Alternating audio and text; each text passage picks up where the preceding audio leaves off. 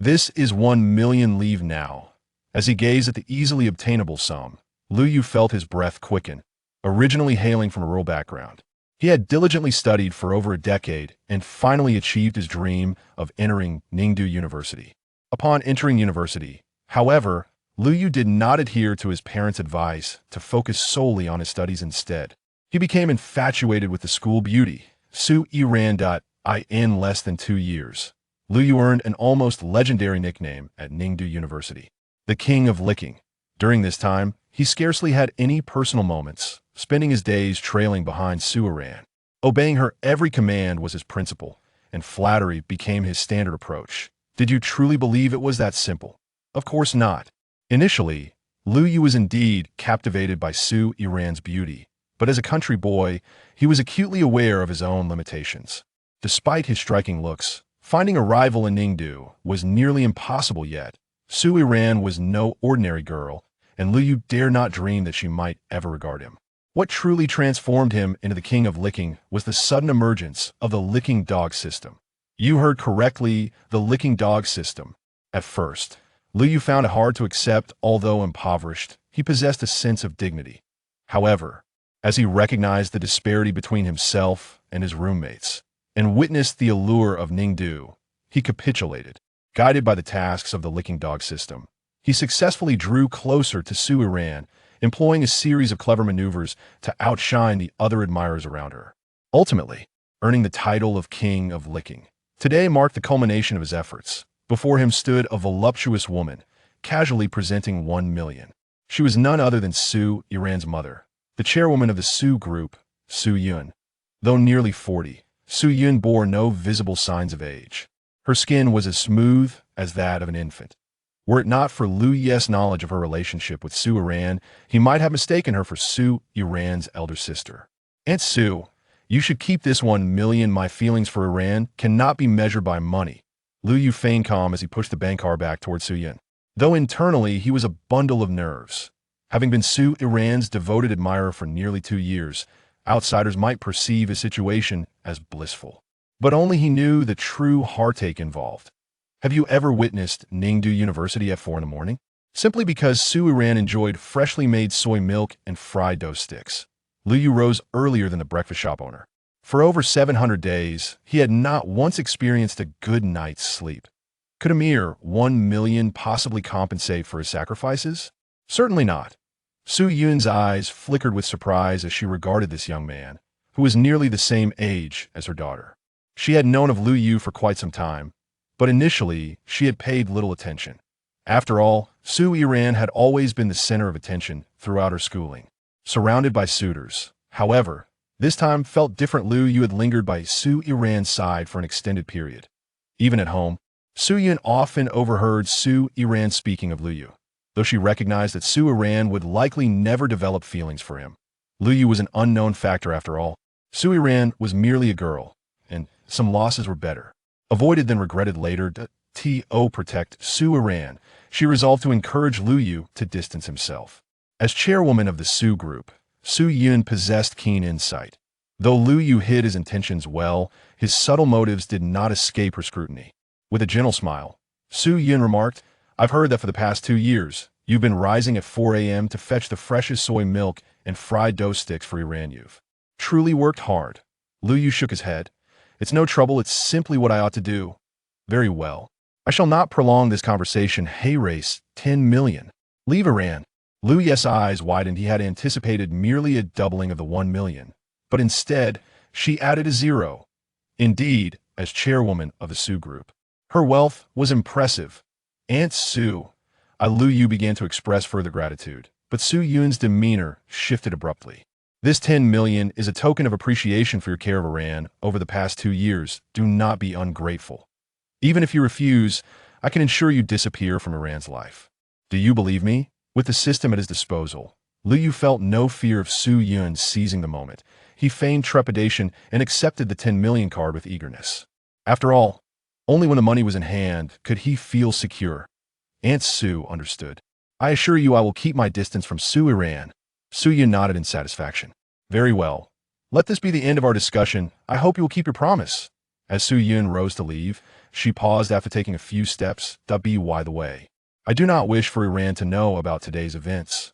Aunt Sue, rest assured I am a professional and will not betray client confidentiality. Su Yiran frowned slightly, but did not dwell on it. After all, she was the one paying Lu Yu to distance himself from Su Yiran. Calling it a transaction between clients was not unfounded. Once Su Yiran departed, Lu Yu gazed fervently at the 10 million bank card in his hand. As a rural dweller, the most money he had ever seen was during tuition payment time, which vanished in an instant. He had never encountered such a large sum before. 10 million. How many tons of rice would he need to sell to earn that? Even after enduring hardships for the past 2 years, this moment was worth it. At that instant, the familiar mechanical voice resonated once more. Ding! Congratulations, host, on completing the school beauty licking task and receiving the licking dog gift pack. Lu Yu's lips twitched. Couldn't they come up with a more appealing name? Now, whenever he heard licking dog, he instinctively thought of himself. After all, the title of Ningdus Licking King was not just for show. Yet, despite his complaints, Lu Yu eagerly anticipated the rewards contained within this licking dog gift pack. Over the past 2 years, while serving as Su Yiran's admirer, he had completed numerous tasks, many of which offered rewards that were unattainable for others. Perhaps this time he would strike something significant. Open the licking dog gift pack. Ding. The licking dog gift pack is now opening. Ding. Congratulations, host, on obtaining the Eye of Truth. Is that all? Reporting to the host, all rewards have been distributed. System, admit it. You are withholding my rewards, aren't you? Reporting to the host, this system operates with fairness, transparency, and moral integrity. Stop. No more unnecessary chatter. He had heard that spiel countless times and was nearly able to recite it from memory. Upon reviewing the Eye of Truth's function, Lu Yu's face broke into a smile. The colorful life of Lu Yu was about to commence. A rather ordinary male college student ambled into the Ningdu 4S store. The sales staff barely glanced at him before resuming their card game. Ningdu University was nearby, and students frequently visited the store to look at cars. Initially, adhering to the principle that all customers are paramount, the staff had patiently attended to them. However, after a month of inquiries and test drives without a single purchase, the shrewd salespeople had abandoned these student clients. Nevertheless, they didn't prevent them from entering, merely ceasing to offer them assistance. The male student, unperturbed by the lack of attention, began to wander around, aware that his modest attire wouldn't suggest he was a potential buyer. Soon, he found himself in front of a black G-Wagon, his eyes gleaming with excitement at the sight of the luxurious vehicle. Good day, would you like some information about the car? A soft voice inquired. Turning, the male student saw a middle-aged woman with a gentle smile. Her suit, however, was wrinkled and ill-fitting, likely borrowed from her husband. Noticing the student and Oppo's gaze, the woman blushed slightly. If you're interested, I can tell you about this model, she said, summoning her courage despite her embarrassment. Nearby, the group of salespeople at the table noticed them. Here we go again. Why waste time on someone who won't buy? Don't be like that.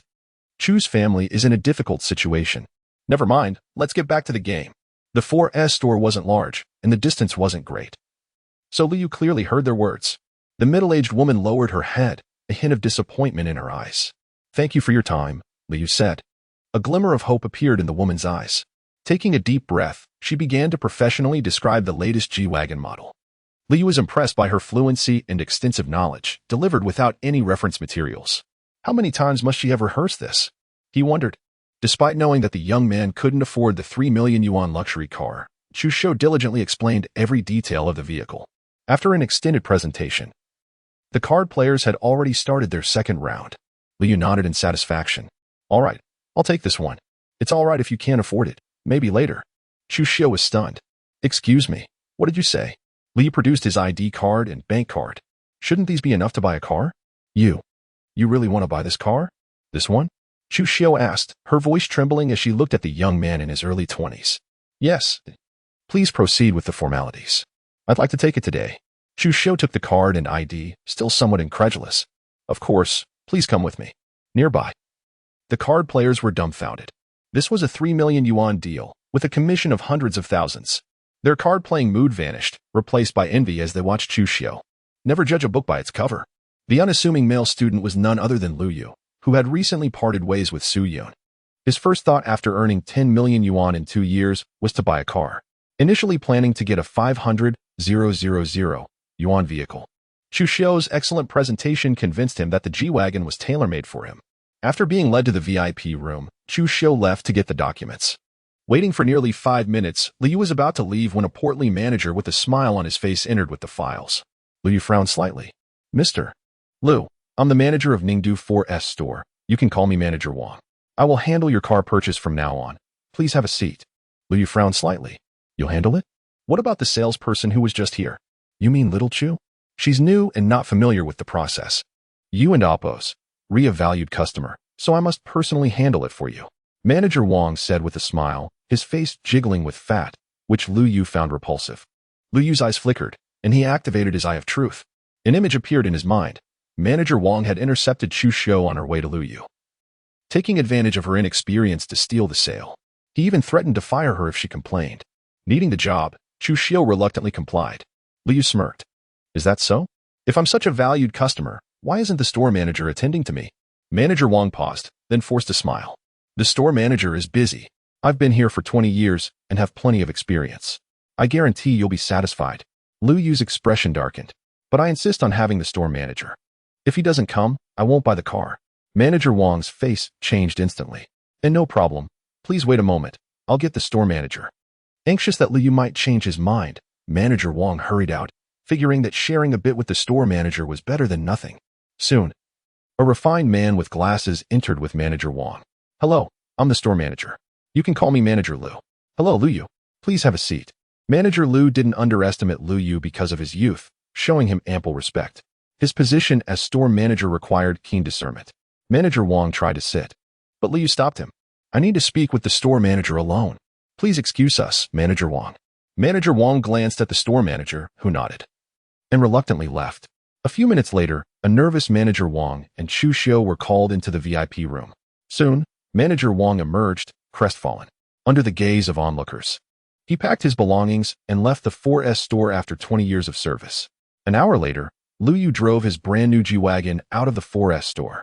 As he stopped at a traffic light, someone began knocking on the window. Lowering the window, Liu Yu looked at the person with a puzzled expression. Chapter 3. The alluring Ningdu, nestled in the heart of the Dragon Kingdom, owes its rapid economic ascendancy to its unique geographical advantages, becoming a magnet for ambitious individuals. Having resided in Ningdu for nearly 2 years, Liu Yu had grown fond of the city. Yet, he never anticipated that such a thriving metropolis could harbor areas akin to impoverished slums, bathed in the glow of the setting sun. The time-worn buildings evoked a sense of impending doom in Liu Yu. His opulent vehicle, valued at 3 million, seemed conspicuously out of place. Let and Oppos, proceed, Chu Xiu murmured, seemingly self-conscious of their surroundings.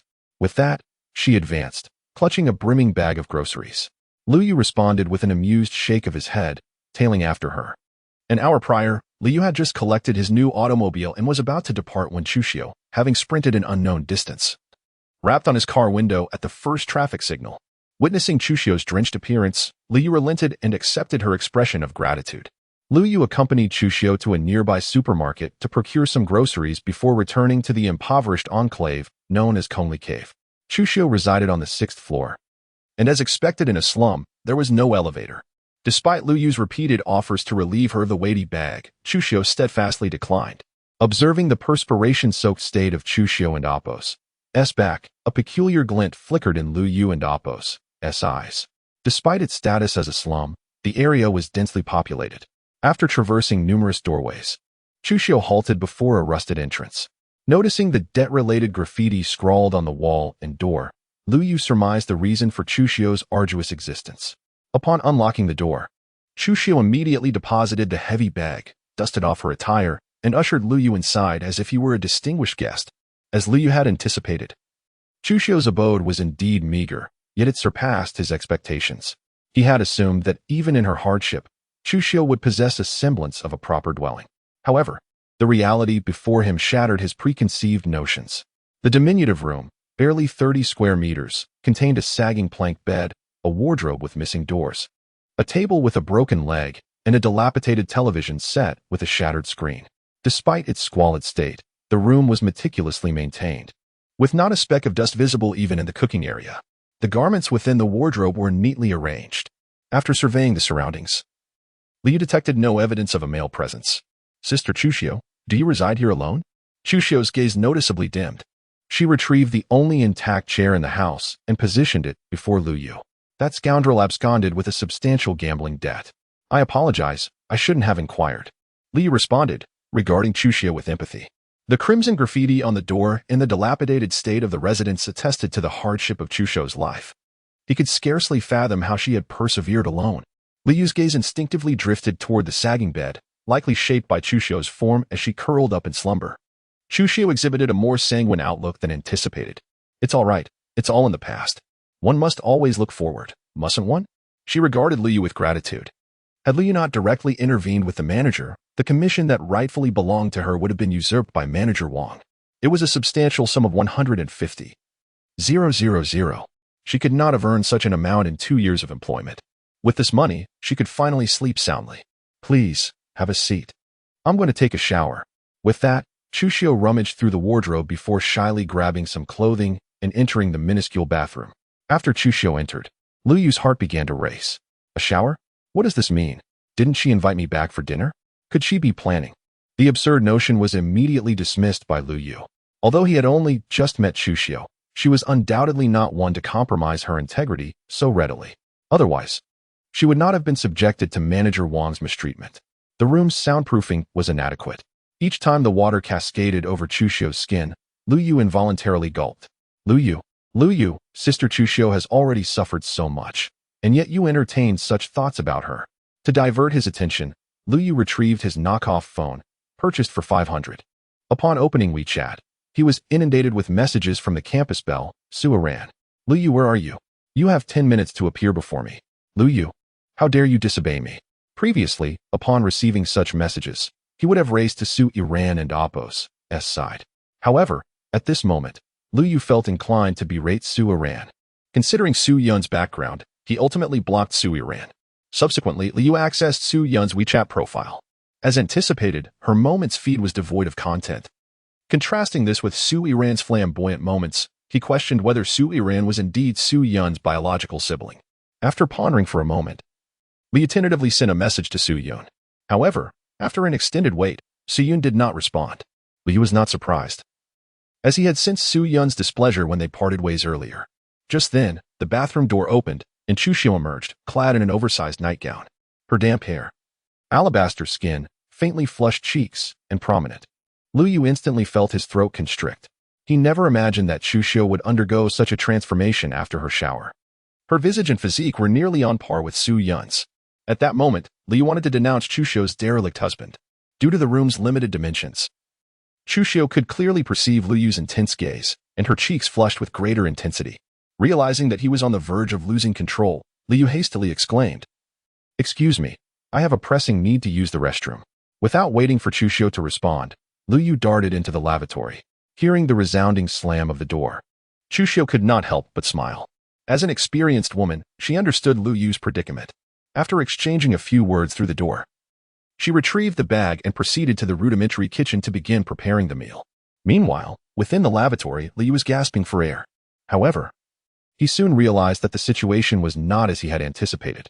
Chuxio's bathroom and toilet were combined, and the lavatory was permeated with a delicate fragrance. It was not difficult to discern its source. Intending to seek refuge, Liu discovered that his mind was even more stimulated than before. Suddenly, a piercing scream shattered the silence. Chapter 4. The savior in the room. Chuxio held a kitchen knife, confronting the two tattooed men who were nearly at her side. Observing Chuxio's trembling hands, the men wore expressions of disdain. "Don't come any closer." Not long ago, a familiar knocking echoed. Initially reluctant to open the door, Chuxio feared involving Liu, prompting her to open it to repay a debt and send the collectors away. However, the two men, seemingly intoxicated, fixed their gaze on Chuxio after receiving the money. Sensing something amiss, Chuxio attempted to shut the door, but how could a frail woman withstand two burly men? She was pushed to the ground, yet without hesitation, she seized the knife she had just been using to chop vegetables, hoping to intimidate them. Nevertheless, she underestimated her own allure. Typically disheveled in their presence, today they beheld her true beauty. The tattooed men licked their lips. "Hey, Chuxio. Your man abandoned you all these years. You must be lonely. If you serve us well today, perhaps we'll extend your reprieve by 10 or 15 days, allowing you a peaceful night's sleep." Wouldn't that be nice? Shuxiu glanced at the tightly shut bathroom door. With the noise they were making, Lu Yu must have heard. Strangely, she found herself hoping that Lu Yu would once again become her savior, rescuing her from this torment. Yet, this seemed utterly impossible, not to mention Lu Yu's courage. His physical stature was already a disadvantage. However, she was not the type to be easily humiliated, and even in death, she would not grant them satisfaction. You're dreaming. Even in death, I won't accompany you. Upon hearing Shuxiu's fierce declaration, the men only laughed harder, clearly unconvinced. As they advanced, Shuxiu pressed the knife to her own neck. Yet even this could not halt their approach. With a pained closure of her eyes, she thought, after enduring so much, to end up like this. Lu Yu, thank you for allowing me a moment of warmth at the brink of my life. Farewell. Just as Shuxiu prepared to take her own life, a familiar voice suddenly pierced the air. Wait. Opening her eyes, she saw Lu Yu standing at the door. Lu Yu possessed a gaze that could pierce through to one's true thoughts and a certain degree of perceptive ability. He had witnessed everything that transpired. If he didn't intervene now, Shuxiu would truly follow through on her intent. She had suffered enough. Without time for gratitude, Shuxiu shouted, Lu Yu, run. Despite her urgent warning, one tattooed man swiftly cut off Lu Yu's escape route. Yet, Lu Yu merely smiled slightly. You can't escape this time. Shuxiu trembled all over. Why did you come out? Wouldn't it have been better to stay inside? Everything was about to end. I'm sorry, Shuxiu, I can't do that. TSK, TSK, TSK. I wondered why you refused to fulfill our wishes. So, you've been nurturing a pretty boy. The tattooed man taunted, glancing at Lu Yu. He's not. Shuxiu gritted her teeth at the man. The tattooed man sneered, turning to Lu Yu. Kid, there's a price for heroically rescuing a damsel. That's debatable. It could very well be you who pays the price. A mysterious smirk played at the corners of Lu Yu's mouth. The two already fuming tattooed men were instantly ignited by Lu Yu's words. Soon, the room was filled with sounds of struggle and screams. Shuxiu had never witnessed such a bloody scene. She covered her eyes with trembling hands. Time passed slowly before the cacophony began to fade. Shuxiu opened her eyes to an unforgettable sight. Lu Yu stood, drenched in sweat, his white shirt stained with blood. His feet planted on the two tattooed men who had been beaten into a pulp.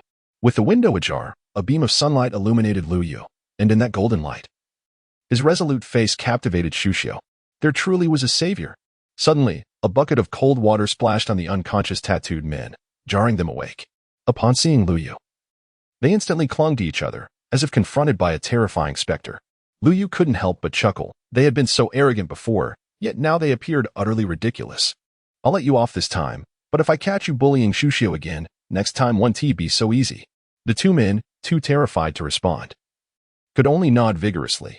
Minutes later, they scrambled out of Shuxiu and Appo's home, fearing they might be apprehended by Lu Yu. As Lu Yu surveyed the blood-soaked floor, he prepared to apologize to Shuxiu, only to be enveloped in a warm embrace.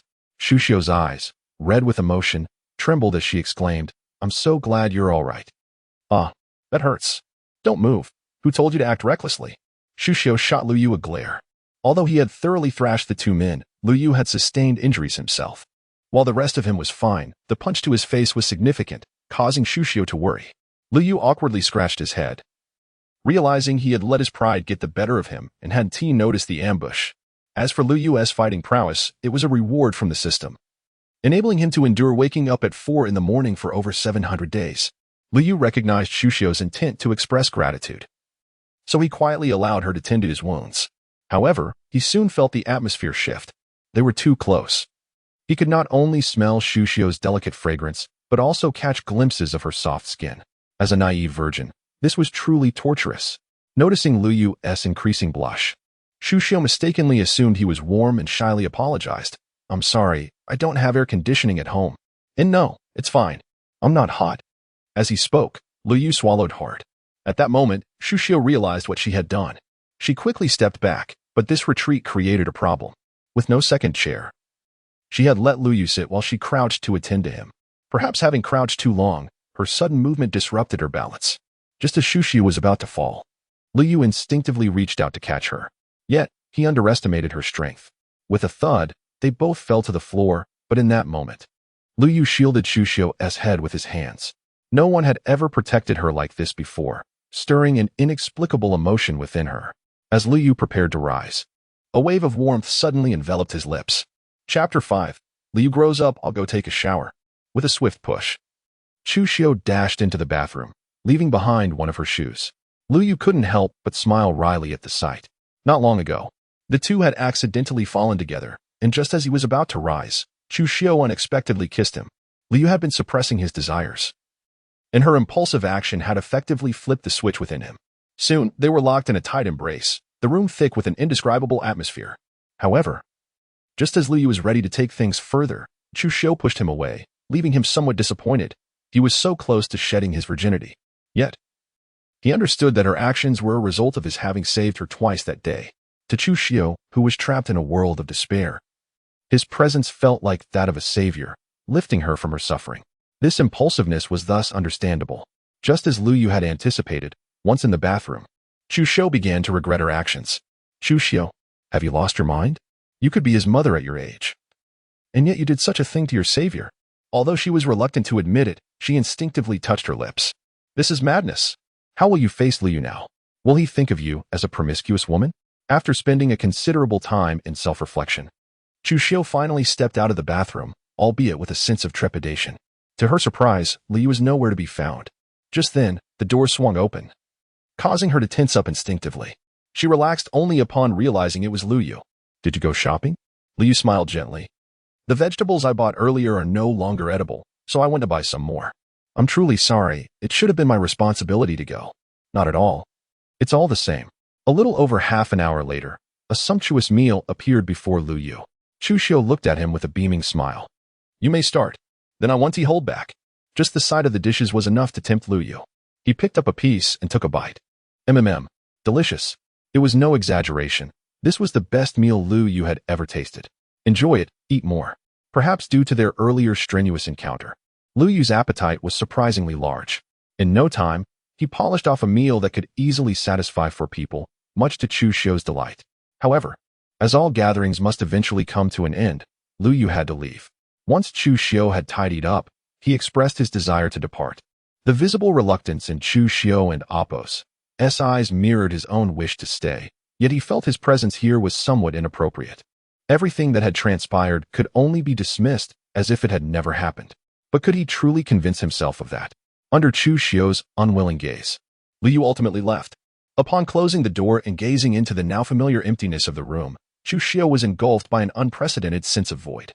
Since her so-called husband had succumbed to gambling, she had lost faith in men, even though she knew that with her looks, she could easily lead a comfortable life. The pain she had endured led her to mistrust all men.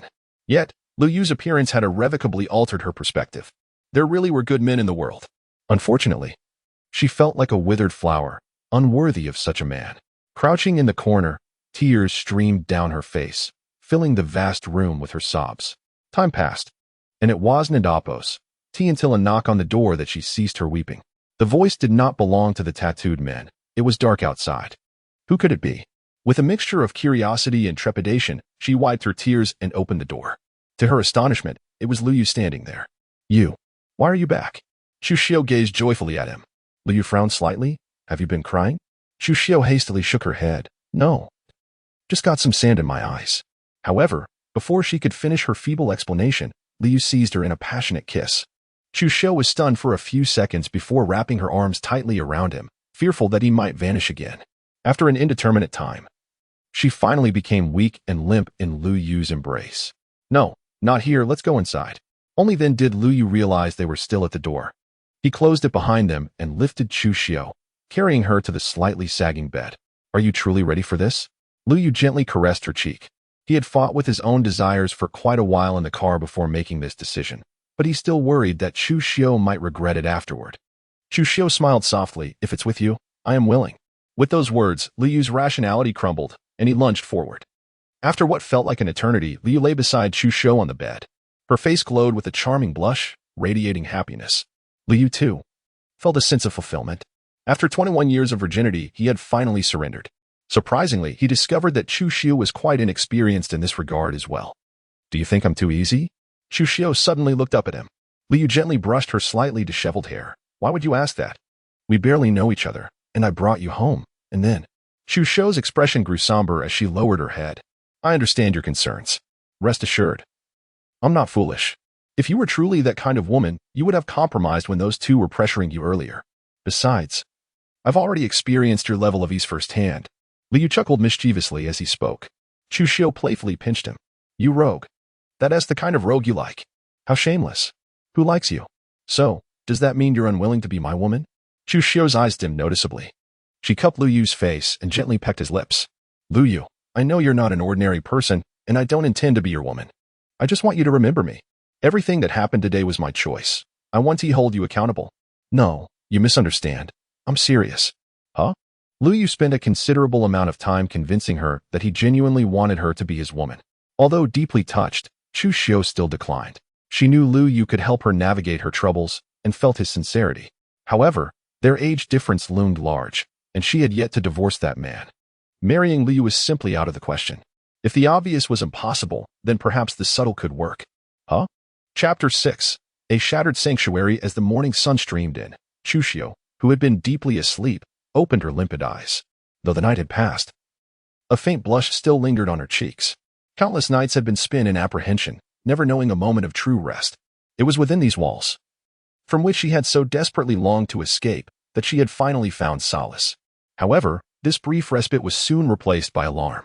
Reaching out, she found the space beside her empty. She sat up abruptly. The room was small, and a single glance revealed that Lu Yu was nowhere to be seen. Panic began to set in, but she clung to a sliver of hope, directing her gaze towards the bathroom. Slipping on a pair of worn slippers, she approached the bathroom door with trepidation.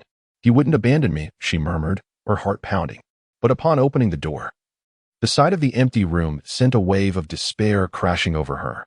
She collapsed to the floor, utterly devastated. She couldn't fathom that Lu Yu, who had professed his love and vowed to care for her for a lifetime just the night before, had vanished without a word. His actions were no different from those of her gambling-addicted former husband. Why did this to me? Why? She sobbed uncontrollably, her face awash with tears. Just moments before, she had been envisioning a new beginning, but reality had delivered a crushing blow. After weeping for an unknown duration, Chu Xiu staggered to her feet and made her way to the makeshift kitchen. There, she retrieved the very knife she had held to her throat the previous day. Without hesitation, she placed the blade against her skin. She had completely relinquished any desire to live. Being abandoned by her husband and burdened with insurmountable debt had already pushed her to the brink. Yet, she had persevered, eking out a meager existence. Lu Yu's arrival had brought a glimmer of hope to her otherwise bleak world, but to her dismay, that light had been so fleeting. Despite her caution, she had fallen victim to emotional manipulation. However, she didn't harbor any resentment towards Lu Yu. She only blamed herself for being so naive and foolish. As she prepared to end her life once more, the door suddenly swung open, and Lu Yu appeared, carrying several bags. His eyes widened at the sight before him. Chu Xiu, he exclaimed, his voice filled with concern. Before he could finish his sentence, she embraced him tightly, the gleaming knife falling to the floor. I thought you had abandoned me too, she cried. After a long while, Chu Xiu finally regained her composure. She learned that Lu Yu had gone out to buy breakfast, and the remote location had caused the delay. He had no idea that his absence would cause such distress. Had he known, he would have left a note. He was relieved to have returned in time, averting a tragic outcome. Seeing Chu Xiu and Appo's swollen eyes, Lu Yu was filled with remorse. He couldn't imagine the depth of her despair in the moments before his return. I'm so sorry for making you worry, he said softly. Chu Xiu shook her head. It's my fault. I shouldn't have doubted you. Her words only deepened Lu Yu's sense of guilt. I promise to take care of you. And I will never abandon you unless you choose to leave, he reassured her. Chu Xiu clung to him tightly. I won't. As long as you don't despise me. I want to stay by your side forever. Having spent the last 2 years as a devoted admirer, Lu Yu was no longer the unsophisticated country boy he once was. He knew just what to say to bring a smile to Chu Xiu's face.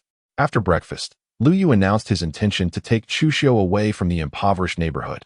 They had discussed this plan the previous night. Although he was a university student and owned a car, Ningdu University was still a considerable distance away, requiring a 2-hour drive. Lu Yu didn't want to waste so much time on the road, and the debt collectors hadn't been completely dealt with. He worried about leaving Chu Xiu vulnerable to their potential retaliation. Chu Xiu had lived in this area for many years, and despite the constant nightmares, it had always been a refuge. Lu Yu gently patted her shoulder. If you want, I'll bring you back here sometime. Chu Xiu smiled faintly. After locking the door, Lu Yu took Chu Xiu's hand, and they left the place behind. She left everything in the room, even most of her clothing. If she was going to leave the past behind, she would do it completely. An hour later, they arrived at a sales office near Ningdu University. When they left, Chu Xiu was holding a property ownership certificate. As soon as they were in the car, Chu Xiu looked at Lu Yu with a hint of reproach. "Didn't you say we were just going to buy a place?" "We are," he replied. "For a million. Is that what you call just buying something? It's just the two of us. We only need a one-bedroom apartment. Why did you buy such a big place?" This was only after she had strenuously objected. Lu Yu had initially been drawn to an even more luxurious residential complex, but she had dragged him away as soon as she saw the price. The apartment Lu Yu had purchased was in the Huafu residential area, not far from Ningdu University, just a 10-minute drive away. Although the price was high, the apartment was fully furnished and ready to move into. "It's just the two of us now." "But that might not always be the case," Lu Yu said with a mischievous grin. Chu Xiu blushed and turned away. "You're such a rogue." However, she was deeply moved. Although Lu Yu was wealthy, he was also forward-thinking, unlike. More importantly, the property was in her name. She had initially refused, but Lu Yu had insisted, and she couldn't argue with him. After leaving the sales office, they went to the nearest department store. Now that they had a place to live, they needed household items and clothing for Chu Xiu. And so, their shopping spree began. Lu Yu was generous, wanting to buy everything in sight. But Chu Xiu kept him in check with a stern gaze. She didn't know how wealthy Lu Yu was, but she was used to living frugally, and thriftiness was ingrained in her. Lu Yu had no choice but to be the dutiful porter. They spent over an hour in the supermarket, spending several $1,000s to buy all the household necessities. Chu Xiu looked at the long shopping list with a hint of distress. Lu Yu smiled and patted her hand. "Don't worry about it. It's time to buy you some clothes." Looking at the dazzling array of shops, Chu Xiu's eyes sparkled. She couldn't remember the last time she had bought new clothes. "Let's go," Lu Yu said, taking Chu Xiu's hand and embarking on their shopping adventure. In just half an hour, Lu Yu's hands were full of bags, but he still didn't think it was enough. However, as they were about to head to the next store, a familiar voice called out to him. "Lu Yu?" Chapter 7. A chance encounter with Gu Shishir. Upon seeing the person before him, Lu Yu's face was etched with disdain. Although Gu Shishir was indeed a campus belle with a prestigious background, his aversion towards her was only second to that of Su Yiran. Over the past 2 years, he had become a sycophant to Su Yiran, eager to please her in every way. As Gu Shishir was Su Yiran's closest confidant, she naturally took it upon herself to command Lu Yu, often exceeding even Su Yiran's demands. Lu Yu vividly recalled a winter's day last year when Gu Shishir and Su Yiran were strolling by the river, and Shishir's hat accidentally fell into the water. Without hesitation, she summoned Lu Yu, insisting he retrieve it despite the frigid temperature of -8 degrees Celsius. Gritting his teeth, he complied, but Gu Shishir offered not a single word of gratitude. Consequently, Lu Yu fell ill for several days, and when he failed to deliver breakfast to the two, he faced a lengthy reprimand from Gu Shishir. From that moment on, Lu Yu resolutely placed Gu Shishir on his blacklist. He had vowed more than once that once his task was complete, he would ensure Gu Shishir paid for her transgressions. To his surprise, fate had it that he would encounter Gu Shishir today while she was out shopping with someone else. The girl standing beside Gu Shishir was familiar to Lu Yu, though he felt no particular fondness for her. Anyone who could befriend Gu Shishir could not be of great merit. Well, Lu Yu, I was wondering why you suddenly stopped replying to Yiran's messages. Turns out you were on a date with another woman." Gu Shishir scrutinized Zhu Xiu, her expression quickly morphing into one of disdain. While Zhu Xiu was indeed beautiful, her attire appeared rather unrefined, and she seemed to be of considerable age. "Does that concern you?" Lu Yu shot a frigid glance at Gu Shishir. Taken aback, she had expected Lu Yu to be flustered upon having his secret exposed, allowing her the opportunity to leverage it against him. After all, toying with Lu Yu was one of her few pastimes. Before Gu Shishir could utter a word, Lu Yu, taking Zhu Xiu, who looked somewhat pale, prepared to leave. The earlier remarks from Gu Shishir had evidently affected Zhu Xiu's mood. Just a few steps away, Gu Shishir's furious voice rang out behind them. "Lu Yu, stop right there." However, it seemed as if Lu Yu had not heard her, as he continued walking ahead. Gu Shishir trembled with rage. She was a pampered young lady, and aside from Su Yiran, few dared to disrespect her. The audacity of Lu Yu, who had always sought her favor, to openly defy her left her feeling humiliated. "Lu Yu, you wait. I will definitely tell Yiran everything that happened today. Even if you kneel before me later, I shall not forgive you." After casting a furious glare at Lu Yu, who was nearly out of sight, Gu Shishir stomped away. Moments later, Lu Yu returned to the car with Zhu Xiu. What had started as a pleasant outing had diminished into a lack of enthusiasm after their encounter with Gu Shishir. "Was that girl your friend?" Zhu Xiu glanced at Lu Yu weakly. Lu Yu chuckled bitterly. She has never regarded me as her friend. To her, I am merely a plaything for her amusement. Really? To alleviate Zhu Xiu's concerns, Liu recounted the torment he had endured at the hands of Gu Shishir over the past 2 years. Upon hearing his tale, Zhu Xiu's heart ached for him, and her eyes glistened with tears. I can't believe you suffered so much at the hands of that woman. As she looked at Zhu Xiu, whose face was now streaked with tears, Liu's gaze softened gradually. It's all right. It's all in the past now. I will not be entangled with them again. After soothing Zhu Xiu, the two enjoyed a meal together. Following their lunch, they returned to the Huafu community with a car full of belongings. Apartment 1201 on the 12th floor of Building 12 was their new home. As Liu opened the door, they were greeted by a brand new world. Zhu Xiu gazed in disbelief at her surroundings. Though it was still far from the lavish homes of the truly wealthy, for someone who had just lived in a slum, it felt like paradise. The comfortable sofa, the pristine coffee table, the impressive 75-inch LCD television, and the fully equipped bathroom and kitchen, all of it overwhelmed her. It was hard to recall the last time she had lounged on a cozy sofa, watched television, enjoyed air conditioning, or soaked in a relaxing hot bath. She once had a seemingly perfect home, but after her family's descent into gambling addiction, she had plummeted from paradise into despair. Is this all real? Zhu Xiu asked, her voice trembling as tears welled in her eyes as she looked at Liu. Liu gently wiped the tears from the corners of her eyes. It is real. From now on, this will be our new home. Wonderful. Thank you, Liu, for appearing in my life. While the home was well furnished with appliances and furniture, they still purchased an abundance of additional items. Liu lost count of how many times he took the elevator to transport everything home. During his last ride in the elevator, just as the doors were closing, an unexpected voice called out. Wait. Liu quickly pressed the open door button, preventing the doors from shutting. A coolly dressed woman stepped inside. Upon seeing her, Liu was momentarily stunned, failing to hear her expression of gratitude. After she pressed the button for the 11th floor, she offered him a graceful profile. It was only when the elevator doors closed behind her that Liu regained his composure, a smile forming on his lips. He never anticipated encountering her here. Though he was curious as to why the aloof woman was present, the elevator doors had closed, and he could not wait for another lift. After all, this was now his home, and he would eventually uncover the mystery. Upon returning to 1201 and placing the last of their belongings down, Zhu Xiu kindly handed Liu a tissue to wipe the sweat from his forehead. Are you exhausted? Would you like some water? Though Liu had never been in a romantic relationship, he could scarcely imagine a more gentle and considerate woman than Zhu Xiu. I'm not tired. Let us hurry and tidy up. After an entire afternoon of cleaning, their new home was finally spotless. As Zhu Xiu beheld the scene before her, her eyes sparkled with excitement. The next moment, she found herself swept into a warm embrace. Ah, what are you doing? Hiki, after all the hard work. Don't you think I deserve a reward? No, I'm all sweaty. That's all right. We can wash together. No, I don't. Chapter 8. Returning to school, the moonlight remained unchanged, as did the beloved one. Yet the environment surrounding them had undergone a profound transformation. What troubles you? Liu inquired, observing the furrowed brow of Zhu Xiu, who leaned against his chest. With a hesitant bite of her rosy lip, she asked, Are you returning to school tomorrow? A faint smile graced Liu's lips. What? Do you not wish for me to leave? Zhu Xiu shook her head, having recently experienced the warmth of a man's presence. She was reluctant to be alone in such a vast house. Do not worry, the school is nearby. I shall return frequently in the evenings. As for you, take good care of your health in my absence, or else. Liu and Apos, S words trailed off with a suggestive smile. Zhu Xiu and Apos, S cheeks flushed crimson. Fully aware of Liu's implication, previously, she had lived frugally, often subsisting on a single meal a day, and had not dared to dream of nourishing delicacies.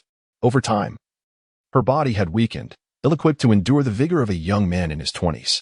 With that, Liu produced the new phone he had purchased that day.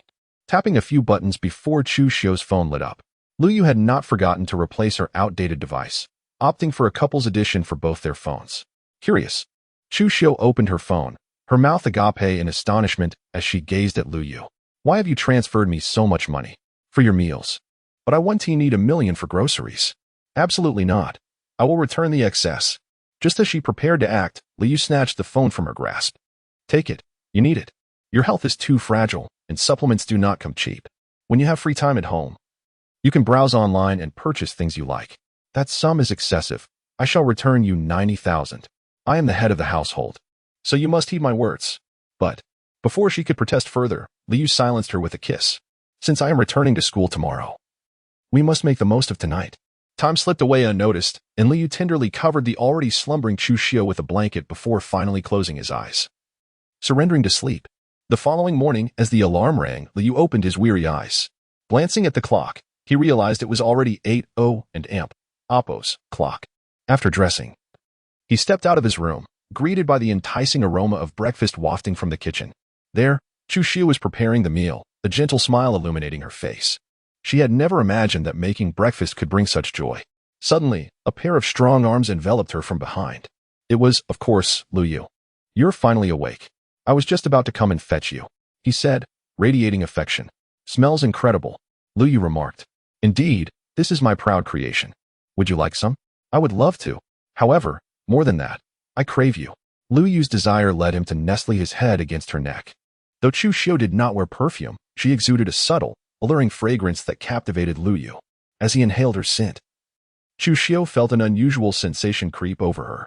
Yet, recalling her own frailty and Liu Yu's remarkable energy, she gently pushed him away. No. After breakfast. You must go to school or you will be late. Do not fret. Class begins at 9:30. We still have time. I insist. You must go. Seeing the serious expression on Chu Xiu and Oppo's face, Liu pouted in displeasure. Unexpectedly, she burst into laughter, pulling him into a comforting embrace as if soothing a child. All right. Now is not the time. You know my condition. Let us wait until tonight, shall we? Chu Xiu felt a thrill at Liu Yu's yearning for her. Very well. After breakfast and a lingering kiss goodbye with Chu Xiu's watchful gaze upon him, Liu reluctantly exited the room. Despite now possessing a fortune of 10 million, he found himself wary of spending.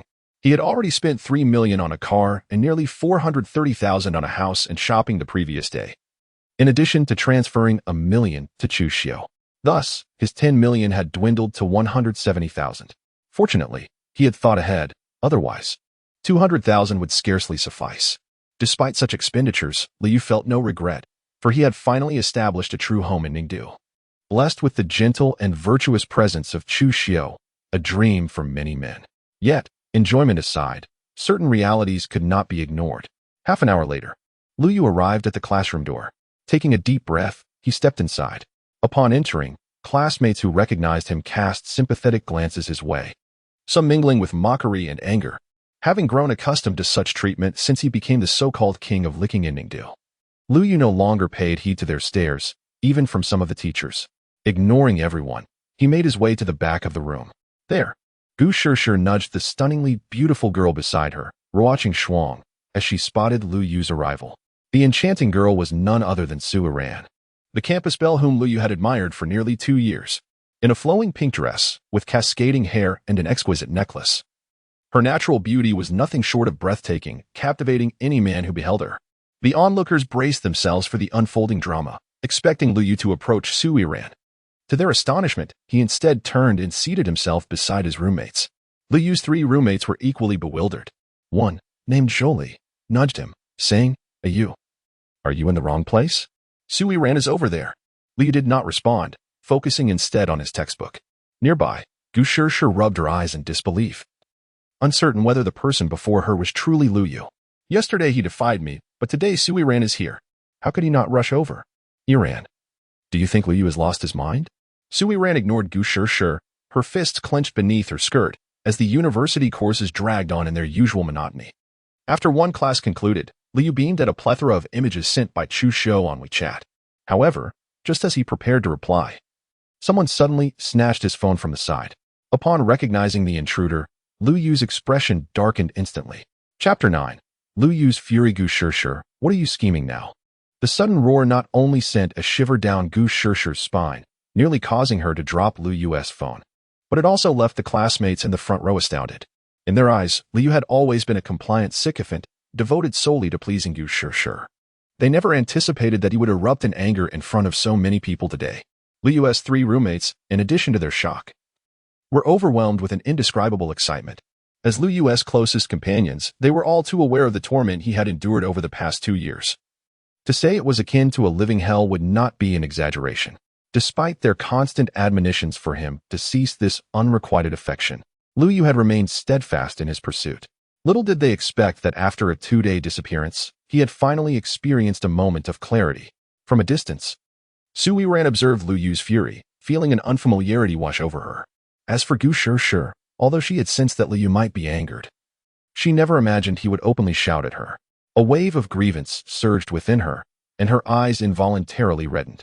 Throughout her life, she had never been yelled at by anyone. Despite her pitiable appearance at that moment, Lu Yu harbored no sympathy.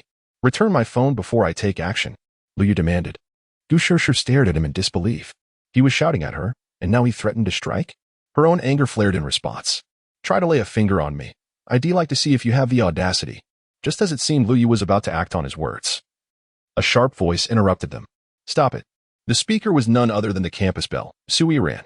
With a stoic expression, she stood up and approached Gu Shir, snatching Lu Yu's phone and promptly returning it to him. Shir was merely joking with you. Here, your phone back."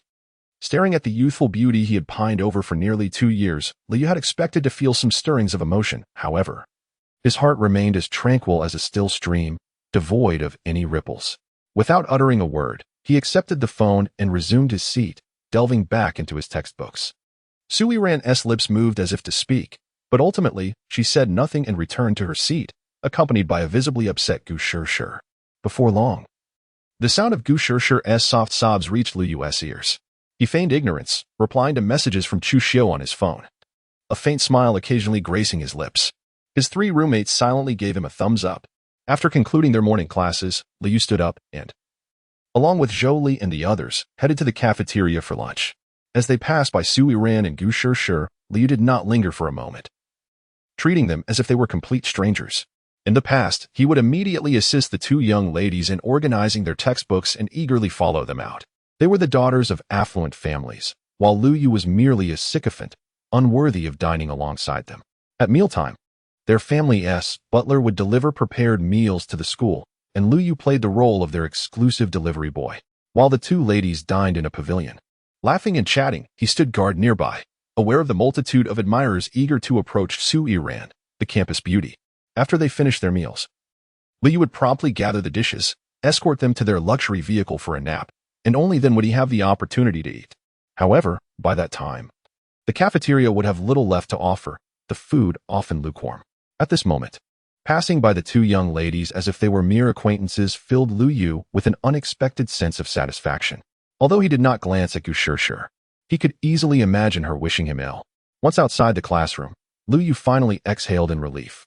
He had been apprehensive that the 2 ladies might seek to create more trouble, but it appeared that he had overthought the situation. After all, he was merely a sycophant. With a self-deprecating smile, he followed Zhou Li and the others to the cafeteria. A mere 10 minutes later, steaming dishes were laid out before him. Taking a small bite, he acknowledged that while it did not compare to Chu Xiu's culinary skills, it was one of the few warm meals he had enjoyed at school. As he ate, his 3 roommates occasionally glanced his way, their expressions suggesting they were on the verge of asking something. "Feel free to inquire," Lu Yu said, gazing at them mildly. At Ningdu University, he had become the subject of ridicule as a sycophant, yet only these 3 roommates regarded him as a true friend, persistently urging him to find his way back. After exchanging glances, the trio finally voiced their curiosity. Are you truly not planning to continue being Su Yiran's sycophant?" Lu Yu smiled slightly. Isn't it evident?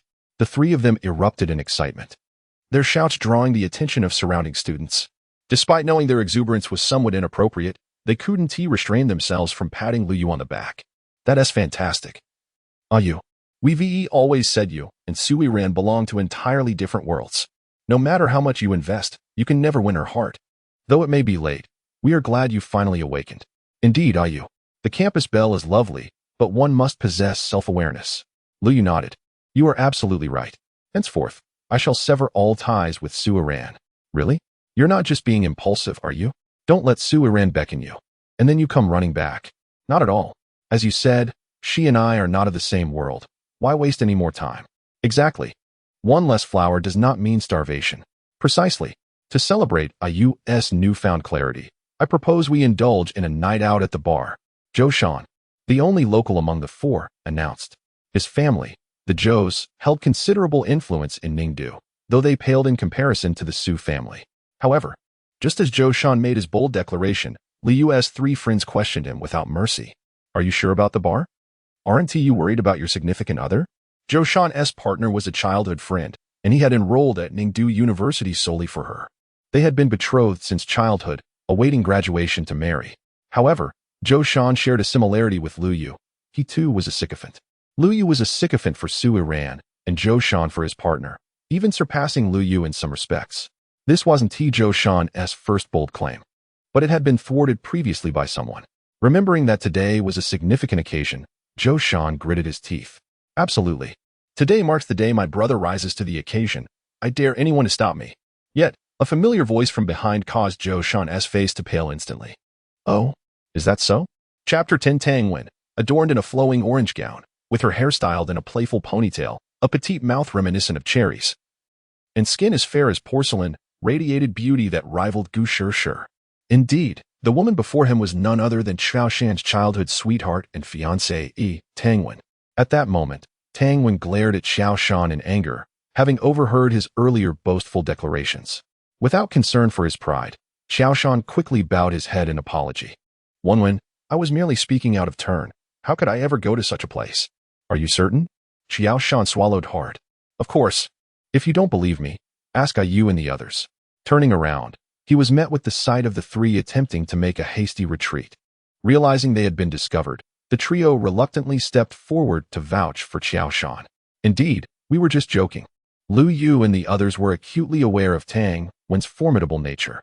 Not only was she the president of the school's taekwondo club, but she had also triumphed in the National College Taekwondo Championship. Had they not witnessed her prowess firsthand, they would have never believed that such a slender figure could unleash such overwhelming strength. Apart from Lu Yu, both Zhou Li and Lu Hai had fallen victim to Tang Wen's lessons on numerous occasions. In addition to her extraordinary martial skills, Tang Wen possessed a notoriously fiery temperament.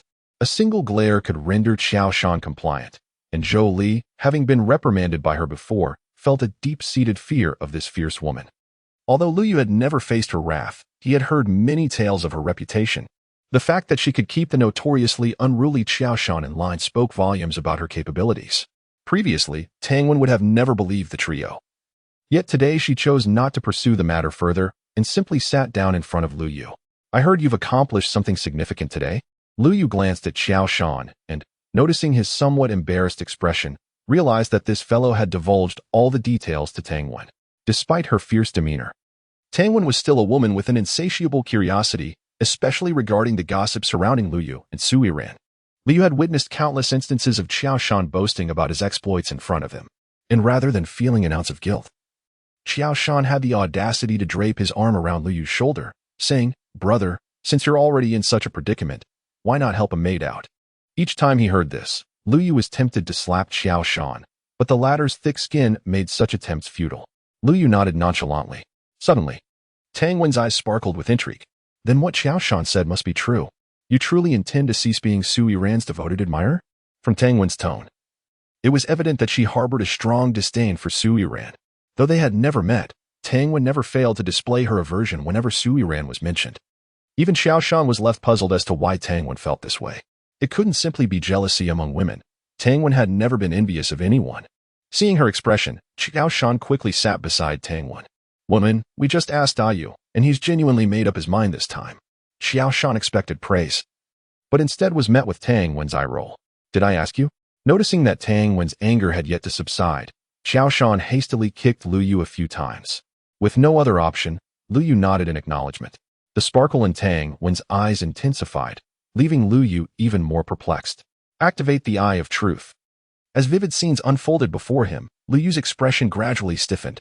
Tang Wen actually. Yu, what's wrong? Xiao Shan asked, perplexed by Lu Yu's demeanor. Lu Yu cast a sympathetic glance at Xiao Shan. I'm fine.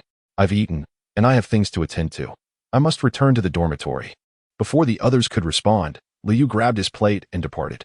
As Lu Yu walked away, Tang Wen's gaze flickered with intensity. It was only after exiting the cafeteria that Lu Yu let out a sigh of relief. Driven by curiosity, he had used the Eye of Truth on Tang Wen, only to uncover her secret. Casting one last look back at the cafeteria, Lu Yu shook his head and continued on his way. However, he had scarcely taken a few steps when a graceful figure obstructed his path. Feeling increasingly conflicted, Lu Yu's emotions swirled upon recognizing the person before him. What do you want? The coldness in his voice made the individual flinch, but she quickly regained her composure. Why have you been ignoring me these past few days? Why did you delete me from WeChat? And today, why did you treat Shi that way? Familiarity and reproach tinged her questions. Yet Lu Yu was no longer the man he once was. Su, the campus belle, you pose so many inquiries. How am I to respond? Answer them one by one. I require a reasonable explanation. If you fail to clarify, you know the consequences. Su Yiran's gaze bore into Lu Yu. What shall I do then? I have little desire to explain. What? Su Yiran, I have indulged your whims for nearly 2 years. It is enough. From now on, I wish to be myself. If there is nothing else, I shall take my leave. With that, Lu Yu turned to depart. Yet, after taking a few steps, he halted. Furthermore, the events from earlier have caused me considerable distress. Thus, I hope that we may simply remain strangers while on campus. Without waiting for Su Yiran to respond, Lu Yu exited with an air of nonchalance. Su Yiran stood rooted to the spot, her mind echoing Lu Yu's earlier callous words. Whims? Being oneself? Strangers? Time passed. And Su Yiran bit her crimson lip, watching Lu Yu's retreating figure. Lu Yu, you will come to regret this. After bidding farewell to Su Yiran, Lu Yu returned to his dormitory. Lying on his bed, he pulled out his phone and saw a video from Shu Xiu. The video showcased Shu Xiu preparing an extravagant feast, its appearance tantalizingly appealing. Knowing that Lu Yu would not be able to partake, Shu Xiu had playfully teased him. Lu Yu, aware of her intentions, quickly crafted a response. On the other end, Shu Xiu had prepared the meal and sent a video to Lu Yu. Yet he had not replied. The once appetizing spread now seemed less appealing. Suddenly, his phone vibrated, prompting Shu Xiu to hastily check it, revealing Lu Yu's message. Eat well, otherwise. How will you have the energy for work tonight? Reading Lu Yu's bold words, Shu Xiu's face flushed crimson. Rogue. After spending some time chatting with Shu Xiu, Lu Yu prepared to set his phone down for a moment of respite. In the past, he would have been by Su Yiran and Gu Shishir's sides. And it had been ages since he had enjoyed a proper afternoon nap. He resolved to indulge in one today. However, just as he closed his eyes, his phone buzzed once more. Lu Yu initially presumed it was a message from Shu Xiu, but upon opening his phone, he was taken aback by the identity of the sender. After a moment's hesitation, Lu Yu slipped on his shoes and left the dormitory. Chapter 11. Gu Shishir, what do you need? Lu Yu inquired, his tone laced with impatience as he regarded Gu Shishir. Indeed, she was the one who had summoned him. It then dawned on him that he had overlooked deleting her contact information when he purged Su Yiran and Appos. Initially, he had been disinclined to come. Figuring that having clarified matters with Su Yiran, he might as well sever ties with Gu Shishir to prevent future capricious whims. However, Gu Shishir perceived it differently. Despite sensing Lu Yu's annoyance, she surmised that his presence indicated he was still pliable. Apologize to me, she demanded, a hint of triumph in her gaze. Lu Yu was hardly surprised. En route, he had anticipated Gu Shishir's intentions. After all, he had played the role of her devoted admirer for nearly 2 years, granting him insight into the capricious nature of this young lady. If you're referring to the incident in the classroom this morning, I regret to inform you that I did nothing wrong and therefore, I decline to apologize. What? You reduced me to tears, and you claim no wrongdoing? Pray tell. Did I lay a hand on you? No. I merely raised my voice at you. If your emotional resilience is lacking, how is that my concern? Gu Shishir's fair cheeks flushed crimson. Regardless, it's your fault. If you don't apologize today, I'll reveal your dalliances with other women to Iran. Lu Yu's brow furrowed. He had assumed Gu Shishir had already divulged the information, but it seemed she possessed a surprising degree of restraint. Feel free to do so. I'm indifferent. I preemptively clarified matters with Su Yiran before seeing you. We are now strangers. What? Strangers? Lu Yu, have you lost your senses?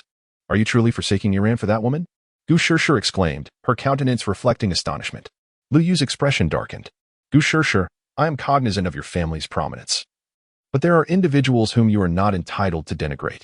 Gu Shishir swallowed nervously, witnessing Lu Yu's earnestness for the first time.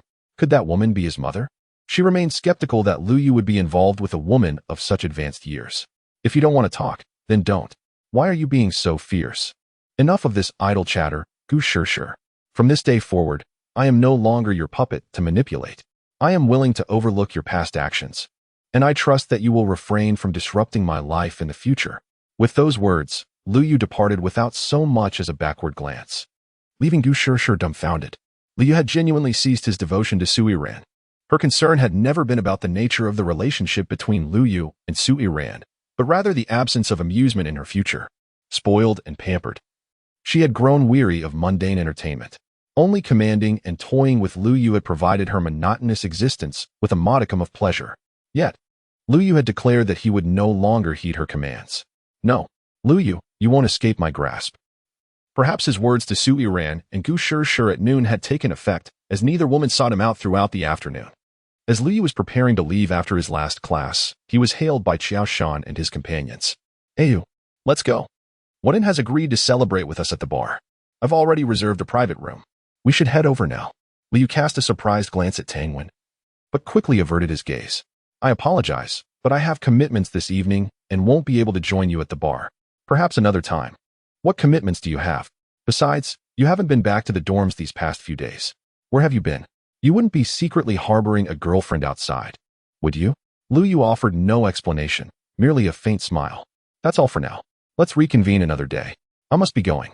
Lu Yu's departure only solidified Qiao Shan and his companion's suspicions that he was indeed involved with someone. Ayu must have a woman on the side.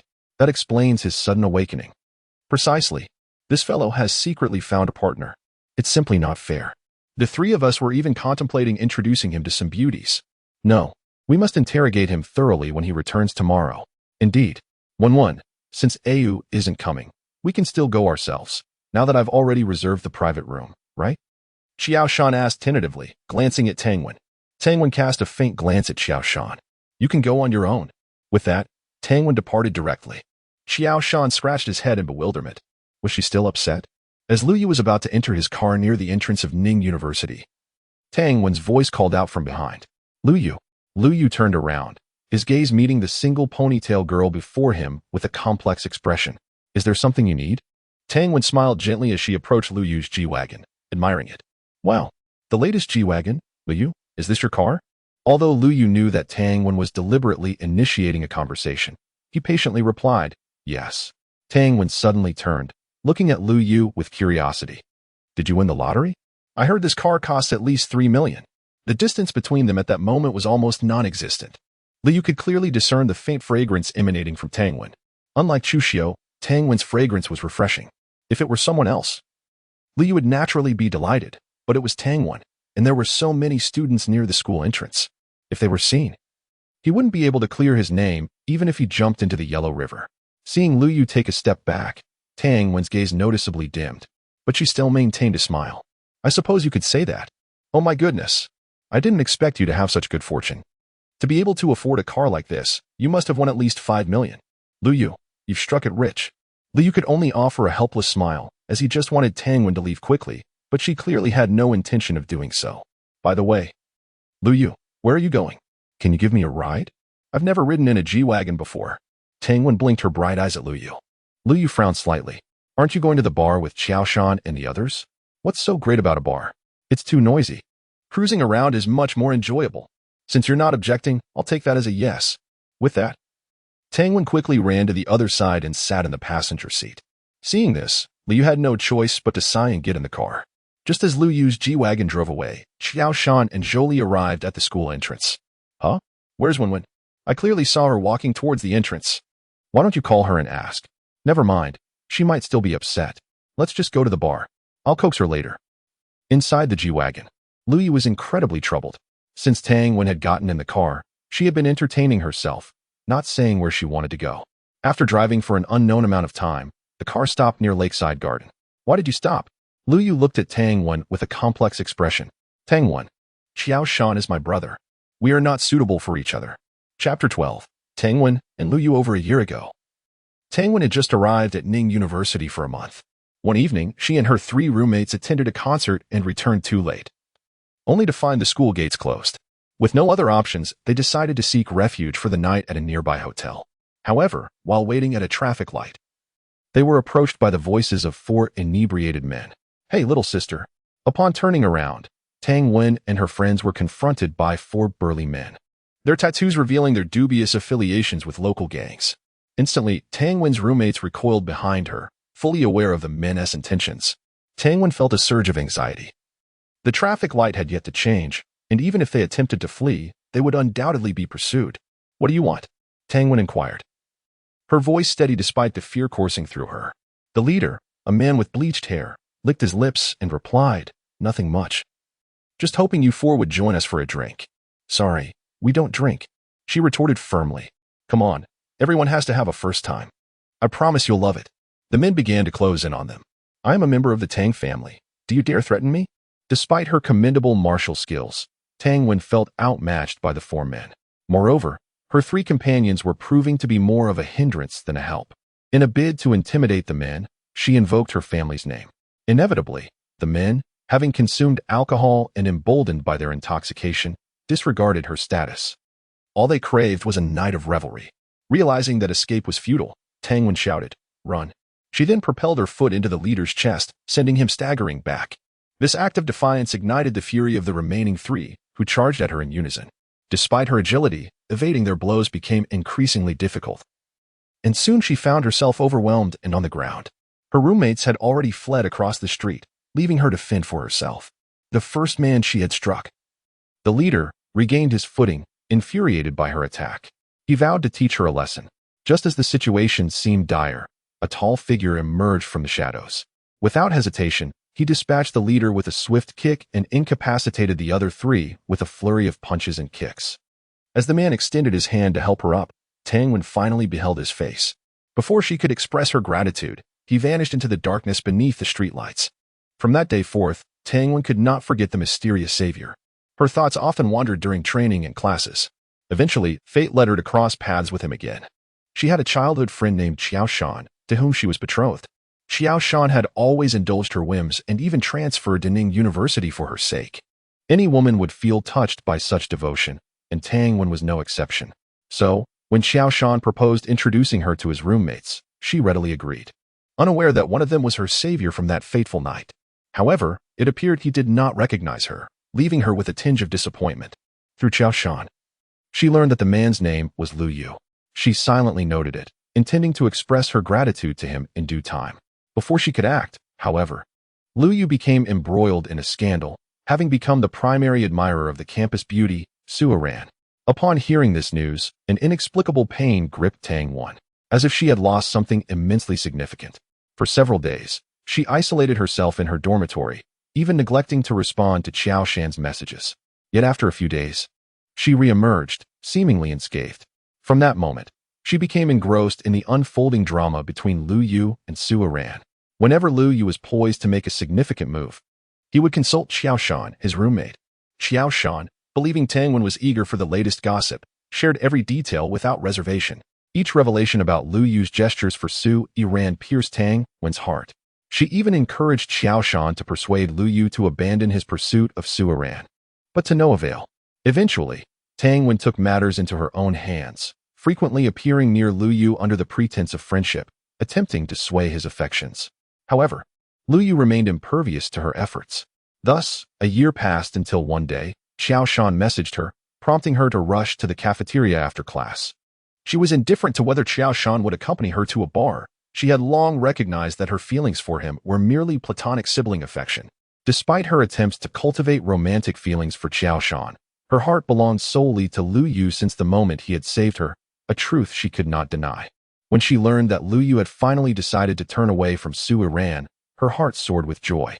Had it not been for Xiao Shan and his friend's presence, she might have confessed her feelings to Lu Yu on the spot. In fact, her agreement to accompany Xiao Shan to the bar was motivated by the desire to declare her love to Lu Yu there. To her dismay, Lu Yu outright rejected her.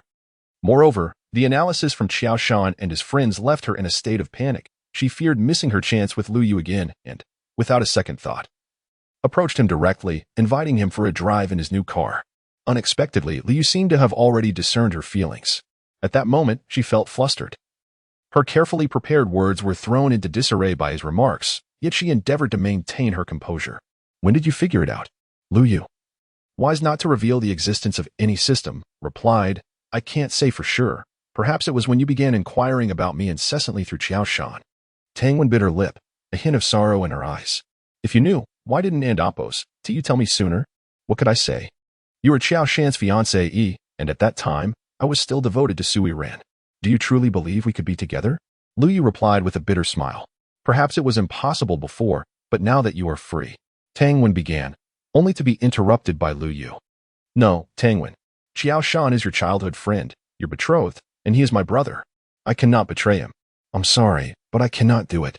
Tang Wen's heart ached. She had yet to confess her feelings and had already been turned down. No wonder those who suffer heartbreak weep so profoundly. It was indeed a painful experience. Suddenly, determination surged within her. No, I will not give up.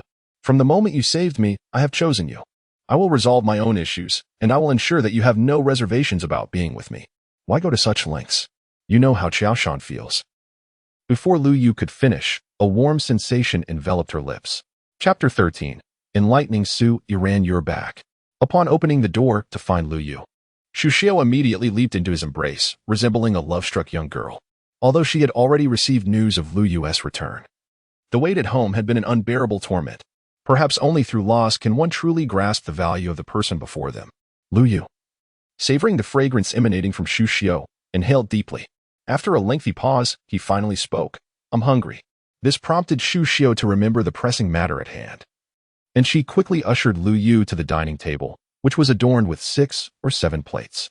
Though these were merely homely dishes, each was lovingly prepared by Xu Xiao. Just the sight of the food made Lu Yu's appetite surge.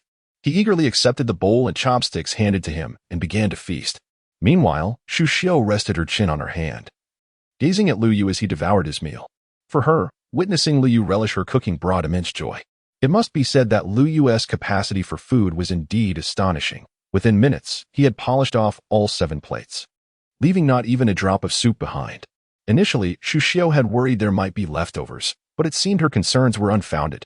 Following their meal, the two nestled together on the sofa. Xu Xiao retrieved her tablet to share her recent online shopping haul with Lu Yu. Since Lu Yu had forbidden her from returning to work, she had succumbed to boredom at home and embarked on a shopping spree.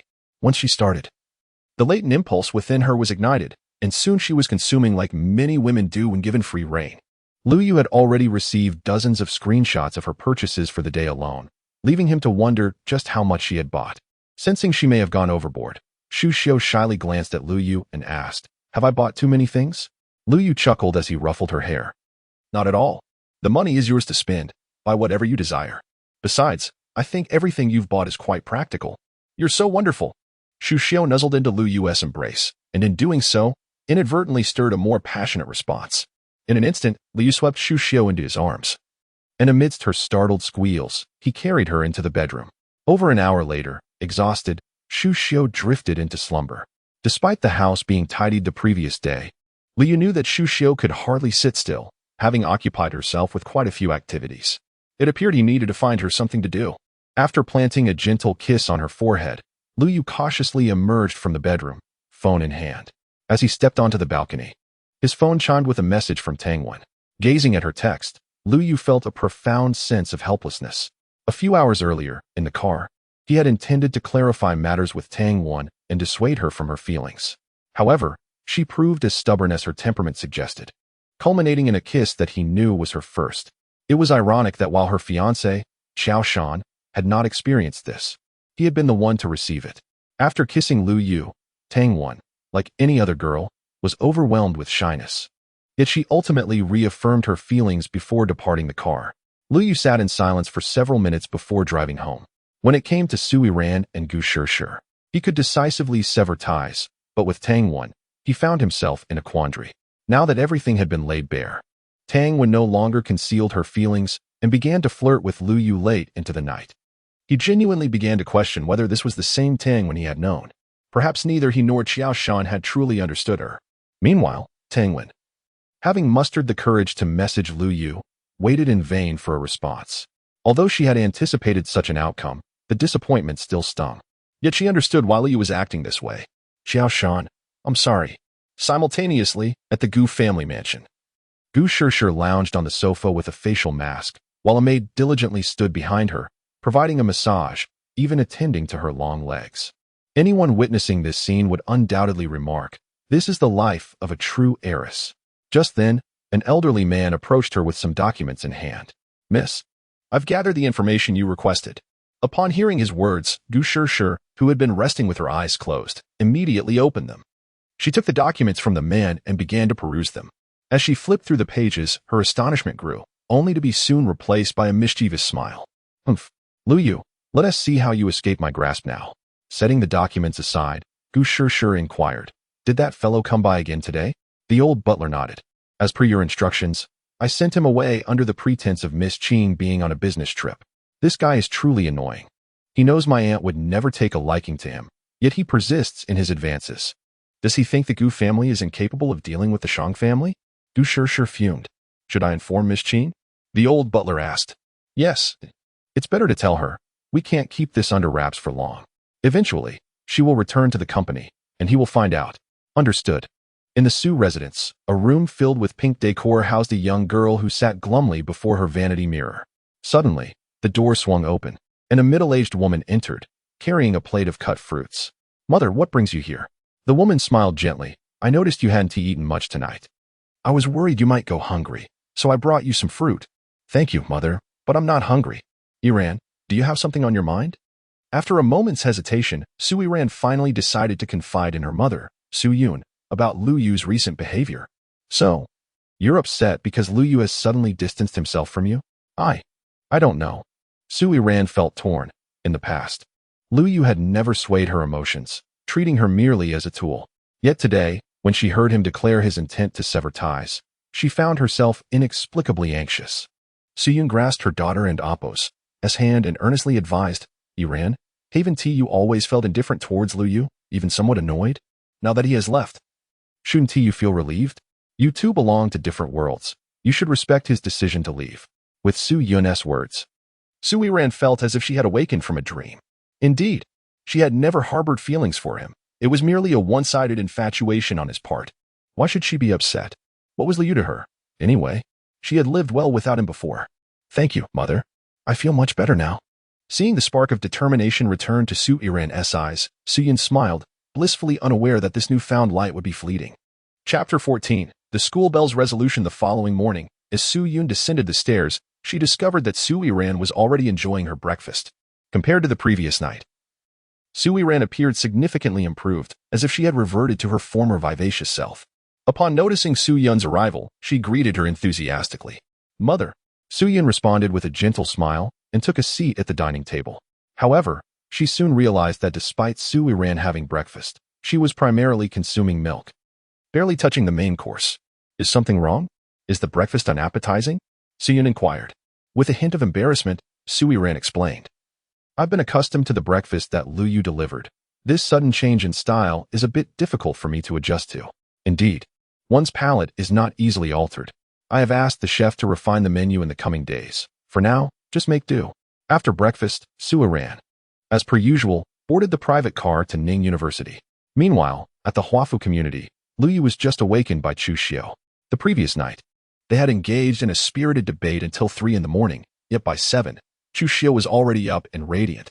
In stark contrast, Lu Yu appeared lethargic, on the verge of falling asleep at any moment. Serves you right for lacking restraint. Chu Xiu chided. Lu Yu perfectly embodied laziness, requiring Chu Xiu's assistance even to get dressed, leaning heavily on her as they made their way to the dining table. Upon reaching, he opened his mouth wide, clearly indicating he wanted her to feed him. With a playful pinch, Chu Xiu promptly placed a piece of egg into his mouth. After finishing breakfast, Lu Yu felt somewhat revitalized, yet he did not rush to leave. Instead, he indulged in affectionate moments with Chu Xiu on the sofa. She found herself amused, perceiving him as a clingy child, yet she relished this feeling of being needed. After a tender kiss goodbye, Lu Yu stepped out of the house, his spirits lifted. Upon entering the elevator, he adeptly pressed the button for the first floor, but the elevator soon halted at the 16th floor. Anticipation surged within him. Would he encounter her? As the elevator doors opened, the answer revealed itself, not the person Lu Yu hoped to see, but rather an unsuspecting middle-aged couple.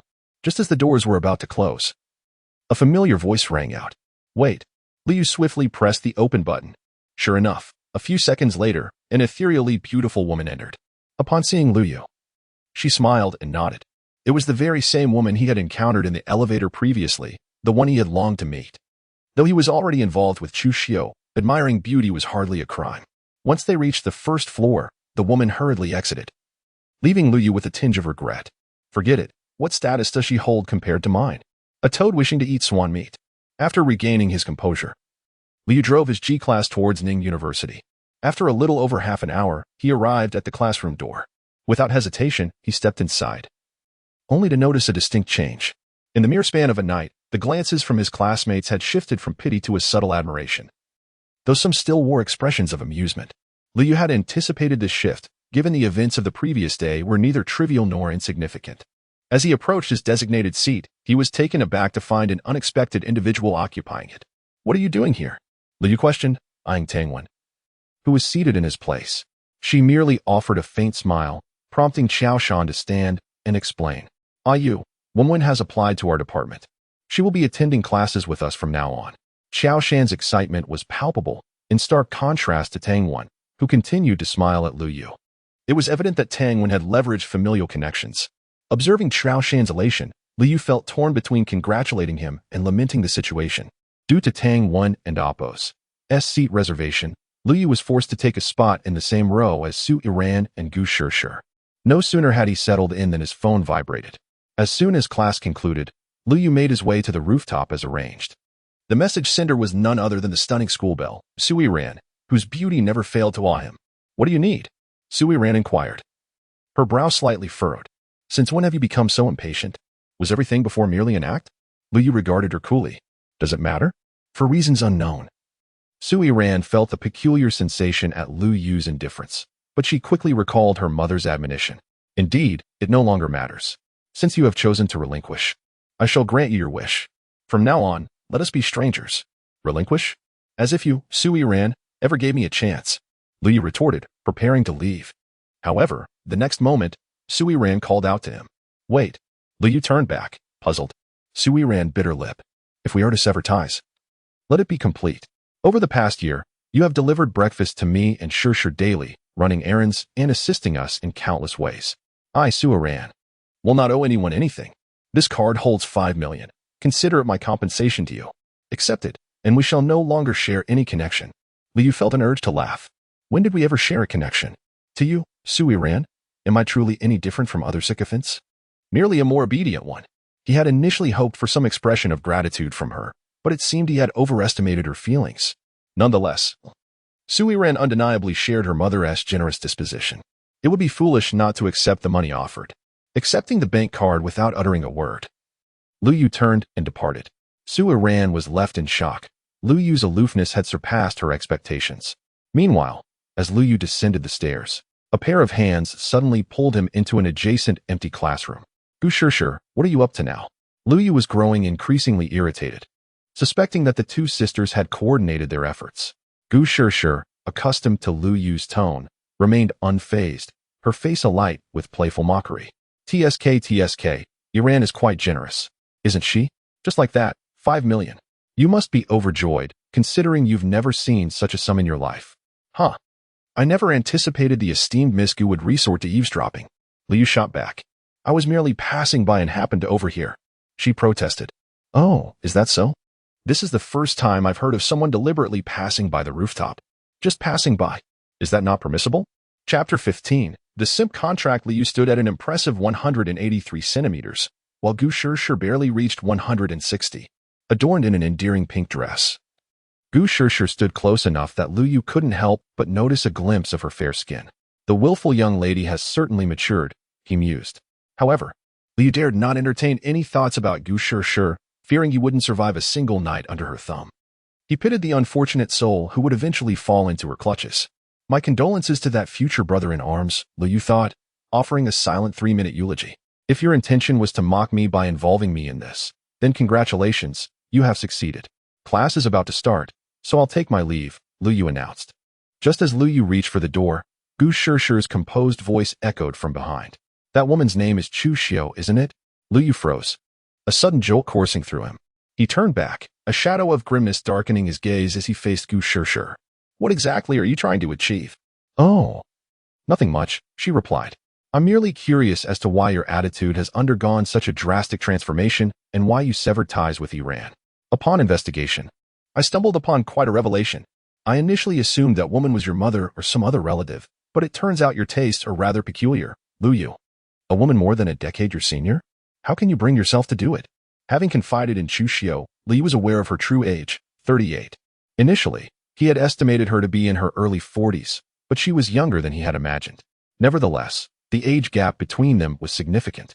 However, Liu was unconcerned with age differences. Even if Chu Xiao were in her 40s, so what? Hearing Gu Shishir's repeated insults directed at Chu Xiu, Lu Yu felt an urge to slap her, but reason prevailed. The Gu family wielded immense power in Ningdu. Gu Shishir had managed to unearth Chu Xiu's personal information in a single night. He had to consider Chu Xiu's safety. What business is it of yours? Since when has the great Miss Gu concerned herself with the private lives of others? Gu Shishir was taken aback. She had anticipated using Chu Xiu's information to manipulate Lu Yu, but the script wasn't unfolding as she had envisioned. What do you mean? What business is it of mine? What do you think will happen if I tell Yiran about you and her? Lu Yu's lips curled into a smirk. Then by all means, go ahead and tell her. Are you truly unafraid of Yiran discovering that you abandoned her for another woman? Abandoned? My dear Miss Gu, if I recall correctly, I've merely been a sycophant and plaything for the two of you. How can there be any talk of abandonment? Lu Yu scoffed. Gu Shishir was rendered speechless. The Lu Yu she once knew, who would bow and scrape before her, and Su Yiran, now possessed a sharp tongue. This won't do. She thought, if I can't control Lu Yu, I'll no longer have any amusement. 5 million. Lu Yu stared at Gu Shishir in surprise. You used to be Yiran's simp, and she gave you 5 million. I'll give you 5 million as well. I want you to be my simp. Lu Yu was now utterly bewildered. Gu Shishir, failing to intimidate him, was now offering him money to be her simp? Time for the eye of truth. Upon discerning Gu Shishir's true intentions, Lu Yu breathed a sigh of relief. He had briefly entertained the notion that she had developed feelings for him. It turned out she was merely worried about losing her source of entertainment. In that case, I won't hold back, he thought with a sinister grin. Miss Gu, do you truly believe that I, Lu Yu, am someone who would readily submit for a mere 5 million? Then how much do you want? It's not about the money. Miss Gu, could it be that you've fallen in love with me? Are you willing to spend such a fortune to keep me by your side? I know I'm handsome. Bah, who would fall for a country bumpkin like you? Enough nonsense. 8 million. Do you agree or not? If not, then forget it. She couldn't let Lu Yu discover her peculiar tastes, or he would mock her relentlessly. You sure, are you serious? In truth, Lu Yu was tempted. 8 million was a sum that most people wouldn't earn in a lifetime. He had recently spent several million, severely depleting his initial 10 million. An additional 8 million would be a significant boost. However, reason cautioned him that things couldn't be that simple. Moreover, he had primarily suffered at the hands of the willful young lady before him for the past 2 years. Su Yiran was relatively better in comparison. What do you think? Yes or no? Make up your mind. Gu Shishir was anxious, fearing that Lu Yu would genuinely disregard money, leaving her without any amusement. After a moment of hesitation, Lu Yu finally spoke. 8 million is too little. I want 10 million, plus a few conditions. The Gu family was a massive conglomerate worth hundreds of billions. Her monthly allowance alone was tens of millions. A mere 10 million was insignificant to her. What conditions? First, I agree to be your simp, but I still have rights. If your demands are unreasonable, I reserve the right to refuse. That and oppose, that's not a problem. Things will largely remain the same as before, except you'll be my simp exclusively. As long as you don't provoke me, I won't make excessive demands. There's nothing unacceptable about that. Second, as your simp, I require working hours. Working hours? Indeed. I have my own private life and can't be at your beck and call 24/7. It's best to set a specific time frame. How about 9 a.m. to 7:30 p.m.? That covers the time I and Oppos am at school. Upon hearing the term private life, Gu Shishir instinctively thought of Chu Xiu. Accompanying women and yet demanding working hours? Lu Yu had chosen those hours partly because of Chu Xiu, but also because he no longer wanted to wake up early to deliver breakfast. Waking up at 4 a.m. was excruciating. He would much rather sleep in with Chu Xiu. Gu Shishir pondered for a moment before agreeing. She would miss the breakfasts, having grown accustomed to them over the past 2 years. Her family's cooking no longer appealed to her. However, spending too much time with Su Yiran would inevitably lead to exposure. Third, I don't want this to be as widely known as before. We need to keep it as confidential as possible. You don't need to tell me that. I don't want the whole world to know either. Very well, those are my 3 conditions. Now that you've agreed, let's leave it at that. I'm heading to class. Remember to transfer the money. Hold on. You've stated your conditions. I haven't stated mine yet. I'm the one paying 10 million. I was expecting that. Lu Yu had anticipated this. First, as my simp, you must unconditionally obey my orders. Second, if within this week. Gu Shishir may have appeared naive, but she was far from foolish. She had rattled off 7 or 8 conditions. However, Lu Yu found them all acceptable. I have no problem with any of them. Then let and Oppos finalize the contract. I and Oppos am heading to class. Remember to transfer the money. Chapter 16. The Devoted Employee. Sure. Where have you been? I was just about to message you. Gu Sure feigned a stomachache, perhaps due to the long absence from home-cooked breakfast. Su Yiran, her eyes flickering, did not suspect a thing. Like Gu Sure, she had been consuming the breakfast that Lu Yu provided, even on weekends. Now, returning to home-cooked meals felt utterly tasteless. Gu Sure's predicament was somewhat accidental, yet she was too preoccupied to dwell on it. After Lu Yu departed, she realized something was amiss. Lu Yu had previously been on call 24/7, and now he was adhering to a work schedule. Furthermore, he demanded rights after accepting my 10 million. The thought of possibly being deceived only fueled her anger. Observing Lu Yu laughing amiably with Qiao Shan and others, Gu Sure began to concoct a plan. Let you smile for now. There will come a time for your tears. After a while, Lu Yu's phone buzzed with a notification of a transfer. Undoubtedly Gu Sure's 10 million, along with Su Yiran's 5 million severance fee. Lu Yu had earned a staggering 15 million that day. The sudden increase in his bank balance put him in high spirits. While others devoted themselves foolishly, Lu Yu was secretly amassing wealth. He couldn't help but wonder if Gu Sure would be furious upon discovering the truth. However, soon after came Gu Sure's first command. After class, drive to the back gate and wait for me. Had this been before, Lu Yu would have ignored Gu Sure. But things were different now. She was, after all, his benefactor, and Lu Yu had his professional ethics to uphold. As for Gu Sure knowing about his new car purchase, Lu Yu was not surprised. She could easily look up information, including his car acquisition. Whether she was aware that her funds came from Su Yiran remained uncertain. All right, dear Miss Gu.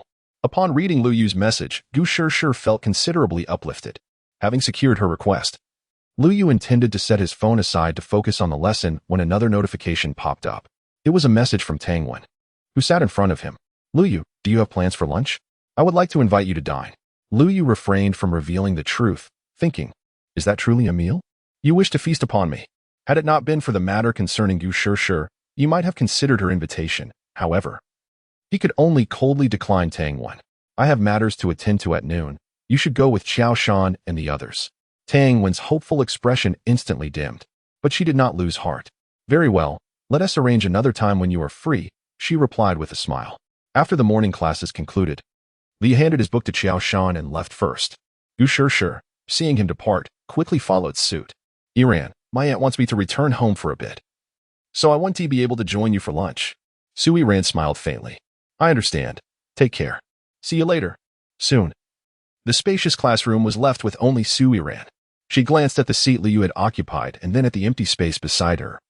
Feeling a sudden pang of loneliness, a sensation she had never experienced before.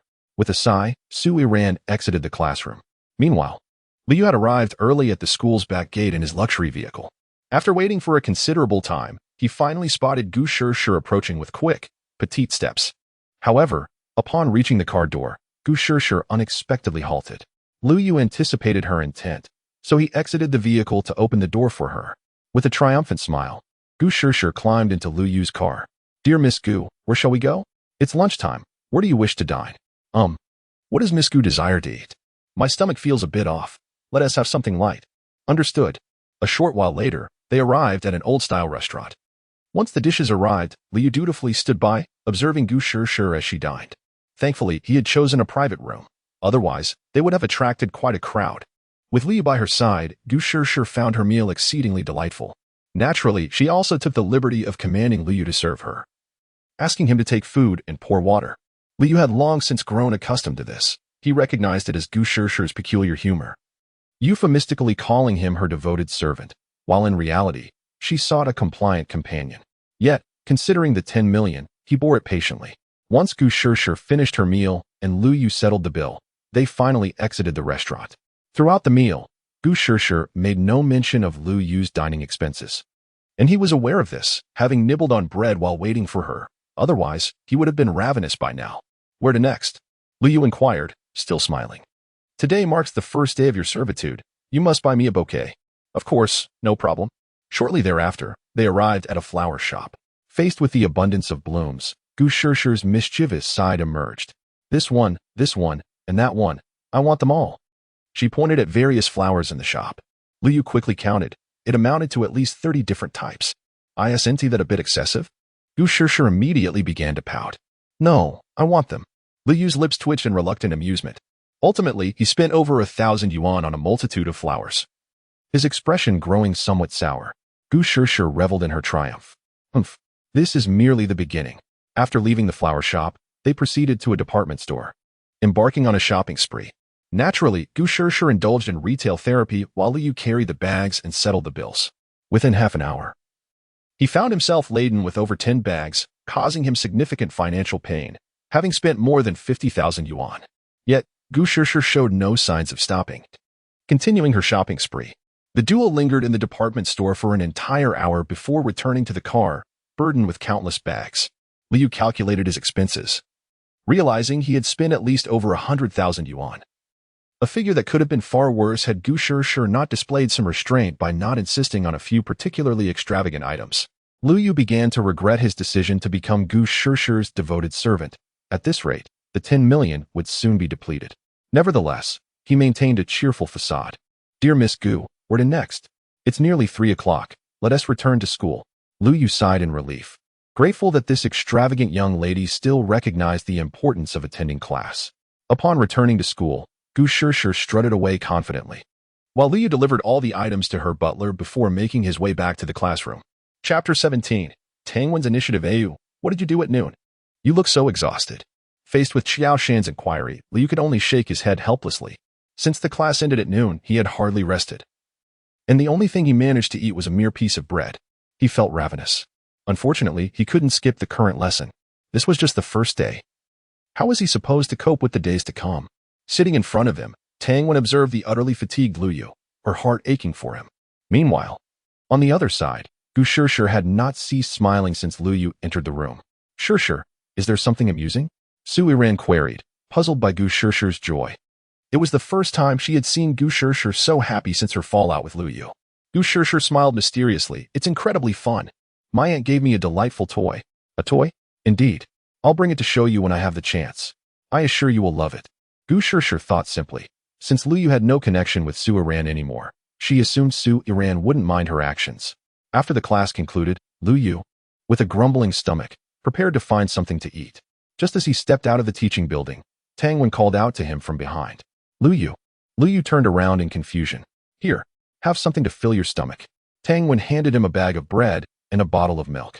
I can buy something from the convenience store myself.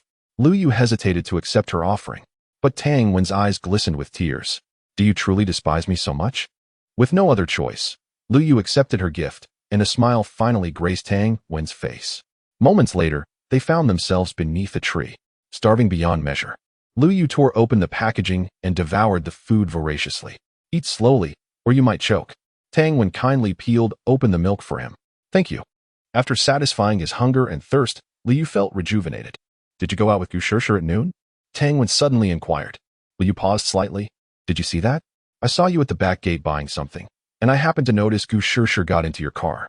The reason you're this hungry is likely related to her. Isn't it? With a resigned nod, Lu Yu confessed. Gu Shishir offered me 10 million to be her lackey. What? You must be joking. Tang Wen looked at him in shock. Do I seem like I'm jesting? Why? Why would you go to such lengths? Tang Wen was bewildered. Lu Yu smiled faintly. Unlike you and Xiao Shan, who were born with silver spoons, I've already exerted myself to attend Ning University. I couldn't possibly decline this 10 million, but you still shouldn't. Tang Wen hesitated, not wanting to hurt Lu Yu's pride, leaving her last words unspoken. Yet, Lu Yu understood her meaning completely. What's wrong with being a lackey? Besides, haven't I been one for 2 years already? Tang Wen's eyes filled with compassion. She comprehended why Lu Yu chose this path. Any ordinary person might find it impossible to refuse such an offer. Please keep this a secret. I don't wish to inform Xiao Shan and the others just yet. Tang Wen regarded Lu Yu with a complex expression. Why tell me? You could easily keep it from me. I'm not sure. Perhaps I felt you would find out eventually. Rather than that, I'd rather be straightforward with you. Before Lu Yu could finish, the familiar sensation overcame him once more. Tang Wen kissed him passionately again. Although Lu Yu wanted to push her away, Tang Wen's strength was surprisingly formidable. Fearing he might harm her, he resigned himself to endure the moment. Compared to the first time, Tang Wen was evidently more practiced, yet she ultimately could not maintain it for long. Watching Tang Wen lean against his shoulder, panting, Lu Yu felt a whirlwind of emotions. Tang Wen, you know we can never be together. What is the purpose of this? I understand it's difficult. but I refuse to give up. I've never liked someone this much before, and I don't want to regret it. Sighing. They rested for a while before returning to class. As soon as he sat down, Liu received a message from Gu Shishir. What were you out doing? Liu felt exasperated. He was merely playing the role of a lackey, not a slave. Miss Gu, I don't believe I need to report my activities to you. Upon reading Liu Yu's reply, Gu Shishir ground her teeth in frustration. It seems I've been too lenient with you. Just wait. At that moment, Tang Wen noticed Gu Shishir's gaze, her beautiful eyes flickering with uncertainty. The final class of the afternoon ended precisely at 7 o'clock. Coinciding with the time Liu had agreed to meet Gu Shishir. At that moment, he simply wished to return to Xu Xiu's embrace. For the day had been truly dreadful. However, just as Liu bid farewell to Qiao Shan and the others and stepped out of the teaching building, Su Yiran appeared before him once more. With the intention of severing ties completely, Liu planned to bypass Su Yiran, but she blocked his path again. Concerned about drawing attention, Liu finally spoke. What do you mean by this? Though she anticipated his tone, Su Yiran still felt a twinge of discomfort. What did you do to Shishir? Huh? What could I possibly do to her? She is the daughter of the Gu family, and I'm merely an insignificant nobody. Did you really do nothing at all? During class, Su Yiran had noticed Gu Shishir frequently glancing at her phone and shooting glares at Liu Yu, clearly indicating something was amiss. When she asked Gu Shishir, she received no response. Her curiosity piqued. She had no choice but to confront Liu Yu. Otherwise, are you expecting me to do something to her? Liu Yu retorted sarcastically. No, that is not it. Su Yiran was about to deny it when Liu Yu abruptly turned and walked away. Frustrated, Su Yiran stamped her foot in anger. On the other side, having dealt with Su Yiran, Gu Shishir left early. It was not that she did not wish to inform Su Yiran, but rather that the time had not yet come. Once she had tamed Liu Yu, she would confess to her. Su Yiran was sure to respect her decision, just as she reveled in her triumph. A striking figure stood before her. Tang Wen, can we talk? A moment later, they found a secluded spot. Speak, what brings you here? Tang Wen took a deep breath and handed Gu Shishir a card. What does this mean? The card contains 12 million. Take it. And I hope you will cease tormenting Liu from now on. What? Gu Shishir was taken aback. I am aware of your arrangement with Liu Yu to make him your lackey. I initially intended to give the money directly to him, but knowing his personality, he would surely refuse. Hence, I came to you. The extra 2 million is to cover his breach of contract. Why are you offering him money? That is of no concern to you. All you need to do is agree. Sorry, but I must decline. Chapter 18. The restaurant plan. Welcome back.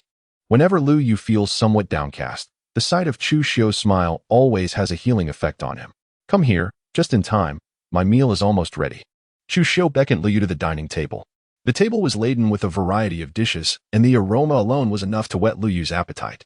After serving him a bowl of rice, Xu Xiu returned to the kitchen to continue her preparations. She had yet to finish his soup. As Liu Yu had come home early today, a few minutes later, when Xu Xiu brought out the soup, she noticed that Liu Yu had not touched his chopsticks. Why aren't you eating? Is the food not to your taste? Liu Yu chuckled and shook his head. No, I wanted to wait for you. Xu Xiu felt a surge of emotion. This was the essence of home. After serving him a bowl of soup, the two began to eat amidst laughter and chatter. Just like yesterday, Liu Yu devoured every morsel of food on his plate, leaving Xu Xiu utterly astonished, concerned that Liu Yu might not have enough to eat. She had prepared even more than the previous day, yet he still finished it all. After dinner, the couple cozied up on the sofa, engrossed in a newly released movie. Sister Chu, do you find it boring at home? Liu Yu suddenly asked. They were not married yet, so he thought it more appropriate to address her as Sister Chu. A bit, to be honest. I used to wish to work 24 hours a day, but now that I have some leisure time, it does feel a bit monotonous. Xu Xiu replied, blinking her eyes. Although they had only been living there for a few days, Xu Xiu's complexion had improved significantly. If you feel bored, how about I find you something to do? Liu suggested. What kind of thing? I haven't thought of the specifics yet. Do you have anything in mind? After pondering for a while, Xu Xiu admitted, it seems I don't. Don't you have any dreams? Liu inquired. Dreams? My dream used to be to have a happy family, but now I no longer aspire to that. I just want to stay by your side forever. Xu Xiu smiled knowingly. What a silly woman. Rest assured, as long as you don't leave, I will never abandon you. I won't leave you. Never. They embraced tightly, savoring the moment. After a while, Liu gently released Xu Xiu. Sister Chu, I see that your culinary skills are quite impressive. How about we open a restaurant? A restaurant? Let's not. My cooking is just good for home dishes. I can't make many other things. Xu Xiu responded without a second thought. You don't have to do it all yourself. We can hire a few experienced chefs, and you can manage the operations. But I don't know how to manage either. No worries, you can learn. Why don't we go for it? Your money isn't just blowing in the wind. What if you lose it all?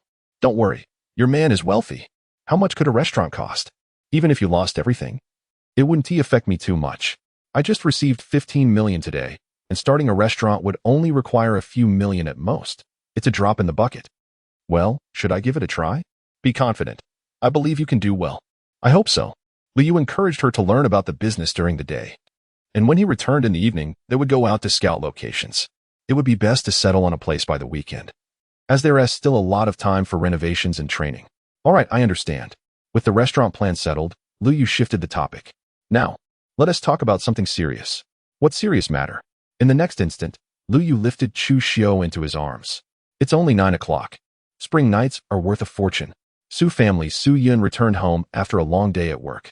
Noticing the absence of Su Yiran in the living room, she immediately turned to the old butler beside her. Where's my daughter?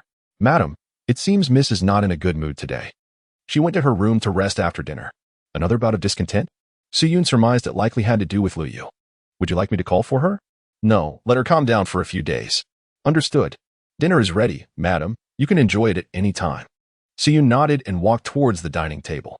Gazing at the lavish banquet that a poor person might never afford, she found herself devoid of appetite. Nonetheless, she delicately picked up a small piece and tasted it. Despite knowing the meal was prepared by a six-figure salary chef, she had eaten it many times before. However, the sensation was not as satisfying as the inexpensive breakfast Liu had brought her that morning. After a few token bites, she rose and returned to her room. The next morning, as Su Yun descended the stairs, she found Su Yiran already having breakfast. Upon seeing her mother approach, Su Yiran immediately stood up. Good morning. Mother, how's today's breakfast? After yesterday and Oppo's meal was unsatisfactory, she had promptly asked the chef to change the menu. It's all right. You should try it. Despite Su Yiran's efforts to mask her feelings, Su Yun could see the discontent in her eyes. She knew that in Su Yiran's perspective, these extravagant breakfasts paled in comparison to Liu Yu's simple offerings. Deep down, she contemplated hiring a skilled chef to prepare soy milk and buns specifically. However, that thought was quickly dismissed. If word got out, her reputation would be tarnished. Although today's meal was a significant improvement over yesterday, the quantity remained insufficient. If this continued, Su Yiran's health would inevitably suffer. I must devise another plan. Hua residence community Liu Yu and Chu Xiao were like newlyweds, inseparable from the moment they rose. After witnessing Liu Yu's laziness the previous morning, Chu Xiao insisted on not indulging him that night. They had indeed gone to bed early, and even Liu Yu had gotten up with her. However, Chu Xiao soon realized something was amiss. Liu Yu continued to tease her, making her cheeks flush like an apple in no time. Clearly, he intended to make up for the previous day's shortcomings. Yet, Chu Xiao maintained her composure, preventing Liu Yu from getting his way. Watching Liu Yu sulk at the dining table brought an involuntary smile to her face. All right, don't be upset. You're still young and shouldn't dwell too much on these matters. If daytime is not suitable, how about tonight? Really? Just make sure you don't come up with another excuse. I want tea, now eat up. That was the encouragement Liu Yu needed to spring back to life. As he quickly cleared the breakfast spread, Chu Xiao sighed deeply.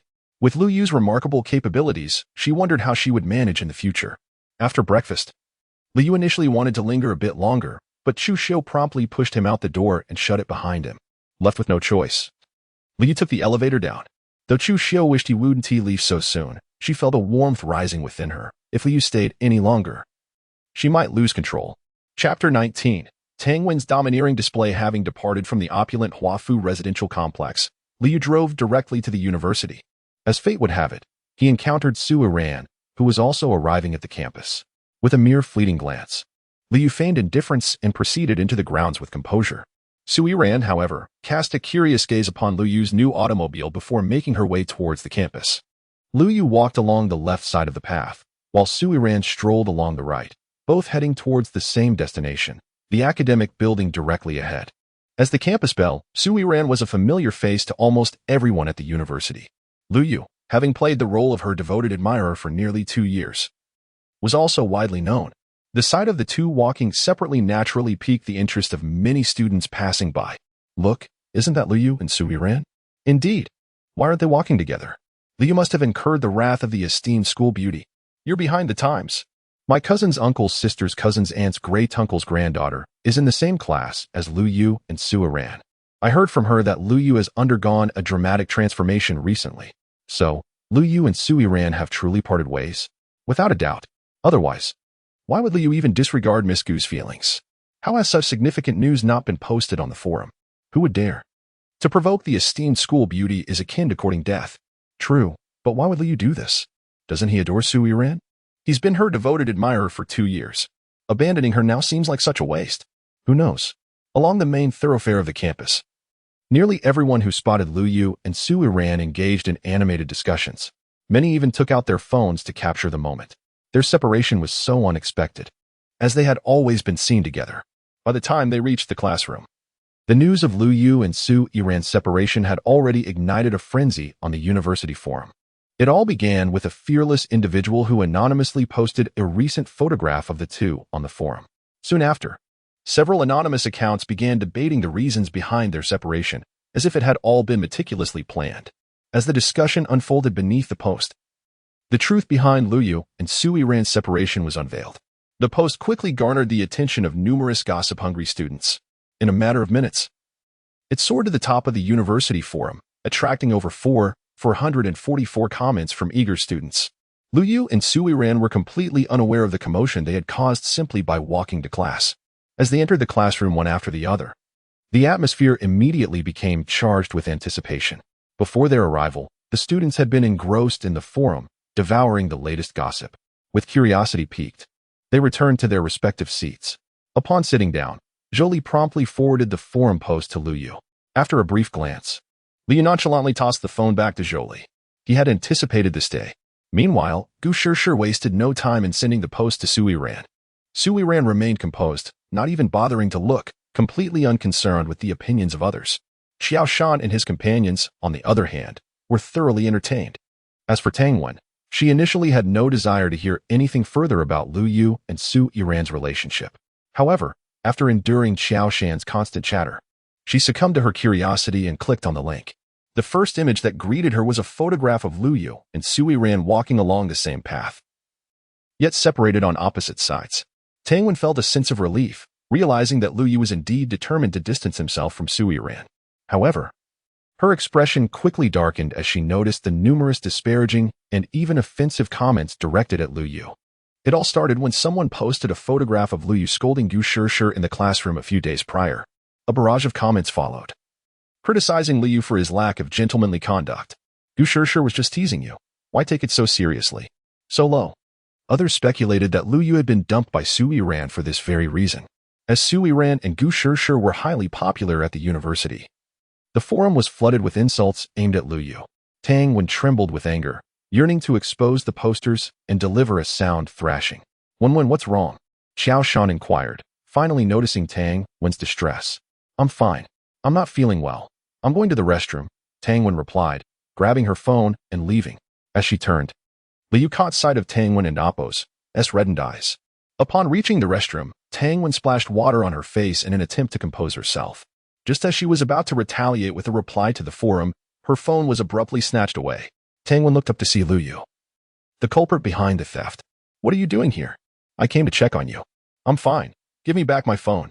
Lu Yu shook his head. Having already perused Tang Wen's phone and confirmed his suspicions, Tang Wen was indeed upset on his behalf. I know what you're planning, so I won't let you. You should know that you can't stop me. I won't allow them to slander you on the forum, since I became Su Yiran's devoted admirer. Don't you think I've endured enough insults on the forum? I don't care what others think of me, but I do care. It hurts me to see it. Tang Wen exclaimed, her eyes welling up once more. Liu glanced around and promptly led Tang Wen to the emergency exit. As soon as the door closed, Tang Wen embraced Lu Yu from behind, her gentle sobs filling the air. At that moment, the school bell rang, signaling the start of class. Let go of me. We need to go to class. No, I don't want to go to class. I want to stay with you longer. Tang Wen tightened her grip on Lu Yu. Lu Yu sighed in resignation. He had only brought her here out of concern that her emotional outburst would be witnessed by others. But now he had created a predicament for himself. I'll stay with you for a maximum of 10 minutes. Really? Yes. Now can you let go of me? Moments later, the two were seated on the stairs, though Lu Yu felt increasingly uncomfortable. Tang Wen's proximity and the alluring fragrance she exuded were unsettling, and every second spent there felt like an eternity. Tang Wen, as if intending to fuel the fire, began gently blowing air into Lu Yu's ear. Lu Yu. The tender voice sent shivers down Lu Yu's spine, causing his breath to quicken. Before he could react, a pair of delicate hands cupped his face. And then came Tang Wen's ardent and domineering kiss. Chapter 20. Lu Yu's foot massage. Lu Yu, where have you been? Xiao Shan noticed Lu Yu's return. Lu Yu feigned discomfort, clutching his stomach. I might have overeaten this morning. All right, Xiao Shan responded. Have you seen Wenwen? She hasn't, and Appos. He returned yet? Lu Yu feigned surprise. Tang Wen hasn't returned? Xiao Shan shook his head. When I went to the restroom, she looked rather unwell. Could she be feeling sick? Xiao Shan's countenance shifted instantly. I must go and check on her.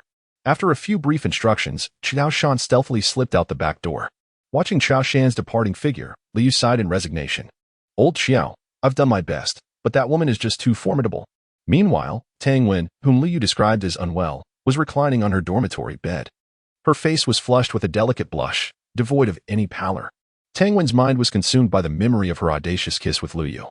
Although it was and Appos, the first time, she could discern a subtle difference in Lu Yu and Appos' reaction. However, she lamented that their relationship remained at a standstill. Undeterred, Tang Wen resolved to win Lu Yu's heart with her sincerity. As Tang Wen reveled in the sweet recollection of her encounter with Lu Yu, Xiao Shan's call interrupted her reverie. Anticipating it was Xiao Shan, she disregarded the phone, tossing it aside before dissolving into suppressed giggles beneath the covers. Minutes later, Tang Wen angrily threw off the blanket, glaring at the incessantly vibrating phone with murderous intent. Xiao Shan had been persistently calling since their last conversation. It was the first time she found Xiao Shan truly irritating. Unable to bear it any longer, she answered the call. As soon as the connection was established, Xiao Shan's anxious inquiries flooded her ears. Wenwen, how are you? Why haven't you been answering? Are you feeling any better? Should I take you to the hospital? Any woman would have been touched by such concern. Tang Wen was no exception. Her initial resentment towards Xiao Shan dissipated. However, this did not signify a change in her affections. She still regarded Xiao Shan as merely a brother. I and Appos am fine. I took some medicine and was resting. So I didn't hear the phone, Tang Wen replied, feigning a weak tone. Are you sure you're all right? Perhaps we should still go to the hospital? I'm right outside your dormitory. Tang Wen furtively glanced out the window and spotted Xiao Shan standing beneath a tree. No need. Go back to class. I'll be fine after a nap. Xiao Shan hesitated to relent, prompting Tang Wen to end the call. After lingering for a while, Xiao Shan finally turned and departed. Tang Wen watched Xiao Shan's solitary figure through the window, feeling a pang of guilt. She never intended for things to unfold this way. But her heart belonged to Lu Yu, making it impossible for her to reciprocate Xiao Shan's feelings. Xiao Shan, I'm sorry. After the conclusion of the midday classes, Lu Yu found himself once again facing a trial. As before, he waited in the car by the back gate. Gu Shishir exchanged a few words with Su Yiran before departing. Su Yiran, though puzzled, remained silent. Upon entering the car, Gu Shishir immediately adopted her imperious demeanor. My dear Miss Gu, what are your luncheon desires? Hold your horses. After sitting all morning, my back is aching. Find a massage parlor. I need a massage first. Gu Shishir replied, a peculiar glint in her eyes, suggesting this was no ordinary massage. Lu Yu sensed an impending predicament, but had no choice. 20 minutes later, they arrived at a massage parlor favored by Gu Shishir and Su Yiran. He had visited before, but always remained in the lobby. He assumed this time would be no different, but after 20 minutes, Gu Shishir sent him a WeChat message, summoning him inside. Puzzled, Lu Yu entered the private room. He found Gu Shishir already seated, her feet soaking in a basin of water. Without a doubt, he knew what Gu Shishir wanted. Miss Gu, what are your orders? Considering your hard work yesterday, I've decided to reward you. I've already had a body massage, so I'll leave the foot massage to you. How about that? This is an opportunity others can only dream of, yet I bestow it upon you. Aran and Amp, Appos, to you touched? Gu Shishir said, raising her delicate feet. Lu Yu and Amp, Appos, as face darkened. Touched. My foot. I've never even washed my mother's or Chu Jie's feet, so why should I wash yours? Can I refuse? Lu Yu, you agreed to unconditionally obey my orders. It's just a foot massage, not something beyond your acceptance. Besides, I'm a girl, and I don't mind, yet you're complaining. Despite wearing a bathrobe. Ikuden and Appos, to conceal Gu Shishir and Appos, as a luring figure. I and Appos, am afraid you have athlete and Appos, as foot. You and Appos, read the one with athlete and Appos, as foot. Your whole family has athlete and oppos as foot. Gu Shishir angrily grabbed an object and threw it at Lu Yu. Are you going to do it or not? If you don't, I'll terminate the contract. When they initially signed the contract, Lu Yu had rattled off a long list of terms. Although Gu Shishir had agreed, she wasn't entirely mindless and had left herself an escape route. She could cancel the contract at any time within a week if she was dissatisfied with Lu Yu. While Lu Yu wouldn't have to return the entire 10 million, he would have to return 8 million. Lu Yu wasn't about to give up the money he had already obtained. He had no choice but to bite the bullet. Fine. Fine. After taking a deep breath, Lu Yu sat on a small stool, Gu Shishir's delicate feet swaying before him. Can you stop moving, please? Who are you calling old? I'm still a few months younger than you. Gu Shishir kicked Lu Yu with her tenderfoot, thankfully not with much force, or Lu Yu would have fallen. Seeing Lu Yu's increasingly gloomy expression, Gu Shishir felt a surge of satisfaction. Humph, that's for making me angry yesterday. However, Gu Shishir would soon regret her decision. Lu Yu, a country boy, had only been to such places because Su Yiran and Gu Shishir had brought him. How could he possibly know how to massage? Helpless, he had to brace himself. The moment his hand touched Gu Shishir's foot, both of them shuddered. Gu Shishir was experiencing a man's touch for the first time. Feeling somewhat unaccustomed, Lu Yu was simply shocked by how soft a woman's foot could be. I'm starting. Hurry up. Stop dawdling. We still need to eat after this. All right. Then I won't hold back. Lu Yu grinned wickedly. Soon, screams of agony echoed throughout the private room, even reaching those outside. Chapter 21. Gu Qing, did that vent your anger? It's far from over. You brute. I asked you to massage my feet. But you used so much force that I can barely stand now. Gu Shishir exclaimed, brandishing her delicate fists, her face occasionally contorting in discomfort. Before her, Lu Yu's hair was disheveled, and his arms and face bore the marks of Gu Shishir's nails. She had coerced him into giving her a massage as a prank, and he had initially acquiesced, intending to teach her a lesson. However, he had applied excessive pressure, bringing Gu Shishir to the verge of tears. Consequently, she had subjected him to a torturous ordeal for over 10 minutes. Perhaps due to the vigorous activity, Gu Shishir's stomach emitted a rumbling sound, betraying her hunger. Carry me over there at once. I need to change clothes. Lu Yu was reluctant. Do you truly regard me as a mere servant? Are your legs non-functional?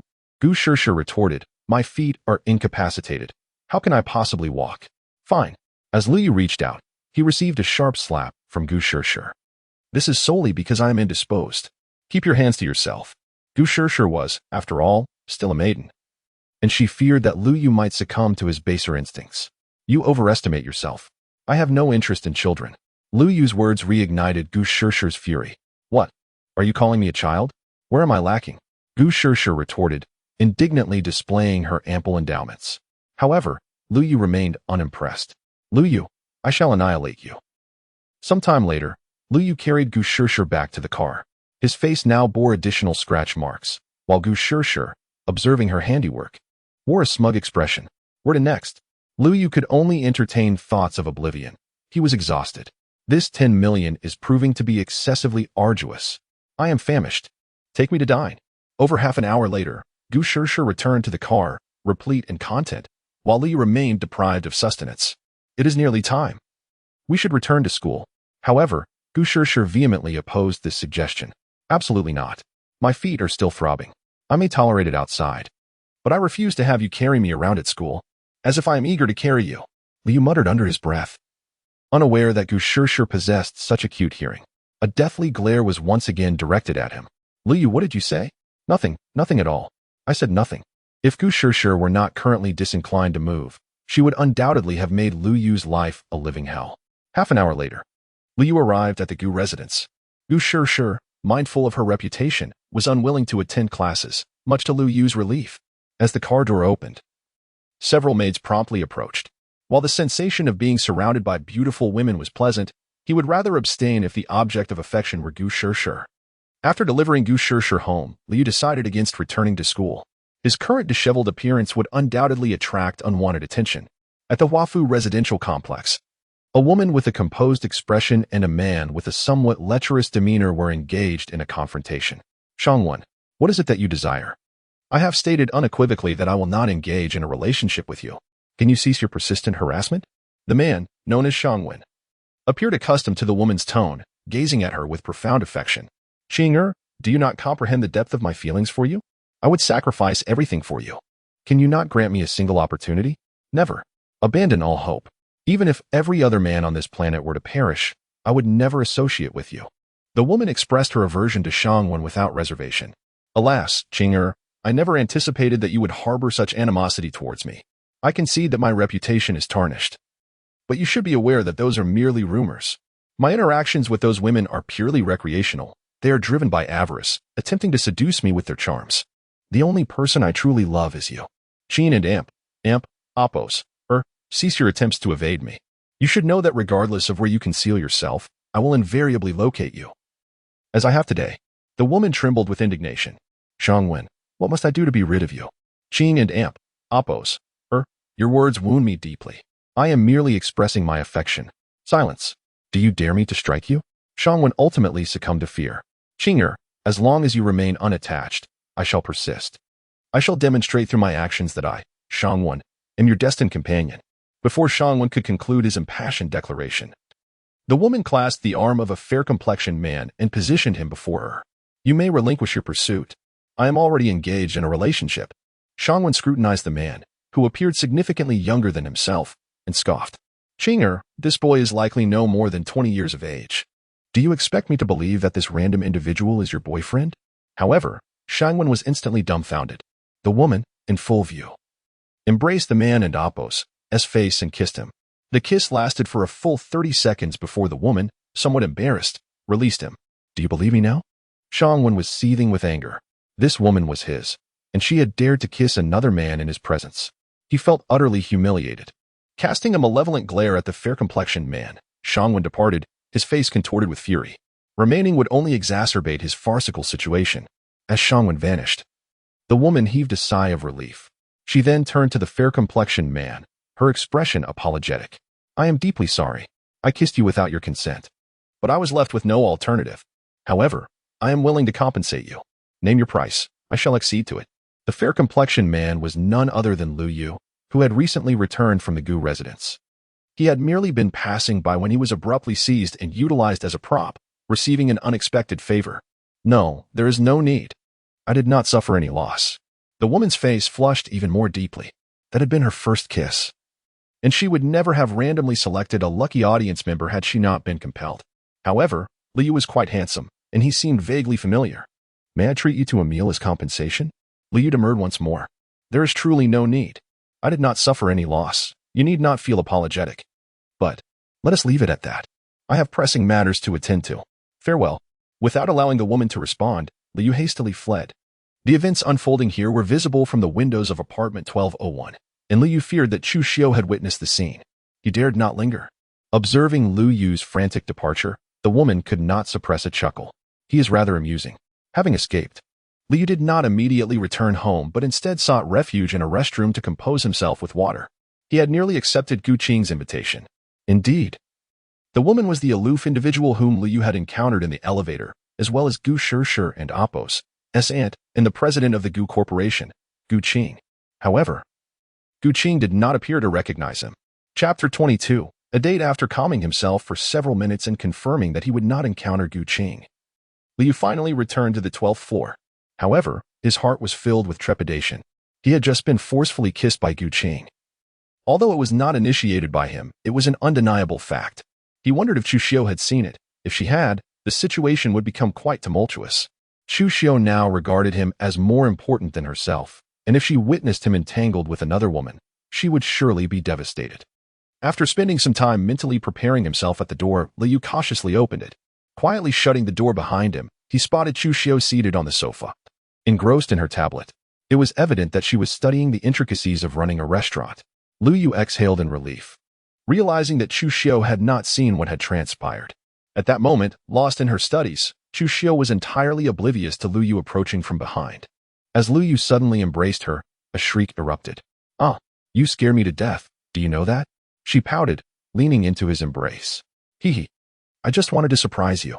A fright would be more accurate. Wait, at this hour? Shouldn't you be in class? Why are you back? And what happened to your face? You didn't get into another fight, did you? Chu Xiu furrowed her brows, even without her mentioning it. Liu almost forgot about the unsightly scratch inflicted by Gu Shishir. There was a slight altercation, but it has been resolved. Chu Xiu's concern was palpable as she reached out to touch the scar, hesitating out of fear of causing him pain. Does it hurt? Not at all. Wait here. I'll fetch you some medicine. Having witnessed Lu Yu's prowess, Chu Xiu had long suspected he was a restless spirit, hence she had stocked up on various medications at home. Little did she know they would be put to use so soon. After applying the medicine, Chu Xiu pinched Lu Yu's arm. Promise me you won't engage in fights anymore. This time it was just your face. Next time it could be worse. Lu Yu smiled gently, wrapping his arms around her. All right, I promise. As long as no one provokes me, I shall not retaliate. That is more like it. After a warm embrace, Lu Yu released Chu Xiu. Since it's still early, why don't we go out for a date? A date? Chu Xiu's cheeks flushed instantly. It had been countless years since a woman of her age had heard such a term. Is that appropriate? It's fine at home. But I worry we might encounter someone like Gu Shishir outside. Understanding Chu Xiu's concerns, Lu Yu reassured her. Sister Chu, you must have more confidence. You are exquisite and youthful. No one would guess your age if you didn't mention it. Besides, the last encounter was merely an accident, in Ningdu. The chances of running into someone we know are slim. Even if we do, let them talk. We have nothing to hide, and we need not fear idle gossip. But Chu Xiu understood Lu Yu's words, yet some things were easier said than done. Trust me, during this date, we can also scout locations for our restaurant. Lu Yu's final remark unexpectedly swayed Chu Xiu, who had been hesitant, into agreement. All right, but I need to get ready first. As it often goes with women, the process of makeup took longer than anticipated. Lu Yu patiently waited, knowing this was their first date, and they both desired to create an unforgettable memory. Meanwhile, he seized the opportunity to don a new outfit, a blue shirt, black trousers, and polished black shoes, which rendered him looking significantly more mature. However, after half an hour, Chu Xiu still had not emerged, and Lu Yu's patience began to wane. Just as he was about to check on her, the door swung open, causing his breath to catch. Dressed in a flowing azure gown, her hair cascading to her shoulders, and her face adorned with flawless makeup, Chu Xiu was nothing short of enchanting. His heart raced as he beheld her. She was a rare beauty, even without makeup. But her transformation was breathtaking. She could easily be mistaken for a celestial being. In this moment, all other beauties paled in comparison to her. Lu Yu approached the now bashful Chu Xiu. Do I look good? She asked, her eyes sparkling with anticipation. Lu Yu smiled gently. You are the most beautiful woman I have ever seen. His words filled Chu Xiu with satisfaction, justifying the time she had spent on her appearance. In the next instant, Lu Yu pressed his lips against hers, unable to contain himself any longer. They lost themselves in each other's affection at the doorway. Minutes later, hand in hand, they finally stepped outside. It's your fault. My lipstick is gone. Chu Xiu teased. Not to worry, even without lipstick, you are still breathtaking today. Humph. Half an hour later, they arrived at Ningdu's largest amusement park. Do we really have to go in? Chu Xiu's face betrayed her reluctance. At her age, a date was one thing, but an amusement park felt like a domain for children. Lu Yu smiled, taking her hand. Come on, I'm here with you. All right then. After purchasing tickets, they officially entered the amusement park. It was a Wednesday, and most people were in school, yet the park was still bustling with visitors. As they watched couples enjoying each other's company, Chu Xiu's cheeks flushed crimson. Though many were adults, most were under 30, and she felt a wave of embarrassment at being nearly 40 in such a place. Let us start with the roller coaster. Shouldn't we ease into it with something simpler? At the sound of screams, her legs felt weak. Trust me, starting with something thrilling will be better. Really? Chu Xiu looked skeptical. After some gentle persuasion, she found herself seated beside Lu Yu on the roller coaster. Sister Chu, don't be afraid. I'm right here. Lu Yu tightened his grip on their intertwined fingers. Perhaps Lu Yu's presence instilled a flicker of courage within her, for she surprisingly felt less fearful. Once they disembarked from the roller coaster, however, her legs were utterly wobbly. That was terrifying. I will never trust you again. Seeing her distressed expression, Lu Yu refrained from teasing her further. They then enjoyed a few more relaxed attractions, and gradually, the initially reserved Chu Xiu began to smile and even laugh out loud. As the sun dipped toward the horizon, they took a ride on the Ferris wheel. After more than an hour of fun, both felt fatigued and leaned against each other, waiting for the sunset. As the golden-orange light graced their faces, they exchanged smiles. Lu Yu, I'm so glad I met you. Me too. Chapter 23. Has Su Yiran and Appo's heart been stirred?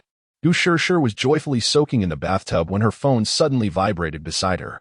Upon checking, she discovered it was a call from her dear friend, Su Yiran. Hello, Yiran. Quickly, Su Yiran and Appo's voice came through the line. Sure. What happened? Why didn't you come to class this afternoon? In response to Su Yiran's inquiry, Gu Shishir remained unfazed. I accidentally burned my foot while having lunch at home. So I couldn't and amp, oppos, walk and had to take the afternoon off. I and amp, oppos, am really sorry. Yiran, I forgot to tell you. Burn? Is it serious? Su Yiran and oppos.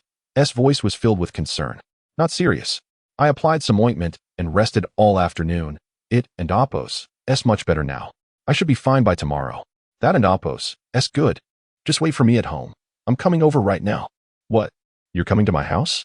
Gu Shishir's composure faltered. Of course, you're my good sister. I can't just sit back and relax. I need to check on you. Yiran, maybe it's better if you don't. It's really nothing serious. I'll be fine by tomorrow. She fabricated an excuse, knowing that if Su Yiran came over, her situation would be revealed. No way. You stay put at home. I'll be there shortly. After saying this, Su Yiran hung up. Gu Shishir had no time left to soak. She hurriedly rose, forgetting that her foot was not fully healed, and fell directly into the tub. Ouch, that hurts. Xiaoyu, come help me. 20 minutes later, Su Yiran arrived at the Gu residence as promised. Upon entering, she spotted Gu Shishir lounging on the sofa, her feet wrapped in bandages. Seeing Su Yiran, Gu Shishir immediately attempted to sit up, but was swiftly pressed back down by Su Yiran. You are the patient. Just lie down. Fine, fine. But didn't you say you were getting better? Su Yiran looked at Gu Shishir's bandaged feet with a hint of confusion. According to the doctor, they can only be unwrapped tomorrow. But I can feel that they're almost healed. Gu Shishir promptly lifted her feet to demonstrate. All right, since you seem fine, I can relax. Here, I brought you your favorite cream cake. Upon seeing the exquisite box Su Yiran handed over, Gu Shishir's eyes sparkled. Ah, Yiran, I love you to bits. Before long, Gu Shishir transformed into a little glutton, savoring the treat with delight. Take your time, no one is competing with you. Gu Shishir nodded, but showed no sign of slowing down. Watching her eat without restraint, Su Yiran found it amusing. However, Gu Shishir only behaved this way in front of her. By the way, Shishir, have you seen Liu today? Liu? No, why? Gu Shishir replied calmly, though her heart raced with anxiety.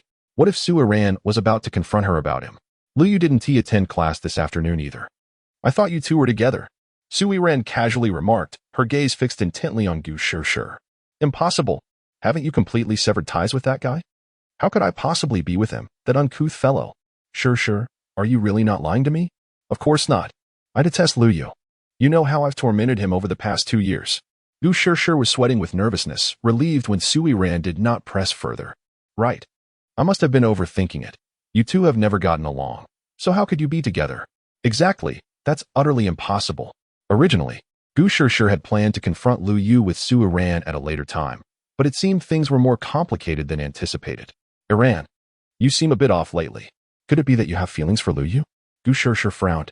Su Yiran shook her head. I'm not sure. I just feel an emptiness inside.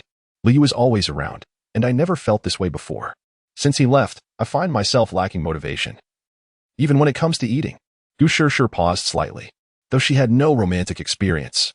She had seen enough novels and dramas to recognize that Su Yiran's situation was a sign of falling in love.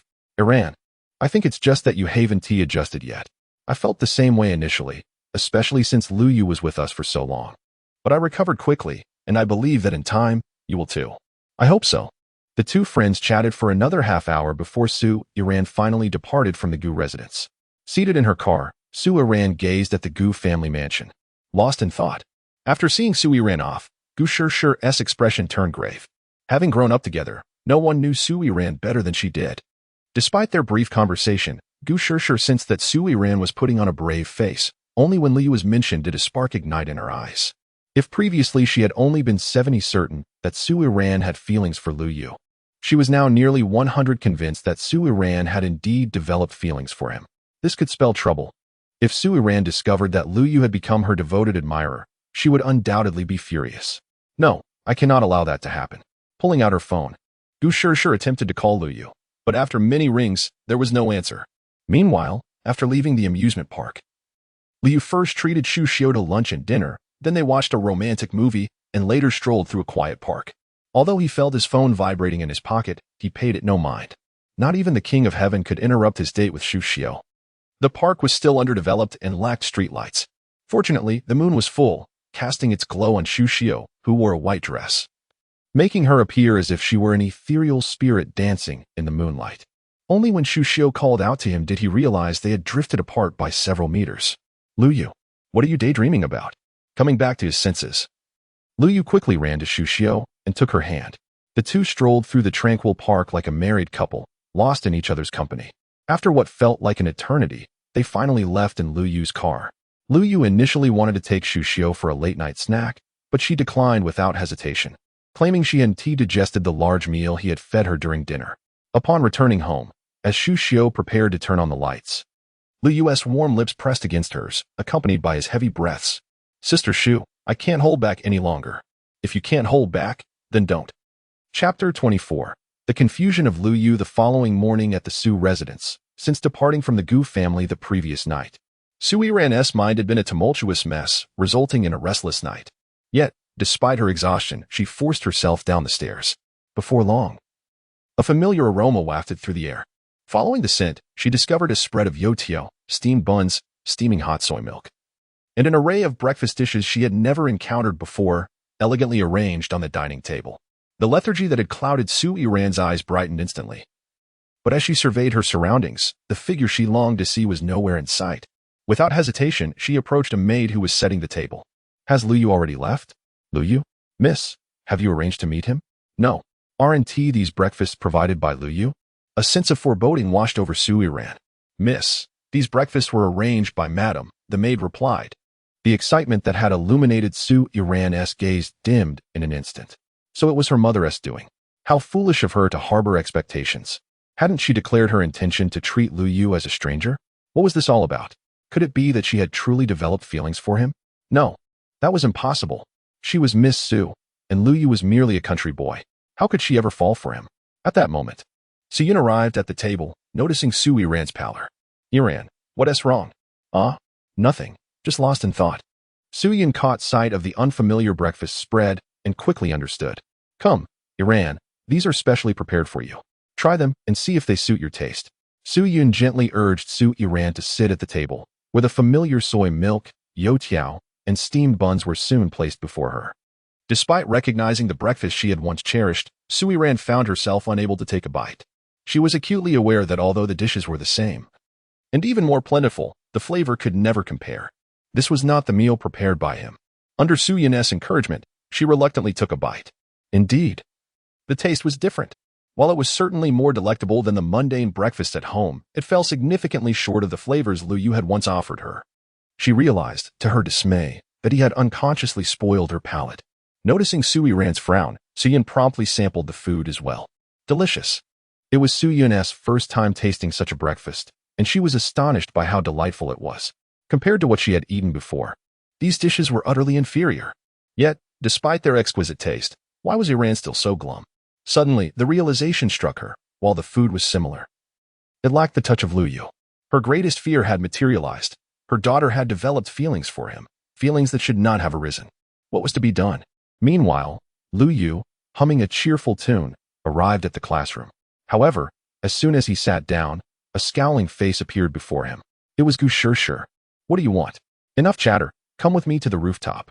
Lu Yu glanced around the increasingly crowded classroom and understood that this was not the place for conversation. He had no choice but to follow Gu Shishir.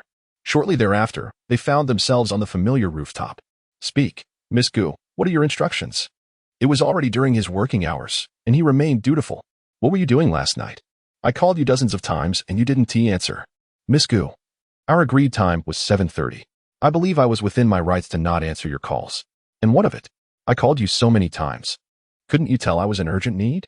Gu Shishir's small fangs were already itching for action. Lu Yu, frightened, quickly stepped back. I was indeed busy last night. Busy doing what? Were you on a date? Actually, I was on a date. Huh? Gu Shishir suddenly recalled the woman named Xu Xiu. Lu Yu, you and Oppos, insane. She could be your mother. So what? Love does not heed age. Insane. You're all insane. You go mad, and Yiran follows suit. Su Yiran. Lu Yu was taken aback. You don't know, but you've landed yourself in trouble. Gu Shishir sneered. By the time Lu Yu returned to the classroom, nearly everyone was settled. Xiao Shan and his companions, along with Tang Wen, had already taken their seats, and even Su Yiran sat calmly in hers. As he passed by her, he couldn't help but steal a glance, only to find her engrossed in a book, oblivious to his presence. Meanwhile, Gu Shishir was discreetly shaking her fist at him. Absently seated at his desk, the class began, and even when the bell rang, Liu remained lost in thought. It wasn't until Tang Wen tapped on his desk that he snapped back to reality. He looked up to find Xiao Shan and the others had already left, leaving only Tang Wen gazing at him with concern. What is the matter? Nothing, perhaps just a lack of sleep. Come out with me for a moment. Though Lu Yu had preferred to keep his distance from Tang Wen, his mind was a whirlpool of confusion, and he desperately needed someone to confide in. Thus, he followed her out. However, this entire scene did not escape Su Yiran's notice. Upon returning to the rooftop, Tang Wen observed Lu Yu's unusual demeanor for the first time. With a soft sigh, he recounted the troubling news that Gu Shishir had shared with him. Su Yiran had developed feelings for him. Tang Wen bit her lip. So, are you regretting it now? Lu Yu shook his head. Then why present yourself in such a despondent state? He understood well why Tang Wen was upset. Had their positions been reversed, he would feel the same. Tang Wen, Just as he prepared to explain, Tang Wen boldly rose on her toes and kissed him. Short of height, she made up with effort. Lu Yu wished to refuse, but Tang Wen was far too assertive. Minutes later, they gasped for breath, gazing at each other. Are you still thinking of Su Yiran? Not anymore. Lu Yu replied with a wry smile. That's good. Su Yiran is merely struggling to accept your departure. It doesn't necessarily indicate genuine feelings. Even if she has developed feelings, so what? Do you still harbor affection for her? Lu Yu was jolted awake by Tang Wen's words. Indeed, what was he so confused about? From the very beginning, he had pursued this mission. And even if Su Yiran had truly fallen for him, what did it matter? He already had Shuxiao. Thank you, Tang Wen. I have come to a resolution. I don't require verbal gratitude. With that, Tang Wen leaned in once more. Chapter 25. Tang Wen joins in Wen. Is there something that brings you joy? Xiao Shan looked at Tang Wen in astonishment. Ever since her return, she had been humming cheerful tunes, her face adorned with a faint blush. The last time he had seen her this elated was when she secured the championship at the National College Taekwondo competition. Of course, the mere thought of her recent encounter with Lu Yu on the rooftop sent waves of exhilaration through her. More importantly, Lu Yu had shown no resistance this time. In fact, he had begun to reciprocate her feelings. This was a monumental breakthrough. Then share it with me. Let me bask in your happiness. As expected, Xiao Shan was met with a refusal. No, this is a secret among girls. How could a man like you listen in? Well, if that is the case. As she turned away, Tang Wen slyly winked at Lu Yu behind her. Lu Yu silently regretted not being able to contain himself just moments ago. Tang Wen would undoubtedly misconstrue his actions, leading to complications in their relationship. He realized that he and Tang Wen were growing increasingly close. If this continued, they would inevitably cross that line. Had he known, he should have firmly rejected Tang Wen from the start, offering her no opportunities. Alas, Xiao Shan. What am I to do? He did not wish to be a scoundrel, yet he felt himself slipping further down that path. Meanwhile, across the way, Gu Shishir sensed something amiss. Earlier, Lu Yu and Tang Wen had ascended the stairs one after the other, and she had just returned from the restroom to witness it. She was certain Tang Wen's exuberance was linked to Lu Yu. Recalling how Tang Wen had casually waved her hand to dismiss a sum of 12 million, also for Lu Yu, could it be that Tang Wen harbored feelings for him? But wasn't she Xiao Shan's fiancée?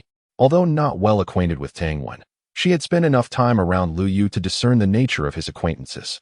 Gu Shishir seemed to have unearthed a shocking secret. Lu Yu, your time is up. I shall see how you evade my grasp this time. Clearly, Gu Shishir had devised a plan to torment Lu Yu. As noon classes concluded, Lu Yu adhered to his usual routine, greeting Xiao Shan and the others before departing. Xiao Shan, Zhou Li, and Lu Hai had grown indifferent. Although Lu Yu had not confirmed their suspicions, the trio was convinced he indeed had a girlfriend, residing just outside the school. Though somewhat disheartened, they were still pleased for Lu Yu. However, just as Xiao Shan was about to invite Tang Wen to leave with them, she excused herself, claiming she had matters to attend to. Ultimately, Xiao Shan had no choice but to head to the cafeteria with Zhou Li and Lu Hai. Before long, Lu Yu was waiting in his car at the back gate of the school. However, instead of Gu Shishir, it was Tang Wen who approached, knocking on his window. Lu Yu and Appo's mind momentarily faltered. What brings you here? With a sweet smile, Tang Wen replied, I and Appo's am here to keep you company. Without awaiting Lu Yu and Appo's permission, she slid into the passenger seat. Tang Wen, I'm heading to. I know what you intend to do. You're about to become Gu Shishir's lapdog, right? Well, Since I have nothing else to do, I'll accompany you. Tang Wen playfully stuck out her tongue. Ah, Tang Wen, why would you do this? I'm not worth such trouble. Before Liu could finish his thought, Tang Wen interrupted with a gasp. Oh, Gu Shishir is coming. Following her gaze, Liu spotted the somewhat smug Gu Shishir. Yet, her expression quickly soured upon noticing Tang Wen seated beside Liu. As soon as she exited her vehicle, Gu Shishir mocked him. Well, Liu, it's your working hours, and you have the audacity to bring another woman along. I didn't bring her. She came on her own. That's because you told her. Otherwise, how would she know? A rabbit doesn't eat grass near its burrow. She asked your roommate's fiancé. Liu, how could you be so brazen? Me and Tang Wen are not what you think. Liu insisted. Let us just get in the car. More people are arriving, and it would be bad if we were seen. Then hurry and open the door. Meanwhile, Tang Wen remained composed in the passenger seat. Once inside the car, the tension escalated rapidly. Tang Wen, why are you here? You know very well that this time belongs to Liu. I understand, but I wish to claim Liu for myself. Since you're unwilling, this is my only recourse. Rest assured, I'm here to accompany Liu and will not disturb you. Tang Wen declared with a grin. Liu, who had just entered the car, was momentarily taken aback. What do you mean by claiming me? Do these two have some agreement? Gu Shishir scoffed. So you admit you have feelings for Liu? Of course. What is there to hide? I like Liu, I love him. Tang Wen unabashedly professed. Gu Shishir was taken aback by Tang Wen and Apos' admission, who expressed her affection without a hint of shyness. Did she not fear the implications of her words? After all, she was already engaged to Qiao Shan. Meanwhile, Liu's heart stirred with tumultuous emotions. What a declaration of love. One wonders if Liu feels the same. Gu Shishir glanced at Liu with intrigue. Just as he was about to speak, Tang Wen leaned in closer, resting her head affectionately against him. Resembling a couple in love. He certainly loves me. We have already pledged ourselves to one another. You might not know, but Liu parted ways with Su Yiran for my sake. What? This revelation left both Gu Shishir and Liu utterly flabbergasted. Seeing that Gu Shishir was about to unveil the truth regarding Chu Xiao, Liu hastily pushed Tang Wen away. Enough, Tang Wen. Stop this nonsense. Tang Wen playfully stuck out her tongue. Liu then turned to Gu Shishir. Don't listen to Tang Wen's wild claims. There is nothing between us. It's entirely one-sided on her part. Tang Wen huffed in discontent. Gu Shishir and Apos' expression softened somewhat. She had genuinely believed Tang Wen and Apos' words. If that were the case, Liu was quite the catch, juggling two relationships. Yet even so, her perception of Liu had shifted. This fellow had transformed from an inconspicuous lapdog to a sought-after companion. As for Chu Xiao, that was a different matter, understandable given his family's circumstances. But Tang Wen was no ordinary girl. Though the Tang family might not rival the Gu family, they were still formidable. Moreover, her close friend Su Yiran had begun to fall under Liu's spell as well. What was it about this guy that was so appealing? Gu Shishir scrutinized Liu with curiosity. He is just slightly handsome, and his physique is decent. Beyond that, he is full of flaws. Whatever, it's not my concern. I can agree to let you follow along, but you must remain a spectator and not interfere with me. Otherwise, I'll expose you too. Gu Shishir recognized that Tang Wen was determined to stay, and she was aware of the arrangement between her and Liu. If it got out, it would create quite the stir. Thus, she had no choice but to tolerate Tang Wen's presence. Not a problem. I promise to behave. All right, let us get going. I'm starving. As for Qiao Shan and Tang Wen and Apos' situation, it was of no concern to her. She couldn't be bothered. Chapter 26. The duel of two maidens within the confines of a private dining room. Gu Shishir and Tang Wen sat on opposite sides of the table, akin to generals preparing for battle. Each held a menu, their intentions unmistakably clear. Gu Shishir and Apos' agreement to dine with Tang Wen was born out of necessity. Yet this did not imply any willingness to share the meal in harmony. Their relationship had not yet reached that level of intimacy. Tang Wen, fully aware of this, faced no challenge in her strategy. She promptly summoned a waiter, intending to set up a separate table at the same dining area. Though the waiter appeared somewhat bewildered, he was nonetheless entertained by the unfolding drama. Tang Wen and Apos' audacious maneuver evidently astonished Gu Shishir, yet she refrained from comment, and thus commenced their culinary competition. Liu stood dutifully by Gu Shishir's side. One serving of oil-braised shrimp, Gu Shishir declared, promptly marking her order on the menu. Witnessing this, Tang Wen felt a surge of irritation. Liu is her man. I shall have a portion of oil-braised shrimp as well, declared Tang Wen. As the waiter obediently noted her request, Gu Shishir immediately expressed her displeasure. Why are you copying me? With a gentle smile, Tang Wen retorted, Miss Gu. This merely indicates that we share similar tastes. Pa, who shares taste with you? You are merely a deranged admirer of Lu Yu. If I were to emulate you, wouldn't that imply I, too, fancy Lu Yu? As Gu Shishir continued to order several dishes, Tang Wen mimicked her with uncanny precision. This infuriated Gu Shishir to the point of paleness. Very well, Tang Wen, though I cannot best you, I will find a way to make you leave. You claim to adore Lu Yu? Wait and see how Lu Yu caters to my whims. I refuse to believe you can endure this. Gu Shishir resolutely decided to compel Tang Wen to terminate their arrangement. Tang Wen harbored a similar sentiment. Her motivation for joining was not solely to spend time with Lu Yu. She had a more significant aim. The two were bound by a 7-day agreement. And should Gu Shishir grow dissatisfied within that period, she could terminate the contract and reclaim the 8 million. Tang Wen's plan was to make Gu Shishir's experience as uncomfortable as possible, intentionally provoking her. With Gu Shishir's temperament, it was entirely plausible that she might relent within the week. Humph, Lu Yu is mine. Lu Yu felt an overwhelming headache. While others may not grasp the thoughts of these two women, he understood all too well. He regretted his earlier candor with Tang Wen, anticipating the impending chaos between them. Before long, the dishes they had ordered arrived in succession, transforming the expansive table into a battleground, distinctly divided. Gu Shishir cleared her throat and commanded, Lu Yu, serve me a bowl of soup. Lu Yu inwardly sighed, here we go.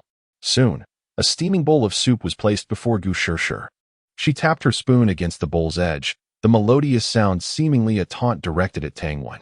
Gu Shishir's provocation was effective. Despite Tang Wen's anticipation of such behavior, it still unsettled her.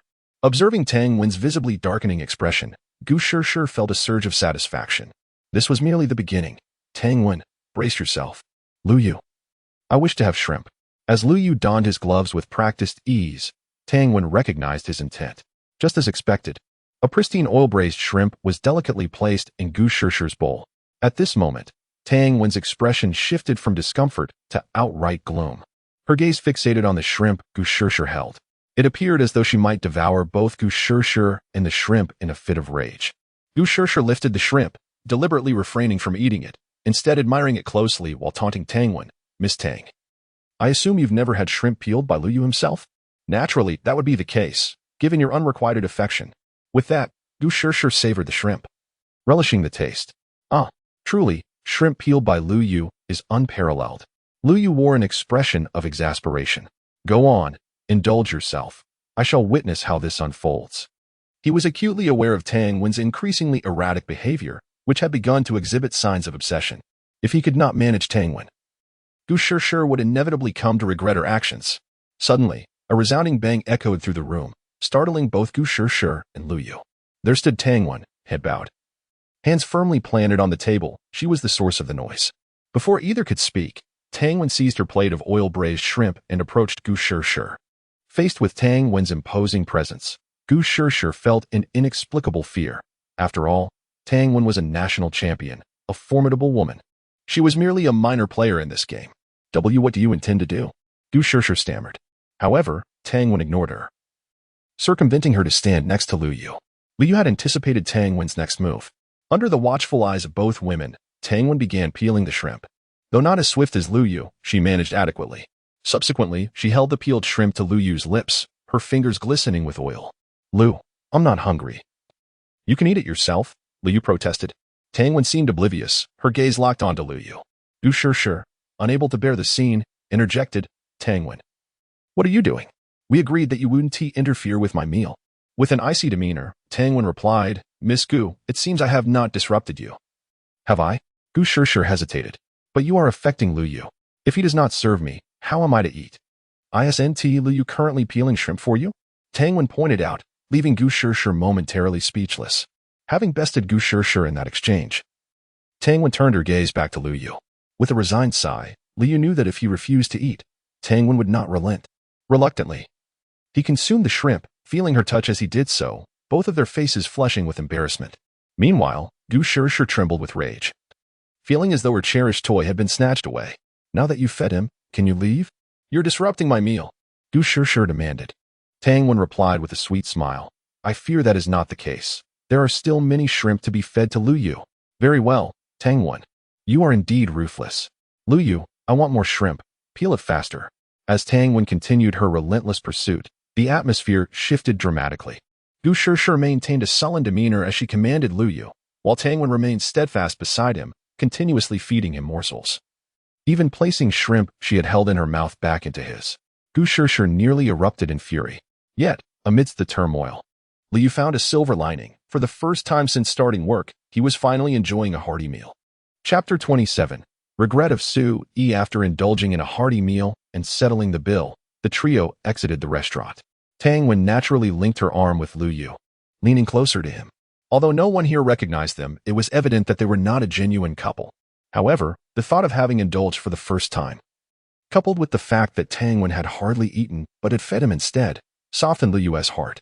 On the sidelines, Gu Shishir could hardly bear to watch. In broad daylight, such displays of affection were utterly inappropriate. She had initially intended to provoke Tang Wen into leaving, but to her surprise, Tang Wen was unexpectedly astute. Not only did her plan fail, but she also found herself agitated, making this the most uncomfortable lunch she had ever endured. More importantly, she had been fed dog food for nearly half an hour. Observing the intimacy between the two, she felt a wave of revulsion wash over her. If you envy us, you're welcome to join, Tang Wen taunted, gesturing toward Lu Yu's other hand. Gu Shishir was well aware that this was a provocation. She had always taken pride in confronting challenges head-on. What was the big deal about linking arms? Approaching Lu Yu, she boldly pressed against him. While many men dreamt of such closeness with a beautiful girl, Lu Yu felt no joy. He longed to reject Gu Shishir, but given her current state of anger, he knew that refusal would ignite a powder keg of emotions. Who could fathom my suffering? Where to next, Miss Gu? To catch stuffed toys.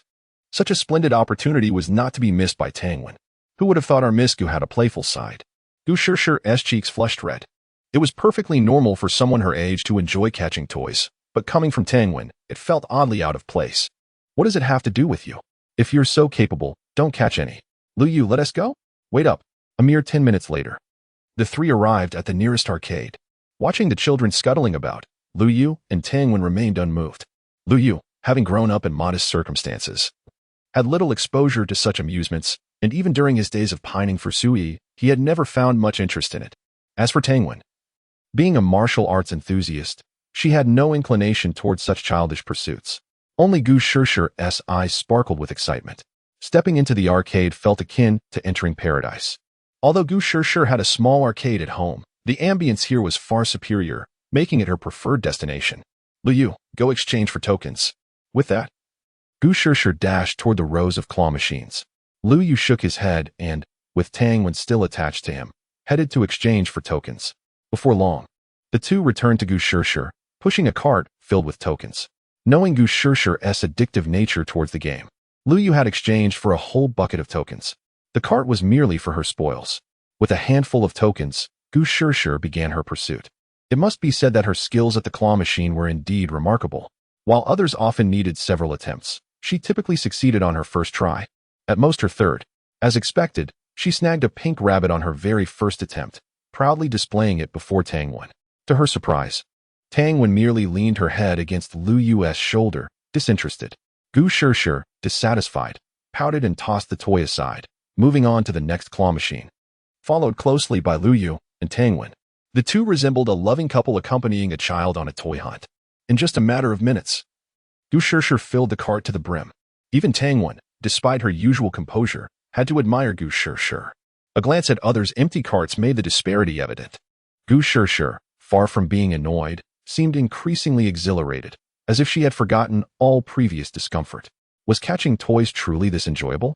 For the first time, Tang Wen entertained the thought of joining in. Yet, reason held her back. If she participated, it would only serve to slap her own face. Lu Yu saw through Tang Wen's thoughts but chose not to expose them. After indulging Gu Shishir for another 10 minutes, the trio finally exited the arcade. As for the toys, they were simply returned. Gu Shishir's home was not lacking in such trinkets. She merely relished the thrill of the catch. After wandering around the arcade's vicinity for a while, the three finally boarded a car back to school. Before reaching the campus, they discreetly parted ways. As this relationship needed to remain clandestine, a consensus shared by both Gu Shishir and Tang Wen, Lu Yu lingered in the car for a moment before stepping out. However, just as he prepared to enter the campus, a familiar figure approached him. Recognizing that she was seeking him out, Lu Yu wished to evade any entanglement and turned to leave. Yet, she swiftly intercepted him, arms outstretched. The girl before him was none other than Su Yi, the campus belle he had pined for nearly 2 years. Yet now, Su Yi appeared markedly different from his recollections. She looked noticeably thinner, even beginning to show signs of a slight gauntness. Her once radiant eyes seemed to have lost their luster, dimmed by some unseen burden. It was clear that the campus beauty had not been faring well.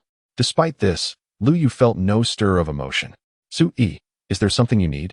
Although he had braced himself for this encounter, her cold, distant tones stung her heart. I have something to discuss with you. Let us chat at the CAF. No need. Let us just talk here. Say what you need to say. Class starts soon. Lu Yu glanced at his phone. Very well then. Su Yi bit her lip. Lu Yu, can we still be friends? After days of solitude, she had come to a realization. Previously, with Lu Yu by her side, she often found him bothersome, dismissing his affections. But now, in his absence, she recognized just how significant he had been to her, and she could no longer adapt to life without him. Friends? It seems you've never truly regarded me as one, have you? Lu Yu scoffed. Su Yi's expression changed. No, that is not true. I have always seen you as a friend. Enough, Su Yi. Others may not understand you, but I do. Did you genuinely consider me a friend? Rather than just a convenient admirer at your beck and call?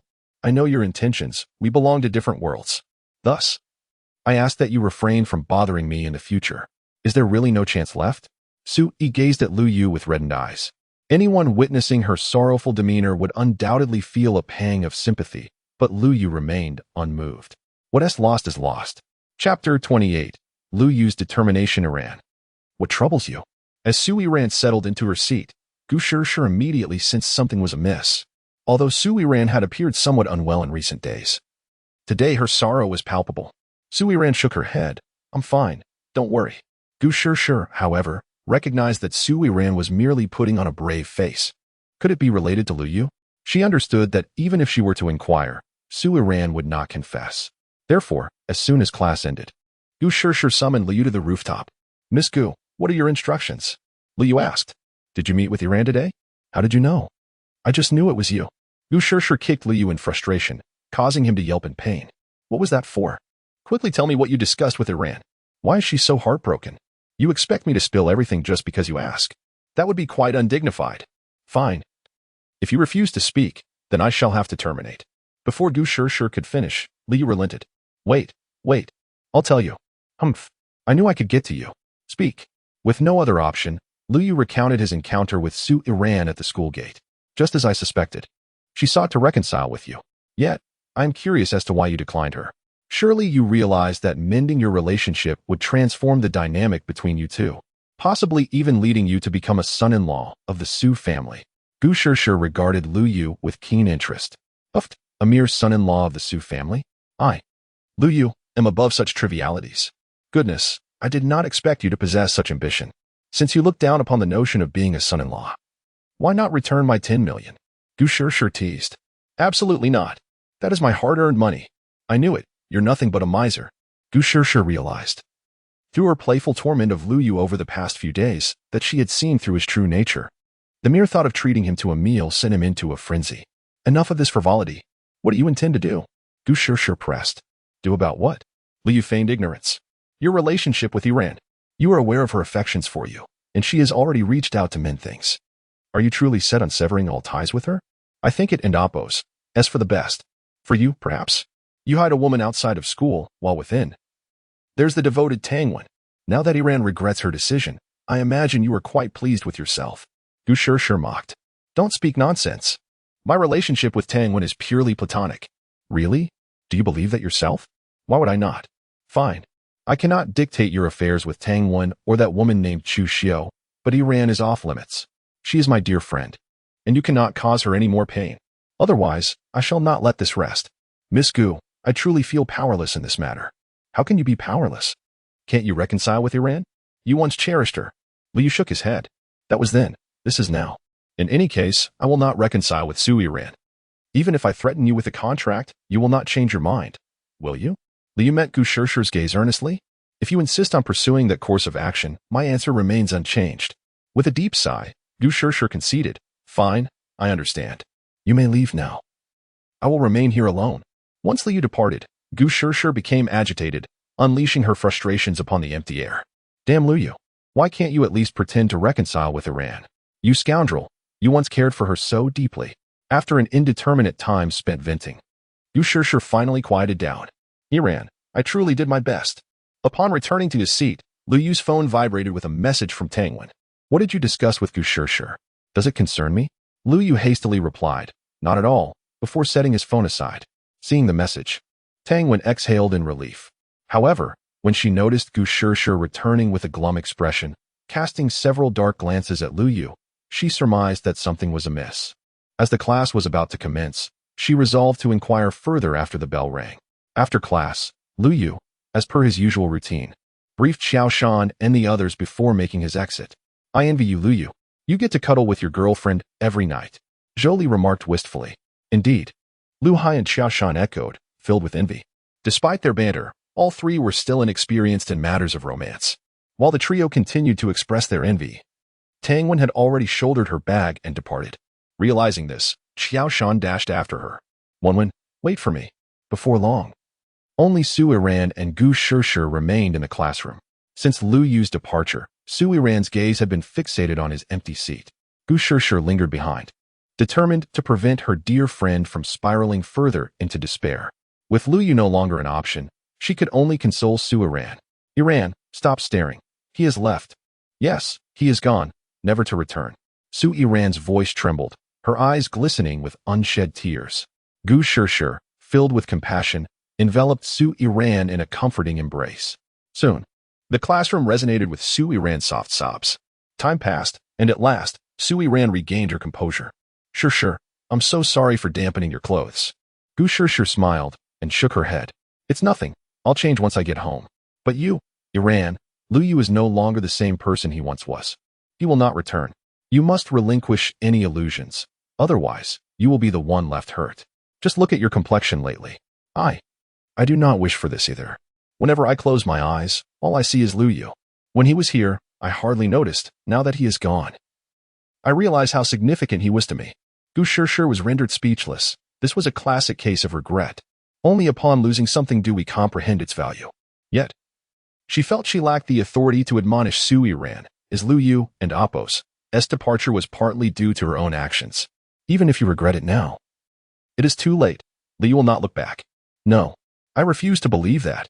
He must still hold feelings for me. I will not give up. I will win him back with my sincerity. Once she had vented her emotions, Su Yiran began to think clearly. She believed Liu had rejected her because he did not sense her earnestness.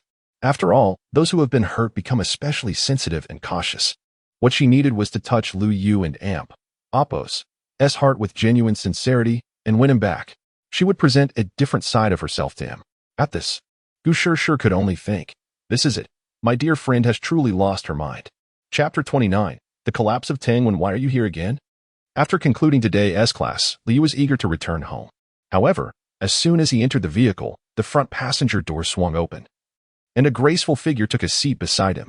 Who else could move with such effortless grace but Tangwen? She playfully blinked at him. I helped you so much today. Aren't you going to express your gratitude? What have you helped me with? Liu asked, bewildered. Heartless man. I fed you for nearly half an hour today, hardly touching my own food, and now I'm starving. Tangwen feigned tears, her performance exaggerated yet amusing. Although Lu Yu recognized her act, he couldn't deny that he felt considerably better today, thanks to her presence. All right, stop pretending. What do you want to eat? I and Apos. I'll take you out, he relented. Now that and Apos. That's more like it. Let us go eat. 20 minutes later, they arrived at a couple and Apos' restaurant. Liu had always preferred to avoid such establishments, yet Tangwen insisted vehemently.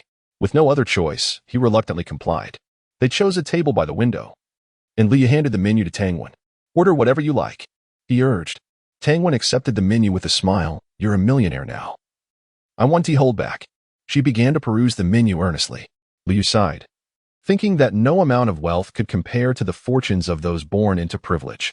Due to Tangwen's insistence, he realized he couldn't and Apos. He returned home for dinner and felt the need to inform Shu Xiu.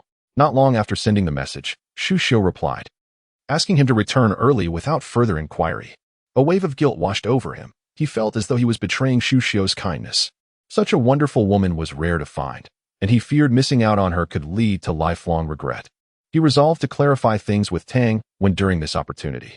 Meanwhile, Tang when finished ordering and rested her chin in her hands, gazing affectionately at Lu Yu. Just as he had steeled himself to speak, her gaze rendered him momentarily speechless. What an amp, Oppos, s wrong. Do you wish to say something? She prompted, sensing his hesitation. Tang 1. I'm sorry. I never wanted to hurt you. He took a deep breath and looked earnestly into her eyes.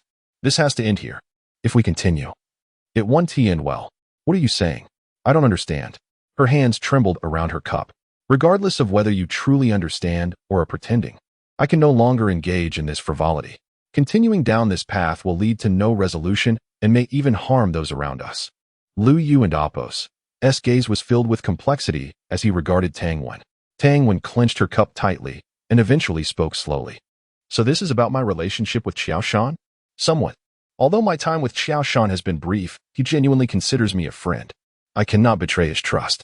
What if I were to break off my engagement with Xiao Shan? Lu Yu furrowed his brow. Tang Wen, you needn't go to such lengths for me. Answer me. If I were to sever my engagement with Xiao Shan, would you be with me? Her voice bore a hint of desperation. With a heavy sigh, Lu Yu replied, I'm sorry, Tang Wen. Her face paled instantly. Why? I already have a girlfriend. So what Xiao Shan said was true? Tang Wen's suspicions were confirmed. Though she was reluctant to accept it, Lu Yu nodded. Her name is Shu Xiao, although I've only known her for a short time. I'm very fond of her. Being with her brings me immense joy. Tang Wen forced a smile, full of sorrow. So I was too late. I'm truly sorry. Tang Wen, you are vibrant and full of life. I have always regarded you as a good friend, which is why I didn't want to deceive you. I have one last question. Go ahead. Have you ever had feelings for me, even a little? Would you prefer the truth or a lie? A lie. My answer is no. In Huafu Community, Building 12, Apartment 1201, Shu Xiao was left to dine alone, having anticipated Lu Yu's absence. Despite having dined alone at lunch, the sight of an entire table of food now failed to excite her appetite. Just then, the doorbell rang, jolting her from her thoughts. Initially filled with hope, she soon deflated, realizing Lu Yu knew the code and wouldn't ring the bell. With a sigh, she made her way to the door. As she opened it, a bouquet of roses greeted her. The surprise on her face quickly transformed into joy upon seeing Lu Yu behind the flowers. Weren't you supposed to be out? She exclaimed. I wanted to surprise you. Here, for you. With so many flowers at home, buying more seems wasteful, she teased, albeit shyly accepting the roses. She inhaled their sweet scent, a wave of happiness enveloping her. It had been ages since she received flowers, and the vibrant roses reminded her of a happier past, causing her eyes to glisten with unshed tears. What's wrong? Don't you like them? Lu Yu asked anxiously. No, it's just that I haven't received flowers in so long. I'm so happy. Lu Yu stepped closer, wrapping his arms around Shu Xiao. Then I'll bring you flowers every day when I come home, all right? Really? Of course. As long as you like them, I'll bring you flowers daily. Though touched, Shu Xiao maintained her composure. It's all right. Flowers aren't cheap. It's too extravagant. Don't worry. Your man has money. Money doesn't matter. We agreed that you'd listen to my thoughts on spending. Lu Yu tended to be quite extravagant, and for their future, Shu Xiao took charge of their finances. Apart from the recently acquired 15 million, the rest was under her management. Fine, I'll listen to you, he conceded. That's better. By the way, have you eaten? Not yet. Then come on. There's a whole table of food waiting for you. Did you make enough? Your man is quite famished. If I can't finish it, I'll hold you accountable. Meanwhile, after parting ways with Lu Yu, Tang Wen wandered aimlessly, feeling like a mere shell of her former self. Passers-by stepped aside, sensing her desolation. After an indeterminate time, she found herself on a bridge, gazing down at the rushing river below, contemplating a tragic decision. After a moment's struggle, her heart softened, and she collapsed to the ground, weeping uncontrollably. The following morning, after breakfast and a brief dalliance with Shu Xiao, Lu Yu departed with his backpack. As he stepped into the elevator, it halted at the 16th floor, where a statuesque woman in a sleek black business suit entered. Upon seeing Lu Yu, she graced him with a radiant smile. What a coincidence! Lu Yu responded with a polite nod. In the spacious confines of the elevator, he could distinctly perceive the woman and Oppos' alluring fragrance. Recollecting their previous intimate kiss, Lu Yu experienced a sensation akin to floating on air. Concurrently, Gu Qing occasionally glanced at Lu Yu, her thoughts inscrutable. Relief washed over Lu Yu as the elevator reached the ground floor and the doors parted. Being in such close proximity to a beautiful woman with whom he shared a past intimacy had been a trial. However, Just as Lu Yu was about to depart, Gu Qing called out to him. Wait. Lu Yu turned to her inquisitively. Is there something I can assist you with? Gu Qing approached him. I recall now. You're Lu Yu, aren't you? Shurshu's classmate. You visited our home a few times before. Indeed, her memory is quite fallible. He thought. It took her this long to remember. Nonetheless, Lu Yu responded courteously. Indeed, I am Lu Yu. Lu Yu, it and amp. Amp, oppos, sa pleasure. I am Gu Qing, Gu Shur and amp. Amp, oppos, ant. Thank you for your previous assistance. It was no trouble at all. If there and oppos, as nothing else, I and oppos. LLB on my way. Wait, Lu Yu. There and oppos, as something else I wish to discuss with you. Let and oppos, as find a more suitable place to converse. Moments later, they were seated in a gazebo within the residential complex. All right, Ms. Gu, you may speak your mind. Lu Yu, you and Shur are merely friends, correct? Gu Qing asked, her hands clasped nervously. Lu Yu was perplexed by her inquiry. Sensing his confusion, Gu Qing hastened to explain, please don't misunderstand. I'm simply curious. After all, I and oppos, V noticed Shur bringing you home on several occasions. Aside from you, I and oppos, V never seen her bring any other male classmates back.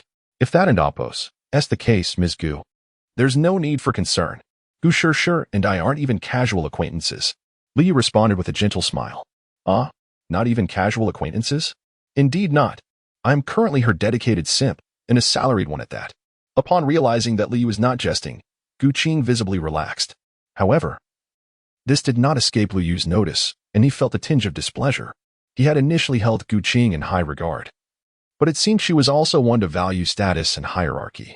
Yet, he quickly realized his misjudgment. Gu Qing inhaled deeply and gazed earnestly at Lu Yu. Lu Yu, I would like to request that you become my boyfriend. Boyfriend? Gu Qing's fair complexion flushed crimson. Please don't misunderstand, not a genuine one, merely for show. You met that individual last time, didn't you? He is Shangwen from the Shang family, a notorious playboy in Ningdu, and countless women have fallen victim to his exploits. That scoundrel has been incessantly harassing me. I've even moved out of my home, but he continues to pursue me relentlessly, even going so far as to accost me at my workplace. Gu Qing's face contorted with loathing and indignation as she spoke of Shangwen. So, you wish for me to pose as your boyfriend to deter Shangwen? Lu Yu inquired. He possessed some knowledge of Shangwen. Having spent 2 years as a simp for Su Yiran and Gu Shur, Shangwen could only be described as a depraved beast.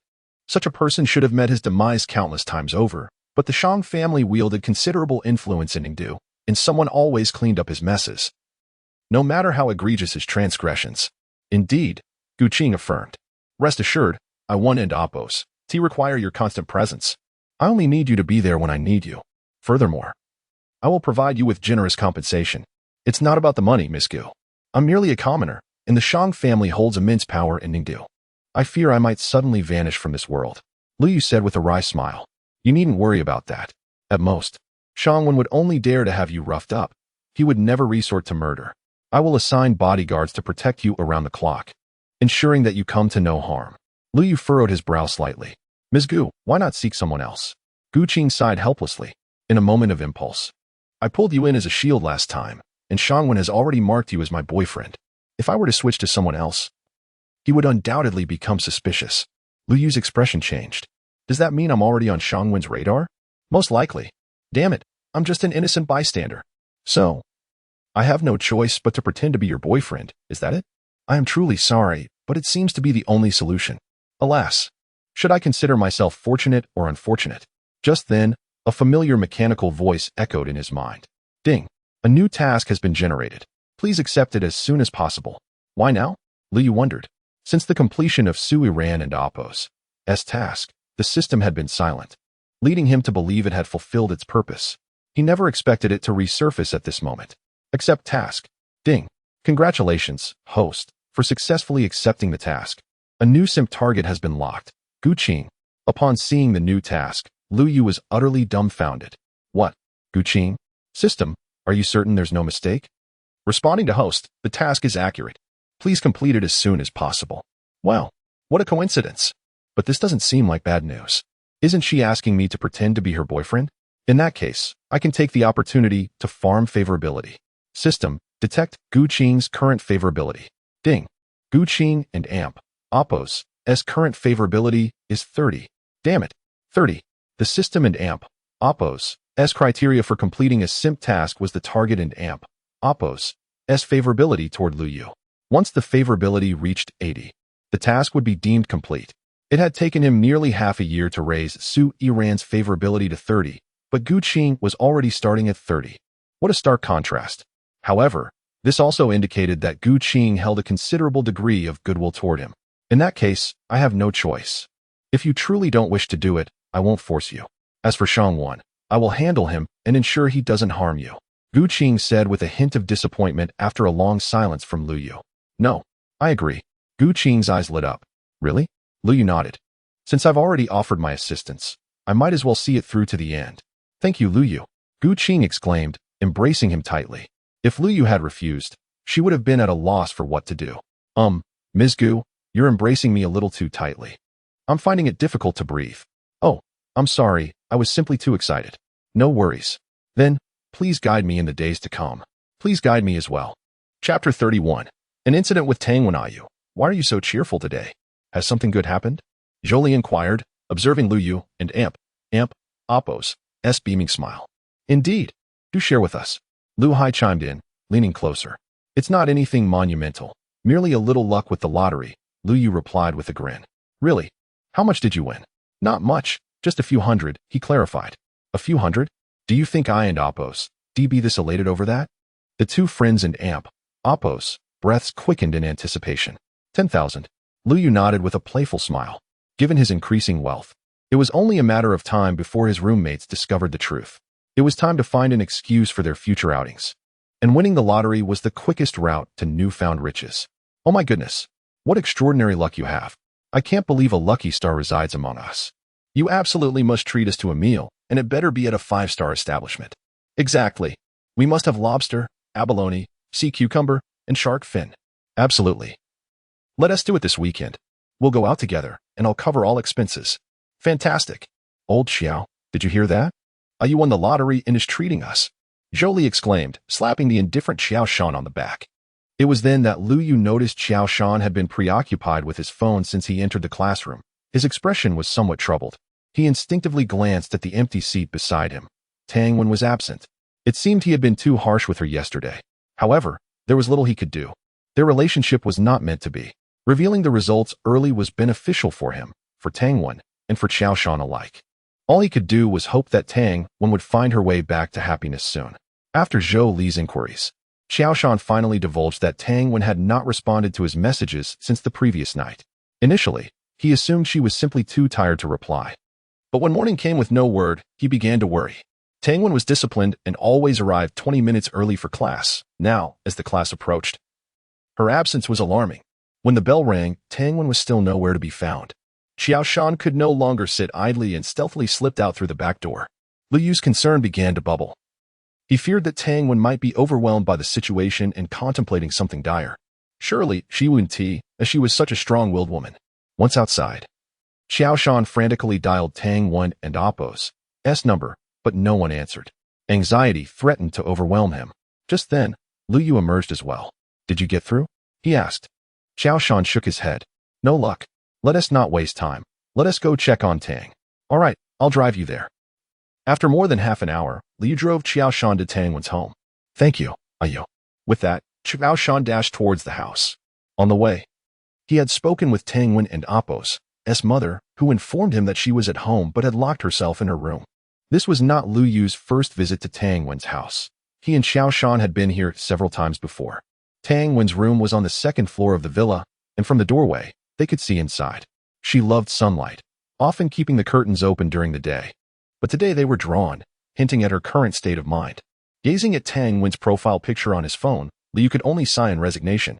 Meanwhile, Xiao Shan arrived at Tang Wen's door, knocking urgently. Wen, are you alright? Please don't scare me. Open the door. What on earth is happening? Don't isolate yourself in there. Whatever it is, I, along with uncle and aunt, can help you. Despite Xiao Shan's fervent pleas, silence reigned on the other side of the door. Tang Wen's parents wore worried expressions. When she returned home the previous night, she had seemed utterly lost, ignoring their attempts to engage her before retreating to her room. They had assumed it was just a fleeting mood. But when the maid called her for breakfast the next morning to no avail, even Tang Wen's parents had tried to coax her out, all to no effect.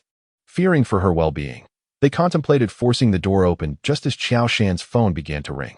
Having grown up with Tang Wen and holding a childhood promise between them, Qiao Shan and Appo's voice might carry weight, but the outcome was unexpectedly disheartening. The house remained silent. Meanwhile, Lu Yu stood outside, watching the curtained window, realizing that Qiao Shan's visit was futile. He dialed Tang Wen's number. Half an hour later, Qiao Shan returned to Lu Yu, his head hanging low. What's the update? Is Tang Wen all right? She's fine, but she refuses to talk, Qiao Shan sighed. Let her be. Sometimes women have their peculiar days. As long as she's safe, that's what matters. She'll be better in a few days. Lu Yu reassured him, patting his back. You're right. Let her be for now. We should head back to school. Agreed. Casting one last glance at the now open curtains, Lu Yu started the car and left Tang Wen's house. Upon returning to school, they found that it was already noon. Thank you, Yu. I'll take my leave now. You must have things to attend to, Qiao Shan said, departing swiftly. Lu Yu shook his head and drove towards the back gate. Upon arrival, he spotted Gu Shishir waiting beneath a tree. As soon as he got in the car, Gu Shishir began her interrogation. Where were you this morning? Am I allowed to refuse to answer? He retorted. Well, what do you think? Gu Shishir shot him a piercing glare. I went to Tang Wen's house. She missed class, and Qiao Shan was worried, so I took him to check on her. I suspect it's not just Qiao Shan who is worried, Gu Shishir teased. Lu Yu scratched his head awkwardly. What a scoundrel. What makes you think you're not a scoundrel? Well, do you really believe Tang Wen's absence from class has nothing to do with me? Lu Yu found himself at a loss for words. This girl was sharper than he had anticipated. Forget it. I can't be bothered with your drama with Tang Wen. It's actually quieter without her. Quick, drive us to dinner. Where to? When they returned to school again, it was already past 3 o'clock. Lu Yu was once more reminded of the phrase living hell. Since Tang Wen was absent the previous day, Gu Shishir had accumulated a mountain of frustration, which she now unleashed upon him. Previously, he had thought spending money was the most painful experience, but now he realized that spending money could be the most delightful task. In just a few short hours, Gu Shishir made him acutely aware of what it meant to endure each passing moment like an eternity. Let it all come crashing down. I'm exhausted. Finally dragging his weary body back to his seat, a graceful figure promptly settled beside him. Chapter 32. The Peculiar Su Yiran. Lu Yu. Hand me that water. Thank you. What a surprise to see you. Lu Yu initially thought a benevolent classmate was beside him, only to discover that the school beauty, Su Yiran, was sitting next to him. Su Yiran's attire today bore no significant difference from her usual style. Yet she exuded a markedly different aura. Previously, she had carried herself with an air of superiority, making her seem unapproachable. Now, however, she appeared as an amiable and gentle kitten. The sudden shift in her demeanor unnerved Lu Yu. He had intended to reach for the water, but abruptly halted his movements. To his astonishment, Su Yiran thrust the bottle directly into his hands. I realized I'm not particularly thirsty. Perhaps you should have it back. Just as Lu Yu prepared to return the costly bottle of water, Su Yiran's eyes filled with tears, her gaze quivering. Do you truly despise me so much? Are you unwilling to accept even a token of kindness from a classmate? Despite her pitiable appearance, Lu Yu remained resolute in his stance. Yet, the classroom was becoming increasingly crowded, and others were beginning to take notice. To avoid further complications, he reluctantly accepted Su Yiran's gesture. Thank you for the water. Su Yiran's face brightened, her enchanting smile momentarily causing Lu Yu to lose his focus. It was the first time in nearly 2 years that he had witnessed such unreserved joy from her, reminiscent of an innocent child, pure and untainted. However, the moment of enchantment was fleeting, and Lu Yu quickly regained his composure. Lu Yu, what are you thinking? You already have Shuxiao. How can you entertain thoughts of Su Yiran? Tang Wen is already enough of a headache. Do you dare provoke Su Yiran as well? Are you courting disaster? Are you not leaving? Lu Yu asked, bewildered, at Su Yiran who was now retrieving her textbooks. She shook her head. I'm staying right here for class. Lu Yu furrowed his brow, realizing that the water delivery was merely a pretext. Her true intention was to sit beside him. Su Yiran, what are you up to? Given our current relationship, is it truly wise for us to share this space in class? Su Yiran playfully winked. What is wrong with that? While we may not be friends, we are still classmates, are we not? Indeed, that was correct, but Lu Yu was reluctant to invite further misunderstanding. What if someone posted this on the school forum? So what if they do? I imagine you're indifferent to how others perceive you. Su Yiran chuckled lightly. Lu Yu fell silent. She was right. for how could he possibly care? After all, he had endured 2 years of being her loyal admirer despite the pressure. Xiao Shan, Zhou Li, and others arrived at the classroom, visibly relieved upon confirming that Tang Wen was unharmed. Upon spotting Su Yiran sitting with Lu Yu, their expressions turned to shock. What is going on? Has you reconciled with Su Yiran? It's only been less than a week. You see. I told you he couldn't easily let go of Su Yiran. The three exchanged glances, silently communicating their thoughts. Although Lu Yu was unaware of their conversation, he could infer their conclusions from their expressions. Meanwhile, more students in the classroom turned their attention toward the lively scene at the back. The onlookers grew increasingly animated. What is happening? Have Su Yiran and Lu Yu reconciled? It's quite obvious. If they had tea, would they be sitting together? I wondered how long that king of flattery could maintain his faade. Evidently, I overestimated him. What nonsense. That is Su Yiran we're talking about. Don't think I'm unaware of your intentions. You all would gladly trade places with Lu Yu. Exactly. Jealousy is palpable. Lu Yu, you scoundrel. Let go of Su Yiran. I'll take her place. The classroom was not particularly spacious, and their voices were anything but hushed, so Lu Yu heard every word. You're slandering me. I'll sue you for defamation. Who reconciled with Su Yiran? She approached me, all right. Seeing Su Yiran's determined demeanor, it was clear she had no intention of leaving. Realizing he could not provoke her further, Liu turned to make his escape, only to find another figure occupying the seat beside him. Hello. The newcomer was none other than Gu Shishir. What do you want, Gu Shishir? What do you think? Gu Shishir smiled slightly. Su Yiran was resolute in her desire to reconcile with Lu Yu, and if he refused, she would sit beside him until he acquiesced. To initiate their reconciliation, she needed to be near him, and thus, she devised this plan. Though Lu Yu was Gu Shishir and Appo's devoted admirer, Su Yiran was her close friend, and she would naturally lend her support. Meanwhile, the male classmates in front were seething with rage at the sight of this spectacle. The two most beautiful girls in class were both seated next to Lu Yu. Lu Yu, you are incorrigible. Xiao Shan and his friends recognized the gravity of the situation and quickly retreated to a safer distance. Consequently, only Lu Yu and his two companions remained at the back of the classroom. Just as Lu Yu prepared to flip his desk in frustration, the teacher entered, forcing him to comply. The lesson lasted 45 minutes, during which Lu Yu felt utterly restless. Gu Shishir discreetly tormented him, while Su Yiran's behavior grew increasingly peculiar. She would occasionally pass him notes, steal glances at him while giggling, and even display a longing expression. Faced with this unfamiliar version of Su Yiran, Lu Yu found himself faltering. No, I am a professional admirer. I must not be swayed by this enchanting apparition. As the bell rang, signaling the end of class, Lu Yu seized the opportunity to leap from his seat and escape. Watching him flee in disarray, Su Yiran and Appo's eyes filled with tears. Yiran, perhaps you should reconsider. Su Yiran rubbed her eyes defiantly. No, I refuse to give up. Gu Shishir sighed, torn between wanting to inform Su Yiran about Shu Xiu and Tang Wen and fearing her reaction. Oh, this is difficult. To evade further entanglements with Su Yiran, Liu stealthily slipped into the classroom through the back door for the next period. However, the moment he sat down, he felt Su Yiran's mournful gaze upon him. I can't see you. I can't see you. As soon as the afternoon classes concluded, Liu hurriedly left without a word to Xiao Shan and the others. He had learned from Gu Shishir the reason behind Su Yiran's actions. If he lingered, he risked being ensnared once more. And he certainly did not want to find additional photos of himself circulating on the forum the following day. Gu Shishir patted the somewhat dejected Su Yiran. Come.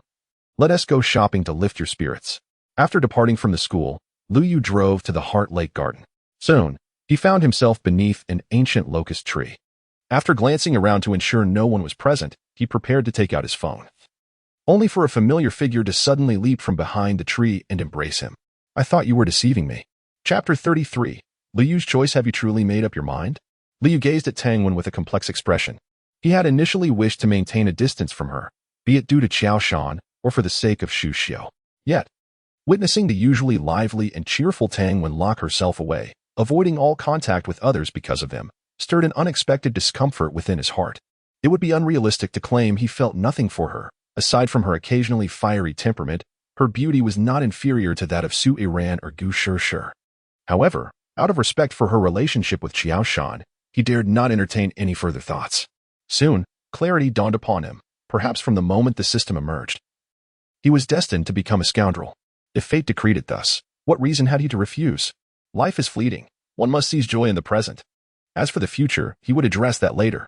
Tang Wen nodded earnestly. I have thought this through.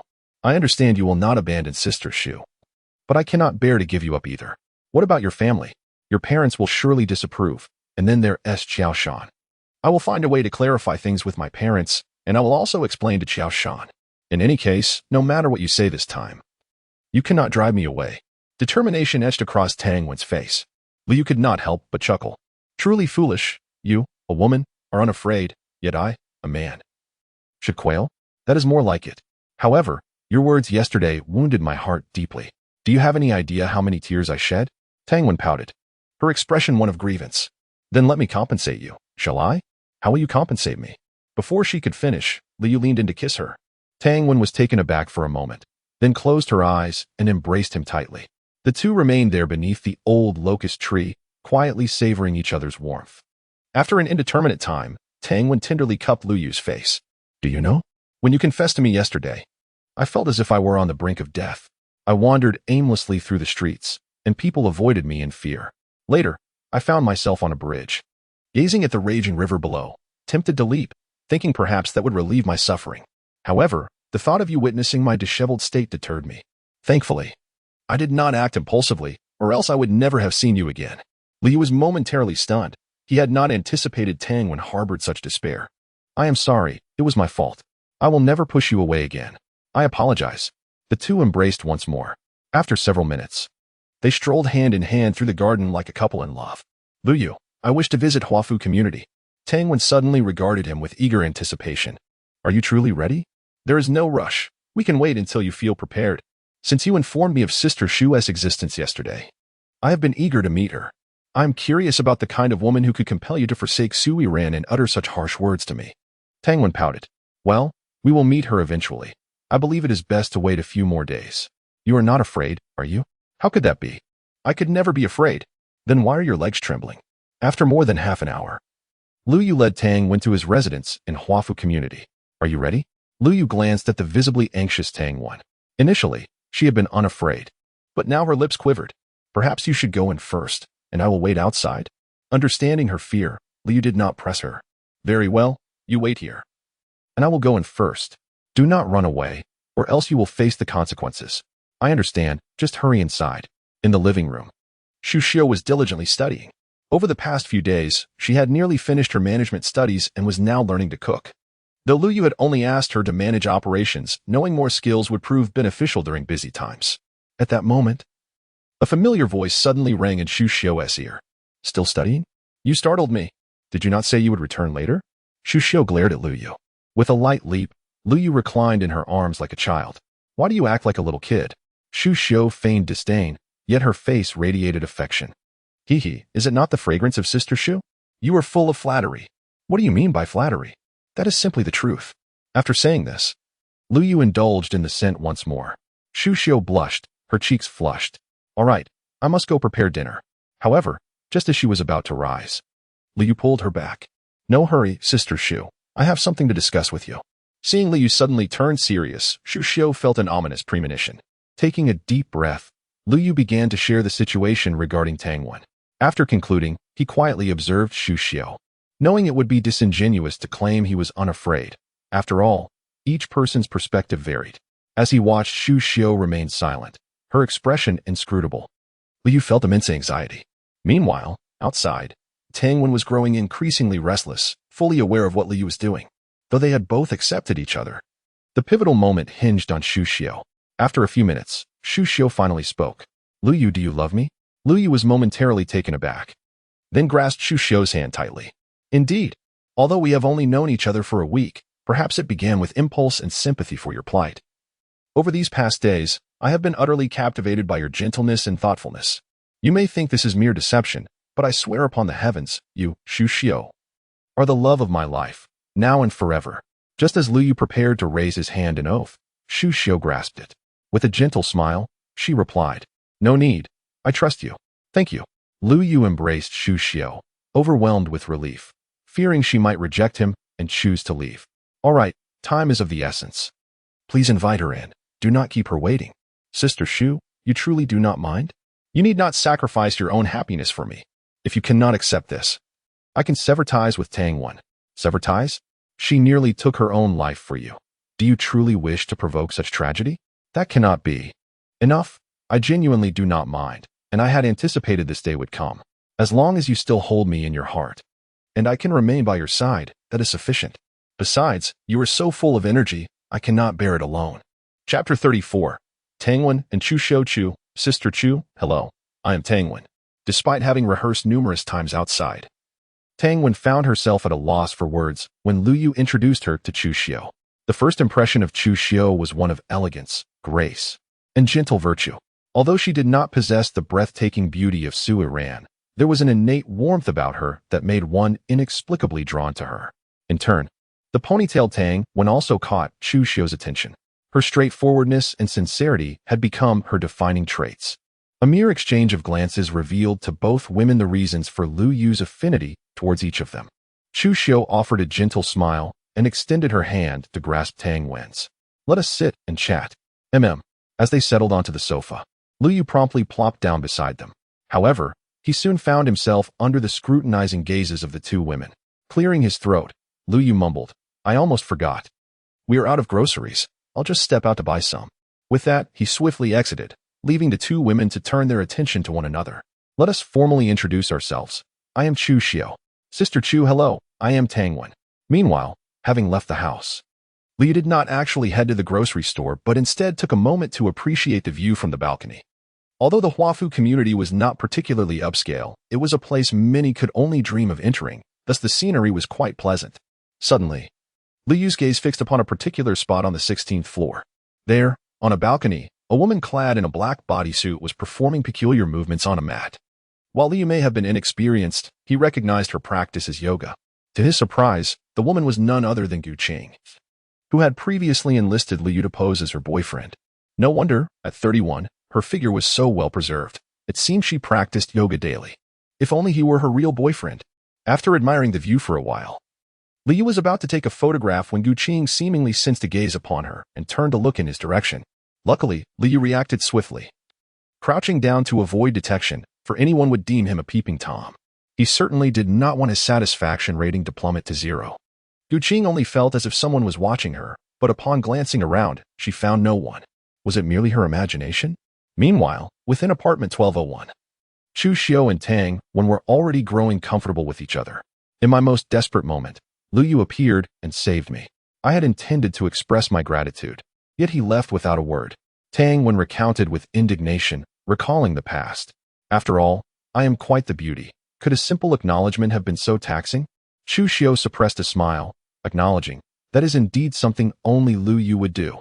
Her own experiences mirrored Tangwen's, though she was fortunate enough to know Lu Yu's name.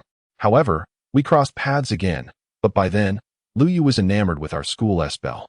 I wanted to confess my feelings, but it was too late. Tangwen sighed. The process is inconsequential. What matters is that you are together now. Indeed. By the way, Sister Chu, how did you come to know Lu Yu?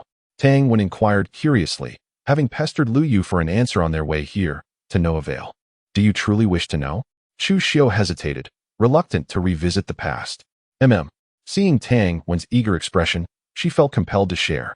My introduction to Lu Yu bears some resemblance to yours, although their acquaintance was brief. Chu Xiu recounted her story for a full 10 minutes. By the end, Tangwen was in tears. Before Chu Xiu could speak, Tangwen enveloped her in a comforting embrace. I'm so sorry, Sister Chu. I should not have asked. Please forgive me. At that moment, Tangwen felt overwhelming guilt, shocked by the tragic nature of Chu Xiu and Appo's experiences. It's all right. It's all in the past. Chu Xiu reassured her, patting her back. Despite her words of comfort, Tangwen's tears flowed uncontrollably, and soon, Chu Xiu found herself affected, her own eyes glistening with moisture. Thus, the two women embraced, sharing their sorrows. Time seemed to slip away until they finally gazed at each other, both with red-rimmed eyes. All right, enough tears. If you keep crying, your eyes will swell, and Lu Yu will think I have bullied you. Chu Xiu teased. You're one to talk, Tangwen retorted, eliciting an unexpected giggle from both. After a few moments, Tangwen took Chu Xiu's hands earnestly. Honestly, I was quite afraid before coming here. I feared you would not accept me. I know that if Lu Yu had to choose between you and me, he would undoubtedly choose you. How could that be? You are still young and so beautiful. No, Sister Chu, please Please let me finish. All right, I want to interrupt you. Go on. Lu Yu is the first man I have ever loved, and he will be the last. I cannot fathom a life without him. So when he rejected me, thoughts of self-harm plagued me. Yet, fate was kind, and Lu Yu offered me a chance. To be honest, before meeting you, I felt a sense of injustice.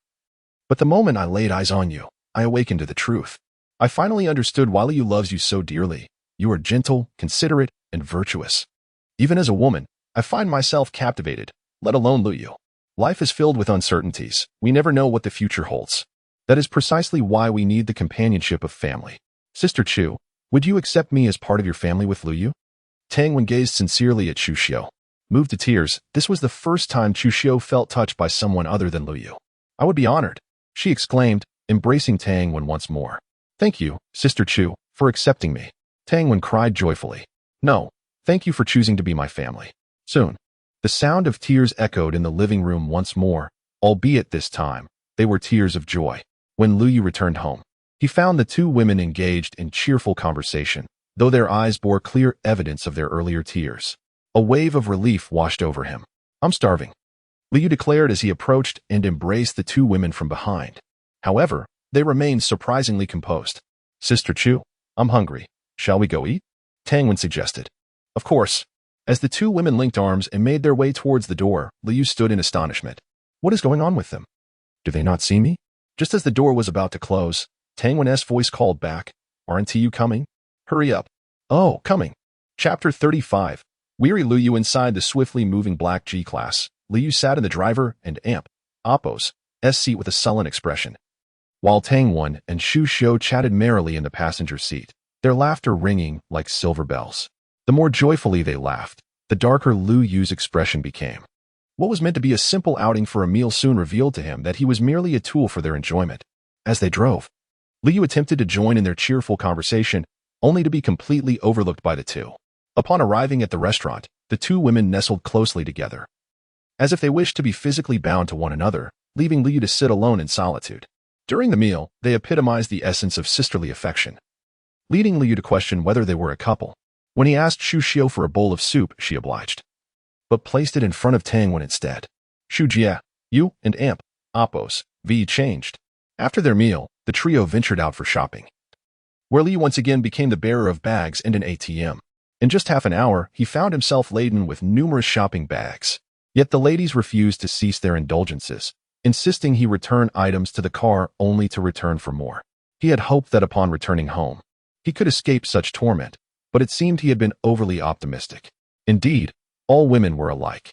After their shopping spree and a quick bite to eat, they returned to the vehicle. Just when Lu Yu thought he could enjoy a moment of peace, the two women commenced their chatter again, merely pausing for a breath before diving back into conversation. He found himself perplexed. Did women truly have so many topics to discuss? They had only just met, yet seemed so intimately familiar. However, these thoughts remained unspoken in his mind. After half an hour, they finally arrived back at the Huafu community. Lu Yu made 3 trips to carry all the items upstairs. Just as he finished organizing everything, he discovered the living room was eerily empty. As he was about to check the bedroom, out stepped Tang Wen clad in a bathrobe. Her fair skin and mature figure caused Lu Yu to catch his breath. Tang Wen, blushing slightly, regarded Lu Yu with a hint of caution. Xu Jia and I are going to take a bath. After that, we will sleep. You can entertain yourself. With that, she swiftly closed the door, leaving a bewildered Lu Yu behind. What? I have to spend the night alone? Little did he know, Tang Wen and Xu Xiu were stifling laughter behind the door. This entire scenario had been meticulously orchestrated by the two, with Xu Xiu devising the plan as a response to Lu Yu and Oppo's perceived transgressions. She felt that he had gone too far, nearly putting Tang Wen in a precarious situation. Thus he must be punished. Upon hearing that it was for her sake, Tang Wen had no objections. With a resigned sigh, Lu Yu walked away. Initially hopeful when Tang Wen mentioned not returning home, but he soon dismissed the thought. No use dwelling on it. He had already been ensnared in this predicament. A man's shower is typically brief. After a quick wash, Lu Yu flopped onto the large bed he had never slept in before. Initially, when Xu Xiu had tidied the room, he had insisted it was unnecessary, as they would be sharing the bed. Little did he expect it would come to this so soon. Fate had a curious way of unfolding. After a day of torment by Gu Shi and Su Yiran, he returned to find further trials awaiting him with Xu Xiu and Tang Wen. It had indeed been the most exhausting day for Lu Yu. He had barely settled into bed before the sound of snoring filled the room. After an indeterminate amount of time, he felt a presence beside him, rubbing his eyes. He was astonished to find Tang Wen lying next to him, blissfully asleep. Intrigued, Liu turned to observe her. This was his first glimpse of Tang Wen with her hair down, and he was taken aback by her unexpected beauty. Her skin glowed with a rosy hue. Her eyelashes fluttered gently, and her alluring lips beckoned. Curiously, he reached out to touch her lips. So soft, though he had felt them before. He was surprised by the delightful sensation. Tang Wen's nightgown belonged to Xu Xiu, and it was evidently oversized, revealing glimpses of her figure that quickened Lu Yu's breath. Thinking that Tang Wen was deep in slumber, he dared to explore further. Just as he was about to reach out, Tang Wen's eyes fluttered open. "What are you doing?" Startled, Lu Yu quickly withdrew his hand. "I was just swatting a mosquito." His expression betrayed his guilt. "Do you think I am a 3-year-old? Tang Wen's tone was stern. "Forgive me, it was my fault." Seeing Lu Yu's childlike apology, Tang Wen couldn't help but burst into laughter. "What are you laughing at?" Lu Yu exclaimed, bewildered. "Silly." The familiar warmth enveloped him once more.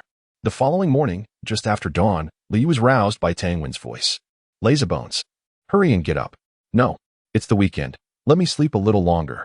Soon, the room echoed with Lu Yu's cries of dismay. Ouch. I'm up. I'm up." After successfully rousing him, Tang Wen bashfully pulled down the bed covers. Once they had finished washing up, Lu Yu joined her at the dining table. The same breakfast awaited him. In the same place, only now there was an additional person. He quickly noticed a disparity. "Xu Jie, why did you give all the good food to her? Have you stopped loving me?" Gazing at the array of delicacies before Tang Wen and then at his own meager portion, he felt the sting of unfairness. Xu Xiu shot him an exasperated look. "What do you think? If one doesn't eat well, what if her health suffers?" Tang Wen, already somewhat flushed, now resembled a ripe apple, tempting to be bitten into. "All right." Lu Yu understood and refrained from causing a scene. "By the way, there's something I almost forgot to mention." "What is it?" The two women looked at him curiously. Quickly, Lu Yu divulged his plan to treat Xiao Shan and his companions to a meal that day. "You want to ask if I should join you, right?" Tang Wen inquired, her gaze fixed on him. Lu Yu nodded. "Xiao Shan will definitely inquire about you. So I wanted to inform you first." No sooner had he spoken than Tang Wen's phone rang, and he knew without needing to guess who it was. "Go ahead and answer it." Lu Yu handed her the phone. Tang Wen hesitated for a moment before ultimately deciding not to answer. "No, I won't go. You all have fun without me." "Are you really sure about this?" "Yes. If I show up like this, Xiao Shan will definitely think too much of it. We haven't even prepared to come clean yet." Tang Wen chuckled. "All right then, after breakfast, I'll take you home so you can rest for the day." "No. I wanted Amp, Appos, to go home. I want to stay here with Xu Jie." What about your family?" "I have my reasons. Yudan and Amp, Appos, T need to worry." "Fine then." Chapter 36, An Unexpected Encounter with Gu Qing. What the heck? You've directly driven off with the new G-class. Upon their first meeting, Xiao Shan and his companions were utterly dazzled by Lu Yu's latest acquisition. The sleek black beast was his absolute favorite. Xiao Shan was nearly drooling, for he harbored a fondness for this model.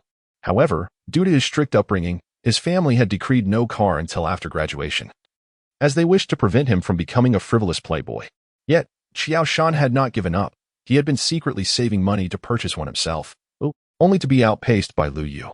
Zhou Li and Lu Hai were nearly envious to tears, although both were financially constrained. Who could resist the allure of a black G-class that exuded an air of sophistication? The trio admired the car for nearly half an hour before finally setting off in style. One must admit, the allure of an automobile can be quite intoxicating for young men. Initially disheartened by Tang Wen's absence, Xiao Shan felt a wave of liberation wash over him. They soon realized that Lu Yu's windfall was no ordinary fortune. They immediately resolved to take full advantage of the situation. Shortly thereafter, the trio arrived at Ningdu's only 6-star hotel, Xingyue Hotel. Just as they were entering the private room with the waiter, a familiar voice suddenly called out from behind. "Lu Yu?" Turning around, Lu Yu was met with the astonished expression of Gu Qing. At that moment, she was not alone. A petite female secretary accompanied her, alongside several middle-aged men in suits. One of them, a refined gentleman with gold-rimmed spectacles, scrutinized Lu Yu with curiosity. "Is this your friend, Manager Gu?" Though it was a mere inquiry, Lu Yu sensed a palpable hostility. Gu Qing nodded. "He is a classmate of Shi. "Ah. So he is a friend of Miss Gu." "I'm Wang Chen, a partner of Manager Gu. The bespectacled man quickly adopted a congenial demeanor. Mr. Wang, you are too kind. I am merely an ordinary friend of Miss Gu. I have matters to attend to. I shan't disturb you any longer. After saying this, Liu nodded at Gu Qing and followed Xiao Shan and the others into the room. With a soft sigh, Gu Qing turned to Wang Chen and smiled. Please, Mr. Wan. Inside the private room, as soon as the waiter departed, Xiao Shan and his companions bombarded Liu with questions. You. How do you know the esteemed President Gu? She is the most remarkable female CEO in Ningdu. Though she is over 30, she remains the dream of countless men. Zhou Li and Lu Hai were undoubtedly among them. Although Xiao Shan was already with Tang Wen, he still hinted at his admiration for Gu Qing. What man could resist a beautiful and wealthy CEO? Isn't it perfectly normal? I've been a loyal admirer of Su Yiran for 2 years. With Gu Shishir directing me, I've been to the Gu residence countless times. Knowing Gu Qing seems rather natural, doesn't it? Lu Yu replied with a calm demeanor. Is it truly that simple? I can't shake the feeling that you two seem quite familiar. Zhou Li maintained his skepticism. I share that sentiment. What sentiment? Do you think Gu Qing is my girlfriend? Knowing the trio wouldn't easily relent, Liu decided to take the initiative. Impossible. While I concede you may be marginally more handsome than I, she is Gu Qing, the illustrious CEO. I have never seen her display intimacy with any man throughout the years. How could she possibly be interested in you? Exactly. Old Xiao has a point. I don't believe it either. Well then, Lu Yu appeared exasperated. However, isn't it curious that Gu Qing is now 31 and yet has no boyfriend? Nor even rumors of one? Isn't it said that a woman's prime years are fleeting? Perhaps she simply does not fancy men? Zhou Li speculated. As for whether she likes men, I cannot say. I only know that if you continue, you may soon find yourself receiving a lawyer's letter from Gu Qing. I said nothing. You heard nothing. Pfft. Look at your cowardice. All right, let us hurry and order. We still plan to revel later. Though the trio intended to indulge Lu Yu, they were not wasteful. In no time, the table was filled with exquisite dishes that Zhou Li and Lu Hai had never encountered before. Xiao Shan, accustomed to such fare, was merely there for the excitement. Lu Yu had just brought Tang Wen here the previous night. While the prices were steep, the flavors were undeniably delightful. Soon, the four were engrossed in their feasting. Meanwhile, in the adjacent room, Gu Qing was also partaking in drinks with Wang Chen and the other partners. However, as a lone woman, she found herself outmatched by the several men, leading to her secretary being drawn into the mix. Even so, Gu Qing soon began to feel a wave of dizziness wash over her. The little secretary had already succumbed to the onslaught, resting her head on the table. The other partners eyed her with an unmistakable glint of desire. Clearly, this gathering had been premeditated. Throughout it all, Wang Chen's gaze remained fixated on the precariously inebriated Gu Qing. Mr. Chiu, Mr. Li, it seems our President Gu has had quite enough to drink. I shall escort her to rest, Wang Chen alluded, casting a glance at the secretary. The two men immediately understood. Thank you, Mr. Wang. Just as Wang Chen approached Gu Qing, intending to extend a hand, the door to the private room was suddenly kicked open. The intruder was none other than Lu Yu. Upon seeing Lu Yu, Wang Chen withdrew his hand, his expression unfazed. It's you. President Gu is intoxicated. I was just about to assist her to rest. Observing Wang Chen's calm demeanor, Liu recognized him as a seasoned player. Ignoring Wang Chen entirely, Liu stepped directly to Gu Qing's side. At that moment, Gu Qing seemed to regain her composure, flashing a silly smile at Lu Yu. With a soft sigh, Lu Yu thought to himself, in such a state, what if someone were to take advantage of her? Chapter 37. Wang Chen, what do you think you're doing, Wang Chen? Isn't it obvious? I'm taking her away. With Gu Qing in his arms, Lu Yu prepared to depart from this contentious place. However, he was intercepted by Wang Chen after only a few steps. Even if you are a friend of Miss Shishir, it's hardly appropriate to simply whisk away President Gu like this. What's inappropriate about it? Wang Chen struggled to concoct a justification, yet he was loath to relinquish the prize within his grasp. President Gu is in the midst of discussing a collaboration with us. As the matter remains unresolved, she cannot leave. Upon uttering these words, he furtively signaled his fellow partners, who promptly echoed his sentiment. Indeed, the terms of the partnership are yet to be finalized. Young man, your impetuous intrusion not only disrupts our deliberations, but also your attempt to abscond with President Gu. What exactly are your intentions? Liu was amused by their audacity. He had encountered shamelessness before, but never to this extent. They were attempting to cast him as the villain. She's inebriated to the point of incapacitation, and you're still conducting business? Are you unaware that many significant deals are brokered over drinks? put President Gu down immediately and depart. Out of consideration for your acquaintance with Miss Sure, we shall overlook your transgression. So, I should express my gratitude? Liu retorted with derision. Gratitude is unnecessary. Simply leave and cease impeding our business negotiations. These men were Wang Qin's sycophants, complicit in his misdeeds for years. At Wang Qin's signal, they were eager to proceed. While the secretary was not as desirable as Gu Qing, she was young, but the next moment, their countenances shifted. Departing is not an issue. But I'm taking her with me. You're determined to thwart me today, aren't you? Wang Qin's visage darkened. He had presumed his cronies could intimidate Lu Yu. Yet their words proved ineffectual. Oh, I assumed you'd persist with the charade. Lu Yu scrutinized Wang Qin with a mocking gaze.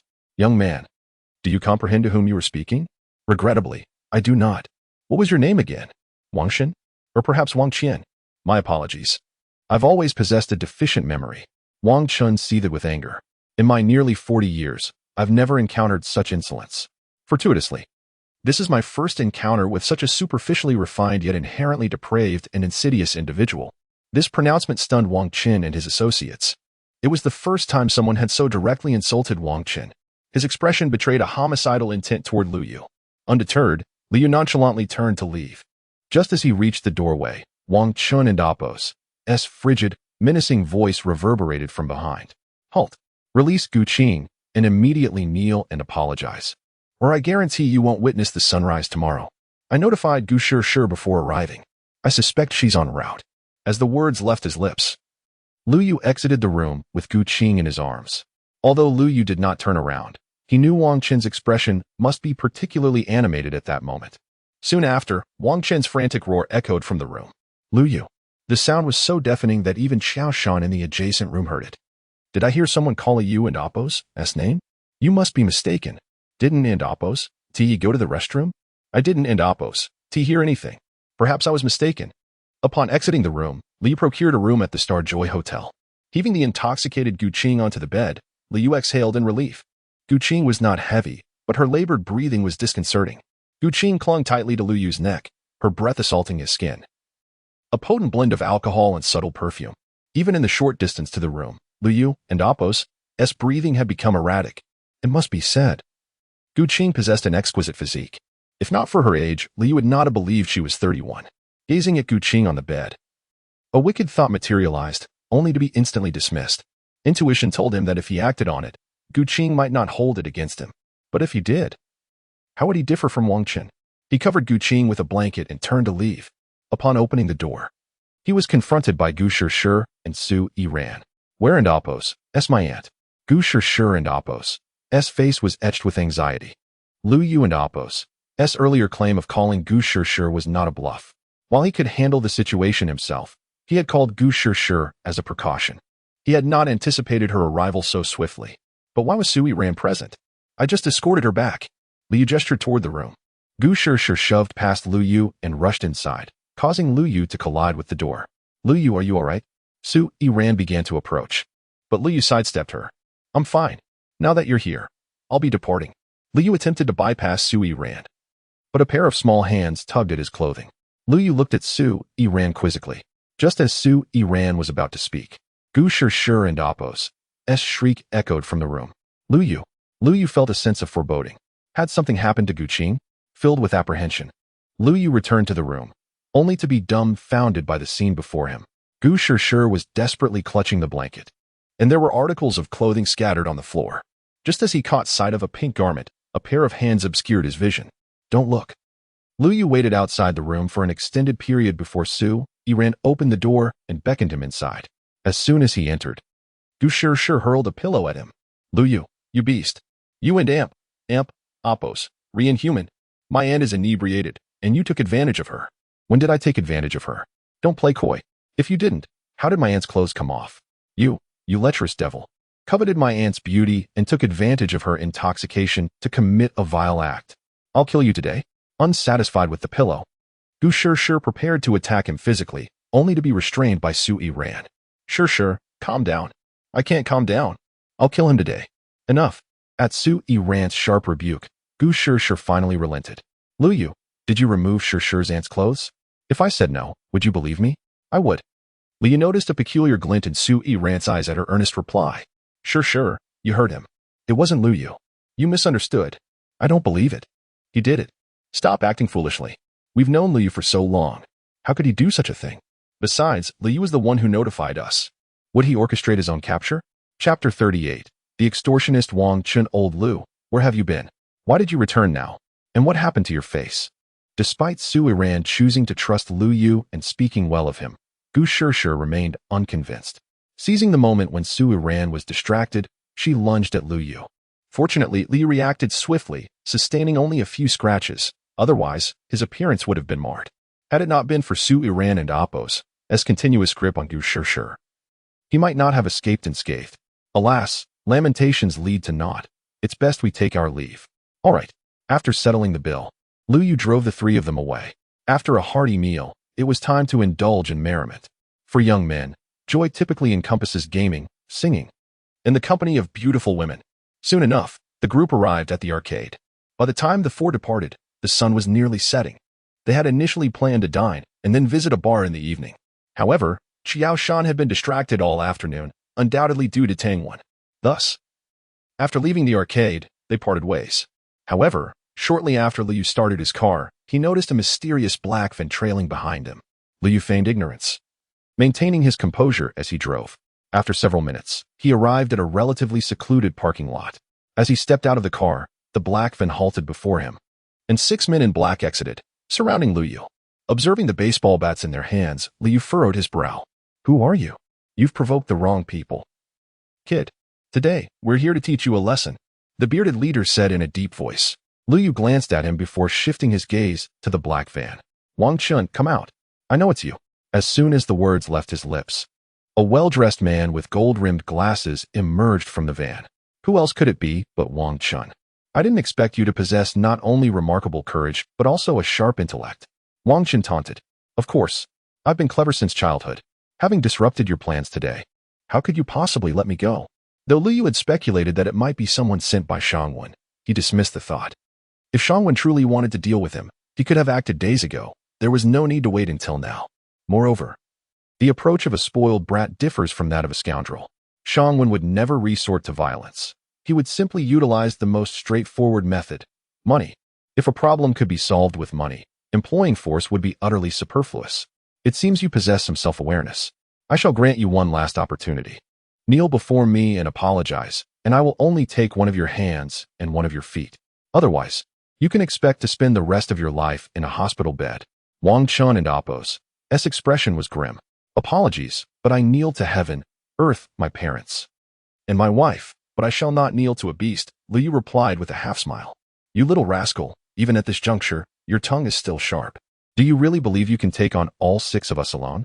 How would I know without trying? As soon as he finished speaking, Lu Yu kicked the bearded man in front of him. The man crashed into the car, howling in pain. Useless. Attack him. Why are you hitting me? The other men immediately swung their bats at Lu Yu, but he remarkably evaded their assaults, countering with strikes that left them injured. Cries of agony echoed around them. Wang Chun felt his scalp tingle. He had thought Lu Yu was bluffing, but Lu Yu's combat prowess was unexpectedly formidable, holding his own against 6 adversaries. As his subordinates fell one by one, Wang Chun turned to flee. Just a few steps into his escape, a baseball bat flew towards him, striking his leg. He collapsed to the ground, howling in pain. Ah, my leg. Before he could roll twice on the ground, Lu Yu approached him, wielding a baseball bat. The once formidable 6 men now lay groaning on the ground. Wang Chun, momentarily numb to his previous pain, gazed at Lu Yu with terror. What do you want? You are going to cripple my hands and feet. What do you think I want? As Lu Yu raised the bat, Wang Chun, in a panic, knelt before him. Lu Yu, I was wrong. I failed to recognize your greatness. Please, spare me. Do you think I'm a fool? If I let you go now, next time you might not come alone with just 6 men. Lu Yu sneered. I have money, a lot of it. If you let me go, I can give you a substantial amount. What do you say? At the mention of money, Lu Yu and Appo's interest was piqued. Although he was now a millionaire, he still fell short compared to true wealthy individuals. Oh, how much are you willing to pay to buy back a hand? 5 million. Wang Chun tentatively extended his hand. So, your hand is worth 5 million? Perhaps it's better to just dispose of it. No, 2 million. I'm willing to pay 2 million for my hand.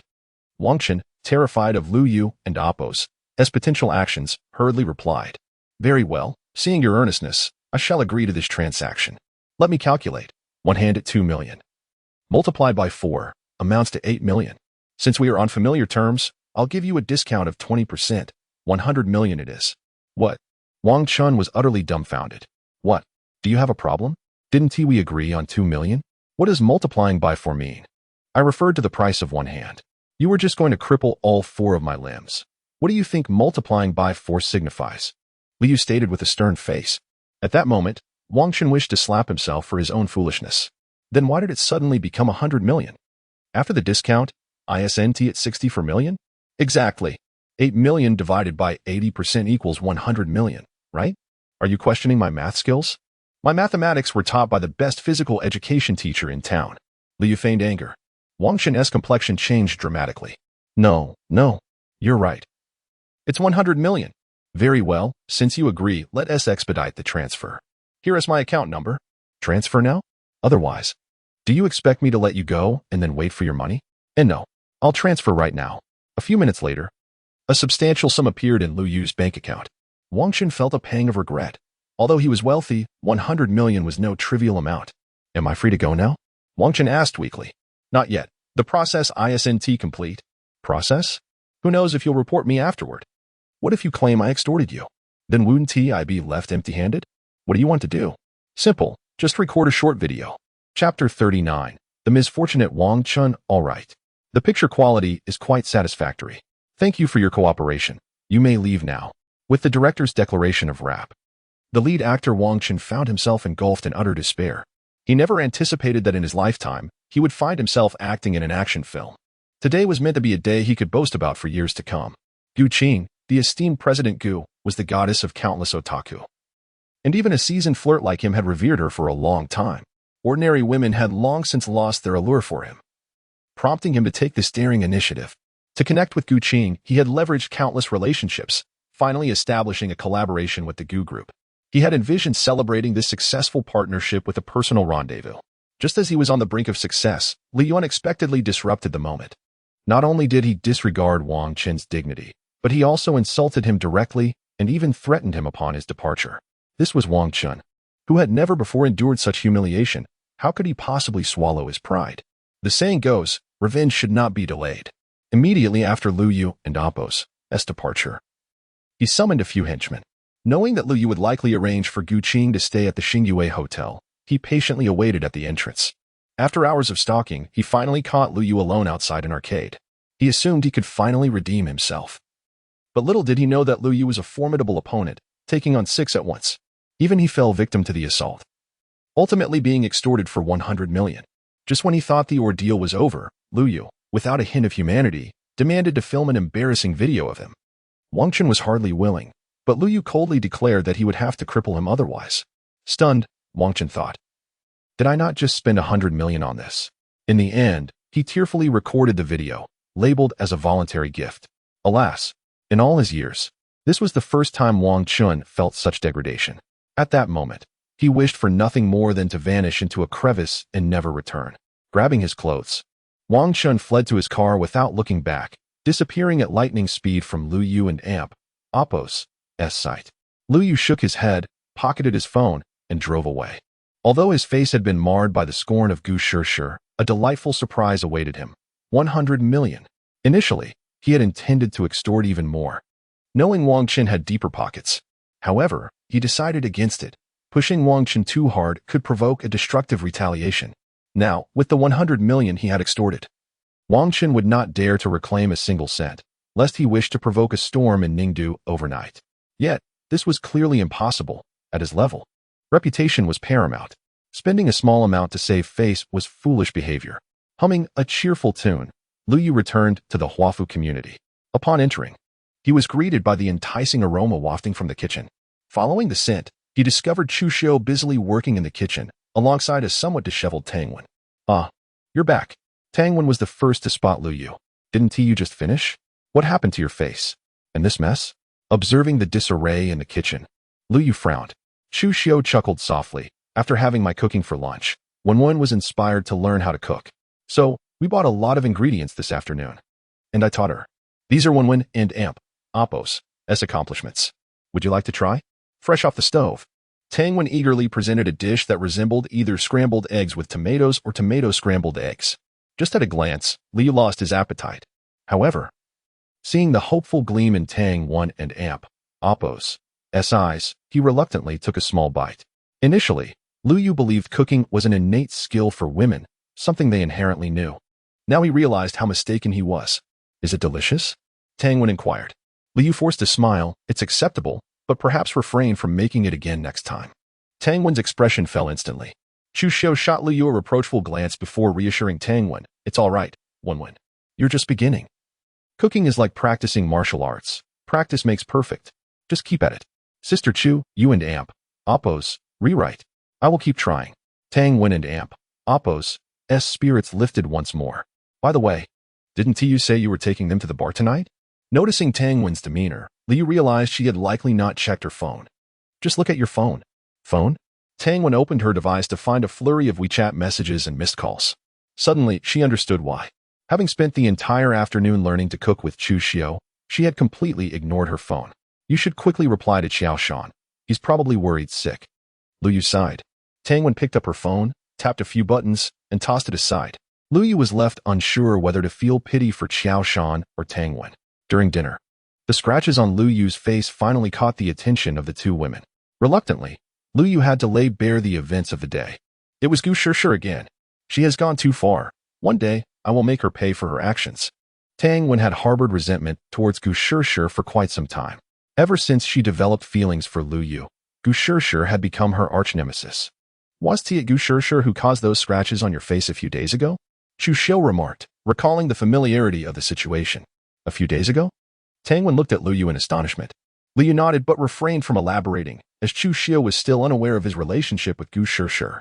Sensing Lu Yu's reluctance to discuss, Tang Wen wisely refrained from probing further. However, you truly didn't do anything with Gu Qing, did you? This was Tang Wen's primary concern. Lu Yu's face darkened instantly. Do you think I am the kind of person who takes advantage of others' vulnerabilities? All right. Wen was just joking with you. Chu Xiu laughed. Exactly. Sister Chu is indeed perceptive. However, I was quite surprised by Su Yiran. I never expected her to speak up for you. It seems she truly has feelings for you. Su Yiran, is that the girl Lu Yu was pursuing before? Chu Xiu inquired. Sister Chu, you know about her? Yes, Lu Yu has mentioned her to me. Sister Chu, let me tell you, Su Yiran is now reconsidering her decision. The two women spoke openly about Su Yiran in front of Lu Yu, with Tang Wen and Oppo's descriptions far more detailed than Lu Yu and Oppo's. Chu Xiu was equally astonished. She understood the significance of a campus beauty and could hardly believe that Lu Yu had truly let Su Yiran slip away. Their conversation transitioned from the dining table to the sofa, and even when Lu Yu claimed he was tired and wanted to sleep, the two continued chatting. Fed up, he scooped up Tang Wen and ran off. What are you doing? Sister Chu, save me. You little enchantress, attempting to poison this king today. I must show you some colors. Chapter 40. An invitation from Gu Qing. The following morning, Liu was lying in bed, indulging in a deep slumber, when an unexpected ringing disrupted his dreams. After fumbling for some time, he finally retrieved his phone. As soon as the call connected, a familiar female voice emerged. Hello. Lu Yu, it's Gu Qing. Oh, what can I do for you? Sure informed me about yesterday's incident. Thank you for rescuing me. It was nothing. I merely happened to be passing by. Are you free for lunch? I would like to treat you to a meal as a token of my gratitude. No need for a meal. It was simply my duty. Lu Yu, you and Oppo's VE already declined my invitation twice. I have never been turned down by a man twice. Noon. 12 o'clock, at Xingyue Hotel, private room 8888. It's entirely up to you whether you come. With that, Gu Qing hung up angrily. Lu Yu was left bewildered. He had merely intended to be courteous. His current focus was on Gu Qing, and an opportunity like this was not one he could afford to miss. Could she truly be upset? What happened? Who called? Tang Wen, who had been lying next to Lu Yu, stirred from her slumber and was now staring at him with wide eyes. It was nothing, just a friend. Do you take me for a fool? I distinctly heard a woman's voice. You better confess quickly, or I'll tell Sister Chu. Having only been at Lu Yu's home for a couple of days, Tang Wen had already learned how to manipulate him. Invoking Chu Xiu always made Lu Yu yield. Reluctantly, Lu Yu revealed the details of Gu Qing's lunch invitation. So it was her. She wants to treat you as a thank you for yesterday. What is there to hide? Do you have some sort of secret relationship with her? Tang Wen questioned skeptically. Is that even possible? She is Gu Qing. In Ningdu, the number of people worthy of her can be counted on one hand. Do you really think she would be interested in a penniless fellow like me? Lu Yu shot Tang Wen a disdainful glance. While you make a valid point, perhaps Gu Qing is not as unattainable as you think. Furthermore, if you manage to win her over, you would become Gu Shi's uncle. Imagine the possibilities for teasing her. Seeing Tang Wen's earnest expression, Liu sensed she was serious. Have you lost your mind? You've only been here a few days and you're already matchmaking for me? You and Appos, re the one who has lost it.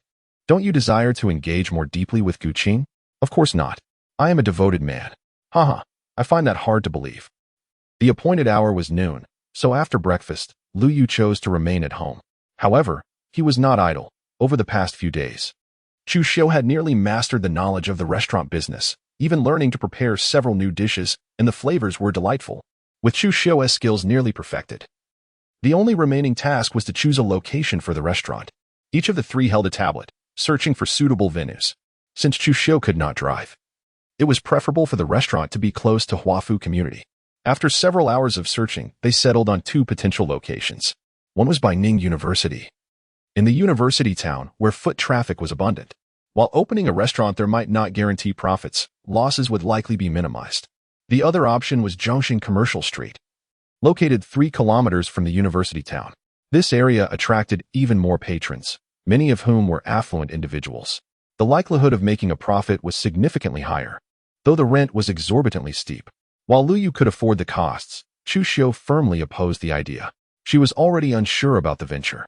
If they invested too much and faced losses, not only would Lu Yu not blame her, but she would also carry the guilt herself. Wait. I just remembered, Zhongxing Commercial Street is under the Gu family's domain. Why not discuss it with Gu Shi and see if she can offer us a discount? Tang Wen suggested suddenly. Gu Shi? Isn't she the one who tormented Lu Yu? Would she really help? Lu Yu shook his head. Better not. If I approached that shrew, she would only become more arrogant in front of me.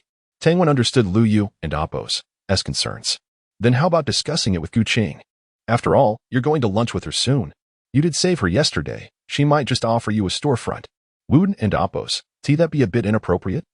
Perhaps we should just settle for the university town, and Appos, as close to Ning University, and you both can come over when you're free. Chu Xiu suggested. Sister Chu. While the university town is appealing, there are too many acquaintances. If our plans are exposed, it would be troublesome. Sister Chu, Tang Wen and Appos' suggestion holds merit. I'll ask her at noon. She might give us a discount. All right then.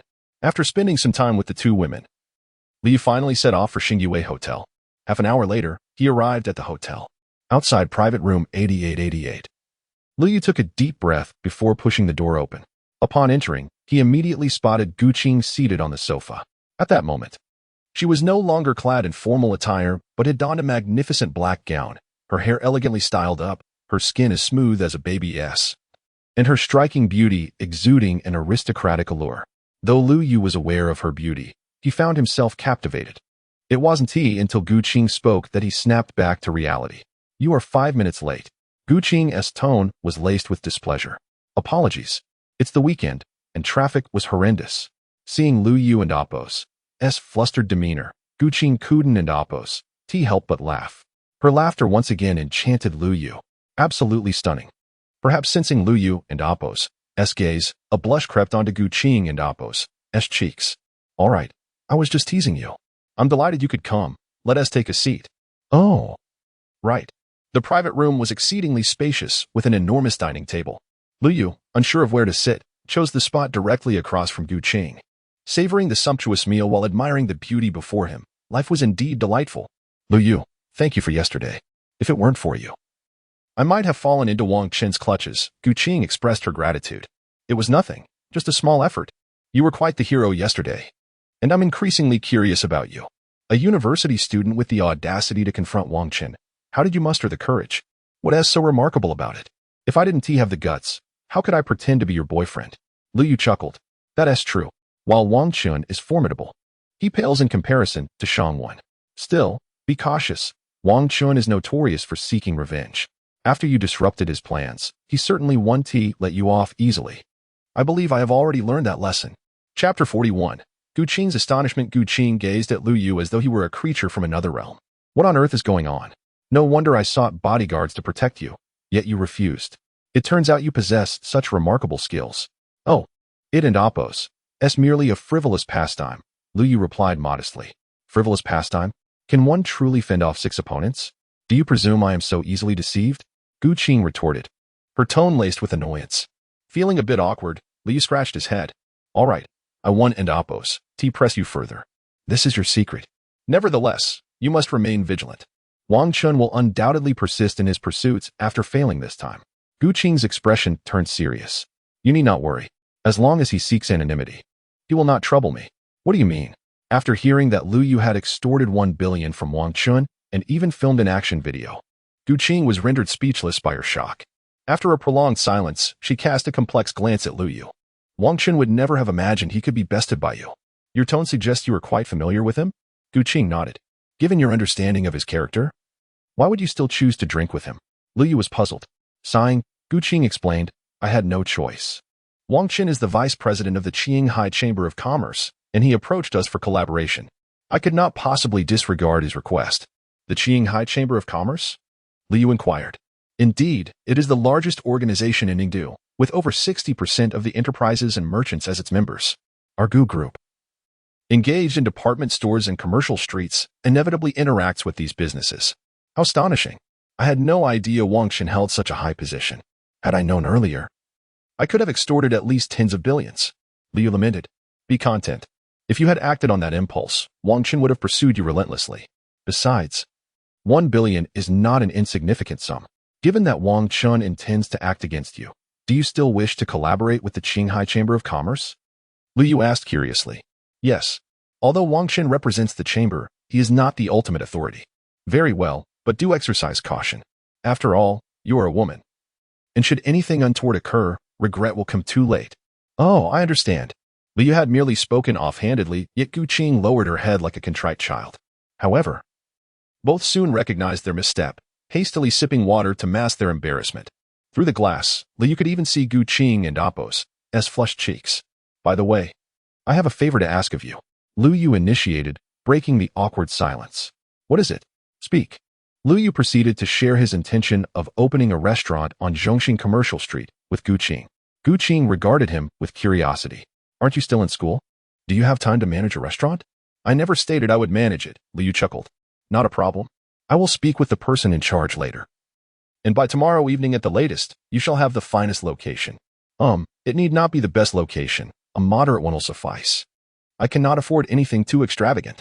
A billionaire like you is fretting over such trivialities? Gu Qing teased. Even the smallest fly is still meat. I must be prudent. Lu Yu replied, making Gu Qing laugh. All right, I understand. Rest assured. Yet, allow me to offer a word of caution. Running a restaurant is not child's play. It is imperative to find a reliable partner. Otherwise, your investments may lead to losses. Understood. Thank you for your guidance, President Gu. Do not mention it. The two conversed for nearly half an hour before the evening's festivities began to conclude. Just as Lu Yu was about to depart, Gu Qing called out to him. Lu Yu looked at her, surprised to see her hesitating to speak. What is it? Sure has informed me of the events that transpired in the hotel room yesterday. I understand you did not act inappropriately. I have reprimanded her severely for her behavior, and she realizes her mistake. Thus, she insists on apologizing to you today, hoping for your forgiveness. Being a private matter, even Gu Qing felt a twinge of embarrassment. Oh, you mean that incident? I had forgotten about it. No worries. I forgive her. Lu Yu doubted that Gu Sure would genuinely apologize. Thank you, Lu Yu.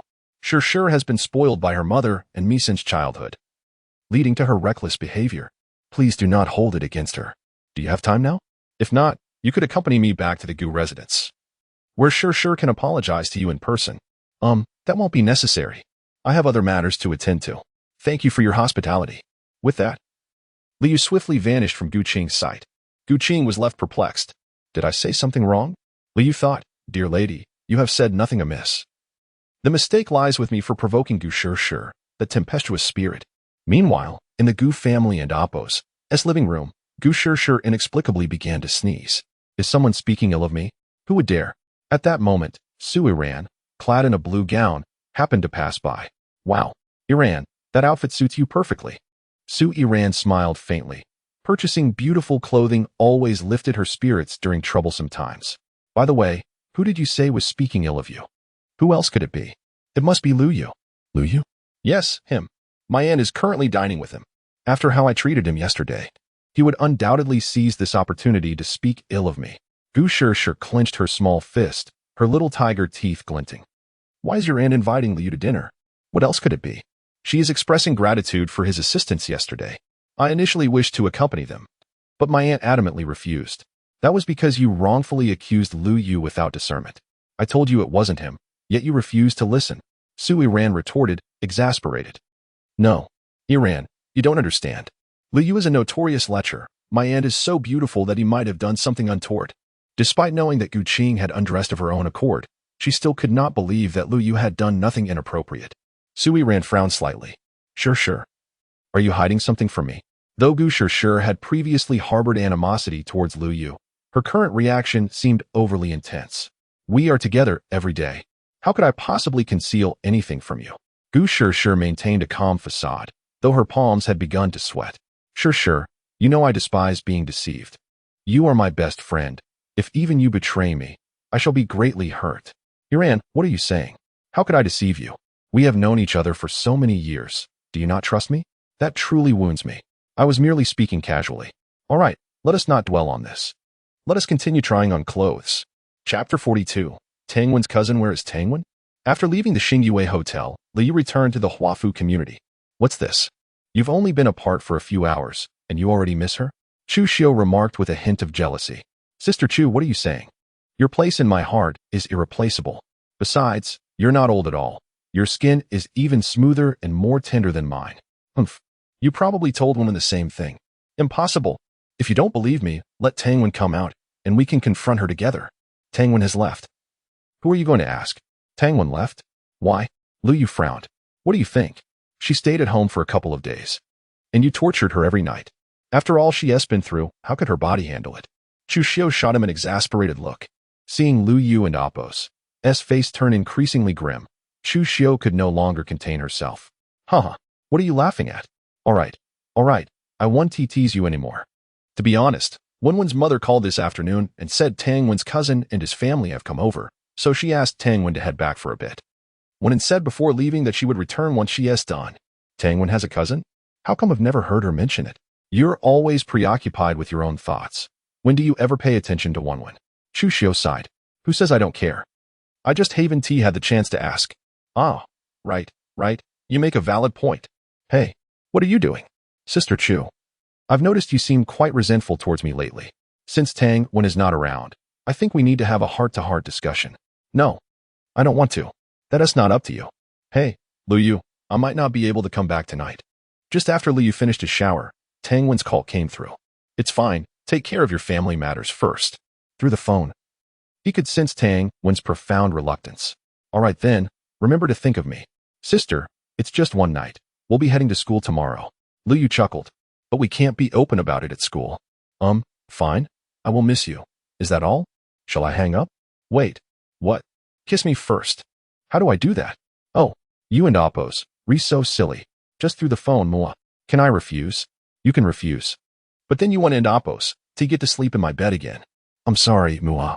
Tangwen wanted to chat a bit longer, but just then, there was a knock on the door. Wenwen, it and Apos. It's time to come down for dinner. Oh, okay. I know. I'll be right there. Lu Yu.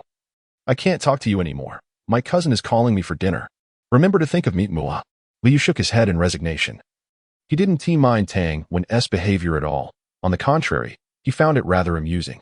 If he and Chu Xiu were a loving couple, then he and Tangwen were akin to a pair of passionate lovers, young and full of vigor. Upon entering the living room, he found the table already laden with a sumptuous dinner, while Chu Xiu was still busying herself. Sister Chu, stop working. Tangwen isn't coming back. Let us eat. Huh? Did she call? Meanwhile, at the Tang family and Apos' dinner table, everyone was gathered. In addition to Tangwen, her parents, Tang father and Tang mother, there was also a middle-aged couple and a handsome young man. The middle-aged couple were Tangwen's uncle, Li Ji, and her aunt, Zhang Ya. The young man was their biological son, and Tangwen's cousin, Li Xian. As the family dined, casual chatter ensued. Although Tangwen was not particularly fond of it, she could only force a smile. Wenwen, how are things going with Xiao Shan? Suddenly, Zhang Ya brought up Xiao Shan, seemingly out of nowhere. Tangwen paused slightly, the food in her bowl suddenly losing its appeal. She longed to lay everything bare, but recalling Lu Yu's words, she resisted the impulse. It's going all right. He has always treated me well. That's great. That young man even skipped going to Kyoto for you. You must cherish him. I understand. A flicker of something unusual crossed Tangwen's eyes. Oh, by the way, there is something I forgot to mention. Zhangya continued. Sister, brother-in-law. Li Ji and I have discussed it, and we've decided to have Xian'er transfer to Ning University. Transfer to Ning University? Yes. Li Ji and I are going abroad soon, and we want to be back for a long time. We're not comfortable leaving him alone in South City. He has been wanting to come to your place, so we thought it best for him to transfer to Ning University, where he can have some support. Zhangya looked at Li Xian fondly. That is fine, no problem. Once Xian and Appos finishes his junior year, we can have him transfer directly. Tang mother eagerly chimed in. Clearly fond of her nephew. Sister-in-law, before coming here, we had actually already been to Ning University. Xian'er's transfer paperwork has already been completed. So soon? Tangwen was equally astonished. Did this mean Li Xian would become her senior directly? While she didn't dislike her cousin, having Qiao Shan around was already bothersome enough. Adding Li Xian into the mix would complicate her secret rendezvous with Lu Yu. However, this was not a matter she could voice an opinion on. Cousin, I'll be counting on you in the future. In a dimly lit private room at the Scarlet Wine Bar, a rather unsavory-looking middle-aged man reclined on the sofa, his face alight with excitement, while an assortment of needle-like objects lay scattered on the table beside him. At that moment, a man in black entered holding a bag. He did not disturb the middle-aged man but waited until he became aware before handing over the envelope he was holding. Young master, here is the information on Lu Yu. The middle-aged man raised an eyebrow without taking it. The man in black promptly pulled out the information on Lu Yu and placed it neatly before him. He is only 21 years old, and he is a pauper. Are you sure you didn't make a mistake? I've confirmed it 3 times, young master. There is no doubt. Then it's strange. How could Gu Qing be interested in a pauper? Is it merely because he is handsome? To me, he looks rather ordinary. You are correct, young master. This Lu Yu has a rather long face, and his features are somewhat misaligned. Compared to you, young master, you shine like the sun, while he is but dust floating in the air, insignificant and pitiful. Well said. But Gu Qing seems to have a liking for him. She doesn't even glance my way. What should I do? Should I just get rid of him? The middle-aged man spoke grimly. Though it would be easy for you to eliminate him. That wouldn't change Miss Gu's heart. I think we could consider a different approach, and then another, and then this. Chapter 43. Heartbroken Su Yiran. The seemingly pleasant weekend swiftly faded away, ushering in a new week in the blink of an eye. Upon entering the classroom, Lu Yu was greeted by the sight of Tangwen, her face etched with gloom. Lu Yu, you're here. Upon seeing him, a flicker of light ignited in Tangwen's eyes, only to be extinguished moments later. What's wrong? With few classmates around, there was no need for pretense. Tangwen pouted, her voice laced with grievance. I might not be able to go home anymore. So your cousin has come to Ning University now? Lu Yu frowned. I came to school today with him and spent quite some time showing him around. To make matters worse, my mom wants me to go home with him. Tangwen was incensed. I'm an adult now. Do I really look like someone who could be easily swayed? Then just don't go. Lu Yu chuckled. I can't. Even if I skip the weekend, my mom will definitely start to suspect something. No, she wanted Appos. ISNT at the final 2 weeks already? You can use studying as an excuse to stay at school. I doubt your mother would object. Studying. Right. How did I forget about that? I'll pretend to stay at school and sneak out at night. Just then, Su Yiran and Gu Shishir entered through the back door. Where are you going? Why not take me along? Gu Shishir interjected. Tangwen, who had been excited moments ago, shot her a dismissive glare. Sorry, but we don't seem to know each other very well. That's all right. We're all friends of Lu Yu. We'll get acquainted in no time, Gu Shishir said, settling down beside Lu Yu. Oh, does Miss Gu still lack friends? I consider myself unworthy and wouldn't dare to entertain such delusions, Tangwen retorted sarcastically. As the tension between them escalated, Lu Yu prepared to leave, only to find Su Yiran sitting beside him, her eyes shyly fixed on him. A chill ran down his spine. Blocked once more. Lu Yu resorted to his usual escape tactics. However, just as he was about to slip away, a pair of delicate hands seized him. The one preventing his departure was none other than Su Yiran. Her eyes were red, tears brimming, evoking a sense of tenderness in anyone who beheld her. Lu Yu sighed softly. Let go of me, before I truly grow to despise you. Su Yiran hesitated, as if the strength in her fingertips had dissipated in an instant. She then watched as Liu walked away. With Liu gone, Tang Wen glared furiously at Gu Shishir before boldly taking a seat beside Liu. Gu Shishir was taken aback. Were these two now so blatant in their actions? Yet she had no time to dwell on their antics. Su Yiran had already laid her head on the desk, sobbing quietly, prompting her to step in and console her. Being a best friend is hard. Being a good best friend is even harder. Not long after, Xiao Shan and his companions arrived in the classroom, their expressions reflecting surprise upon seeing Liu and Tang Wen. However, upon spotting Gu Shishir and Su Yiran in the distance, the reason for their astonishment became clear. Just then, the teacher approached, prompting the trio to quickly take their seats. But not long into the lesson, Xiao Shan relentlessly interrogated Tang Wen about her weekend plans. Initially, Liu thought Tang Wen's irritability was innate, but after witnessing Xiao Shan's incessant chatter, he began to understand why. Tang Wen coolly responded to Xiao Shan, while her fingers intertwined warmly with Liu's. Anyone witnessing this scene would surely marvel at how Tang Wen played her cards so well. As soon as class ended, Liu's phone buzzed. It was a message from Gu Shishir. After exchanging greetings with a few friends, Liu made his way to the rooftop once more. Yet, to his surprise, he found not only Gu Shishir waiting, but also Su Yiran. Instantly, Liu grasped Gu Shishir's intentions. Yiran has something to say to you. You mustn't run away. Otherwise, at noon you know. After warning Liu, Gu Shishir shut the rooftop door firmly behind them, sealing his escape. Speak, what is it? Liu, could you please stop being so distant with me? You weren't like this before. You were so gentle and considerate. Su Yiran bit her red lip. You mentioned that was in the past. I can't possibly remain your devoted admirer forever. So, Su Yiran, please cease dwelling on the past and forcing yourself. You don't truly like me. You merely grew accustomed to receiving affection. Now that it's gone, you feel out of sorts, much like someone accustomed to a life of luxury suddenly thrust into ordinary circumstances. You are the same, Yiran. All you need is time. In due course, you shall forget everything and return to being the cherished one. Liu spoke earnestly. No, that is not it. I truly have developed feelings for you. Su Yiran looked at Liu in a panic. Yet Liu was unconvinced. Even if Gu Shishir professed her affection for him, he found her claims more credible than Su Yiran's. Miss Su, whether you like me or not is inconsequential. What matters is that we have already ended. Please. Liu, I truly regret my actions. Can we return to how things were? I promise to treat you well. I don't want to lose you. Regardless of Su Yiran's pleas, Liu remained unflinching. Su Yiran's complexion paled gradually. Liu, is there truly no possibility for us? Su Yiran, when did we ever have a possibility? Liu scoffed. Su Yiran faltered slightly. Indeed, she had never given Liu a chance, even if he accepted her now. The likelihood of them being together was slim. She was the daughter of the Su family, while Liu was merely a struggling student. How could there be a future? I have one last question for you. Go ahead. When did you stop liking me? Let me think. I'm not quite sure. But it was likely after Gu Shishir first mocked me. You not only ignored it, but also laughed along with her. Perhaps it started from that moment. The past often brings forth painful memories, yet Liu now faced it with composure. Su Yiran managed a sorrowful smile. So it was I who let you slip away. After what felt like an eternity, Su Yiran finally spoke again. I understand now. I won't trouble you any longer. I also apologize for my previous behavior. Thank you for enduring me these past 2 years. I'm truly sorry. Su Yiran offered a deep bow to Liu. Initially, Liu assumed he could maintain his composure, but the moment Su Yiran bent down, he found himself wavering.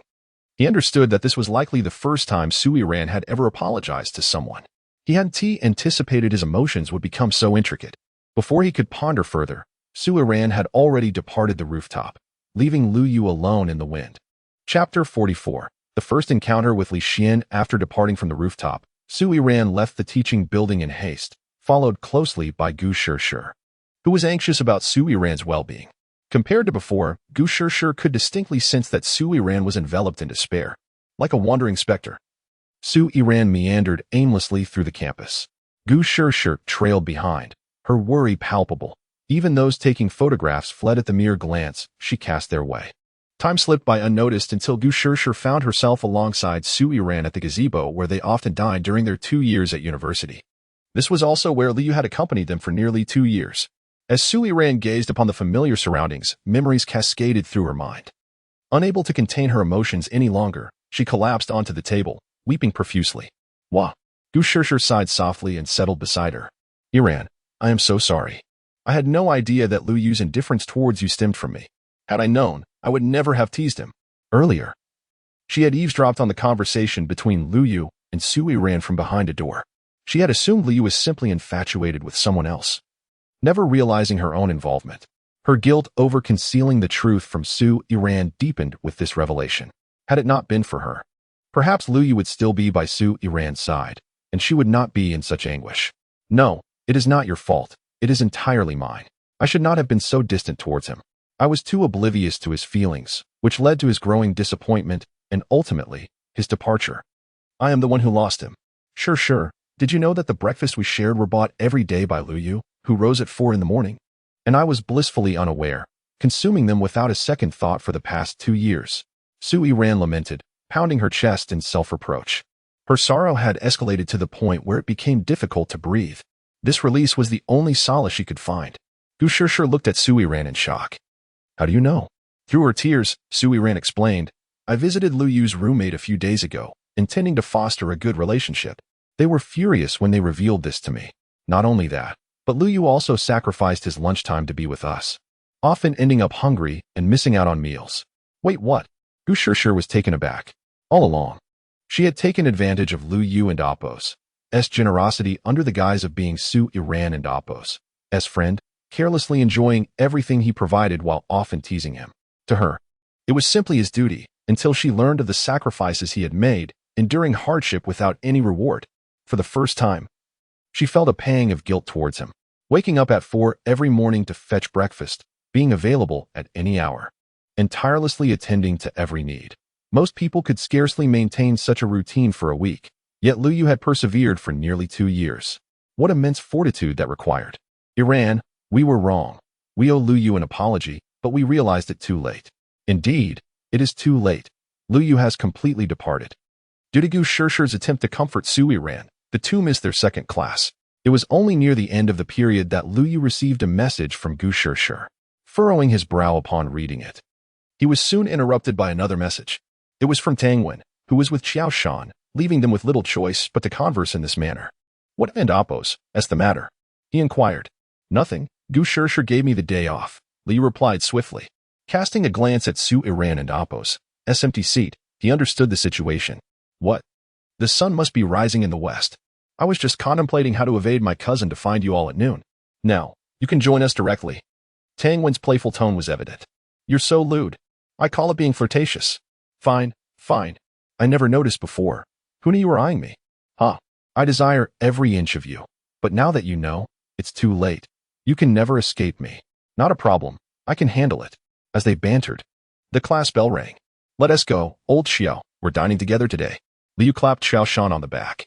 Zhou Li and Lu Hai exchanged bewildered glances. Are you not accompanying your girlfriend for lunch today? Lu Yu's expression darkened. When did Gu Shishir become his girlfriend? Oh, I see. You had a spat. Don't worry. Old Lu, it's normal for couples to argue. Just sweet talk her a bit. If all else fails, buy her some jewelry or a handbag. And she'll be smiling again by tomorrow. Xiao Shan chuckled. Wow, who would have guessed you were such an expert? I take it you often buy gifts for other women. Of course, I'm a pro. I can't claim expertise in many areas, but in this one, I am a specialist. Before he could finish, Xiao Shan's expression shifted drastically. Tang Wen's icy glare had locked onto him. Lu Yu, Zhou Li, Lu Hai were leaving. After shooting Xiao Shan a disdainful look, Tang Wen turned on her heel and departed. Lu Yu shook his head and followed, while Zhou Li and Lu Hai sympathetically patted Xiao Shan.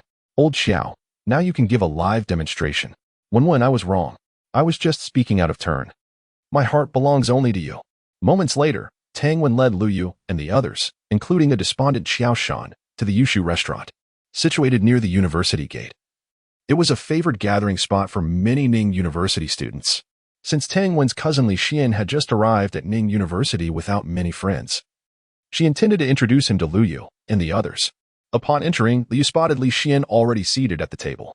With neither too short nor too long black hair, light blue eyes, a prominent nose, and a clean countenance, complemented by a sky blue shirt, he was indeed striking. Clearly, the Tang family's genes were exceptional, as both Tang Wen and Li Xian possessed remarkable looks, perhaps sensing a kinship among handsome men. Li Xian's gaze immediately fell upon Lu Yu. Dressed in casual attire, Lu Yu appeared rather ordinary by comparison, yet amidst the crowd, he was undoubtedly the most prominent figure. Cousin, allow me to introduce you. This is Lu Yu, my good friend. Lu Yu, this is my cousin Li Xian, a junior. To Lu Yu's surprise, he expected someone of Li Xian's stature to be somewhat aloof, yet he extended his hand first. Hello, I am Li Xian. Hello, Lu Yu. The two exchanged polite handshakes. Tang Wen's cousin. Thus, he would become Lu Yu's cousin by extension, making this connection vital. Tang Wen then introduced Zhou Li and Lu Hai. When it came to Qiao Shan, however, Tang Wen barely acknowledged him and headed straight to the table. Noticing Qiao Shan's demeanor, Li Xian understood that a disagreement had occurred. Fortunately, he had already met Qiao Shan, so no introduction was necessary. Qiao Shan, long time no see. Indeed, long time no see, cousin. Chapter 45. Su Yiran faints. Su Yiran must be exceptionally beautiful, wouldn't she? Otherwise, how could Lu Yu willingly devote 2 years to her? Li Xian observed Lu Yu with a bemused expression. Lu Yu awkwardly nodded. Yes, all right, I suppose. Initially, the conversation among the group was rather formal, given their unfamiliarity. Yet, as is often the case with men, there are few problems that cannot be resolved with a few drinks. As the alcohol flowed, they soon felt like long-lost brothers. Then, someone unexpectedly brought up Lu Yu and Appo's illustrious deeds, piquing Li Xian and Appo's interest. Listening to their tales, Lu Yu felt an overwhelming desire to disappear into the ground. What do you mean by all right? Cousin, don't listen to Lu Yu's nonsense. Su Yiran is the campus belle of Ning University. Ever since Lu Yu became her protector, countless envious souls have wished him ill, Qiao Shan interjected. Qiao Shan, feeling somewhat downcast due to Tang Wen and Appo's indifference, had already consumed a bit too much, and he continued. Oh, a campus belle? Su Yiran is not just the belle of Ning University. Her mother is the chairwoman of the Su group. And she herself is the esteemed young lady of the Su family, holding an extraordinarily high status. Typically, no one dares to approach her except for Lu Yu. Upon learning that Su Yiran was the young lady of the Su family, Li Xian and Appo's demeanor shifted slightly, though he quickly regained his composure. Now I understand a bit better why Lu Yu distanced himself from Su Yiran. Since the outcome is predetermined, persisting would merely be a waste of time. It's better to extricate oneself sooner. There are plenty of flowers in the garden. Why be infatuated with just one? Li Xian remarked with a smile. Exactly. The three of us have been telling Lu Yu this, but he stubbornly refused to listen. Zhou Li lamented, casting a disappointed glance at Lu Yu. Lu Yu could only drink to mask his embarrassment. It was tea that he didn't wish to break free earlier. But Su Yiran's satisfaction level was crawling along like a snail. If he didn't meet the standard, all his efforts would have been in vain. However, I reckon you must have someone special in your life by now, Lu Yu? Li Xian suddenly stated. How did you know? Qiao Shan and the others stared at Li Xian in astonishment. They hadn't shared anything with him. Li Xian smiled slightly, just a hunch. Impressive. Cousin. Your intuition is spot on.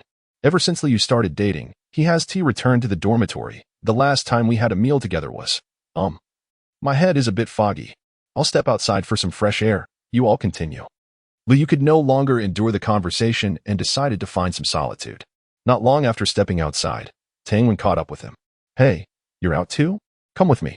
Moments later, Tang Wen led Lu Yu to a secluded alley. As Lu Yu watched her attempt to tiptoe, he knew precisely what she was after. I've had some drinks, and my breath reeks of alcohol. No worries. I adore your scent regardless, Tang Wen replied, wrapping her arms around Lu Yu's neck and kissing him. If Tang Wen didn't mind, why should Lu Yu? It had only been one night since they last saw each other, yet Lu Yu could feel that Tang Wen had become even more assertive. Strangely, he didn't dislike this feeling. After what felt like an eternity of release, Tang Wen's cheeks flushed as she nestled against Lu Yu's chest. Are you still mad? I'm not angry, she replied. You're putting on an act. When Qiao Shan and my cousin mentioned Su Yiran, I distinctly noticed a change in your expression. I didn't expect you to notice. My cousin was just curious. Don't take it to heart. Of course not. Even if I did. You came out here to comfort me, Lu Yu teased with a sly smile. Humph. You're incorrigible. And yet you accuse me of being flirtatious. You're no better? Tang Wen retorted playfully. What can I say? It's hard to resist when you, this enchanting temptress, constantly allure me. I'm no monk. All right, enough of that. It's time to head back. Otherwise, we might attract suspicion. Just as Lu Yu was about to leave, His phone rang unexpectedly. Upon glancing at it, he saw it was a call from Gu Shishir. After hesitating for a few seconds, he answered the call. The moment he picked up, Gu Shishir's voice, tinged with tears, came through. Lu Yu, where are you? Hurry to the pavilion where we were eating. Yiran has fainted. What happened? Tang Wen asked, observing Lu Yu's furrowed brow. Lu Yu sighed in resignation. Su Yiran has fainted. Gu Shishir wants me to go over. Where is her driver? Gu Shishir told them to return. It would take at least half an hour for him to arrive. All right, then I'll go with you. You should really stay behind. You and Gu Shishir always clash, and if we all leave, those inside will definitely become suspicious. Trust me, just stay back. I'll return soon. Liu pinched Tang Wen's sulky lips. Humph, just this once. 10 minutes later, Liu arrived at the pavilion. Indeed, he found Su Yiran lying on the bench, alongside Gu Shishir, whose face was streaked with tears. How could she suddenly faint? I don't know. After we finished talking, we came here. And I stayed with her while she cried for a long time. When the driver brought the food, Yiran didn't have the heart to eat and just sat there in silence. I was worried something might happen, so I stayed with her. But when I went to the restroom for a moment, she fainted when I returned. Gu Shishir sobbed as she recounted the events. Stop crying. We need to take her to the hospital. Yes, to the hospital. 20 minutes later, the two of them arrived at the nearest hospital with Su Yiran. The anticipation was always torturous, especially since it was Gu Shishir's closest friend. It's all my fault if I hadn't gone to the restroom. Yiran wouldn't have fainted. Gu Shishir lamented, consumed with guilt. This is a hospital. Don't cry. You'll disturb the other patients, Liu said, trying to console her. Yet, his words only made her sob more intensely. Initially, Liu hadn't intended to comfort Gu Shishir, but recognizing her genuine concern for Su Yiran elevated his regard for her. After all, Gu Shishir valued her pride immensely. To see her cry in front of him was a far greater humiliation than death itself. All right, stop crying. Su Yiran will be fine. Really? Gu Shishir looked at Liu with tear-filled eyes. Liu nodded. Yes, with today's advanced medical technology, they can cure all sorts of ailments. A mere fainting spell is nothing. Just wait for the doctor to come out, and you'll see. Gu Shishir sniffled. I believe you. Liu was utterly taken aback. He never anticipated hearing those words from Gu Shishir. It was as if the sun had risen in the west. By the way, have you informed her mother about Su Yiran? Liu suddenly inquired. Right after I finished talking to you, I called Andy. Considering the time, she should be arriving soon. Just as she finished speaking, a woman dressed elegantly approached them. It was Su Yun, clad in luxurious attire. Where is Yiran? How is my Yiran? Chapter 46. Farewell to Shangwen. Why are you here? Is it still related to you? Su Yun gazed at Lu Yu in astonishment. For a moment, Lu Yu was at a loss for words. Although Su Yiran's fainting was not directly his fault, he was indeed the root cause. Just as he was about to speak, Gu Shishir unexpectedly intervened. Aunt Su, Yiran's fainting has nothing to do with Lu Yu. After the driver delivered lunch, I sent them back. When Yiran suddenly collapsed, I couldn't oppose to find anyone, and fortunately, Lu Yu had a car, so I asked for his help, Gu Shishir explained. All right, I misunderstood you. Later, I will have my secretary transfer you 1 million as a token of gratitude. If there's nothing else, you may leave now. Thank you for your efforts. One could not help but admire the artistic way in which the chairman of the Su group dismissed someone. However, Lu Yu was no fool. He understood Su Yun and Oppo's implication. Earning 1 million merely for being a driver was an opportunity that even winning the lottery could not match. Previously, he would have accepted without hesitation. Yet he inexplicably felt a desire to reject it. No need for the transfer. I helped out only because of Gu Shishir, Liu replied, before departing under Su Yun's bewildered gaze. Beside him, Gu Shishir stood frozen, as if under a spell, her mind consumed by Lu Yu's final words. Did he truly act on my behalf? Yet before she could ponder further, Su Yun interrupted her. Shishir, Yiran and Oppo's fainting really has nothing to do with Lu Yu? Gu Shishir bit her lip tightly. After leaving the hospital and returning to the car, Lu Yu felt regret wash over him. Have I lost my mind? That was 1 million. How could I refuse? Am I still harboring fantasies about Su Yiran? He scolded himself. Stop dreaming. A poor boy like you could never match up to a wealthy heiress, and besides, Su Yiran is merely a task for you. You were only playing a role. How could you genuinely develop feelings for her? Once he sorted out his thoughts in the car, Liu was about to start the engine when his phone vibrated. Upon checking, he saw a message from Gu Qing regarding the shop she promised to find him. Indeed, professional matters required professional expertise. Gu Qing's selection pleased him immensely. The The space was not only spacious, but also located in a bustling area. Opening a restaurant there, provided the food was palatable, would guarantee profitability.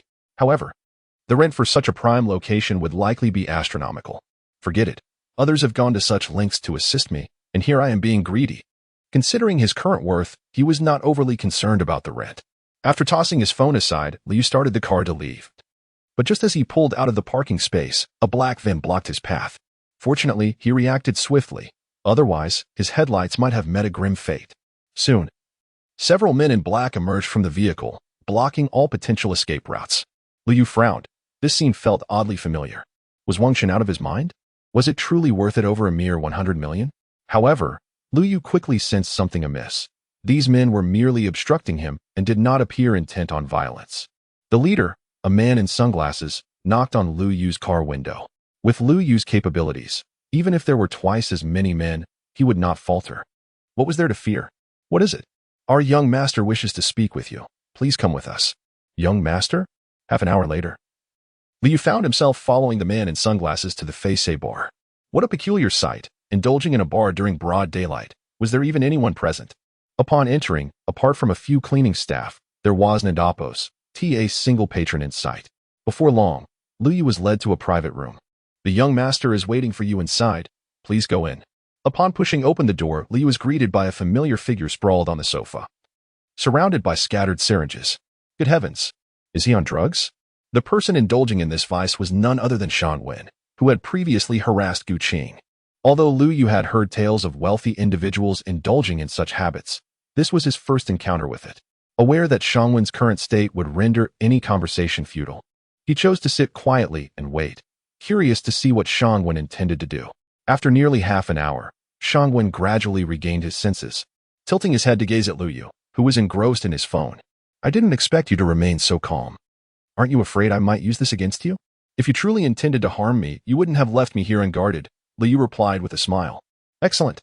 I enjoy conversing with intelligent individuals. Since you understand I bear no ill will, you must know why I summoned you here, correct?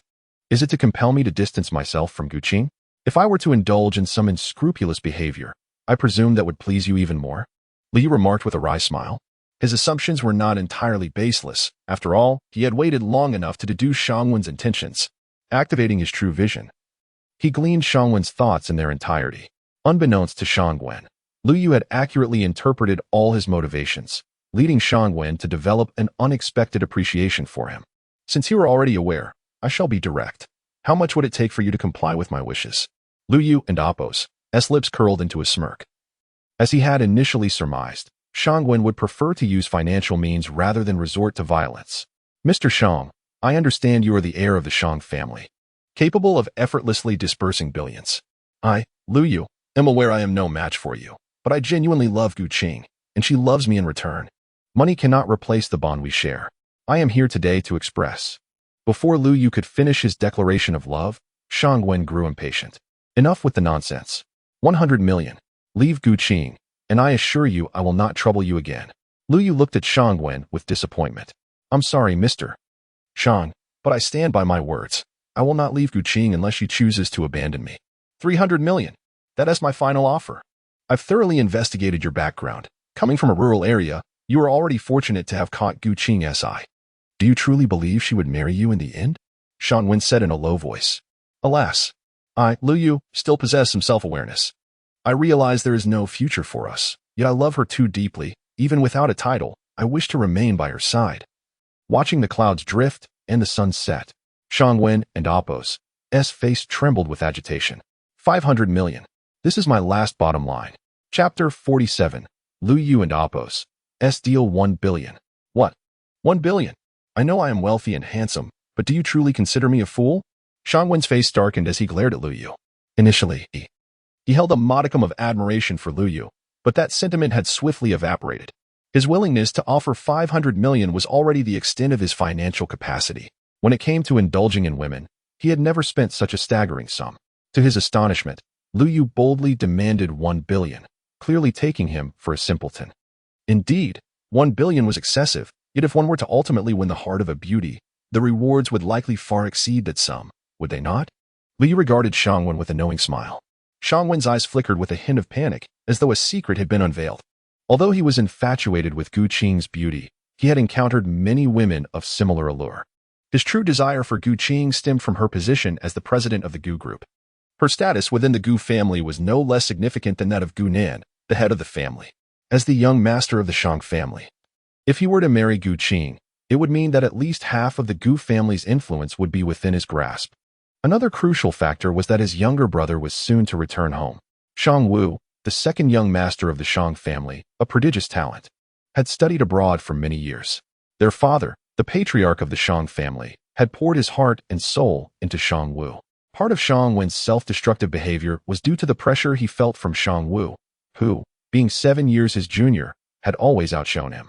Even before reaching adulthood, family members had already predicted that Shang Wu would undoubtedly become the new head of the family. Shang Wen himself harbored similar thoughts. As Shang Wu's return drew nearer, he found himself increasingly restless. Despite his penchant for pleasure, the position of family head held a certain allure for him. However, given his current standing, he could never hope to usurp Shang Wu's position, so he set his sights on Gu Qing. He was aware that his father held Gu Qing in high regard, and if he could secure her, his father would certainly elevate his opinion of him. With Gu Qing's assistance, he might stand a chance against Shang Wu. Even if Shang Wu ultimately triumphed, his father would undoubtedly reward him for Gu Qing's sake. Furthermore, Gu Qing had been a close friend and college classmate of Shang Wu for many years. Shang Wen knew of Shang Wu and Appo's intentions to marry Gu Qing. If he were to win Gu Qing and Appo's affection, it would undoubtedly rattle Shang Wu. When a man is angered, he becomes vulnerable, thus increasing Shang Wen and Appo's odds of success. Who would have imagined that a man like Shang Wen, who seemed to know nothing but indulgence, could possess such cunning? Even Lu Yu, who had previously glimpsed Shang Wen's true intentions, was taken aback. So, how about it? This deal is undoubtedly advantageous for you. Observing the youthful figure before him, Shang Wen couldn't help but feel a pang of envy. If he were as audacious and astute as Lu Yu at such a young age, what was Shang Wu to him? Are you truly only 21? Have you not already investigated my background? Indeed, let me think it over. Producing 1 billion all at once is still a painful prospect. After a considerable pause, Shang Wen ultimately made his decision. 1 billion is excessive. I will offer you a maximum of 800 million. If you do not accept, then so be it. Lu Yu smiled gently. No problem. Then 800 million it is. He had never anticipated that Shang Wen would agree to 1 billion. 800 million perfectly aligned with his expectations. Shang Wen breathed a sigh of relief, genuinely concerned that Lu Yu would refuse. Very well, since you have agreed, I shall have someone transfer the funds to you shortly. I do not wish to see you near Gu Qing tomorrow. Wait, I have not finished speaking. What else do you wish to say? Young Master Shang. I never stated that I would leave Gu Qing. Lu Yu's words left Shang Wen utterly bewildered. You won't leave her, yet you toy with me by haggling over prices? Are you mocking me? A murderous glint appeared in Shang Wen and Appo's eyes. Lu Yu shook his head. Young Master Shang, do not be hasty. Allow me to finish. Very well. Speak. If you do not provide me with a satisfactory explanation today, I shall ensure you leave here on a stretcher. Lu Yu remained calm and smiled. Young Master Shang, what do you think the likelihood is of you successfully wooing Gu Qing if I were to leave her? Shang Wen furrowed his brow. He indeed had no confidence, and the odds could be deemed nearly zero.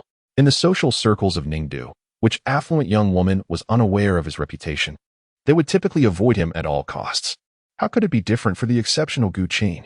Even if I were to stage a dramatic act, deeply hurting Gu Qing to create an opening for you, do you truly believe she would spare you a glance? Lu Yu continued. Ideals may be beautiful, but reality is often harsh. Shang Wen initially believed his plan flawless, but Lu Yu's words swiftly drained him of confidence. Do you have a solution? Naturally. Otherwise, why would I dare to demand 1 billion?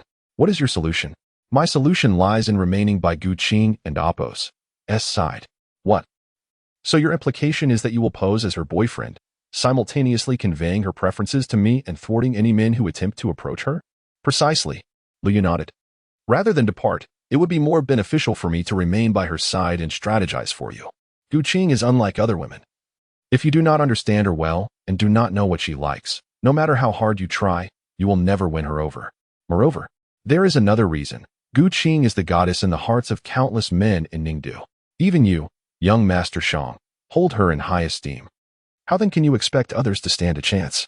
Furthermore, if young Master Shang were to learn of this, he would surely agree to my staying by Gu Qing's side. Lu Yu suddenly smiled. What is that? Are you aware of Wang Chen? Wang Chen? The vice president of the Qinghai Chamber of Commerce? What of him? It appears Wang Chen is indeed a figure of significance, as even Shangwan, this spoiled young master, recognizes him. Last Saturday, Wang Chen invited Gu Qing out for a meal. What? What did he want with Gu Qing? Shangwan and Appo's expression darkened instantaneously. Naturally, they went out to dine and drink. Is that all? Liu shook his head. No. Wang Chen and 3 other men got Gu Qing intoxicated beyond consciousness. Wang Chen even intended to take her to a hotel. I knew it. Wang Chen, you scoundrel. How dare you lay a hand on my woman? Shangwan furiously smashed the wine bottle before him. Did that bastard succeed in his intentions? No. I arrived just in time to rescue Gu Qing. Shangwan finally exhaled in relief. That and Appo's. Good. That and Appo's. Good. He and Wang Chen were both playboys. How could they not understand each other? Young Master Shang, what say you? You should now have no objections to my remaining by Gu Qing and Appo's side, correct? Chapter 48. The Legitimate Girlfriend. Young Master. Are you truly at ease with that fellow remaining by Miss Gu's side? What other choice do we have? Although I wish it were otherwise. He does make a valid point. If it weren't for him, Gu Qing would likely have fallen victim to that scoundrel, Wang Chen. The mere thought of his future beloved nearly being sullied by Wang Chen made Shangwan tremble with rage. Quickly, transfer the funds to Liu Yu's account. Yes, young master. But what about Wang Chen? As Wang Chen's chief sycophant, the bespectacled man knew Shangwan all too well. Wang Chen had set his sights on Gu Qing, and there was no way he would let Wang Chen off the hook. What do you propose we do? Some people are utterly oblivious, believing that just because they've been appointed vice president, they can aspire to something beyond their reach. Send someone to teach him a lesson and show him that certain individuals are not to be trifled with. Understood, young master. Meanwhile, upon returning home, Liu Yu received a notification of a funds transfer. To his surprise, it was the 800 million from Shangwan. How delightful it is to possess wealth. 800 million is simply handed over. With this, he had become a wealthy man, amassing nearly 1 billion when coupled with his previous sum of over 100 million. Just hours earlier, he lamented over a mere 1 million for Su Yiran, yet now he had truly become an affluent individual. All credit went to the system. Without it, he would still be pondering how to make do with his meager living expenses. Reflecting on this, Liu realized he hadn't called his family this month. If his parents knew he had become a millionaire, they would surely faint from shock. And he hadn't seen his sister in nearly 6 months. At that moment, Chu Xiu emerged to take out the trash and spotted Liu Yu standing at the door. Oh, you're back? Liu Yu smiled slightly. I had a little incident this afternoon, so I took some time off. I've just wrapped things up. Gu Qing has also sent me the details for the storefront she selected, so while it's still light, let me take you to see it. Incident? What kind of incident? It's a bit complicated. Let us go first, and I'll explain on the way. As Liu Yu reached out to take Chu Xiu's hand, she unexpectedly placed the trash bag into his grasp. Just hold on a moment. I need to put on some makeup. With that, Chu Xiu dashed back inside, leaving Liu Yu bewildered. Why the makeup? It's not like we're going on a date. Initially unaware of Chu Xiu's intentions, Liu Yu soon grasped the situation over an hour later when he arrived at Zhongshan Commercial Street and saw Gu Qing seemingly waiting for them. My goodness. It appears Chu Xiu is intent on asserting her claim. But how did she know Gu Qing would be here? He himself had no idea. Gu Qing was clad in her usual formal attire, evidently coming straight from the office. However, today she appeared slightly different. Her typically aloof demeanor was softened by a noticeable blush on her cheeks, and her eyes sparkled with anticipation. As for Chu Xiu, she had donned the new clothing Liu Yu had purchased for her. The quality of the attire exquisitely showcased her ample figure. Liu Yu could hardly contain himself at the sight. After parking the car, they both disembarked. At the same time, Gu Qing noticed Liu Yu and a smile graced her face. Yet, her expression froze upon seeing Chu Xiu beside him. Instinctively, she sensed that this woman was certainly not Liu Yu's mother, and their relationship must be anything but simple. Indeed, Liu Yu quickly dispelled Gu Qing's doubts. Since he had decided to open a restaurant here and entrusted its management to Chu Xiu, the two women would inevitably cross paths. Rather than have Gu Qing discover this later, it was better to be forthright from the beginning. The moment Liu Yu's hand brushed against Chu Xiu's, she quivered slightly. Her reason for applying makeup was precisely as Liu Yu had surmised. It was for Gu Qing. She understood that Liu Yu had saved Gu Qing and that she had invited him to dinner as a gesture of gratitude. Women often harbor unique feelings towards the man who rescues them, as evidenced by her own experience with Tang Wan. Although Gu Qing was renowned for her icy demeanor and the likelihood of her developing feelings for Liu Yu seemed slim, even someone like Tang Wan, a wealthy heiress, had found herself captivated. Surely Gu Qing would be no different. Upon first hearing Gu Qing and Apos' name, she had searched for information online, and to her astonishment, discovered that Gu Qing was the most outstanding female CEO in Ningdu, ranking among the best in all of Longhua. In less than 3 years in office, she had multiplied the market value of the Gu Corporation several times, even breaking the tripartite stalemate of the Su, Shang, and Zhou conglomerates, emerging as the $4 trillion group. A true heroine. It would not be an exaggeration to call her a legend in the industry. Gu Qing was exceptionally impressive. So much so that it instilled fear in Chu Xiu. She feared that Gu Qing might genuinely fall for Lu Yu and potentially take him away. She had already become inseparable from Lu Yu, and if such a day were to come, she would not hesitate to leap from a towering height. Thus, when she learned Lu Yu intended to bring her here, her immediate thought was whether Gu Qing would also be present, prompting her to rush to apply her makeup. Regardless of Gu Qing and Apos' presence, her claim needed to be asserted. As long as Gu Qing saw her, she would surely understand her relationship with Lu Yu. However, Chu Xiu did not anticipate that Lu Yu would take the initiative to grasp her hand, sending a pang of bitterness coursing through her. If she had not controlled herself, all her efforts in makeup would have been in vain. On the other side, the moment Gu Qing observed Lu Yu holding Chu Xiu's hand, she fell into a stupor. Even when Lu Yu approached her, she remained unresponsive until he spoke, rousing her from her reverie. "Miss Gu, what's wrong?" "Huh? Oh, nothing. I was just contemplating some matters regarding the company." As she spoke, Gu Qing and Apos' gaze fell upon their interlocked fingers. For the first time, she experienced the sensation of heartache. "If the company is busy, Miss Gu, perhaps you should attend to your work. Manager Su can also show us around." Originally, Gu Qing wished to find an excuse to leave due to her discomfort, but now, hearing Lu Yu hastily dismiss her, her heart sank even lower. "Are you that afraid of me interrupting your romantic rendezvous? You want me to leave, and therefore I shall not." "No need. The company matters are not urgent. Since I promised to assist you with the shop, I shall be directly involved." With a fierce glare directed at Lu Yu, Gu Qing turned to Chu Xiu. "And you are?" "Hello. I am Lu Yu's girlfriend. My name is Chu Xiu." Though she had already witnessed their relationship, Chu Xiu's declaration pierced Gu Qing's heart. So, it was indeed the legitimate girlfriend. Chapter 49. Gu Qing's Satisfaction in Peril.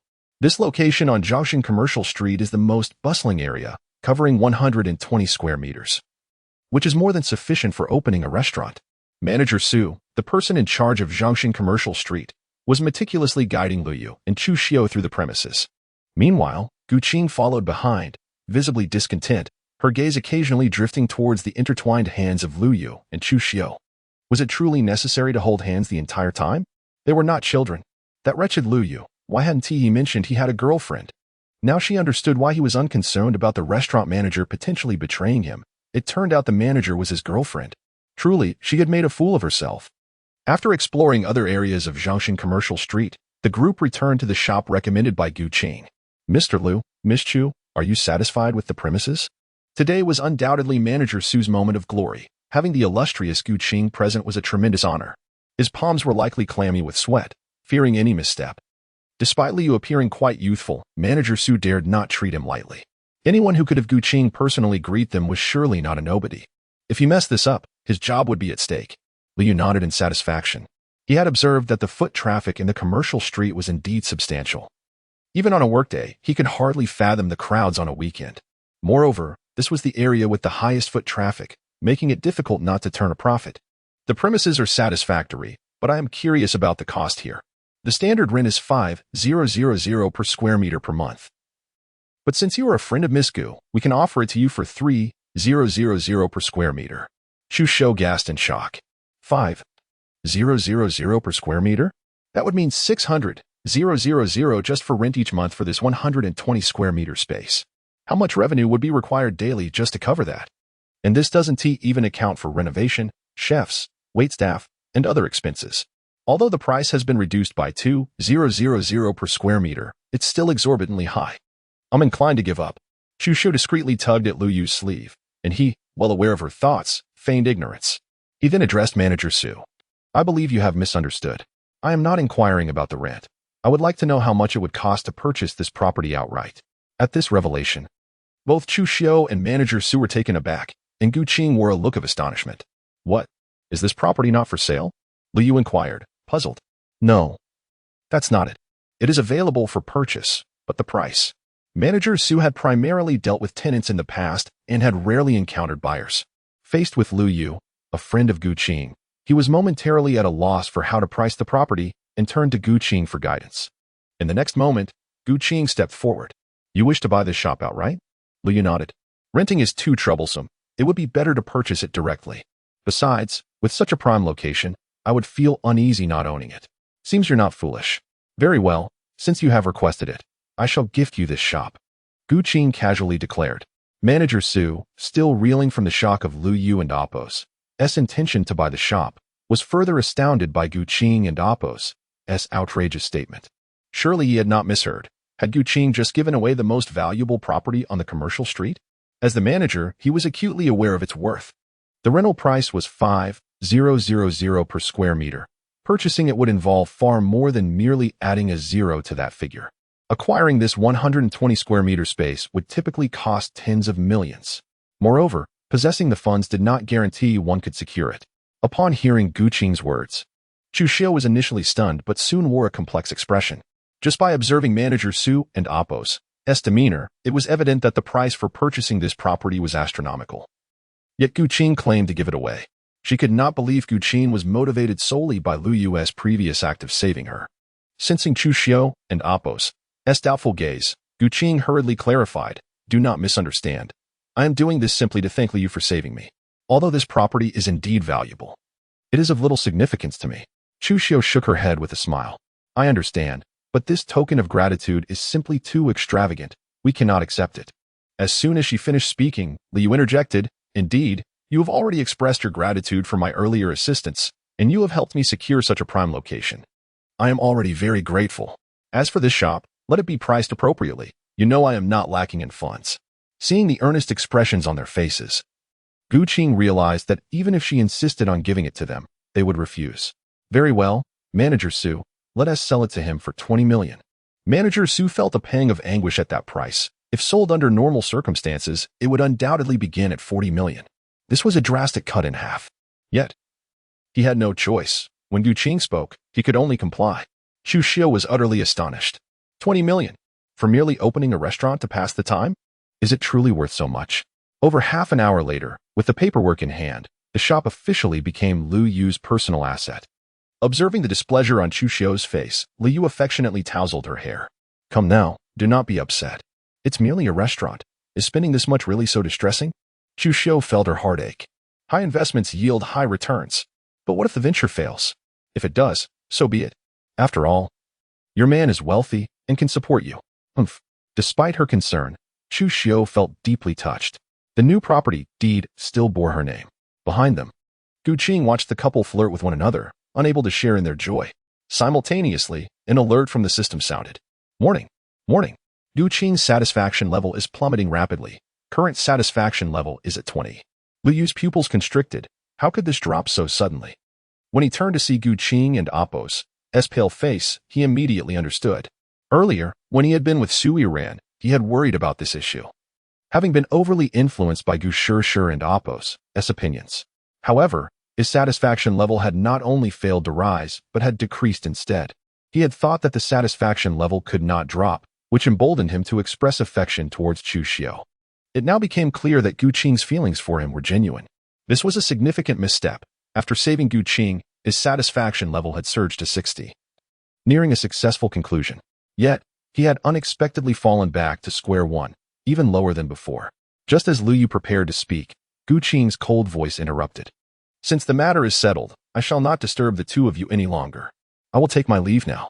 Without a glance back at Lu Yu, she turned and walked away. Chapter 50. Gu Qing's past. Pray tell, what is the nature of your relationship? As soon as they returned home, Chu Xiu adopted a stern expression. Sister Chu, are you not already aware? Gu Qing is the aunt of Gu Shishir. As Lu Yu attempted to approach, Chu Xiu shot him a death glare that rendered him motionless with fear. So you are denying it? It is not that I deny it. Gu Qing and I have no significant connection. I merely saved her once by chance. Lu Yu, do you take me for a fool? I shall grant you one final opportunity. Should you remain silent, I will move out. Chu Xiu's anger was palpable. This was the first time Lu Yu had witnessed her fury since their acquaintance. Please, do not act rashly. I will tell you everything. Upon seeing Lu Yu's plea for mercy, a glimmer of cunning flashed in Chu Xiu's eyes. Meanwhile, in apartment 1103, a stunning woman languished on her sofa. An array of exquisite spirits laid out before her.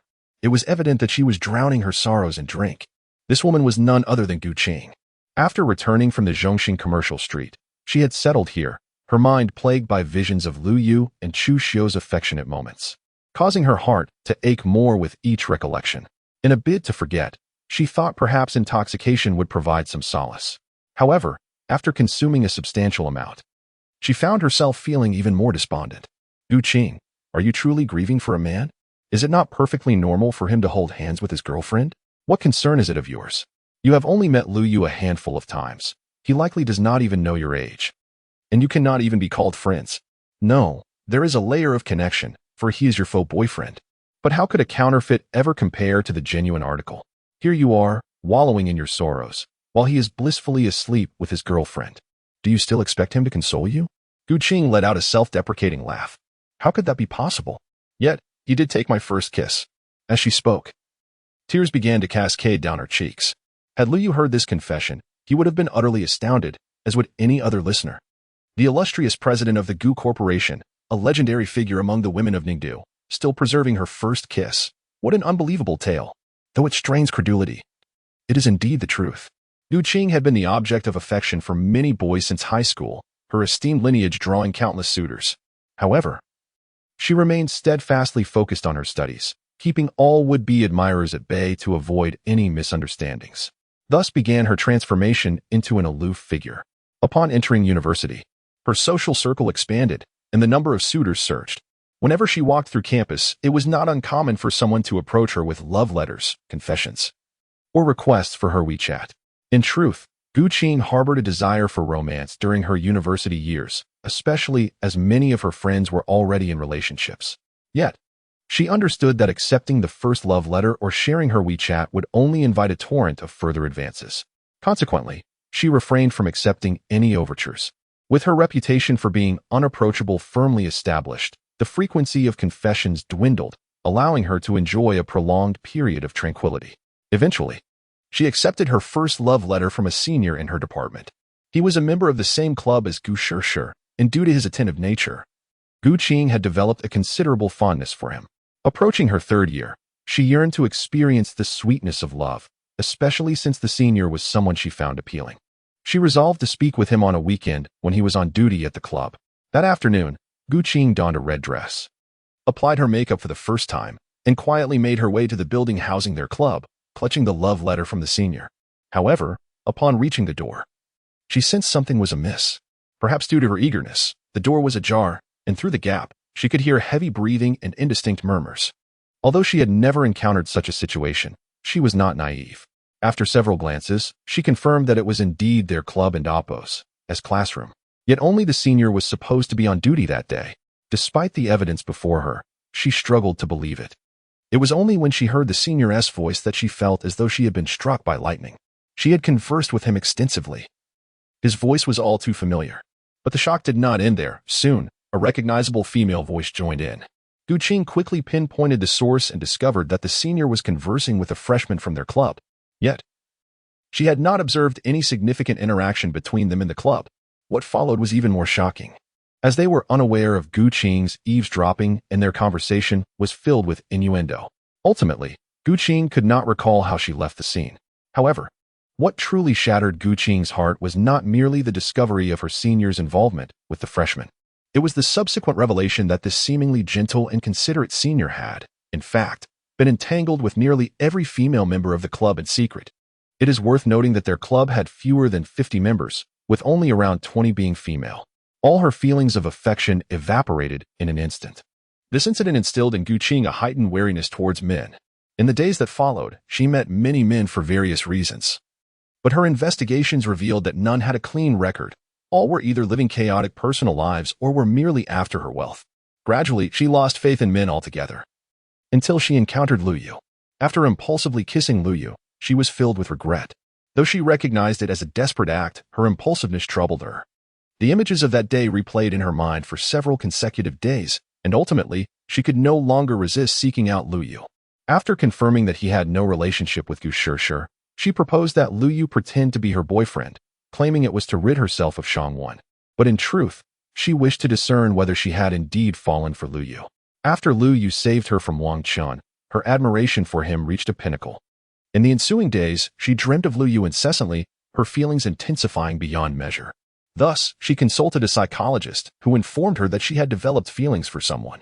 On the day she visited Zhongxing Street, she had just left the psychologist and Apos' office. Learning of her affection for Lu Yu filled her with inexplicable joy, and she longed to confess her feelings at that very moment. However, reality soon dealt her a heavy blow. Lu Yu had a girlfriend. Had it been in the past, she would have conducted thorough research on Lu Yu beforehand, but this time, she had been careless. The cost of her oversight was yet another romance that ended before it even began.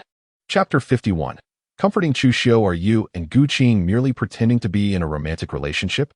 Under Chu Xiu's relentless questioning, Lu Yu eventually confessed everything. Though she remained skeptical, I swear, it and Apos' the absolute truth. Enough of that. Men never speak a word of truth. Who knows? One day you and Gu Qing might transition from a falsehood to reality, and then, just like when one, you might bring Gu Qing home. Chu Xiu and Apos' face was etched with discontent. That one and Apos' happen. You all are enough for me. Gu Qing is merely my employer. Once this issue is resolved, our relationship will cease to exist. Huh? Do you believe that yourself? Did you not see how jealous Gu Qing was today? Chu Xiu shot Lu Yu a disapproving look. Really?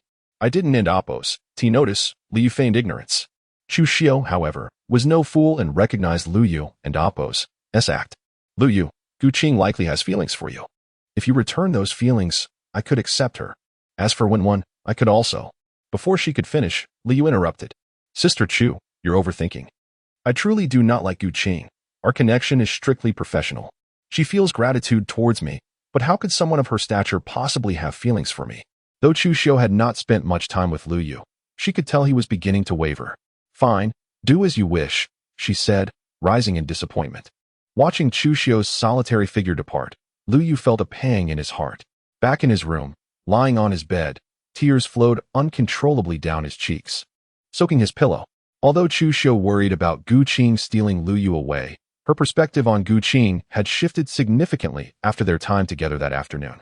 She was honestly trying to accept Gu Qing. What truly pained her was that even at this juncture, Lu Yu refused to admit he had feelings for Gu Qing. For Lu Yu's sake, she had humbled herself, even suggesting that Tang would accept Gu Qing alongside her, yet Lu Yu remained. At that moment, a pair of strong arms enveloped her. I'm sorry, it was my fault. I lied. I have developed feelings for Gu Qing.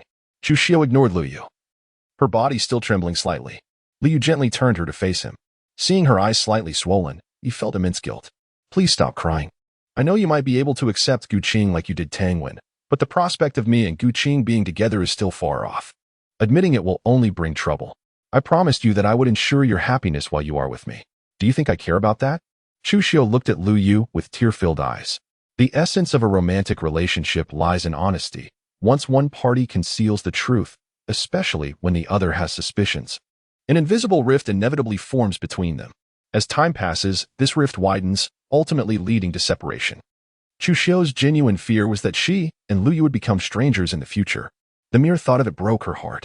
Lu Yu wiped away the tears at the corners of Chu Xiu's eyes. I know that you care, and I understand your concerns. Rest assured, no matter what the future holds, you, Chu Xiu, will always be my woman. Even if you wish to leave, I will not let you go. You. How can you say that? Didn't end Apos. Do you say I could leave whenever I wanted? That was before. Who says only women are fickle? In any case, you can never escape. You must bear me 10 daughters. Do you think I and Apos am a pig? 10 daughters. Chu Xiu shyly pinched Lu Yu. Don and Apos, worry. I and Apos am still young. 1 year. It will only take a decade. Lu Yu grinned mischievously. You may be young, but I am nearing 40. Chu Xiu's gaze fell in despair. Really? I hadn't noticed. If you hadn't said anything, I would have thought you were only 28. Huh. Why not say I'm 18? Looking at you, you could indeed pass for 18. Lu Yu cupped Chu Xiu's face. Enough with the flattery. Just let go. I need to change my pillow. Just toss it if it's wet. I made my sister cry, so I must comfort her properly. Lu Yu playfully pushed Chu Xiu down. What did you just call me? Little sister.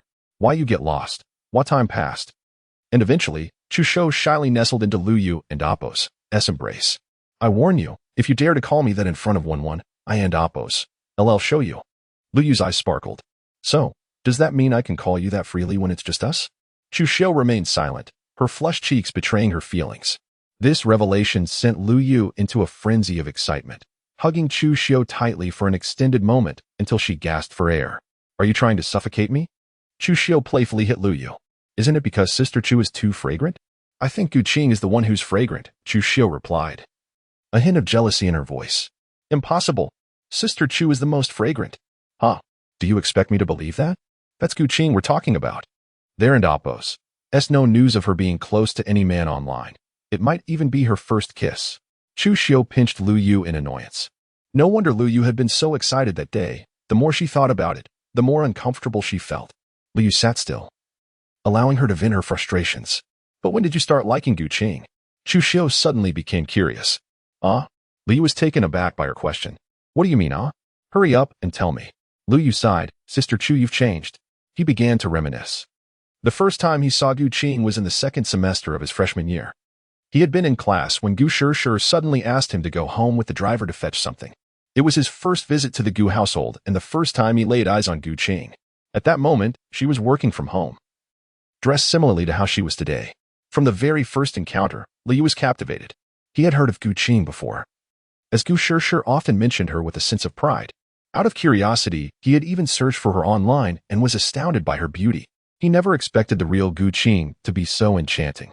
Although she appeared aloof, it only drew Lu Yu in further. Compared to Gu Qing, even the campus belle Su Yi seemed to pale in comparison. Since that initial encounter, Lu Yu could not forget Gu Qing. Each time Gu Shishir asked him to retrieve something from her home, he felt a surge of joy simply for the chance to see Gu Qing.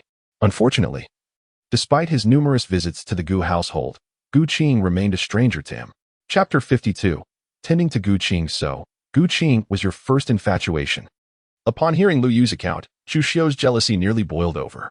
This was understandable, as Gu Qing possessed extraordinary beauty and talent. Chu Shou surmised she might have acted similarly in Lu Yu's place. Lu Yu scratched his head, embarrassed. Having never been in a relationship, Gu Qing could indeed be considered his first love. And what about me, then? Am I merely an afterthought? What do you intend to do now? Gu Qing likely harbors feelings for you. She might accept a confession outright, Chu Shou remarked suddenly. Are you truly unbothered by Gu Qing? Chu Shou rolled her eyes playfully. Does my opposition matter now? She's already kissed you. Very well, if you're unconcerned, I'll seek out Gu Qing tomorrow. Scarcely had the words left his lips that Chu Shou seized Lu Yu's ear. You're certainly taking liberties. Ouch. Gently. You said you didn't mind. Are you so obtuse as not to realize women often speak in paradoxes? After nearly an hour of playful banter with Chu Shou, she finally drifted off to sleep. Lu Yu kissed her forehead before dressing and leaving the room. As soon as Lu Yu departed, Chu Shou, who had feigned slumber, opened her eyes. Alas, she sighed softly before closing her eyes once more. A few minutes later, Lu Yu arrived at 11:03 downstairs. He took a deep breath before pressing the doorbell. However, nearly a minute passed without a response. Already asleep? Lu Yu checked the time. Good heavens, it's midnight. Had comforting Chu Shou taken so long? Oh well, I'll return tomorrow. Just as Lu Yu turned to leave, the door was violently kicked open. Fortunately, Lu Yu was far enough away to avoid injury. He then beheld Gu Qing leaning against the doorframe, clearly intoxicated. Aren't you the simpleton who held the elevator for me? Gu Qing giggled, pointing at Lu Yu. Lu Yu's lips twitched. What was simple about him? Even from a meter away, he could smell the alcohol on Gu Qing. Why have you drunk so much again? Gu Qing ignored him, staggering forward and wrapping her arms around his neck. Although this wasn't their first intimate encounter, Lu Yu couldn't help but blush at her closeness. Is she going to devour me here? Just as Lu Yu imagined Gu Qing about to make a move, she rested her head against his chest. Lu Yu was momentarily stunned. What did this signify? Unable to break free, he remained frozen in place. He didn't know how long passed before he felt a dampness on his chest, realizing with alarm that Gu Qing had fallen asleep in his arms. Good heavens. She's using me as a human pillow. He whispered Gu Qing's name, but she didn't respond. Well, this is a fine mess. Left with no choice, Lu Yu slowly carried Gu Qing into the apartment. Upon reaching the living room, he was shocked. Empty bottles littered the coffee table, sofa, and floor. She's truly treating alcohol like water. With a sigh, Lu Yu headed towards Gu Qing's bedroom, guided by instinct. The short distance took him over 10 minutes. Not because he was dawdling, but because he feared Gu Qing might awaken. The last time she was drunk, she had stripped him bare, leading to a misunderstanding with Gu Shishir. If she caused more trouble this time, what would he do? Finally, laying Gu Qing on the bed, Lu Yu breathed a sigh of relief. He had noticed Gu Qing and Apos' exceptional figure the last time he held her. Now, gazing at the attainable Gu Qing on the bed, Lu Yu's breathing quickened. He was likely the only man in the world who could so easily have her, not once, but twice. Ultimately, reason prevailed over desire.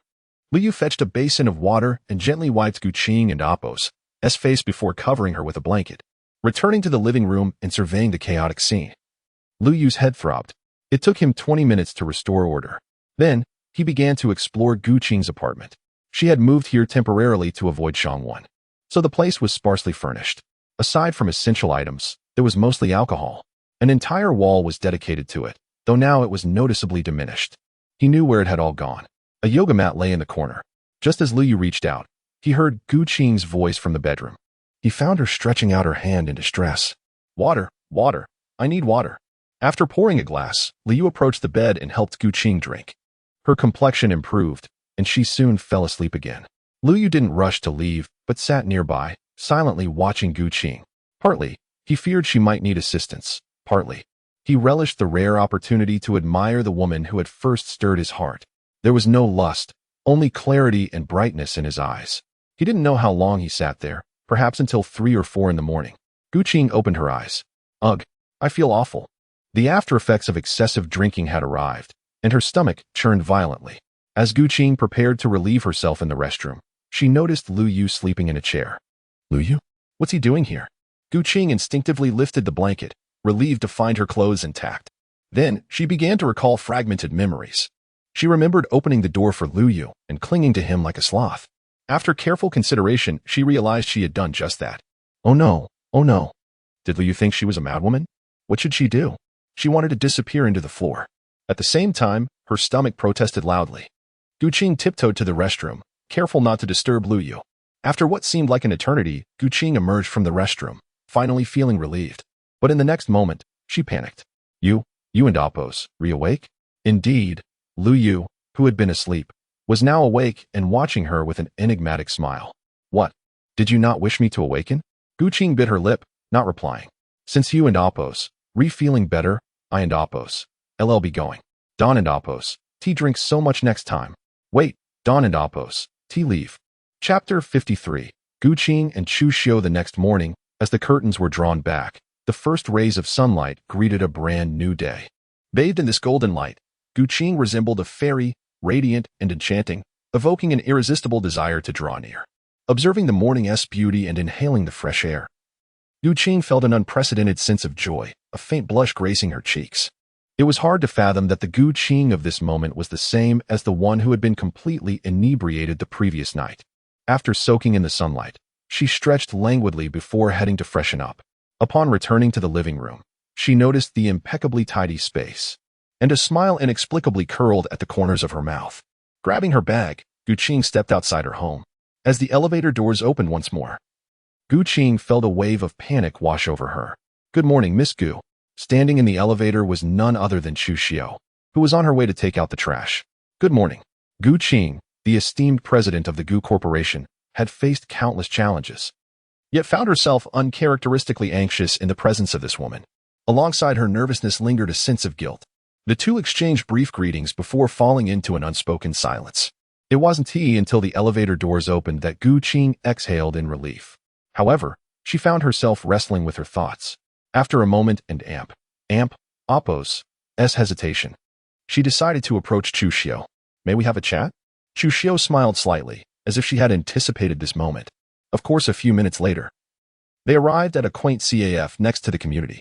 You should drink some warm milk, otherwise your stomach might not fare well today, Chu Xiu said, placing a steaming cup before Gu Qing. Thank you. Although Gu Qing's stomach was no longer in discomfort as it had been during the night, it still felt uneasy. After sipping the warm milk, she found it indeed soothing. Setting her cup down, she steered the conversation back to the matter at hand. May I ask how you and Lu Yu met? If it's too much to share, please feel free to decline. Though Gu Qing could easily investigate this matter, she preferred to hear it directly from Chu Xiu. Yet, she was not one to impose. Chu Xiu chuckled softly. It's not something shameful. She then recounted the tale of her acquaintance with Lu Yu, leading to their eventual relationship, even sharing her personal struggles with Gu Qing. Having come to terms with her past, Chu Xiu recognized that Lu Yu was Gu Qing's first love.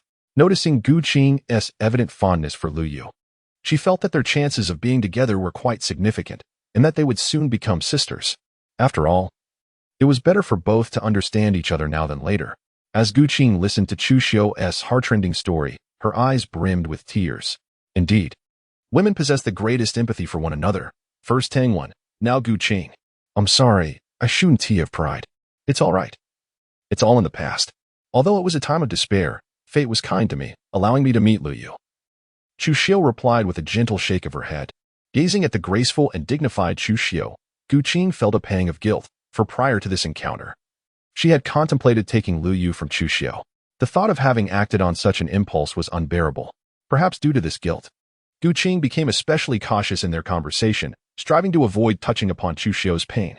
Yet, as they conversed further, Gu Qing began to recognize the depth of Chu Xiu's character. With her warmth, grace, and nurturing nature, Chu Xiu embodied nearly every admirable quality a woman could possess. Gu Qing finally understood why Lu Yu had chosen to be with her. As their rapport deepened, Chu Xiu grew increasingly fond of Gu Qing. She had always believed Gu Qing to be the aloof, workaholic described online, but that perception was shattered. Gu Qing exuded sophistication and was attuned to the emotions of others, demonstrating an exquisite sense of propriety. With both beauty and virtue, she radiated a unique charm. Perhaps this was the reason Lu Yu was drawn to her. Their connection flourished, and Gu Qing affectionately began to call Chu Xiu Sister Chu, while Chu Xiu referred to her as Qing'er. If Lu Yu were to witness this exchange, he would surely be astonished. After another 10 minutes of engaging conversation, Gu Qing received a phone call, signaling the end of their dialogue. Sister Chu, I'm truly sorry, but I must leave as there is an urgent matter at the company. Let me treat you to a meal next time. No need for that. If you wish to find me, just come to 1201. Chu Xiu chuckled. All right, I'll be there. Goodbye for now, Sister Chu. Gu Qing waved as she hurried away. Goodbye. Chu Xiu smiled softly, watching Gu Qing's retreating figure. Having someone capable of keeping Lu Yu in check at home seemed quite promising. If there had been any lingering worries that Lu Yu might be taken by Gu Qing, those concerns dissipated after their conversation. She had discerned Gu Qing's true nature. She would never engage in such underhanded actions. Likewise, Gu Qing understood that Chu Xiu's kindness indicated her support for her relationship with Lu Yu. Just yesterday, the world had felt shrouded in darkness. Today, however, the skies were clear. The only imperfection in this newfound clarity was that Lu Yu had vanished. In the early hours, Lu Yu had decided to leave, and in a moment of panic, Gu Qing had stopped him.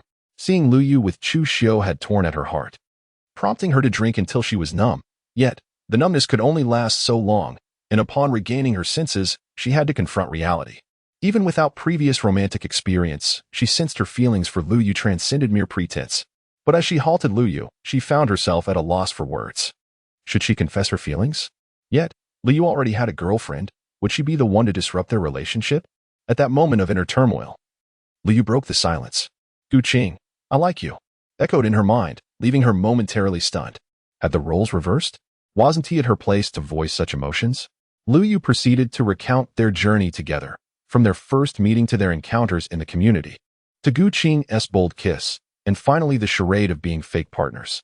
His every word conveyed his affection for her. Gu Qing's mind went blank, realizing that Lu Yu had fled out of shyness. Happiness arrived so swiftly. Lu Yu had feelings for her? This revelation had emboldened her to seek out Chu Xiu earlier that day.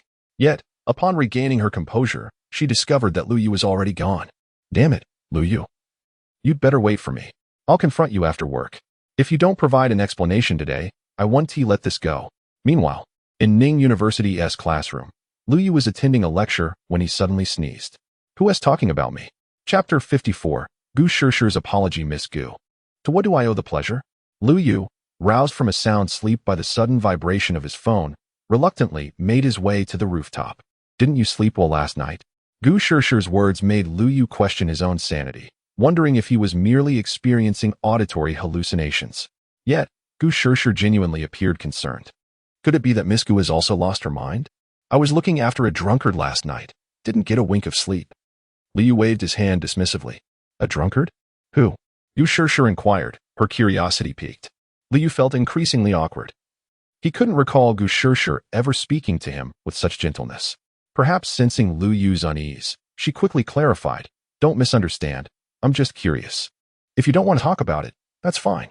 No sooner had Gu Shishir finished speaking than a warm hand graced her forehead. Liu scrutinized her with a serious expression. "You don't have a fever." The warmth of Lu Yu's palm sent a blush creeping across Gu Shishir's face. Before Lu Yu could notice, she hastily pushed him away. "Who gave you permission to touch me? That's more like it. For a moment, I thought you'd been possessed." Lu Yu quipped. "You and Oppos, the one who and Oppos, is possessed. Your whole family is possessed." Having learned of the torment Lu Yu had endured at her hands over the past 2 years, she had considered befriending him. However, it seemed Lu Yu was still as insufferable as ever, making it impossible to maintain a cordial relationship. "All right, tell me. What and Oppos is so important that you had to find me?"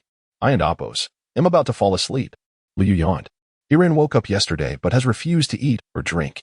The doctor says that if she continues like this, her health will deteriorate rapidly. Aunt Su and I are very worried about Yiran. So we wanted you to visit her." Liu furrowed his brow slightly. "Is this your idea or Aunt Su's? Does it matter? Just answer my question." "It's my idea." "Aunt Su doesn't know." "Then I'm afraid I can't go." "Why?" Seeing the earnest look on Liu's face, Gu Shishir recalled the scene of Su Yiran and Lu Yu and Oppos' meeting at the hospital. She vaguely sensed that things were not as simple as they seemed. "No reason. If you want to know, ask Aunt Su." Gu Shishir rolled her eyes at Lu Yu. "Do you think I have the audacity to do that? That's Su Yiran. The entire Ningdu can't find a woman of higher status. While I may be the eldest daughter of the Gu family, I can only behave myself in front of Su Yiran. That and Oppos, that's not my problem." Liu shrugged. Gu Shishir and Oppos' canines threatened to emerge once more. But the thought of Su Yiran's pallid complexion tempered her anger. "If you tell me the reason, I promise never to torment you again, and our contract will be terminated immediately." "Are you serious?" Lu Yu looked at Gu Shishir in astonishment. "Yes. You don't need to return the money?" "No. But you can and Oppos, lie to me, or you and Oppos, face the consequences." Lu Yu hesitated, contemplating the potential repercussions of revealing the truth to Gu Shishir. After some deliberation, Lu Yu ultimately relented. This matter couldn't be concealed forever. Su Yiran would eventually find out. He couldn't bear the thought of being perpetually tormented. It was simply too exhausting. Moreover, he now had a considerable sum of money. Had it not been for the tenfold penalty for breach of contract, he would have kicked Gu Shishir to the curb long ago. "Since you've said so, I'll mercifully tell you." "Actually, what? Aunt Su gave you 10 million to leave Yiran? Are you trying to deceive me?" "I've told you the truth, believe it or not." Liu wanted to scream with joy. He was finally free. He would no longer be tormented by Gu Shishir. Moreover, their relationship was about to undergo a reversal, perhaps. As Tang Wen had suggested, the day of his revenge was at hand. Gu Shishir's mind was a blank. She had assumed that Lu Yu had fallen for someone else and that her own actions had driven him away from Su Yiran. She never imagined that Su Yiran was involved. No wonder Su Yiran had looked that way when she saw Lu Yu at the hospital. She wasn't foolish. She knew why Su Yiran had done this. She couldn't imagine how devastated Su Yiran would be if she knew that her own mother had interfered. She was also deeply troubled. Concealing the truth from Su Yiran and having Lu Yu as her devoted follower was already bothersome enough. But now she had another secret to keep. "Lu Yu, did you really leave Yiran because of Aunt Su?" Gu Shishir suddenly asked. "Not entirely. It's been almost 2 years, and I'm exhausted. Even if she hadn't approached me, the outcome would have been the same." Lu Yu stared vacantly at the sky. "All right. I believe you. In that case, our contract ends here. Thank you for your hard work during this time." With that, Gu Shishir turned and headed towards the door. Lu Yu was surprised that Gu Shishir had actually let him go so easily. Soon, however, Gu Shishir's voice echoed from behind. "Lu Yu." Lu Yu turned around, puzzled, and saw Gu Shishir's solitary figure. "Although it's late, I still want to apologize to you. I'm sorry." Lu Yu was taken aback. Before he could respond, Gu Shishir had already left. After a long silence, Lu Yu smiled wryly. He never thought he would hear Gu Shishir apologize to him in his lifetime. A few minutes later, Lu Yu descended the stairs, but just as he was about to return to the classroom, a hand grabbed him. The classroom door closed, and the bell rang. "What are you doing?" "Class is starting." Lu Yu looked at Tang Wen in surprise. "I know class is starting, but you have to tell me what you were talking about with Gu Shishir." "Let and Oppos, Let's go to class first. I and Oppos. LL tell you later. No. Tell me now. If we don't go, old Joe and the others will suspect something. Liu said with a wry smile. Let them suspect. We'll have to reveal it sooner or later. Or are you planning to keep our relationship a secret? Tang Wen's expression darkened. All right. I'll tell you. Helpless, Liu had no choice but to confess. Tang Wen was equally shocked. The sun must have risen in the west. Not only did Gu Shishir let you go, but she also apologized to you. Perhaps she had a change of heart. Liu had noticed a shift in Gu Shishir's attitude. Does she have a conscience? I think she's afraid of actually becoming your aunt, so she's backing down in advance. What aunt? What nonsense are you talking about? Keep pretending. I'll see how long you can keep it up. Sister Chu has already told me. Oh. Chapter 55, Persuading Su Yiran. At first glance, the spacious classroom appeared desolate. Yet upon closer inspection, one could discern the intertwined figures in the corner. Time slipped away unnoticed until the two finally separated, breathless. Feeling better now? Liu inquired, gazing at Tang Wen, who lay languidly in his embrace. With a hint of exhaustion in her voice, Tang Wen replied, Not quite. You consoled Sister Chu for so long. Upon discovering that Liu harbored feelings for Gu Qing, Tang Wen's jealousy flared. Even during Liu's infatuation with Su Yi, she had not felt such envy. Although Su Yi was the school belle, the disparity between a belle and a goddess was still vast. What astonished Tang Wen further was the realization that Gu Qing also had feelings for Liu. Was it truly a case of the iron tree blossoming? Liu understood the implications of Tang when locking herself in the empty classroom. However, this was still school, and they could only indulge in their shared whispers. How about we? Liu murmured something in Tang Wen and Oppos' ear, causing her ears to flush instantly. No, we can and Oppos' What if we and Oppos rediscovered? She protested. Dawn and Oppos' worry. Everyone is in class. Look, no one has come in here for quite some time.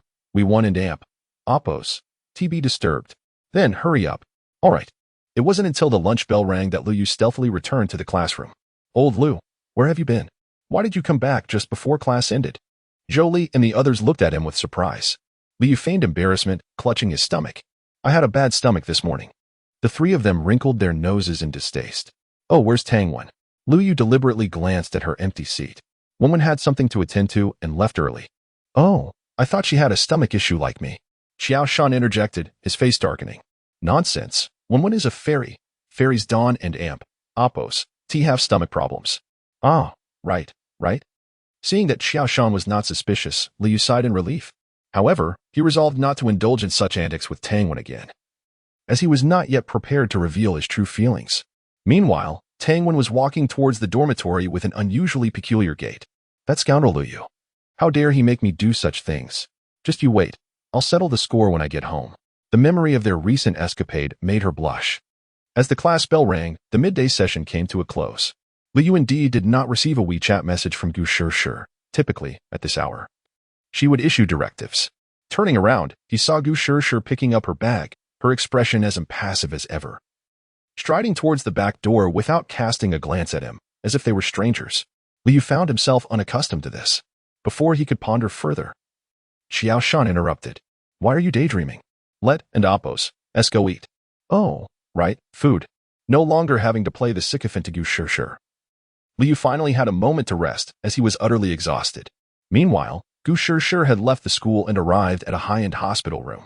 Pushing the door open, she found a beautiful girl sitting on the bed, lost in thought. Gu Shishir took a deep breath and approached the bedside with a smile. Yiran, I and Oppos, am here to keep you company. Su Yiran offered a faint smile, but her pale complexion revealed her poor condition.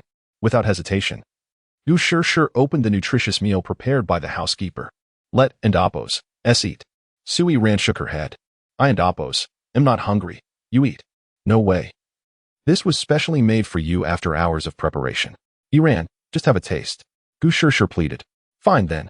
Under Gu Shishir's insistence, Su Yiran finally picked up the spoon but only took a tiny sip before setting it down. Gu Shishir was at a loss for what to do next.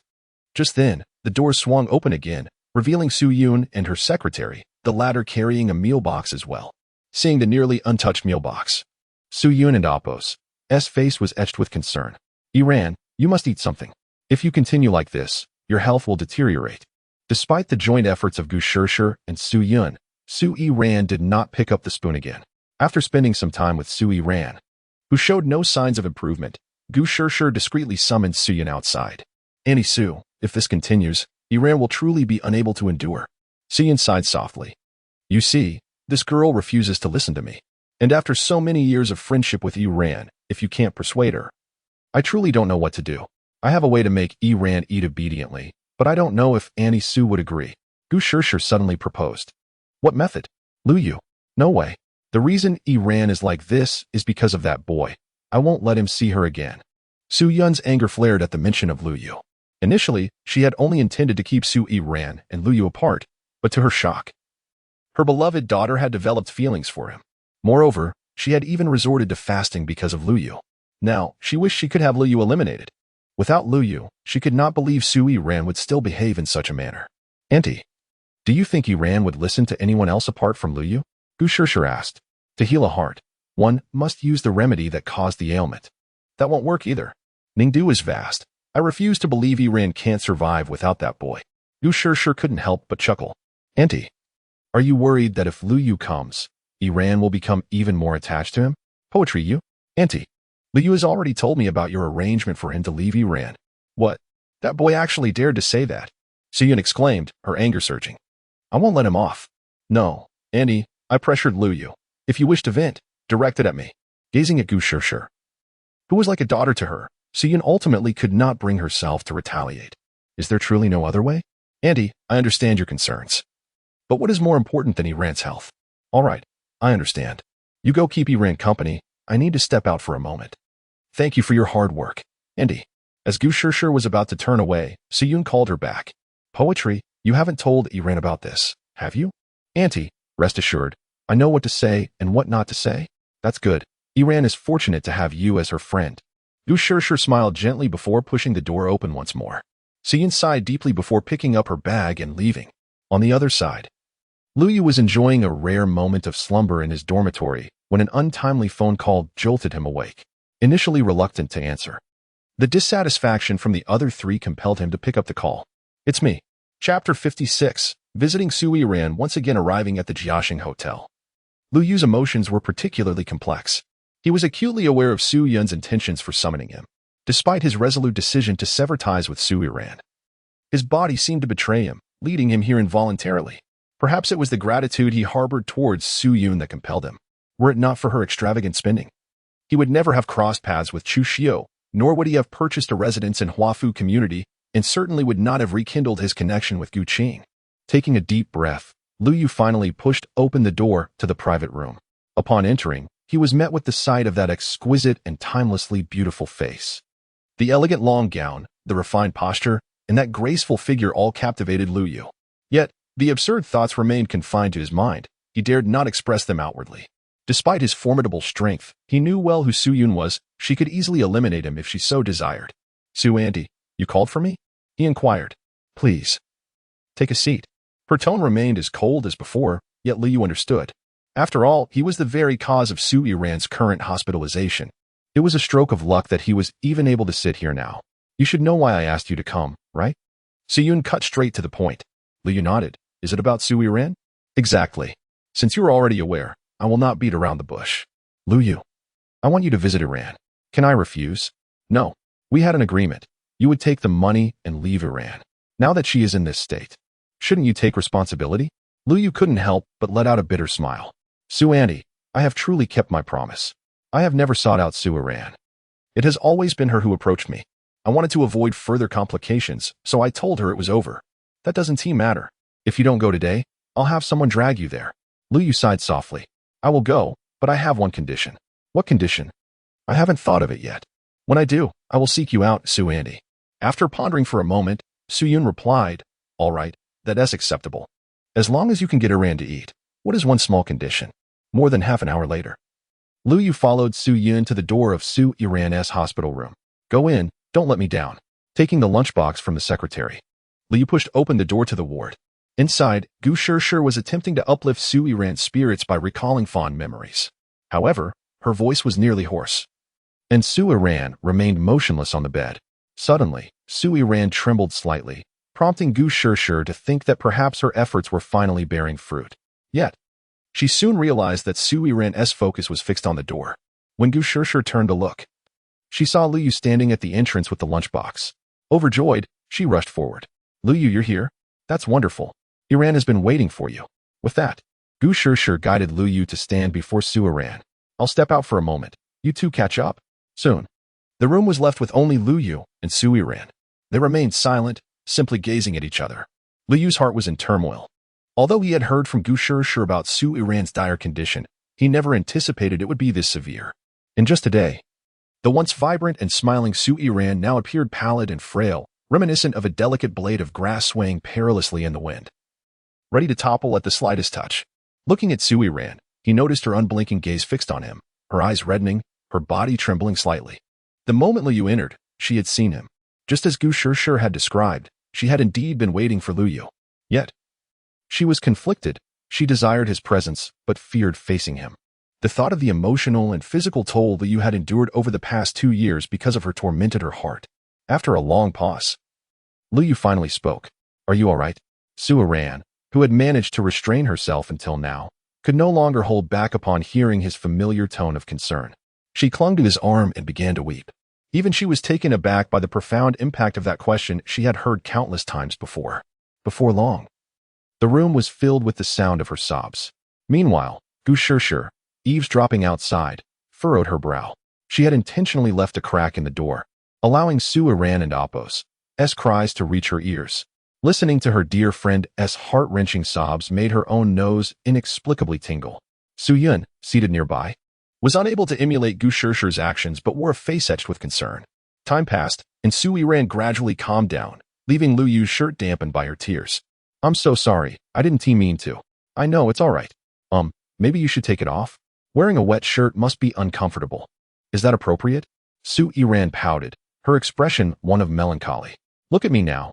Are you really afraid I would harm you? Well, if you insist. After a brief moment, Lu Yu emerged from the restroom, his upper body bare. Observing his well-defined abs and perfect physique, Su Yiran's cheeks flushed instantly. Had his body always been this impressive? She longed to experience it firsthand. Su Yiran, what are you thinking? You and Appo's being ridiculous. As Lu Yu began to open the lunchbox, Su Yiran's gaze dimmed. Did Shishir ask you to come? Let us eat first. We can talk afterward. Since their separation, this was the first time she had seen Lu Yu display such tenderness. How had she never noticed before how handsome he looked when gentle? Every movement stirred her heart. All right, can you manage to eat by yourself? Would you feed me? Let us not make a habit of this. Whether it was Lu Yu's presence or Su Yiran's genuine hunger, the food in the lunchbox was entirely consumed. After replenishing her strength, Su Yiran's complexion visibly improved. With her head bowed shyly, she murmured, Did I eat too much? People are made of iron, and meals are essential. It's entirely normal to eat more after not having eaten for so long. However, if this continues, your body will not withstand it. You understand what I mean, right? I understand, and I promise to eat well from now on. Lu Yu nodded in satisfaction. Now can you tell me? Did you come on your own accord? Or did Shishir ask you to? Does it really matter? Chapter 57. Gu Qing's confession. Lu Yu, can we still be friends in the future? Just ordinary friends. If that's possible? As he gazed upon the utterly humble Su Yiran, Lu Yu found it impossible to harden his heart against her. Of course. But I hope we won't encounter the same situations as before. Rest assured, I promise I won't trouble you again. I only wish to be your friend. Since you're all right now, I'll take my leave. They must be worried. Thank you for coming to see me, regardless of everything. Lu Yu nodded, seemingly bidding a final farewell to Su Yiran. Just as he was about to open the door, he heard Su Yiran's voice, tinged with tears, behind him. If I had realized sooner, would you still have left me? With his hand resting on the doorknob, Lu Yu paused slightly. Who knows? In the next moment, he swung open the hospital room door, colliding directly with Gu Shishir, who had been eavesdropping. Though this was not their first intimate encounter, Gu Shishir still felt a rush of embarrassment. What are you doing? Are you trying to take advantage of me? Lu Yu looked exasperated. Sister, you ran into me. You're talking nonsense, clearly. Gu Shishir had wanted to argue further, but upon hearing Su Yiran's sobs again, she shot Lu Yu a fierce glare and entered the room. Yiran, what's wrong? Did that guy Lu Yu bully you again? Lu Yu shook his head in resignation and stepped out, only to be met by Su Yun. He anticipated reprimands, but to his surprise, her demeanor was unusually pleasant. Thank you for today. Whenever you're ready, feel free to contact me. With that, Su Yiran walked into the hospital room, leaving Lu Yu in a state of bewilderment. After a moment of daze, he exited the hospital. However, just as he was about to hail a cab to the Jiaxing Hotel to retrieve his car, a sleek black sports car came to a halt before him. As the window rolled down, an exquisite face appeared. "Get in." A little over 2 hours later. "I can't go on. I'm utterly exhausted. I feel like I'm dying." Lu Yu lay on the ground, disregarding the cleanliness of the surface beneath him. The stunning woman looked at the perspiring Lu Yu and couldn't help but chuckle. How can someone so young lack stamina? "Sister, we haven't rested since we started climbing. Even machines need refueling." Lu Yu admired how the breathtaking woman seemed unfazed, her breath steady. "Of all excuses. You're just out of shape." Lu Yu frowned. "I am a manly man." Though he yearned to prove himself, his legs felt too heavy to lift. Seeing that taunting him was ineffective, the beautiful woman found a suitable spot to sit. After what felt like an eternity, Lu Yu finally dragged his weary body to sit beside her. "It's just to watch a sunset. Must we climb so high?" "Because the mountain is tranquil. It allows me to forget my troubles. And don't you think the scenery here is magnificent? Once the sun sets, it will be even more beautiful." The beautiful woman smiled. Lu Yu glanced around. Indeed, the view was splendid, making the tower climb worthwhile. Yet, compared to the stunning landscape, he was far more captivated by the beauty beside him. The illustrious Gu, the CEO, also has her share of troubles. Shouldn't it be only us common folk who bear such burdens? Lu Yu jested. Gu Qing shot him a reproachful look. "I'm human too. How could I be without worries?" "Oh, I happen to have some wine here." Would the esteemed CEO care to share her story? "Wine? Where?" Lu Yu gestured to his empty hands. "As long as there is wine in the heart, the cup will naturally be in hand." Seeing Lu Yu's earnest expression, Gu Qing burst into laughter. "You're quite the madman." "So, the illustrious CEO has confessed to someone before?" Lu Yu teased, his expression playful. Gu Qing pinched him in mock annoyance. "I plan to confess, all right. That's different. If you hadn't witnessed your senior and junior's tryst, perhaps the one sitting beside you now would be him." "Impossible. I was blind to have had feelings for him. Even if I were foolish, I wouldn't he let him deceive me for so long." "And now? Has your judgment improved?" Lu Yu gazed at Gu Qing earnestly. Gu Qing paused, realizing the implication of his words. "From the very beginning, I viewed you as a child. Yet, somewhere along the way, you infiltrated my heart. Perhaps it was after that forceful kiss that I began to see you as a man. Each time I rode the elevator in Huafu community, I hoped to encounter you. I even ventured to the 12th floor, but not knowing where you lived, returned empty-handed. Do you know how ecstatic I was when you agreed to pretend to be my boyfriend? I've never been in a relationship and didn't know how to proceed. I wanted to invite you out under the guise of discussing matters, but feared rejection. Then I saw you dining with friends at Xingyue Hotel. I was both surprised and delighted, yet your indifferent demeanor doused my excitement. That's why I drank so much that day. I was overwhelmed. On the day I invited you to dinner, I genuinely wished to get to know you better, but I was too nervous and forgot everything I had prepared. Then I saw you with your girlfriend on Jiaxing Commercial Street. The moment I saw you two holding hands, I was utterly stunned. Before your arrival, I had envisioned strolling beside you, only to be faced with the harsh reality that you were with someone else. Every word exchanged between you felt like a dagger to my heart. I think I may have fallen for you, though it was sudden. Isn't that how love often is? Regrettably, I discovered too late that you belonged to another, and I could only numb myself with alcohol. The esteemed CEO of the Gu Corporation actually confessed to me. I have no regrets. Lu Yu feigned mockery. Can't you be serious for once? I am serious. Gu Qing blushed. Now you can tell me why you said those things last night. What things? The things you said at my place last night. I was at home all night. I didn't go to yours. Are you still drunk? Lu Yu feigned ignorance. Huh. Lu Yu's words left Gu Qing bewildered. Did she truly not recall? Yet the next moment, Lu Yu leaned in, his warm lips brushing against hers, accompanied by his distinctive scent. Simultaneously, the sun began its descent. Golden rays illuminated the two, as if narrating a tale of discontent, yet ultimately, they remained tightly embraced, unable to part. Chapter 58, Mysterious Circumstances. Why on earth did we have to climb the mountain? Now, we can't go back. Lu Yu lamented, his face a mask of despair. What was supposed to be a serene sunset-watching experience turned into over half an hour of lingering gazes and stolen moments. If it hadn't been for Gu Qing's labored breathing, Lu Yu would have hesitated to part ways. The once resplendent sunset had long vanished, yielding to the encroaching darkness of night. Without further ado, they commenced their descent. Despite their swift pace, they ultimately could not outpace the night. It's merely dark. I've encountered this scenario before. If you're afraid, Just hold my hand tightly. Gu Qing chuckled. Afraid? How could that be possible? I am a man of stature. Though Lu Yu hailed from the countryside, the untamed mountain held its own mysteries, and he couldn't shake the unease of what might lurk within. Gu Qing simply smiled, choosing not to address Lu Yu's apprehensions. Come on, we should hurry back. Sister Chu will be worried. Yes. After traversing for another half hour, they finally reached their vehicle. Lu Yu let out a sigh of relief.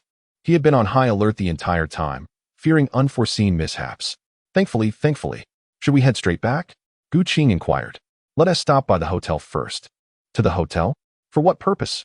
Gu Qing stammered, a flush creeping across her cheeks. The darkness concealed her embarrassment, and Lu Yu remained oblivious. My car is still there. Oh, very well. Gu Qing replied, a hint of disappointment in her voice. After another half hour, Gu Qing drove Lu Yu to the Jiaxing Hotel. The moment Lu Yu exited the car, before he could utter a greeting, Gu Qing sped off, leaving him with a face full of confusion. What just happened? Is something amiss? Never mind. Women are as inscrutable as the depths of the ocean. I should just return. Gazing at the barrage of WeChat messages on his phone, Lu Yu felt a wave of frustration. The return home promised to be another arduous battle. After an indeterminate amount of time, Lu Yu cautiously pushed open the door to his home. However, before he could even remove his shoes, he was met with a scathing remark. Oh. So you remember how to come back? Lu Yu tensed at the sight of Tang Wen, her expression rife with resentment. What do you mean? This is my home. Where else would I reside? Perhaps downstairs in room 1103 is your cozy retreat? Lu Yu's lips twitched as he reached out to draw Tang Wen closer, only to have her evade him. At that moment, Chu Xiu approached. Though not as furious as Tang Wen, her face bore a look of disappointment. Wen rushed over as soon as class ended, and you didn't respond to her countless messages. Well, it's not that I didn't want to reply. I was on the mountain, devoid of signal. Lu Yu offered a rueful smile. So you mean to say you just came down from the mountain then? Indeed. Huh. Do you expect me to believe your far-fetched tale? If you had simply admitted to going on a date with Gu Qing, I might have forgiven you. Yet, here you are, concocting such an absurd excuse. Tang Wen glared at Lu Yu, her jealousy flaring. I truly did not fabricate anything. Chu Xiu frowned slightly, sensing Lu Yu's sincerity. Do you have any proof? Evidence that you genuinely went to the mountain? With their relationship in a tender state, any lack of clarity could breed misunderstanding. Let me think. Oh, I took a photo. Wen, it appears we are ultimately superfluous. Who could argue with that? She is not only beautiful but also wealthy. We are merely ordinary mortals, unable to compete with her first love. Just look at her figure and face. Even I find myself captivated. Upon Lu Yu producing the candid photo of Gu Qing taken on the mountain, only then did they believe he truly had been there. However, a new dilemma swiftly emerged. The photo Lu Yu had taken was stunning. Though it captured Gu Qing as profile, it still conveyed an ethereal beauty. Tang Wen's jealousy surged, and Chu Xiu, initially indifferent, began to mirror Tang Wen's sentiments, adopting a woeful demeanor. The two sat on the sofa, exchanging barbs, while Lu Yu remained silent, feeling the weight of their discontent. Meanwhile, in room 1103, Gu Qing was unleashing her frustration upon a yoga mat. Cursed Lu Yu, you insensitive scoundrel. She had harbored some anticipation, only to discover he was merely retrieving his car. Am I, a stunning beauty, to be overshadowed by a mere vehicle? The more she pondered, the angrier she became. As night fell, Tang Wen lay soundly asleep, comforted by a familiar sensation. What are you doing? Wen, my earlier apology was insufficiently sincere. I must conduct a thorough self-reflection. You can reflect all you want, but why are you removing my clothing? Pervert. This reflection is rather unique, and I require your assistance. I refuse. Go apologize to Sister Chu. No rush, one at a time. Time slipped away until Tang Wen finally succumbed to slumber, and Lu Yu cautiously exited the room. Navigating with ease, he found his way to Chu Xiu's bed. He had presumed she would be asleep, but instead, he found her staring intently at him. What are you planning? Caught, Lu Yu remained unflustered. Sister Chu, I came to apologize. My earlier behavior was inappropriate, and I owe you a proper apology. Same words, repeated again. Yet the outcome differs. All right, I understand. I accept your apology. You may leave now. Wait. Isn't this inappropriate? I haven't yet made amends through actions. That's unnecessary. I can sense your sincerity. With a gentle push, Chu Xiu sent Lu Yu tumbling off the bed. Seeing his bewildered expression nearly made her laugh, but she quickly urged him again. Aren't you leaving yet? I need to sleep. Oh, very well. I shall take my leave. Lu Yu tilted his head in confusion. He could not fathom why things had suddenly changed. If his approach didn't work on Tang Wen, he could understand, but Chu Xiu and Appo's reversal baffled him. No. Women often speak in riddles. When they say no, they may very well mean yes. I am truly clever. With that thought, Lu Yu turned, his face alight with a mischievous grin. This caused Chu Xiu to feel a sudden flutter of anxiety. What are you up to? Heh, Sister Chu, the night is long. Would you allow me to keep you company for a while?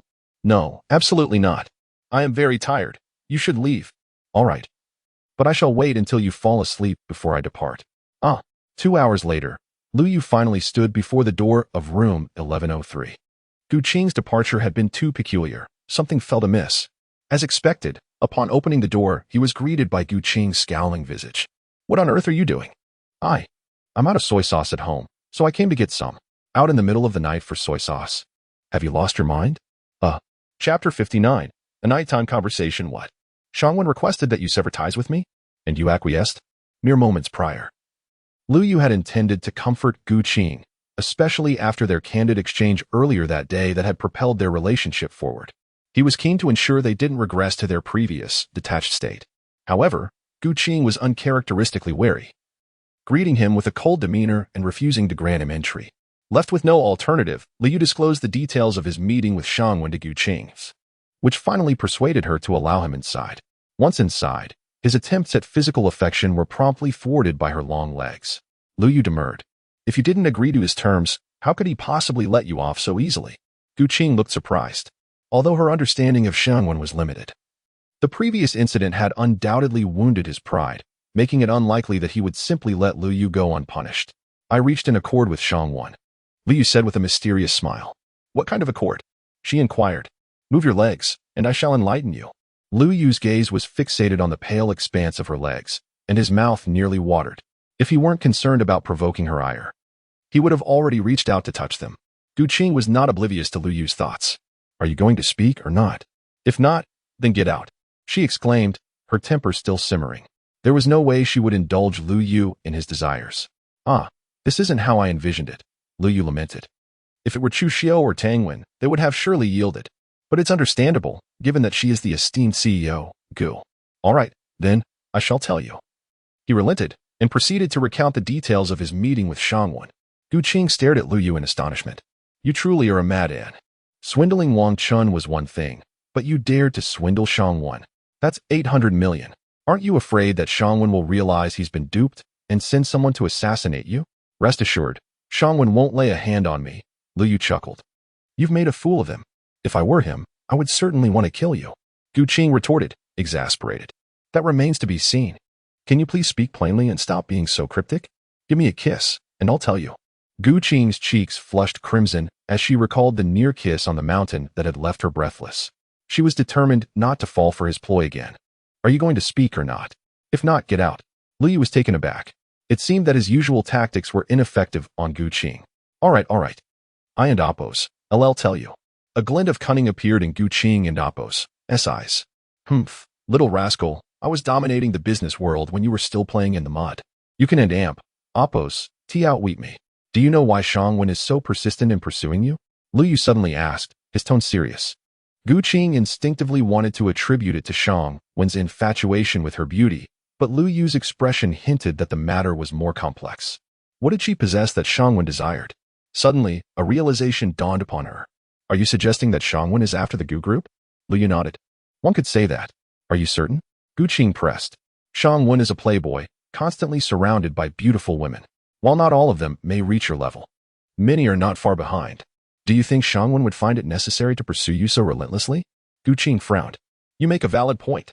However, why would a perpetually idle wastrel suddenly set his sights on the Gu group? There are only two possibilities. 1. Shangwen is in need of funds and seeks a wealthy woman to secure his financial future. Gu Qing rolled her eyes. Are you aware of how wealthy the Shang family is? He could never be short of money. Lu Yu remained unfazed and continued. Then there is only the second possibility, which is Shangwen is planning something significant that requires the Gu group support. Something significant? What could require? Could you be referring to the position of head of the Shang family? Gu Qi asked with wide-eyed astonishment. From what I gather, Shangwen's younger brother, Shang Wu, is not only exceptionally intelligent but also deeply loved by the Shang family. If nothing unexpected occurs, he is likely to be the next head of the Shang family. So that's the situation. I never imagined that Shangwen would possess such audacity, Gu Qing admitted, realizing that she had underestimated Shangwen. If that's the case, then Shangwen might indeed refrain from harming you. However, I am curious. You are merely an ordinary college student. So how do you possess so much knowledge? Gu Qing scrutinized Lu Yu with curiosity. I have been following Su Yiran and Gu Shishir for almost 2 years. Isn't it normal for me to be aware of these things? Lu Yu replied calmly, relieved that he had already prepared a plausible explanation. Is that truly the reason? Gu Qing remained unconvinced, sensing that there was more to it than he revealed. Regardless, Lu Yu's audacity in daring to manipulate Shangwen was truly admirable.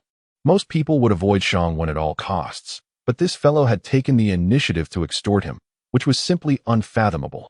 I am deeply saddened that you would doubt me after I have been so candid with you. Lu Yu feigned distress, causing Gu Qing to roll her eyes. All right. I believe you. Hee, that's more like it. Gu Qing felt an overwhelming urge to kick Lu Yu away. Your plan is indeed well conceived, but you must still exercise caution. Given that the matter involves the position of head of the family, Shangwen will undoubtedly be particularly meticulous. If you encounter any difficulties that you cannot resolve on your own, remember to seek my assistance. I am willing to cooperate with you when necessary. Lu Yu could sense Gu Qing's concern. I will, rest assured. By the way, are you acquainted with Shangwu? Lu Yu inquired suddenly. He had gleaned some information about the relationship between Shangwu and Gu Qing from Shangwen, but it was insufficient. He had a premonition that Shangwu would be a formidable adversary in the future. He needed to know him thoroughly in order to be victorious. He was my classmate in college. Do you think I would know him or not? Tell me about him. What are you planning? I simply want to gain some understanding. Since I am collaborating with Shangwen, I will inevitably have dealings with Shangwu in the future. I am merely preparing in advance. That makes sense. Is Shangwu truly that intelligent? Indeed. He possesses exceptional business acumen and is the most intelligent person I have ever encountered, without exception. Even when I first assumed the position of CEO of the Gu Group, he provided me with advice and strategies. Without his assistance, it would have taken the Gu Group many more years to reach its current level. Isn't Shangwu abroad? How could he have provided you with advice? Lu Yu asked, a hint of jealousy in his voice. Gu Qing could not possibly be oblivious to Lu Yu's jealousy. Are you unaware that video calls are possible from abroad? So you used to have frequent video calls? Yes, approximately once a week. Oh, what's wrong? Could someone be jealous? Jealous? Why would I be jealous? Speaking of which, it has been a while since I last video called Shangwu. He should be available right now. Don't you dare. Chapter 60. The return of the Marshal General Lu Yu spent an entire night at Gu Qing's place, returning stealthily just as dawn approached. However, he was quickly discovered by the early rising Shu Xiao. Upon waking and realizing Lu Yu was absent, she immediately surmised he had gone to Gu Qing's. Hey, Shu Jia. Good morning. I just went out for some exercise, Lu Yu said, attempting to deflect her suspicion. Shu Xiao looked at him as if to say, do you think I'm a fool? Understanding he had been caught, Lu Yu hurried into his room. Fortunately, Shu Xiao was relatively easygoing. Although she did not fully accept the situation, she was at least 80 agreeable. The real challenge lay with Tang Wan, who, despite Lu Yu's lengthy attempts at reassurance the previous night, remained displeased. Lu Yu had already discussed Tang Wan with Gu Qing. In one moment, they were tenderly leaning against each other, and in the next, Gu Qing had kicked Lu Yu away, shocked to discover he had another romantic involvement, particularly with the eldest daughter of the Tang family. After much coaxing, Gu Qing reluctantly accepted the situation. After all, Tang Wan came first, and she, being the newcomer, felt compelled to acquiesce. However, Gu Qing was not yet ready to return home with Lu Yu, and he did not press her. He himself was uncertain. While their individual conversations were pleasant, he was unsure of the potential sparks that might ignite when all three were together.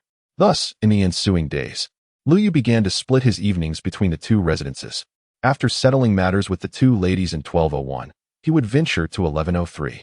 He had visited 1103 numerous times, and his relationship with Gu Qing had flourished, with satisfaction soaring to 79, just shy of completing his task. Yet, one aspect vexed him. Gu Qing permitted him to do anything except take the final step. Still, Lu Yu understood that her hesitation stemmed from fear. Given her many years of singlehood, and this being her first encounter with a man, consequently, he chose to wait until she was psychologically prepared. Simultaneously, Lu Yu's days with Tang Wan at school were drawing to a close. Su Yiran returned to school after 2 days in the hospital. and aside from her improved spirits, she exhibited a significant transformation.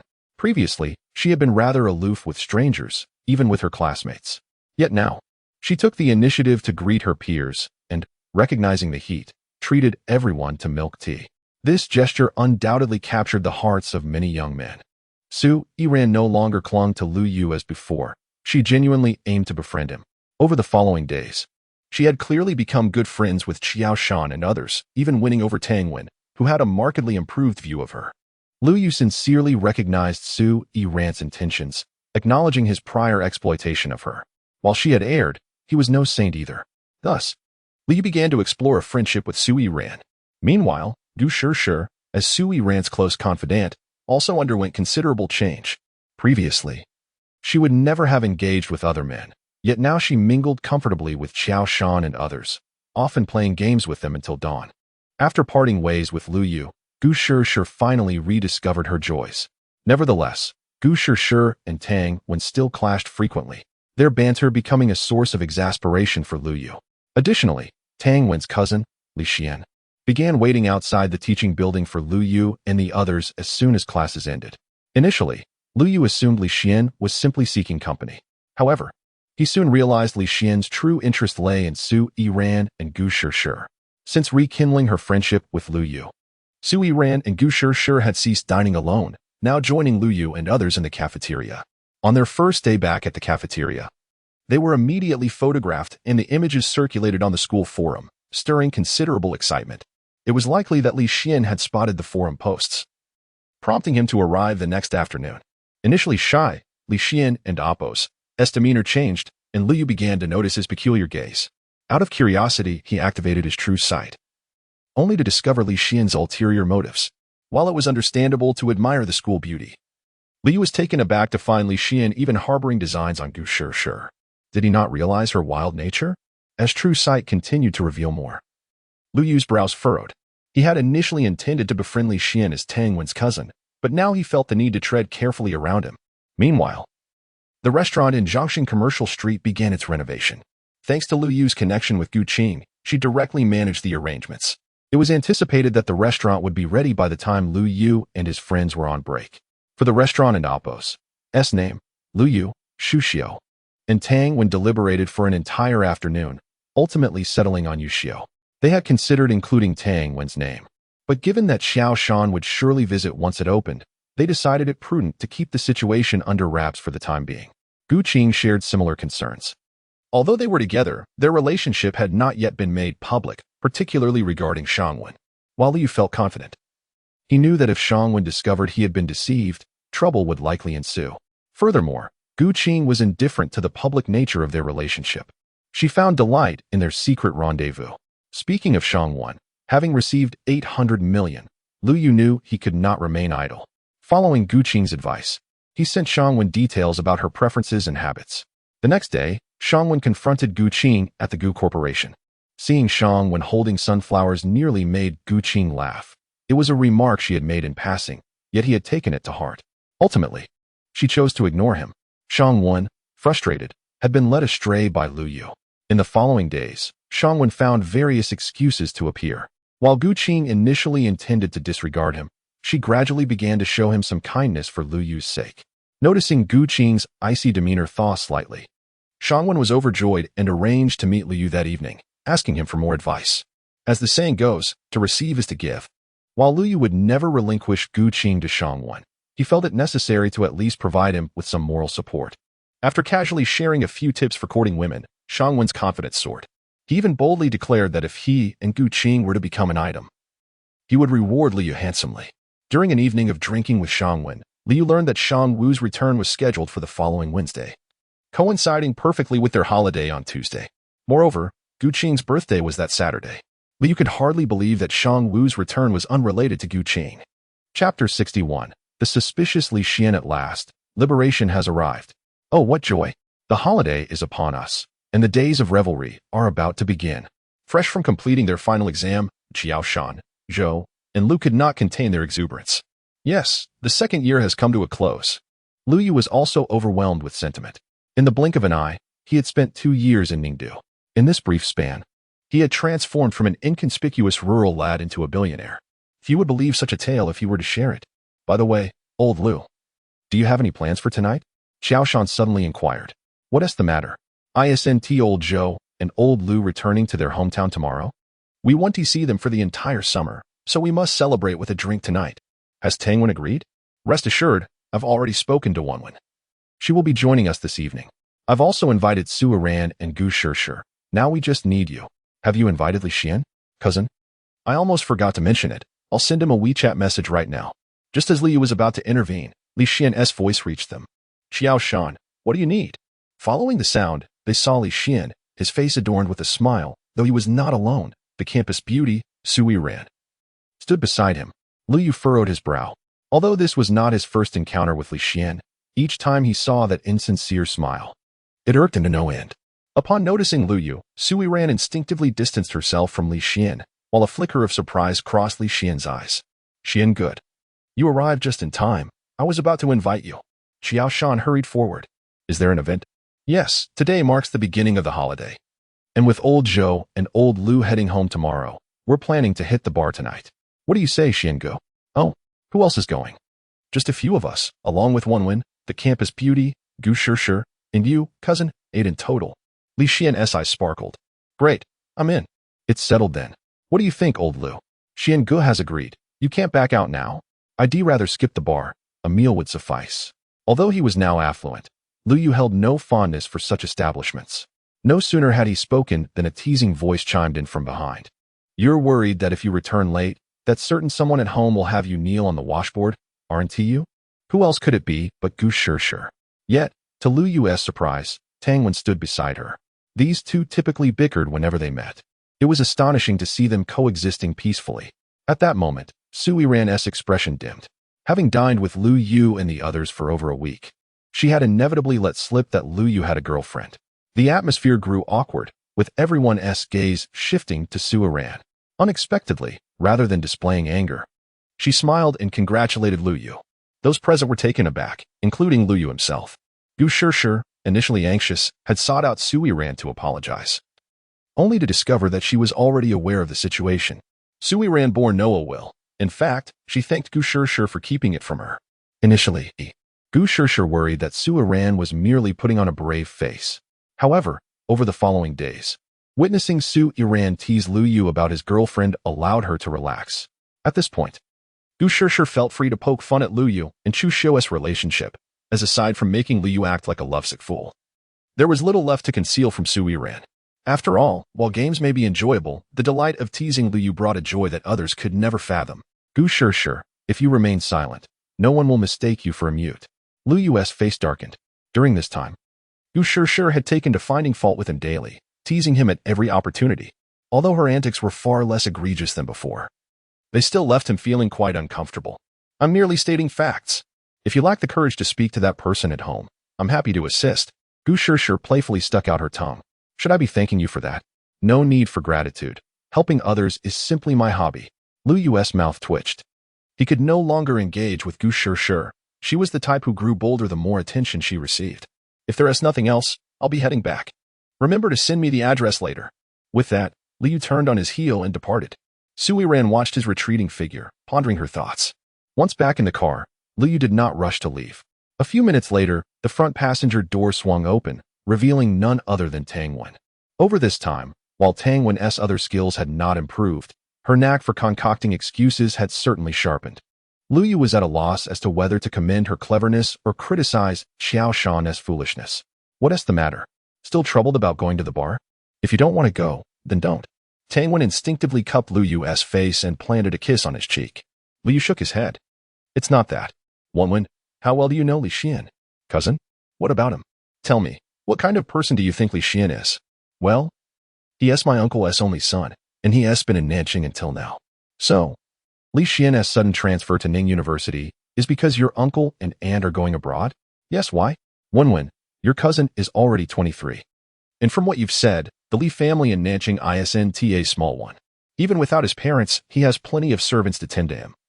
Does he truly need anyone to look after him? Liu chuckled bitterly. Now that you mention it, it does seem rather logical. But what exactly are you trying to say? Liu took a deep breath. If I'm not mistaken, The real reason Li Xian came to Ning University is that he got into some trouble in Nanqing. And your uncle and aunt had no choice but to bring him here to hide for a while. What? That can't be. My cousin is very well behaved. My mother constantly uses him as a standard for me. How could he possibly have gotten into trouble?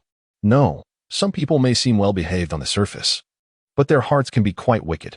Meanwhile, in a car cruising along the highway, a young man held a phone to his ear, swirling a glass of red wine in his hand. How are things? Is everything arranged? Remember, don't go overboard. Just teach him a lesson. If things escalate, I want to be able to protect you. That's all for now. I'll send you the address later. As he hung up, the young man gazed at the wine in his hand, a knowing smile playing on his lips. Su Yiran, Gu Shishir, you both belong to me, Li Xian. Chapter 62. Su Yiran's kiss. Old Lu, you finally made it. I thought you were going to stand us up. Lu Yu arrived half an hour late due to traffic. Everyone else had already gathered. Tang Wen and Gu Shishir were engaged in a spirited battle. Both of their faces were flushed, clearly indicating a playful contest. Su Yiran had changed into a flowing white gown that, even under the dim lights, could not conceal her exquisite beauty. Lu Yu stole a glance before quickly averting his gaze. A flicker of disappointment crossed Su Yiran's eyes, but she soon regained her composure. Seated not far from Su Yiran was Li Xian, with Xiao Shan and others beside him. Old Lu, you're half an hour late. 3 drinks as punishment seems fair. Doesn't he it? Xiao Shan grinned mischievously. Zhou Li and Lu Hai were already pouring drinks, evidently intent on making Lu Yu partake. Li Xian's smile widened in amusement. I drove here. I can't drink.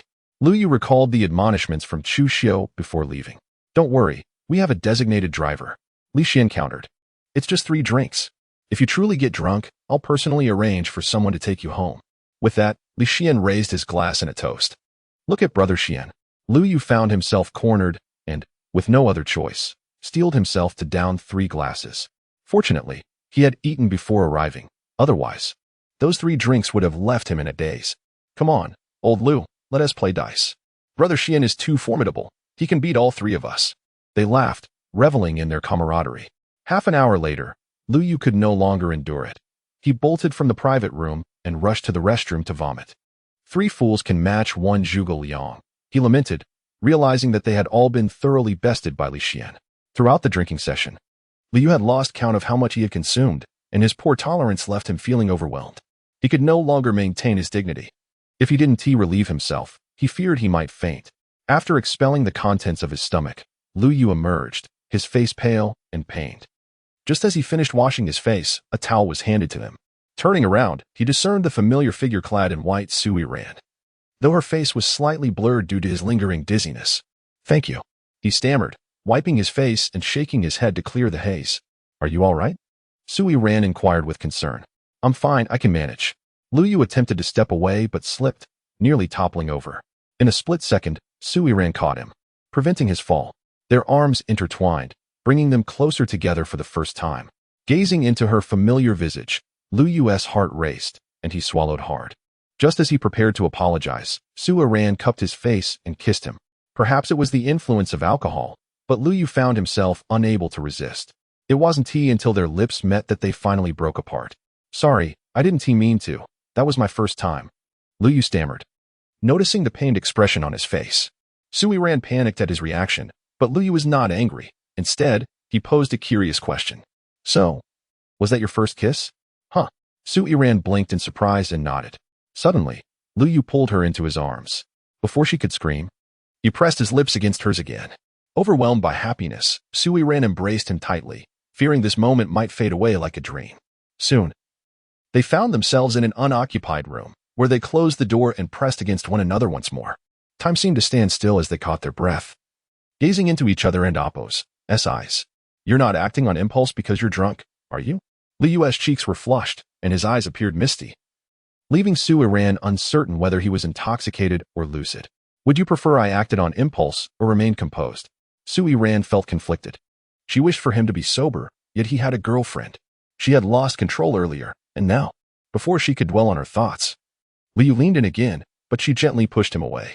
Lu Yu, you're drunk. That was my impulsive moment. You already have a girlfriend. We can't do this. Lu Yu chuckled softly. And what of it? Isn't this what you desire? Su Yiran. The reason you endure the company of Xiao Shan and the others is for moments like this. Isn't it? No, I'm not. Su Yiran's eyes widened with panic. She thought she had concealed her feelings well, yet Lu Yu seemed to have seen right through her. All right, you should leave, she said, biting her red lip, and opened the door. After Su Yiran departed, Liu slapped his own face several times. Alcohol is a menace. After a moment of reflection, he returned to the private room, only to find Qiao Shan and the others nearly passed out. Li Xian appeared disinterested in continuing. Yet he was being dragged along. Gu Shishir and Tang Wen had shifted from dice to singing. Meanwhile, Su Yiran sat alone in a corner, nursing her drink. Lu Yu glanced at her before settling into a safer spot, wary of the chaos surrounding Qiao Shan's group. More than half an hour passed. Lu Yu had been dozing on the sofa when a sudden loud banging at the door jolted him awake. Gu Shishir and Tang Wen were startled as well. Who are you? Tang Wen stared in disbelief at the group of tattooed men entering. Gu Shishir instinctively hid behind Tang Wen. The leader, a man with yellow hair, grinned widely. Well, I didn't expect to find some lovely ladies here. His companions wore lewd expressions. Lu Yu instinctively glanced at Li Xian, who wore a barely perceptible smirk. Qiao Shan and his friends were already out cold, making it evident what Li Xian's intentions were. Hey, little lady. Singing alone is so dull. Would you like Big Brother to keep you company? I not only sing well, but can blow too. The yellow-haired man licked his lips. Tang Wen, already annoyed from losing to Gu Shishir, could no longer contain herself at the man's provocation. She kicked out at him, aiming for his groin. A muted sorrow filled the air as the man crumpled in pain. Hit her, he ordered, and his lackeys rushed forward. Tang Wen, undeterred, fought back, her skills having improved significantly since their last encounter. However, soon they revealed weapons, and it became clear they were not to be trifled with. Just then, a figure stepped in front of Tang Wen, blocking her from harm. Chapter 63, The True Face of Li Xian at the entrance of the Ningdu police station. Lu Yu stretched languidly, finally relieved that the ordeal of giving a statement was over. Just over an hour ago, a group of them had been merrily singing and drinking at a bar when a few tattooed men provocatively entered. The hot-tempered Tang Wen was the first to strike. And provoked, the assailants brandished their weapons. While Tang Wen could handle one or two of them, the sheer number, 8 in total, was daunting. At that critical moment, Liu stepped forward, surprising Li Xian, who had not anticipated such courage from him. However, Li Xian remained skeptical about Lu Yu and Appo's ability to contend with such thugs. Yet, Liu soon demonstrated the folly of underestimating appearances. With a few swift punches and kicks, he dispatched several of the ruffians, leaving them unable to rise. In the astonished gazes of onlookers, he then proceeded to deliver a thorough beating to the remaining assailants. Perhaps due to the influence of alcohol, Liu was particularly relentless. And it was long before the thugs resembled swollen, bruised masses. When the police arrived to witness this bloody scene, they were taken aback, momentarily unable to discern who the victims were. Fortunately, the bar had surveillance footage, and given that the assailants already had criminal records, the situation was soon clarified. After nearly half an hour of taking statements, the group finally emerged from the police station. You're quite the martial artist, Lu Yu, Li Xian remarked, his voice low. Li merely smiled faintly, aware that Li Xian was seething with resentment towards him. Indeed, the thugs were a setup orchestrated by Li Xian, intended to stage a heroic rescue to win the favor of Su Yiran and Gu Shishir. If fortune favored him, he might even advance his romantic pursuits that very night. This had always been his modus operandi. Back in Nanqing, he had presented himself as a beloved senior, gentle and considerate, while operating in the shadows with a sinister agenda. He would invite female students under the guise of academic mentorship, only to drug them and then feign benevolence afterward. Thus, countless naive young women fell victim to Li Xian's deceit. Within a year, the number of his victims had reached a staggering 100. However, every facade eventually crumbles. A month prior, an anonymous post surfaced on Nanqing's trending forum, quickly climbing to the top of the trending list. The post detailed how Li Xian had methodically approached the writer, manipulated her, and ultimately discarded her like refuse. Upon its release, the police swiftly mobilized. But it was too late. The female student had already taken her own life. In the wake of this tragedy, public outrage erupted, with increasing calls for a thorough investigation into Li Xian. Soon, an anonymous individual shared a similar post, revealing their own experience of being deceived and toyed with by Li Xian. As the first report emerged, a torrent of similar accounts flooded the online space, amassing an astonishing total of 112 posts that exposed Li Xian's misdeeds. The citizens of Nanqing came to recognize Li Xian as a demon, leading to fervent demands for his punishment, with some extremists even calling for the death penalty. Simultaneously, a wave of panic gripped the female population of Nanjing. Li Xian and Amp, Apos, notoriety within the school was immense, and he had always been remarkably amiable. Many admired him, unaware that this was merely a facade. Even in the moments leading up to his arrest, he continued to manipulate unsuspecting young women. However, an astonishing turn of events unfolded. Though Li Xian was apprehended on one day, by the following day, the internet was devoid of negative news about him, and the hundreds of reports against him mysteriously vanished. It was widely understood that the Li family had wielded their financial influence. Days later, the Li family held a press conference where Li Xian publicly apologized, dismissing the deceased woman's statements as the ramblings of someone mentally unwell. Absurdly, under the media's sway, an increasing number of people began to believe him. Yet a few skeptics remained, only to vanish as if they had never existed. Half a month later, the uproar had subsided, as if written words on a beach were washed away by the tide. Nevertheless, Li Xian chose not to return to Nanjing University. Although the storm had calmed, he knew there were not many fools left. Having grown weary of the charade, he set his sights on Ningdu. Being the sole son of the Li family, he was doted upon excessively. With a little financial maneuvering, he transferred to Ning University. Upon his arrival at Ning University, Li Xian's gaze fell upon the campus belle, Su Yiran. Captivated at first sight, he found in her a unique allure, unlike the many beautiful women he had previously manipulated. For the first time, he felt an overwhelming desire to conquer a woman. The presence of Gu Shishir further piqued his interest, and he immediately targeted both young women. However, despite his frequent appearances around them under the pretense of being new to the campus, both women remained indifferent to his advances, believing himself to be quite handsome and eloquent. He assumed that any woman would develop feelings for him after a few days of interaction. To his dismay, as days passed, the two women treated him merely as an acquaintance. Unless he initiated contact, they would not engage with him at all. As 2 weeks approached with no progress, he grew impatient and devised a plan for that very night. He would intoxicate any troublesome individuals and then play the hero, showcasing his masculine charm. The initial phase of his plan appeared flawless, but unexpectedly, Liu Yu's timely intervention disrupted everything. Having spent considerable time around Su Yiran, he was acutely aware of her lingering affection for Liu Yu. How could the woman he coveted harbor feelings for another? Thus, he had instructed the thugs to teach Liu Yu a harsh lesson, only to find that not only had the plan backfired, but Liu Yu also emerged unscathed, inadvertently garnering admiration from others. Liu Yu, are your hands all right? Su Yiran asked, concern evident in her eyes as she noticed his scraped hand. Should we take you to the hospital? Tang Wen echoed her worry, while Gu Shishir attentively observed Liu Yu's bloodied hand. Having witnessed him handle 6 or 7 assailants single-handedly, she had expected Liu Yu to be severely beaten, but instead, he had astonished her with his prowess, completely altering her perception of him. If not for Su Yiran and Tang Wen's presence, she would have pressed for more questions. Liu Yu shook his head. I'm fine. I can take care of it later. Let us head back now. Just as he finished speaking, several luxury cars pulled up in front of the police station. As the doors swung open, 2 stunning figures emerged before the crowd. Li Xian visibly trembled, captivated by their beauty.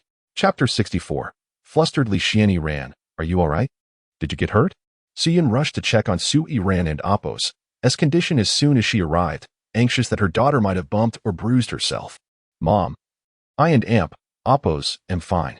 That and Amp, Apos, good. That and Amp, Apos, good. When she received the call, Su Yiran was nearly terrified. Iran was all she had left. If anything happened to her, she would undoubtedly fall apart. However, Su Yiran quickly adopted a stern expression. You are not allowed to go to bars or nightclubs again. Oh, all right. Su Yiran understood that her mother was concerned for her. Although some freedom had been curtailed, it was of little consequence to her, as she rarely frequented such places. Meanwhile, Gu Shishir was about to stifle a laugh when a chestnut struck her on the head. Aunt, why did you hit me? Gu Shishir looked up at the furious Gu Qing with a look of grievance. What do you think? You just got a holiday and went out to party. And now you've caused such a huge mess. Do you think you deserve to be punished? But we didn't cause any trouble. We were just singing in the private room. And they barged in. That doesn't matter. If it weren't for Liu Yu today, what if someone had truly bullied you? How would you have explained that to your parents? This was the first time Gu Shishir had seen Gu Qing so angry, and she could only lower her head in shame. Aunt, I'm sorry, I wouldn't dare to do it again. After reprimanding their respective charges, Su Yiran and Gu Qing turned their attention to Liu Yu. Liu Yu, thank you so much today. I can't imagine what might have happened without you. This was the first time Su Yun had openly expressed gratitude to Lu Yu. Indeed, thank you, Lu Yu. Gu Qing's eyes reflected not only gratitude, but also a hint of affection. Lu Yu shook his head. No matter what, I still need to thank you. How about we set a time to have dinner together? I haven't properly expressed my gratitude for what happened with Iran last time. Lu Yu was about to decline when he caught sight of the tears welling up in Su Yiran's eyes. Remembering his actions in the private room at the bar, he ultimately found it difficult to refuse. All right then, just let me know when. Seeing Lu Yu agree, Su Yiran finally smiled through her tears. However, this scene was not lost on Gu Qing and Tang Wan, who exchanged glances of evident displeasure. Li Xian was equally discontent, his hands nearly turning purple from clenching. The moment he laid eyes on Gu Qing and Su Yun, his breath seemed to halt. Su Yiran was already one of the most beautiful women he had ever seen, yet here stood someone even more stunning. While Su Yun's beauty was undeniable, it was her alluring figure and the mature charm she exuded that set her apart from Su Yiran. Just gazing at Su Yun gave him an ethereal sensation. As for Gu Qing, she was an unparalleled beauty, without a doubt the most exquisite woman he had ever encountered. A part of his decision to choose Ningdu was influenced by Gu Qing. Her reputation was so resounding that even in Nanqing, he had heard tales of her. From the moment he first saw Gu Qing, he resolved to win her over. Initially, he intended to pursue Gu Shishir first and then approach Gu Qing. But he never anticipated meeting her in this manner. At that moment, he wished nothing more than to dismantle Lu Yu piece by piece. If it weren't for Lu Yu's interference, he would be the one engaging amicably with Su Yun and Gu Qing now. Lu Yu, you are truly detestable. Minutes later, Su Yun reluctantly departed with the still sobbing Su Yiran. Gu Qing then turned to Lu Yu and said, Lu Yu, it's getting late. Let me give you a ride home. That would be troublesome, Miss Gu. Seeing the two feign ignorance of each other, Tang Wan felt a surge of jealousy. Gu Jia, why not take me home as well? Before Gu Qing could respond, Gu Shishir could no longer hold back. Isn't your cousin here? Do you really need to hitch a ride with us? Gu Shishir was aware that Tang Wan didn't want apart from Lu Yu, and she was determined to thwart her wishes. Tang Wan, seemingly anticipating this, pointed to the three drunken men nearby. Cousin said he would take Xiao Shan and the others home. There isn't enough room in the car. Right, cousin? Li Xian's mouth twitched. Tang Wan was clearly trying to offload Xiao Shan and his companions onto him. Yet he couldn't refuse, as he had boasted earlier. Furthermore, with Gu Qing and Gu Shishir present, he couldn't afford to lose face. Well, it's true that there isn't enough room. I would appreciate Miss Gu giving them a ride. Li Xian intended to get closer to Gu Qing, but his words were cut off as Gu Qing interjected. No problem, let us go. With that, Gu Qing turned and walked toward her car, not sparing Li Xian a glance. Once Gu Qing had spoken, Gu Shishir could only show her teeth in a playful display at Tang Wan. Gu, you'll have to take care of those drunks. After delivering one last jab at Li Xian, Lu Yu turned to leave, leaving behind a bewildered Li Xian and three inebriated men. It was until Gu Qing's car disappeared from view that Li Xian let out a frustrated shout. Lu Yu, wait, why are we heading home? Aren't we taking Lu Yu back? Halfway through the drive, Gu Shishir finally realized something was amiss. I'll drop you off first, and then I'll take them home. Gu Qing replied nonchalantly. Isn't that too much trouble? Just drop them off first, then we can go home together. Who said I was going home? What? You're not going back? After I was so frightened, you're not going to stay with me? Gu Shishir pouted. As soon as she finished speaking, laughter erupted from the back seat. Sorry, I was just thinking of something amusing. Gu Shishir shot a fierce glare at Tang Wan before turning to Gu Qing. How about I stay at your place tonight? Ever since you moved out, I haven't visited yet. How about tonight? She had genuinely been scared and was in desperate need of a comforting embrace. As expected, she was once again met with a refusal from Gu Qing. Not tonight. Let us do it another day. Why not? Minutes later, Gu Shishir was unceremoniously kicked out of the car. Watching as Gu Qing drove away, she stomped her feet in frustration. Stupid aunt, I'm never talking to you again. Over half an hour later, Gu Qing returned to Huafu community with Lu Yu and Tang Wan. Initially, Lu Yu intended to send Tang Wan home, but she stubbornly clung to him, refusing to leave. Lu Yu was well aware of her intentions and, with no other option, had to take her back to the community. The trio remained silent until the elevator reached the 16th floor, at which point Lu Yu nudged Tang Wan. You should head back now. Tang Wan shot a glance at the impassive Gu Qing and reluctantly nodded. As the elevator doors closed, Lu Yu caught a glimpse of Tang Wan's forlorn eyes. They exchanged a knowing smile. Let us go. Chapter 65. Capturing Gu Qing as Lu Yu closed the door and prepared to turn on the light. Gu Qing embraced him from behind. Accompanying this gesture was a familiar dampness and the sound of her trembling sobs. Even at the entrance of the police station, Lu Yu had sensed something was amiss with Gu Qing, especially when she had rejected Gu Shishir. He had an inkling that something troubling was afoot, and now it was clear that the situation was far from simple. After a moment, Gu Qing began to calm down. "What's wrong?" Lu Yu asked gently, wiping the corners of her eyes. "My elder brother and sister-in-law, they were in a car accident." Lu Yu felt a jolt run through him. Gu Qing's elder brother and sister-in-law were Gu Shishir's biological parents. After handing over the Gu group to Gu Qing, her father had essentially retired from business. Although he was still quite young, he had grown weary of the corporate world and had taken Gu Mu to travel the globe. They seldom returned home, except for the birthdays of Gu Shishir and Gu Qing. With Gu Qing's birthday approaching next Saturday, she had expected a call from her father, just like in previous years. To her dismay, when she answered the phone, she received the devastating news of the car accident. Years ago, Gu Qing had lost her parents, and now, aside from Gu father and Gu mother, she had no other relatives. The sudden news struck her like a bolt from the blue. Thankfully, it was Gu father who called her. After explaining, Gu Qing learned that the accident had occurred nearly a week prior. Gu father had just regained consciousness today, though he still lay in a hospital bed. Unfortunately, Gu mother's condition was severe. She remained in a coma. There was no time for grief. As Gu father urgently contacted Gu Qing, the reason was simple. Due to the unexpected incident, he would not be able to return for her birthday on Saturday. Moreover, Gu father wished for Gu Qing to keep this from Gu Shishir. He feared that if Gu Shishir learned of her mother's condition, it would be too much for her to bear. Gu Qing understood her father's concern and agreed. However, before Gu Qing could express her desire to visit her parents, she received a call from the police station. Indeed, just before arriving at the station, she had received the news about her parents' accident. At this moment, Gu Shishir was nearly in danger herself, which made Gu Qing's emotional turmoil all the more intense. Had she not been strong enough, she might have broken down in tears the moment she saw Gu Shishir safe and sound. "Do you know how terrified I was when I received that call? My sister-in-law's fate is uncertain, and my brother is severely injured. If something were to happen to Shishir, I truly wouldn't know what to do." At that moment, Gu Qing resembled a helpless little girl, venting her emotions while clutching Lu Yu. Time passed, and Gu Qing gradually composed herself. "Lu Yu, thank you. There is no need for thanks between us. What are your plans now? Do you truly intend to keep this from Gu Shishir?" "Yes.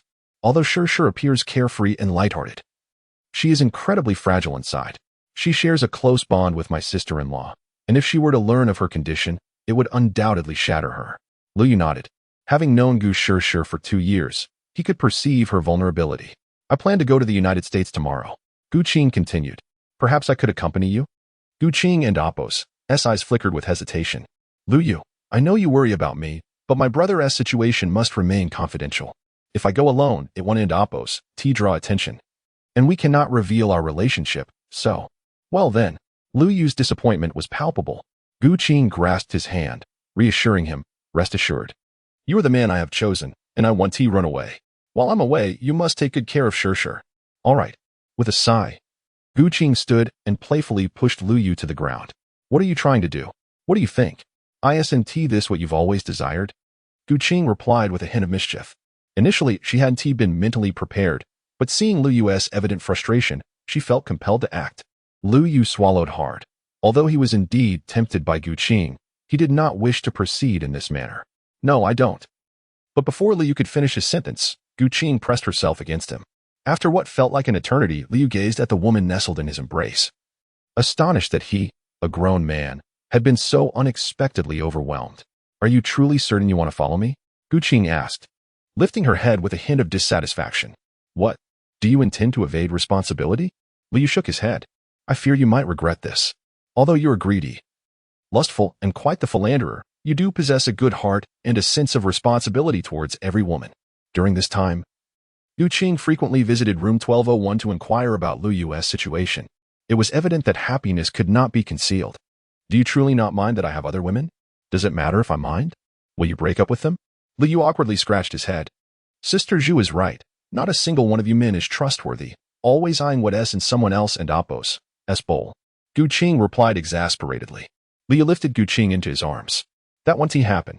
Having you is enough for me. Do you think I would believe such sweet talk? Why not? Ha! Do you dare claim there rests nothing between you and Su Yiran?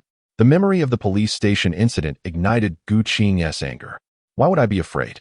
She and I are merely ordinary friends now. Merely? Are you certain? Of course. Ah, why are you pinching me? What do you think? Do you dare deceive me again? Do you take me for an 18-year-old? Soon, cries of anguish echoed through the room. The following morning, when Lu Yu awoke, Gu Qing was nowhere to be found. It was obvious where she had gone. However, Lu Yu was not one to be at a disadvantage. Knowing he would not see Gu Qing for several days, he had not squandered his night. Meanwhile, at the airport, a woman in sunglasses was queuing for security. Yet her expression was noticeably unnatural, and her gait appeared somewhat awkward. Curse you, Lu Yu. You wore me out on our first time. Just wait. When I return, I'll have my revenge. Whistling a cheerful tune, Lu Yu left room 1103. With Gu Qing absent, he naturally sought the comfort of another warm haven. In that moment, Lu Yu truly felt he had reached the pinnacle of his life.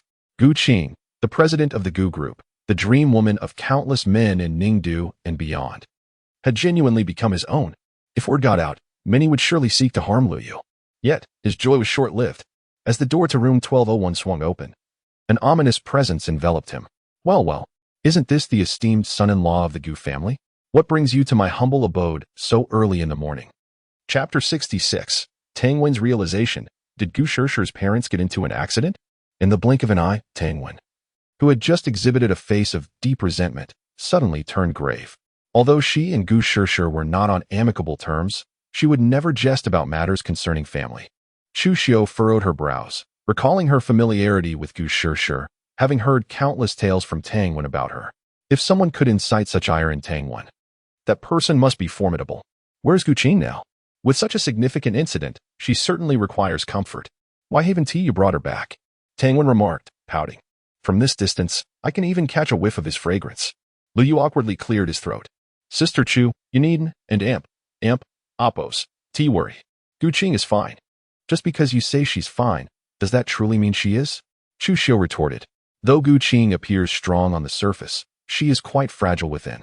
Indeed, many women are often contradictory, projecting strength while concealing vulnerability. Gu Qing merely wishes to spare you concern. She might be hiding under the covers, quietly weeping.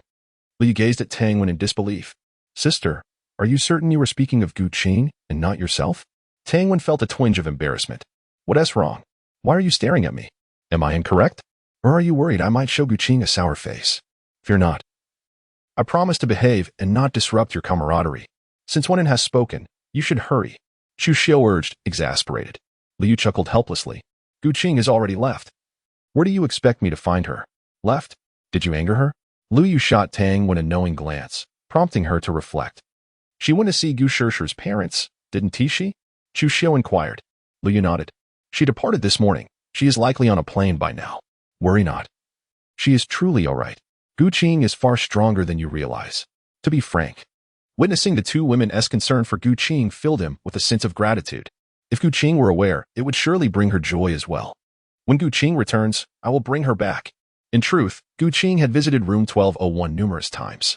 Both Chu Xiu and Tang Wen understood the implications of Lu Yu and Appo's words. Seeing their silence, Lu Yu assumed their consent. He then turned his attention to Tang Wen. When do you intend to return? Return? To where? Tang Wen feigned ignorance, and Lu Yu recognized her reluctance to go home. I am aware you do not wish to return, but if you remain here indefinitely, our relationship will inevitably be exposed. Let it be exposed. Tang Wen replied nonchalantly. She had resolved to confront Xiao Shan this summer. After all, he had cared for her for many years. The longer she delayed, the more it would hurt him. And the guilt would only deepen. Ending it sooner would allow him to commence his own life. Lu Yu understood Tang Wen's thoughts all too well. I know you are not afraid of Xiao Shan discovering this, but my concern lies not with him. Then with whom? Your cousin, Li Xin. An hour later, after lingering in Lu Yu's embrace for what felt like an eternity, Tang Wen reluctantly departed from room 1201. Is that Li Xin truly so malicious? Chu Xiu inquired with curiosity. Although Lu Yu had already unveiled Li Xian's deceitful acts not long ago, Chu Xiu felt there was more to the story. Lu Yu retrieved his phone and handed it to Chu Xiu. This contains evidence of Li Xian's misdeeds in Nanqing. See for yourself. With uncertainty, Chu Xiu accepted the phone. And within moments, her hands began to tremble, rage painting her features. Is this all true? Lu Yu nodded. I had someone investigate. These details were suppressed previously, which is why they hadn't surfaced. It took considerable effort to uncover them. Upon realizing Li Xian and Appo's nefarious actions, Liu had commenced his investigation. After considerable expenditure, he finally obtained the information he sought. He had been equally astonished when he first encountered the revelations. Nevertheless, it indicated that the Li family was not to be underestimated. Even such a scandal could be kept under wraps. Scoundrel! Beast! The more Chu Xiu read, the more incensed she became, tears cascading down her cheeks. Liu gently embraced her. He had anticipated Chu Xiu's emotional breakdown. Given her tragic past, she was particularly empathetic, especially towards so many female college students. After some time, Chu Xiu gradually regained her composure. Was it the Li family that shielded him? Indeed. Money truly does allow for the indulgence of whims. Chu Xiu scoffed. Who can argue with that? In this world, wealth and power afford one the ability to act without restraint. Yet, while money may be omnipotent, it cannot purchase love. Lu Yu gazed at her in surprise. Chu Xiu's cheeks flushed slightly. What? Am I wrong? Lu Yu smiled softly and gently kissed her lips. No, you are entirely correct. What are you doing in broad daylight? Fear not. We have engaged in more outrageous acts before. If you say another word, I shall ignore you. All right. I shall cease. However, Sister Chu, if one day I become destitute, would you still stand by me? Liu suddenly inquired earnestly. What? Do you believe I am the sort to disdain the poor? Chu Xiu replied, slightly displeased. Of course not. I am merely curious. Curiosity is one thing. I have yet to accuse you of becoming morally corrupt with wealth. Just look at yourself. Ever since you acquired riches, you have been extravagant. Surrounded by women one after another. Perhaps before I age and lose my charm, you might abandon me. How could that be? Sister Chu, you are my treasure. I could never part with you. I would be skeptical of that. There are no good men. Since you have said so, I must prove myself. With a sudden exclamation, Lu Yu lifted Chu Xiu into his arms. You Wuden and Appo's. Dare. Sister Chu. You have been so repressed with Tang when around these past few days. Today, I shall allow you to release some tension. No. Put me down. Several hours later, Lu Yu reclined comfortably on the bed, his foot propped up. Beside him lay a pouting Chu Xiu. What a brute. Despite having experienced this numerous times, Chu Xiu couldn't help but exclaim that youth indeed had its advantages. By the way, since you are already aware of Li Xian's true nature, why haven't you informed Wenwen? Chu Xiu asked curiously. Sometimes, discovering the truth for oneself proves more potent than being told by another. Why so cryptic? Can't you be more straightforward? Rest assured, it won't be long before she learns the truth. Tang family mother, is it true that my cousin moved to Ningdu solely because uncle and aunt went abroad? Upon returning home, Tang Wen sought out her mother. Of course, what other reason could there be? Despite her mother's careful concealment, Tang Wen sensed something amiss. Chapter 67. The past of Su Yiran in a luxurious private room at the Xingyue Hotel. A plump and graceful woman clad in a purple gown sat serenely on the sofa, cradling a steaming cup of tea. Opposite her sat a young maiden in a light blue dress, her long hair cascading to her shoulders, and a face so exquisite it inspired admiration. Notably, the girl's eyes and lips bore a striking resemblance to those of the woman. However, the maiden appeared far less composed. Her azure eyes fixed intently on the doorway as if awaiting someone's arrival. As time elapsed, the girl's anxiousness grew. Would Liu not come? Just as the woman was about to speak, a knock echoed through the room. In an instant, the young girl exhibited a speed akin to the wind. The plump woman was none other than Su Yiran, the chairwoman of the Su group, while the youthful maiden was her daughter, Su Yiran. Observing the excitement radiating from Su Yiran, Su Yiran was reminded of her own youthful fervor. Once, she too had been the pride of the Su family, blessed with both intelligence and beauty, achieving remarkable success in business, rivaling even the esteemed Gu Qing of the present day. Yet, this seemingly flawless woman could not escape the torment of love. At the tender age of 20, she encountered the man who would irrevocably alter the course of her life, Yang Kai, the father of Su Yiran. Their paths crossed at university, their relationship mirroring that of Lu Yu and Su Yiran, albeit with the roles reversed, as it was Su Yun who pursued Yang Kai. Like Lu Yu, Yang Kai hailed from humble beginnings, yet his bright eyes and remarkable intellect were the envy of many. Su Yun first laid eyes on Yang Kai during a school competition, where both were contestants, advancing to the finals.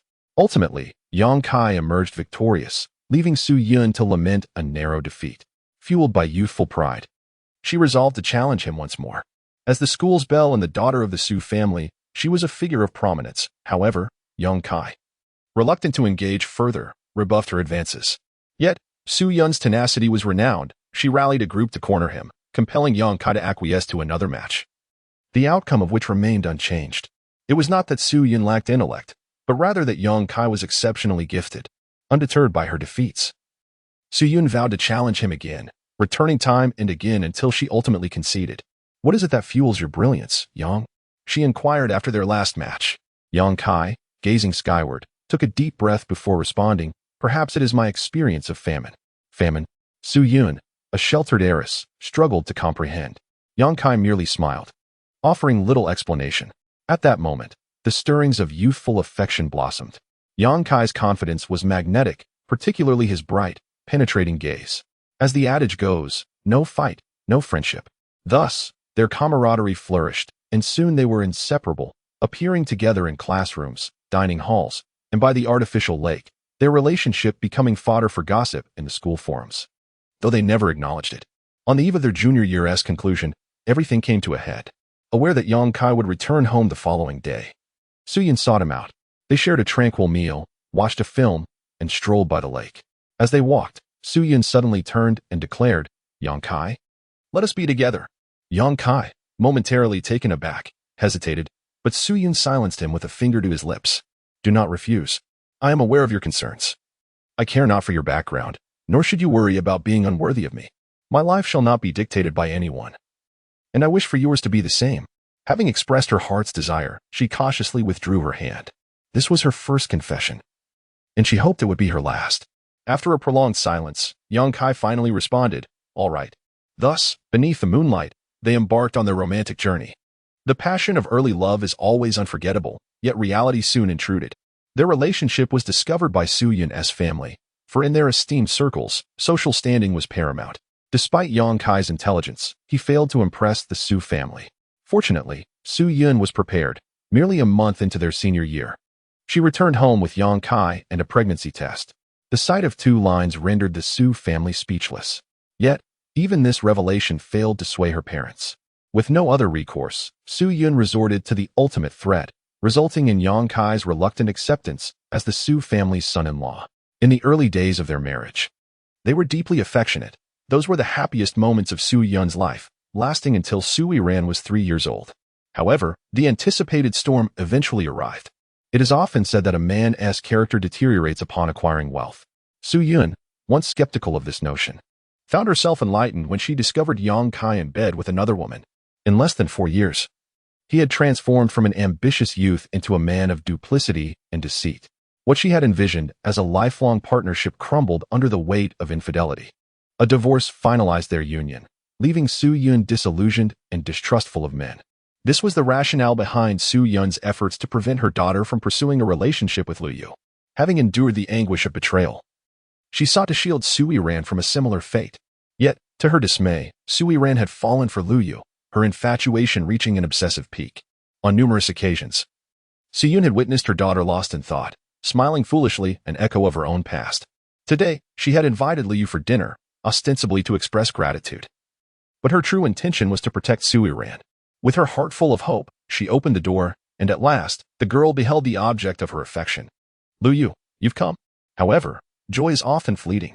Upon noticing the stunning woman beside Lu Yu, Su Yiran's complexion paled. "Who is this?" Lu Yu, with an air of confidence, took the woman's hand. "This is my girlfriend, Chu Xiu." Chapter 68. The purpose of Su Yun. Previously, I had thought you were single, always following Yiran, but to my surprise, you actually have a girlfriend. As expected of the chairman of the Su group, your words are imbued with artistry. It seems like a tease directed at Lu Yu, yet it subtly serves to awaken Su Yiran. Since encountering Chu Xiu, Su Yiran has lost her previous liveliness and excitement, now silently bowing her head. Lu Yu smiled gently, unable to resist the allure of love. It is an unstoppable force. However, Su should not mind my bringing a companion, right? Su Yun, of course, did not mind and felt a surge of joy within. She had been fretting over how to persuade Su Yiran to reconsider, but unexpectedly, Lu Yu provided the perfect opportunity. Although she was pleased with Lu Yu's perceptiveness, a tinge of dissatisfaction lingered in her heart.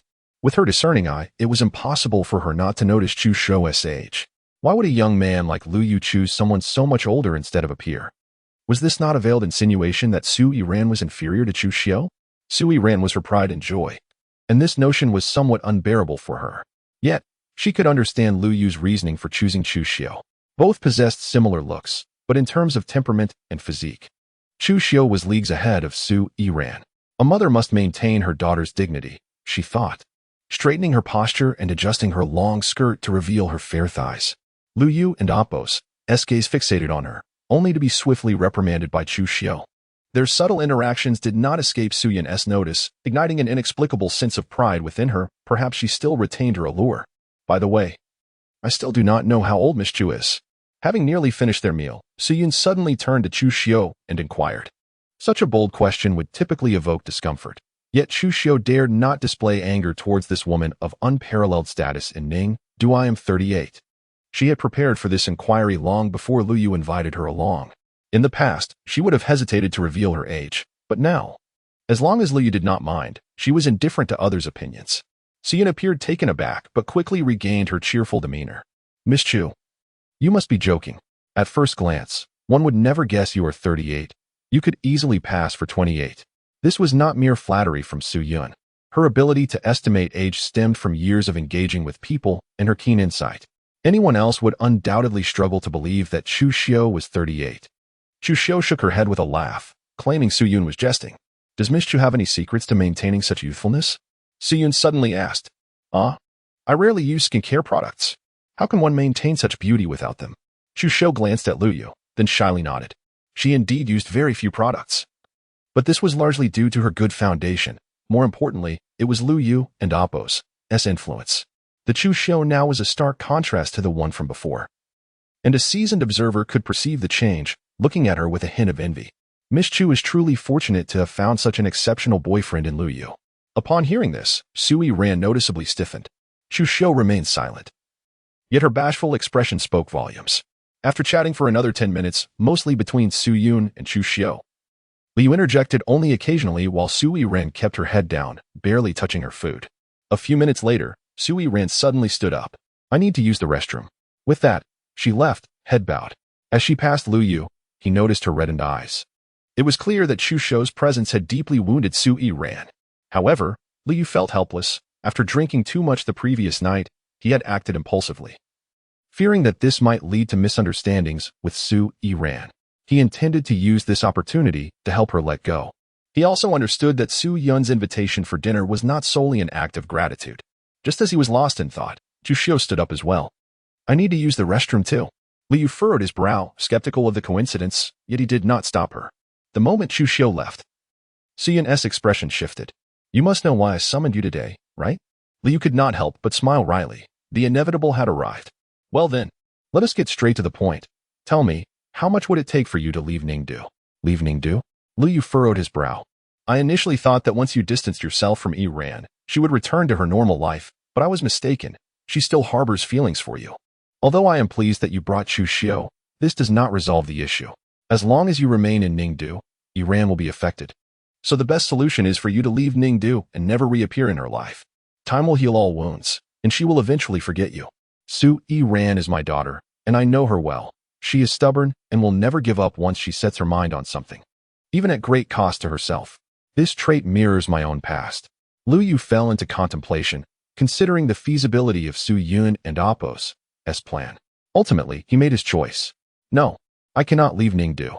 Had it been the first time Su Yiran approached him, he would have agreed without hesitation, but times had changed. Now, he had too many ties in Ningdu, Tangwen, Chu Xiu, and Guqin. He could not abandon them. Su Yiran was not surprised. Yet she firmly believed that everyone had a price. I will offer you 500 million, as long as you leave Ningdu and never return. Lu Yu felt a jolt of surprise. As expected of the chairman of the Su group, her wealth was astounding. I cannot agree. 2 billion. Su Yiran raised the stakes again. Lu Yu visibly became more agitated. A glint of triumph flickered in Su Yiran's eyes, thinking she had him cornered. However, the next moment, her expression darkened. I'm sorry, but I still cannot agree. Do you have any idea how much 2 billion is? Do you know how many years it would take for someone in your position to earn that much? Her tone revealed that Su Yiran was truly furious. And Su, Please don't be upset. I understand that 2 billion is a vast sum and that you could offer even more, but this is not merely a matter of money. Then what is it? If pressed for a reason, it can only be that I can no longer part with this city. Meanwhile, in the restroom, Chu Xiu found Su Yiran, who was shedding quiet tears. Are you all right? Su Yiran assumed Chu Xiu was mocking her and wiped her tears, preparing to leave. Let us talk. Chapter 69. Shangwen perceives on the way home. Chu Xiu curiously observed Lu Yu, who was driving. What did you talk about with Su Yiran's mother? Nothing much, just some expressions of gratitude and pleasantries, Lu Yu replied. Huh, do you really expect me to believe that? Chu Xiu, ever astute, knew how Su Yiran used her to provoke Su Yiran, and she was well aware that their conversation could not have been merely idle chatter for 20 minutes. With a deep sigh, Lu Yu confessed, she wants me to leave Ningdu.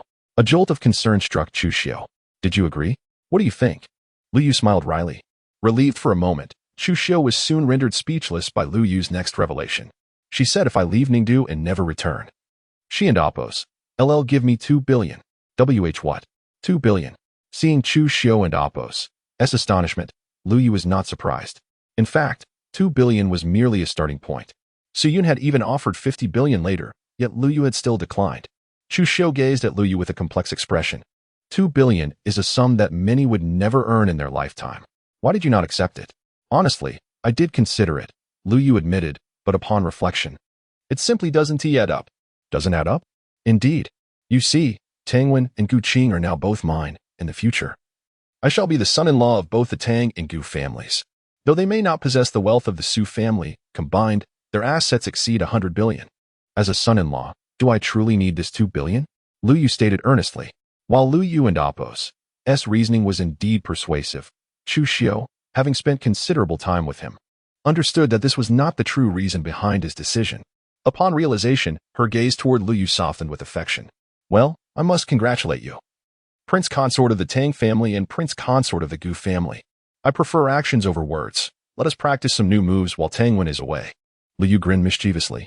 Chu Xiu and Oppos' cheeks flushed. After their playful antics the previous day, her body was still sore. Another round? I might not survive it. Let us go check on the renovations at Zhongshan Commercial Street instead. Surely it's still too early. We can do it another time. Are you coming or not?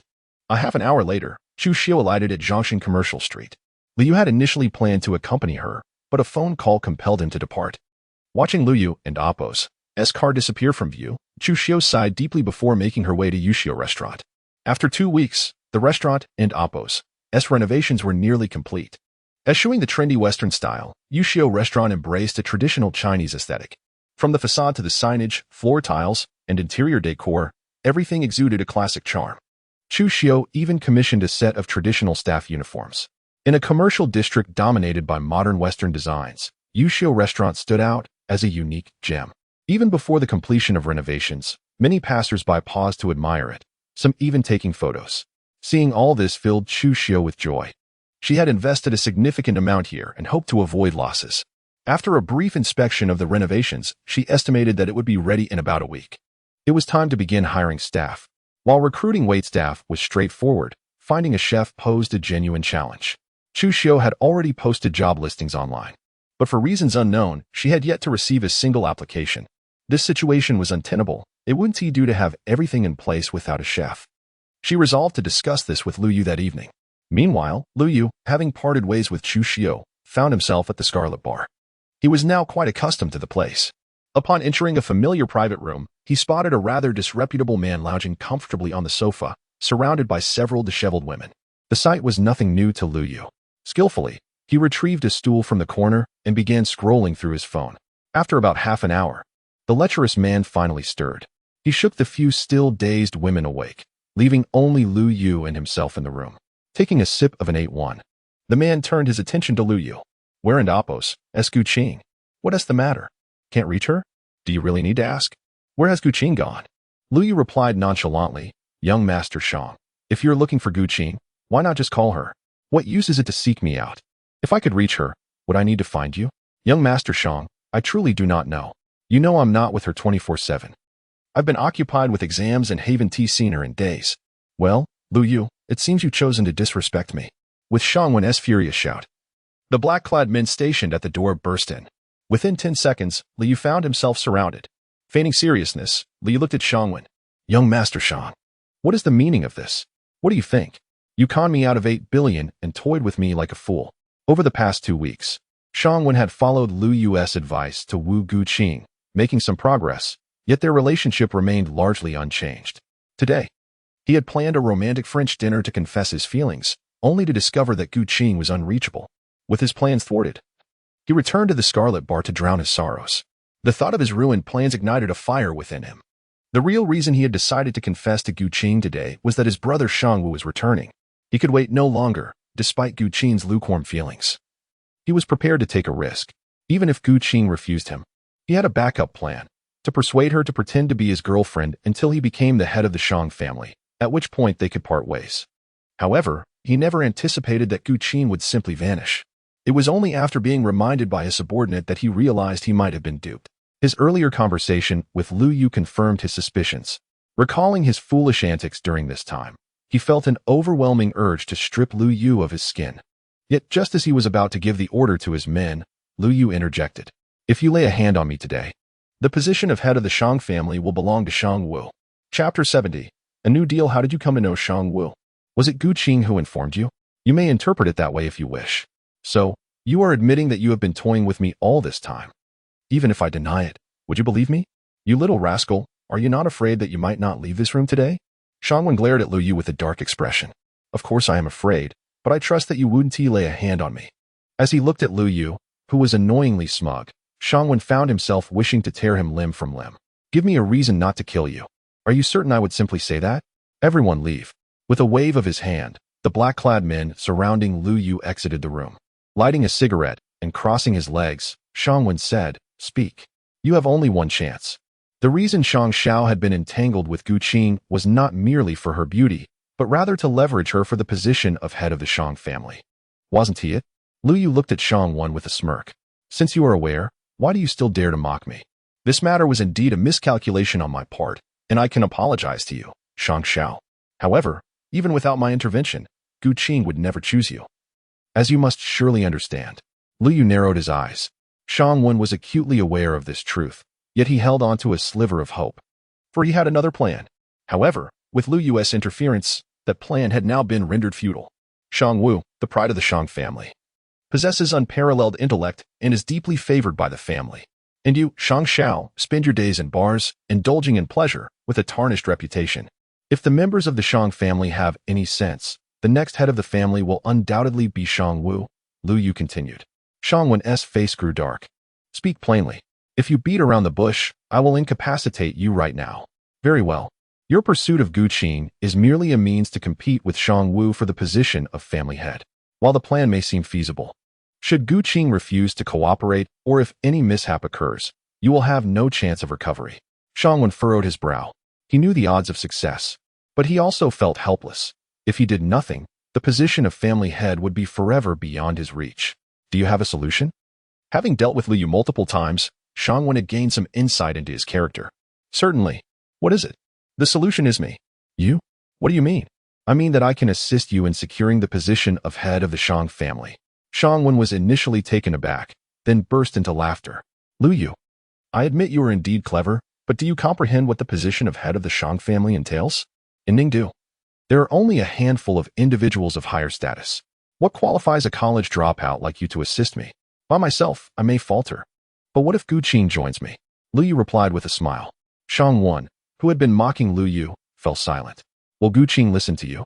Why wouldn't she? I am her man. Liu Yu had informed Guqing of this matter long ago, knowing that the day would inevitably come.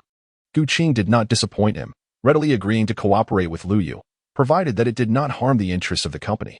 Upon hearing Liu Yu's words, Shangwen's first reaction was one of heartache. He understood the implication of Liu Yu's statement. The flower of Ningdu, the dream goddess of countless men, Guqing, truly belonged to another.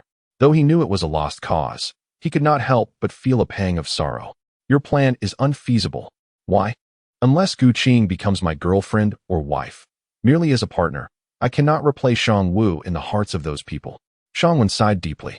That is indeed true. Although the Gu family holds a position in Ningdu, they pale in comparison to the Shang family. But what if we added the Tang family? Liu proposed, presenting another card. Shang Wen's eyes brightened. The Tang family? You know people from the Tang family? I have some connections. How about it? Would adding the Tang family make it feasible? Shang Wen began to contemplate. If the Shang family was considered a first-tier family, then the Gu family was a quasi-first-tier family, while the Tang family ranked as a second-tier family. However, the Tang family was a top-tier presence among second-tier families. After pondering for a moment, Shang Wen still shook his head in disappointment. These are all external forces. He can rally others, and so can Shang Wu. Ningdu is not short of prominent families. However, Li Yu's next statement left Shang Wen dumbfounded. What if we added the Su family? The Su family? Are you referring to the Su group? Shang Wen stuttered, his astonishment evident. Lu Yu chuckled lightly. Otherwise, what could it be? You. How could you have connections with the Su family? Shang Wen was already shocked that Lu Yu had ties with the Tang family. He could hardly believe that Lu Yu was also connected to the Su family. It was no wonder Lu Yu dared to extort money from him. That is not convenient to discuss. You need only tell me if the stakes are sufficient. Shang Wen visibly grew excited. If you can truly bring the Su family to my side, I would at least have a 40 chance of success. Only 40? So low? Liu felt somewhat surprised.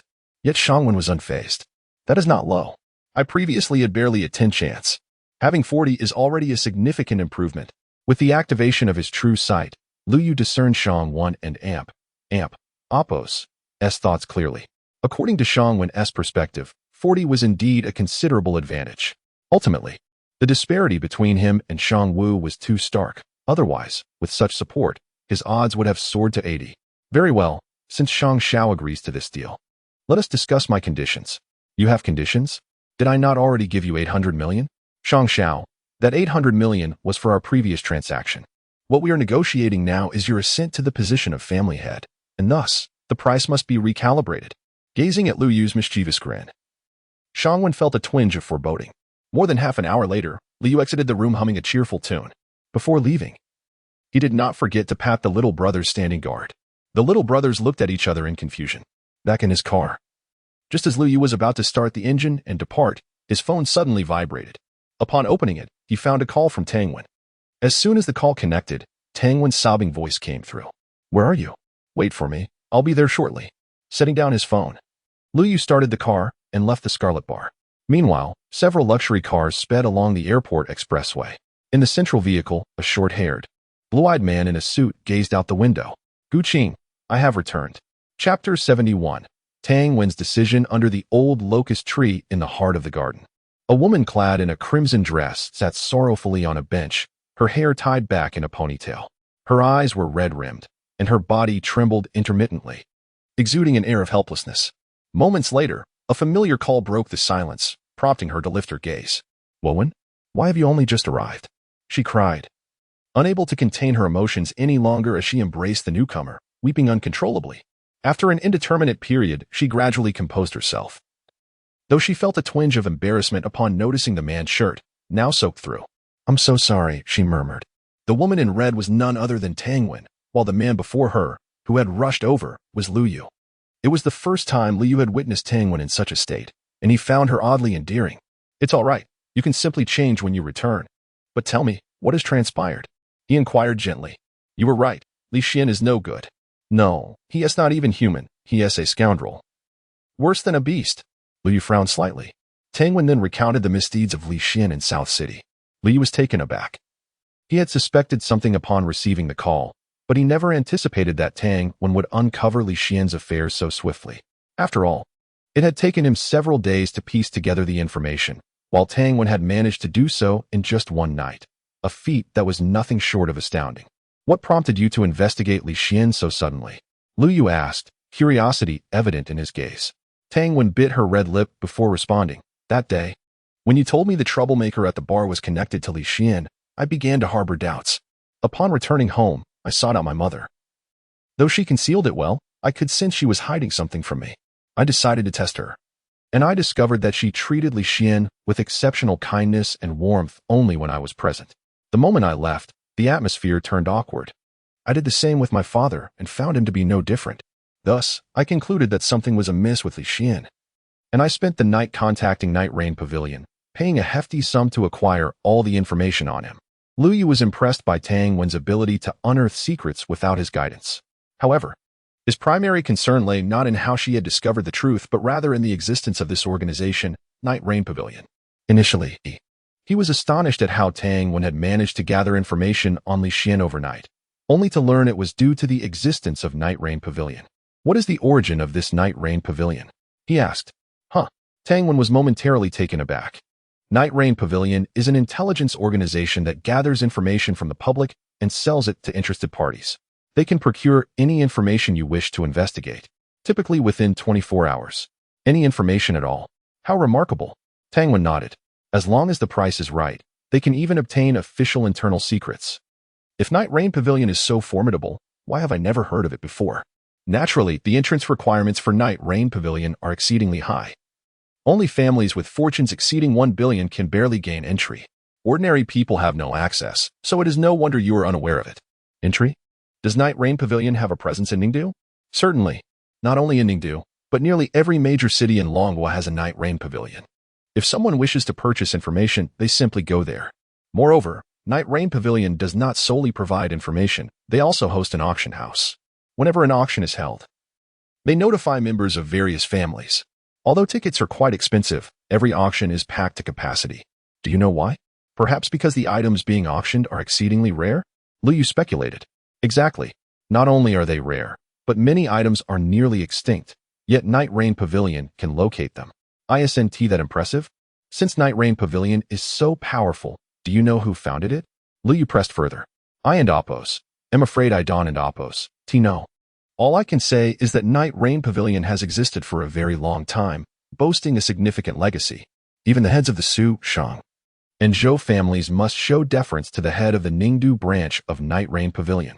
Lu Yu's eyes sparkled with intrigue, lost in thought. However, this provoked Tang Wen's ire. With arms crossed and a pout, she plopped down angrily. Humph. I'm upset. Lu Yu snapped back to attention. What now? Tang Wen and Oppos' face was filled with melancholy. What do you think? I just went through such a harrowing experience, and you're supposed to be here to comfort me. Yet you fixate on Night Rain Pavilion. It seems I am not as important as Sister Chu. If it were her, you would be in a frenzy. Liu Kuden and Oppos' helped but smile wryly, realizing he had indeed been overly curious. Just as he was about to speak, Tang Wen and Oppos' sudden exclamation interrupted him. Wait, you knew all along, didn't you? That's why you seemed completely unfazed when I finished speaking. Lu Yu rubbed his nose sheepishly. Would you believe me if I said I didn't know? I wouldn't believe you for a second. Lu Yu, you scoundrel. You knew Li Xian was a scoundrel and kept it from me. I'll make you pay.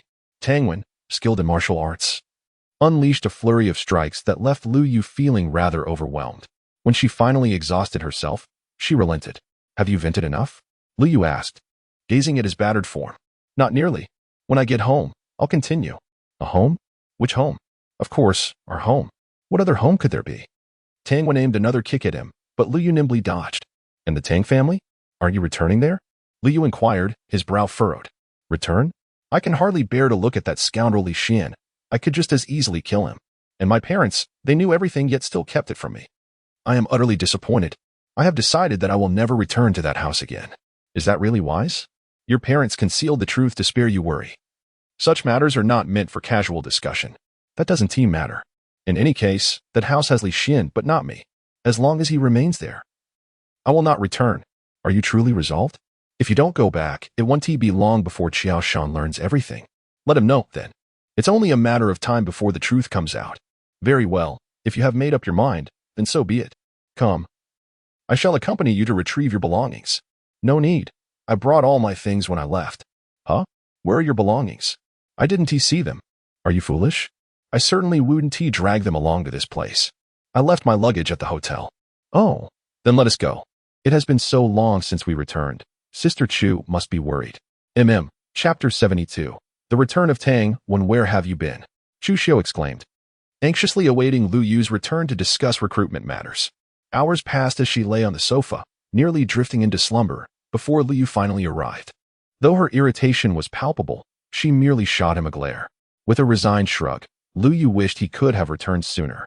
However, as soon as he ushered Tang Wen into her hotel room, she fervently kissed him, her restless hands catching him off guard. In a state of playful resistance, they lingered in the room for over 2 hours. It was only when night fell that Lu Yu escorted Tang Wen back to the Huafu community. Ah, What are these bags? As her words fell, Tang Wen leaped out from behind Lu Yu. Sister Chu, I'm back. Chu Xiu's face brightened. Wen, why are you back again? Didn't you just return home yesterday? Hee hee, I missed you, Sister Chu. I plan to live here from now on. Are you happy? Tang Wen smiled, entwining her arm with Chu Xiu's. Ah, I see. Wen, you must have felt utterly devastated when you realized everything, right? Chu Xiu gazed at Tang Wen with concern. Although time had passed, traces of distress still lingered in Tang Wen's eyes. Tang Wen smiled sweetly. I was indeed a bit overwhelmed, but I'm all right now. What are your plans moving forward? Will you really not return home? Tang Wen shook her head. Not for now. At least while that scoundrel Li Xian is at home, I want to be going back. What about your parents? Do they not oppose it? They certainly do. But who told them to keep everything a secret? Tang Wen pouted. All right then, since you've made your decision, I won't say anything more. You can stay here, and it will be nice to have company. You're the best, Sister Chu. Unlike some people. Lu Yu's expression darkened. Hadn't he already vented his frustrations? Besides, he had paid the price for his actions. What more did they want from him? Enough. You two must be hungry. I'll go prepare dinner. Chu Xiu said as she rose. Sister Chu, let me help you. Lu Yu exclaimed, his eyes narrowing at the thought of Chu Xiu's exquisite culinary skills compared to Tang Wen's. No need. You and Lu Yu can tidy up the things. I'm fine on my own. Chu Xiu gestured towards several large boxes on the floor. These were just a selection of Tang Wen's everyday clothing and essentials. Otherwise, one car would suffice. All right then. Tang Wen pouted, a hint of disappointment in her expression. Despite her poor cooking skills, she genuinely enjoyed preparing meals. Chu Xiu chuckled and headed into the kitchen to start her preparations. Naturally, she was delighted that Tang Wen was moving in. Although it was just the two of them, she found joy in it. However, Li Yu's mind seemed perpetually occupied with frivolous thoughts, making it difficult for him to settle down. Just one day, and she felt utterly exhausted. Had Tang Wen not returned that night, she would likely have faced Lu Yu's antics alone. As Chu Xiu lamented her situation, Tang Wen's voice rang out from the living room. Why are you still sitting there? Hurry and move the luggage. Be gentle. What if something breaks? Be careful. Chu Xiu shook her head with a smile. This was yet another reason she cherished Tang Wen. With her presence, their home was infused with vitality. Half an hour later, the three gathered around the dining table. Although the dishes were simple, the aroma wafting from them was irresistible. Tang Wen swallowed hard, her appetite peaked. While Lu Yu was equally eager. Observing their enthusiasm, Chu Xiu felt a swell of satisfaction. Nothing was more gratifying than receiving recognition from others. All right, let us dig in. As soon as she finished speaking, both of them eagerly picked up their chopsticks. Watching the two devour their meal, Chu Xiu was taken aback. She knew Lu Yu had a hearty appetite, but she hadn't anticipated Tang Wen's increased hunger after just a day apart. In truth, Tang Wen had barely eaten all day and had engaged in intense physical activity that afternoon. She was genuinely famished. 7 dishes, 1 soup, and a pot of rice were polished off in under 20 minutes. Tang Wen contentedly cradled her flat stomach, exclaiming, how delightful. Sister Chu's cooking is the best. Beside her, Lu Yu felt slightly discontented. Despite Tang Wen's hearty meal, he still didn't feel full. He glanced at Chu Xiu, silently pleading for more. However, Chu Xiu seemed oblivious, cheerfully handing Tang Wen a napkin. Well, you can eat like this every day, but don't complain about getting tired of it. Not a chance. I could eat this for a lifetime and never tire of it. Sister Chu, if you became a chef, you would surely be a sensation. Chu Xiu smiled but remained silent. Regardless of her aspirations, being a chef was arduous, and Lu Yu would never allow her to take on such a role. By the way, how is the restaurant coming along? Lu Yu inquired, looking at Chu Xiu. Everything is on track. At this pace, we should be opening next week. However, there is a pressing issue. What issue? The recruitment ad has been out for a while, yet not a single chef has applied. Chu Xiu sighed. Not one?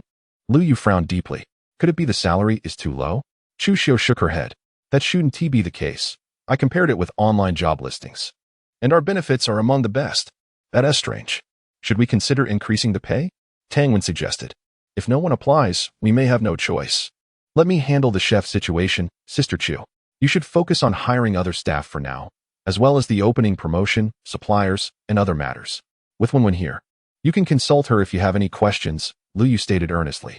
The restaurant space is quite large, and we'll need several chefs. Can you manage it alone? If not, we can always increase the salary. The investment in Yu Xiu's restaurant was already staggering. Unless absolutely necessary, Chu Xiu had no desire to add to her expenses.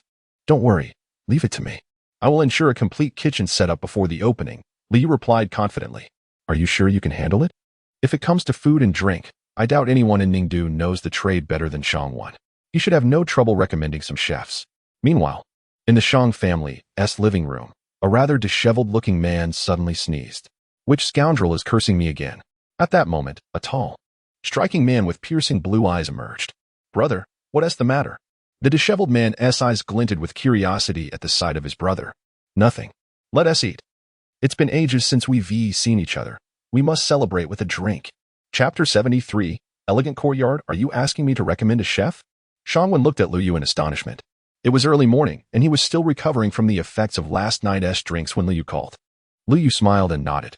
Young Master Shang is quite discerning when it comes to cuisine. Surely, you must know many seasoned chefs. Perhaps you could recommend a couple? If anyone else had approached him for such trivial matters so early in the day, he would have dismissed them outright. However, since it was Liu speaking, he felt compelled to fabricate a suggestion, even if he didn't know any good chefs. Are you sure you want me to introduce someone? The chefs I know likely command salaries you may not be able to afford. That is not something for young Master Shang to worry about. I can certainly manage a modest salary, and besides, isn't there you to consider? If I truly couldn't afford it, would you simply turn a blind eye? Li regarded Shangwen with a playful smile. Shangwen's lips twitched. He had never encountered someone so brazen.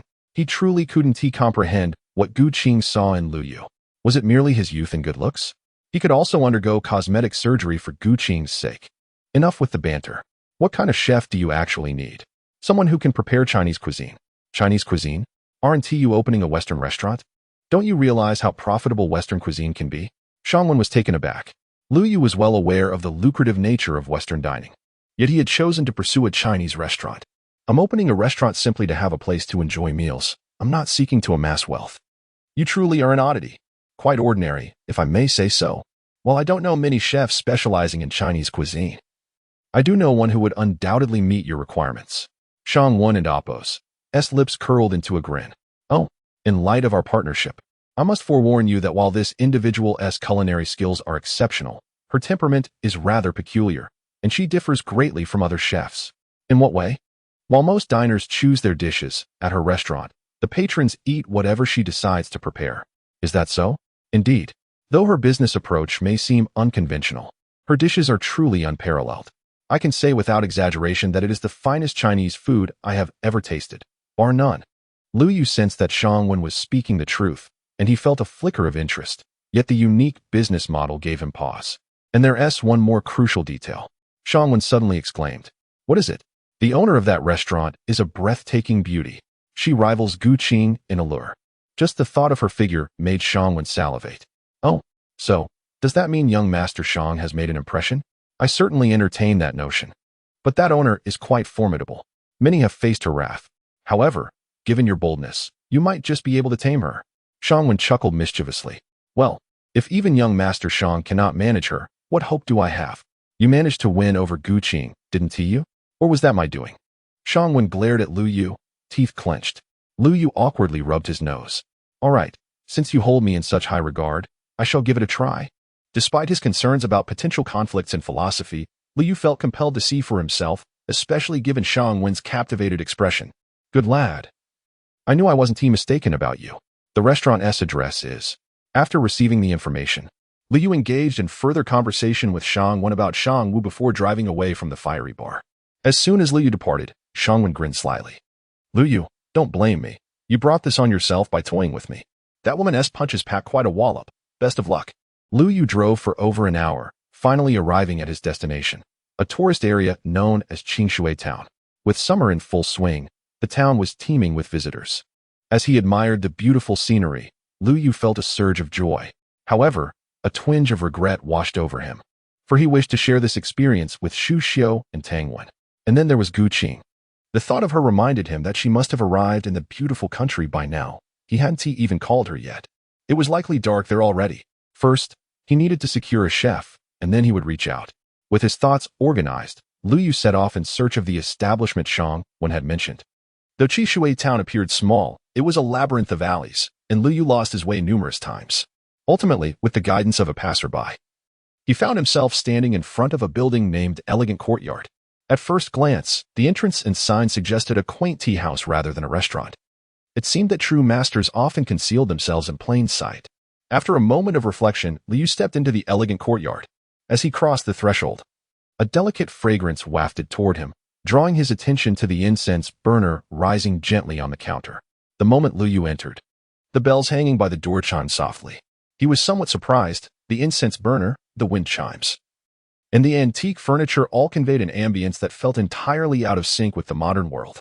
Had he somehow traversed time? But soon, a graceful figure captured his attention. From what had been an empty counter, a stunningly beautiful woman appeared. Liu had thought he had become immune to such beauty after meeting Xu Xiu and Su Yiran, yet he found himself swallowing hard. How lovely! No wonder Shang Wen is so infatuated. If he were in Shang Wen's shoes, he would find it impossible to forget her as well. Su Yiran exuded noble elegance, while Xu Xiu radiated gentle grace, but the woman before him seemed to embody the allure of a mythical fox spirit, her every smile and frown tugging at his heartstrings. The owner of the establishment noted Liu's flustered state. She had seen it countless times before. More than half the patrons who came to dine were drawn by her charm. "Hello, handsome. Are you here to dine?"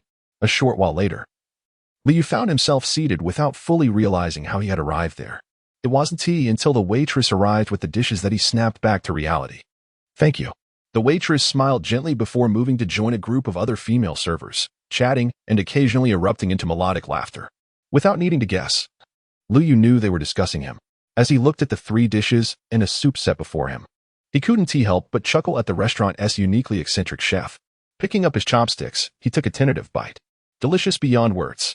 Chapter 74. The Enchanting Fairy. How do you find the dishes, handsome? Are they to your liking? The proprietress, clad in a cheongsam, settled beside Liu with a pot of tea. The alluring aroma instantly invigorated Liu. The food is indeed delightful, though perhaps a tad salty. Please forgive me. The chef is in a rather foul mood today. Have some tea. I can manage on my own. How could I allow a guest to serve themselves? Allow me. Eventually, Liu accepted the cup of tea poured by the proprietress herself. Although he was aware that most patrons would enjoy the same privilege, his spirits soared nonetheless. As he sipped his tea, Liu's gaze wandered, betraying his restraint as it drifted toward the proprietress's enchanting figure. Truly, she was a captivating beauty.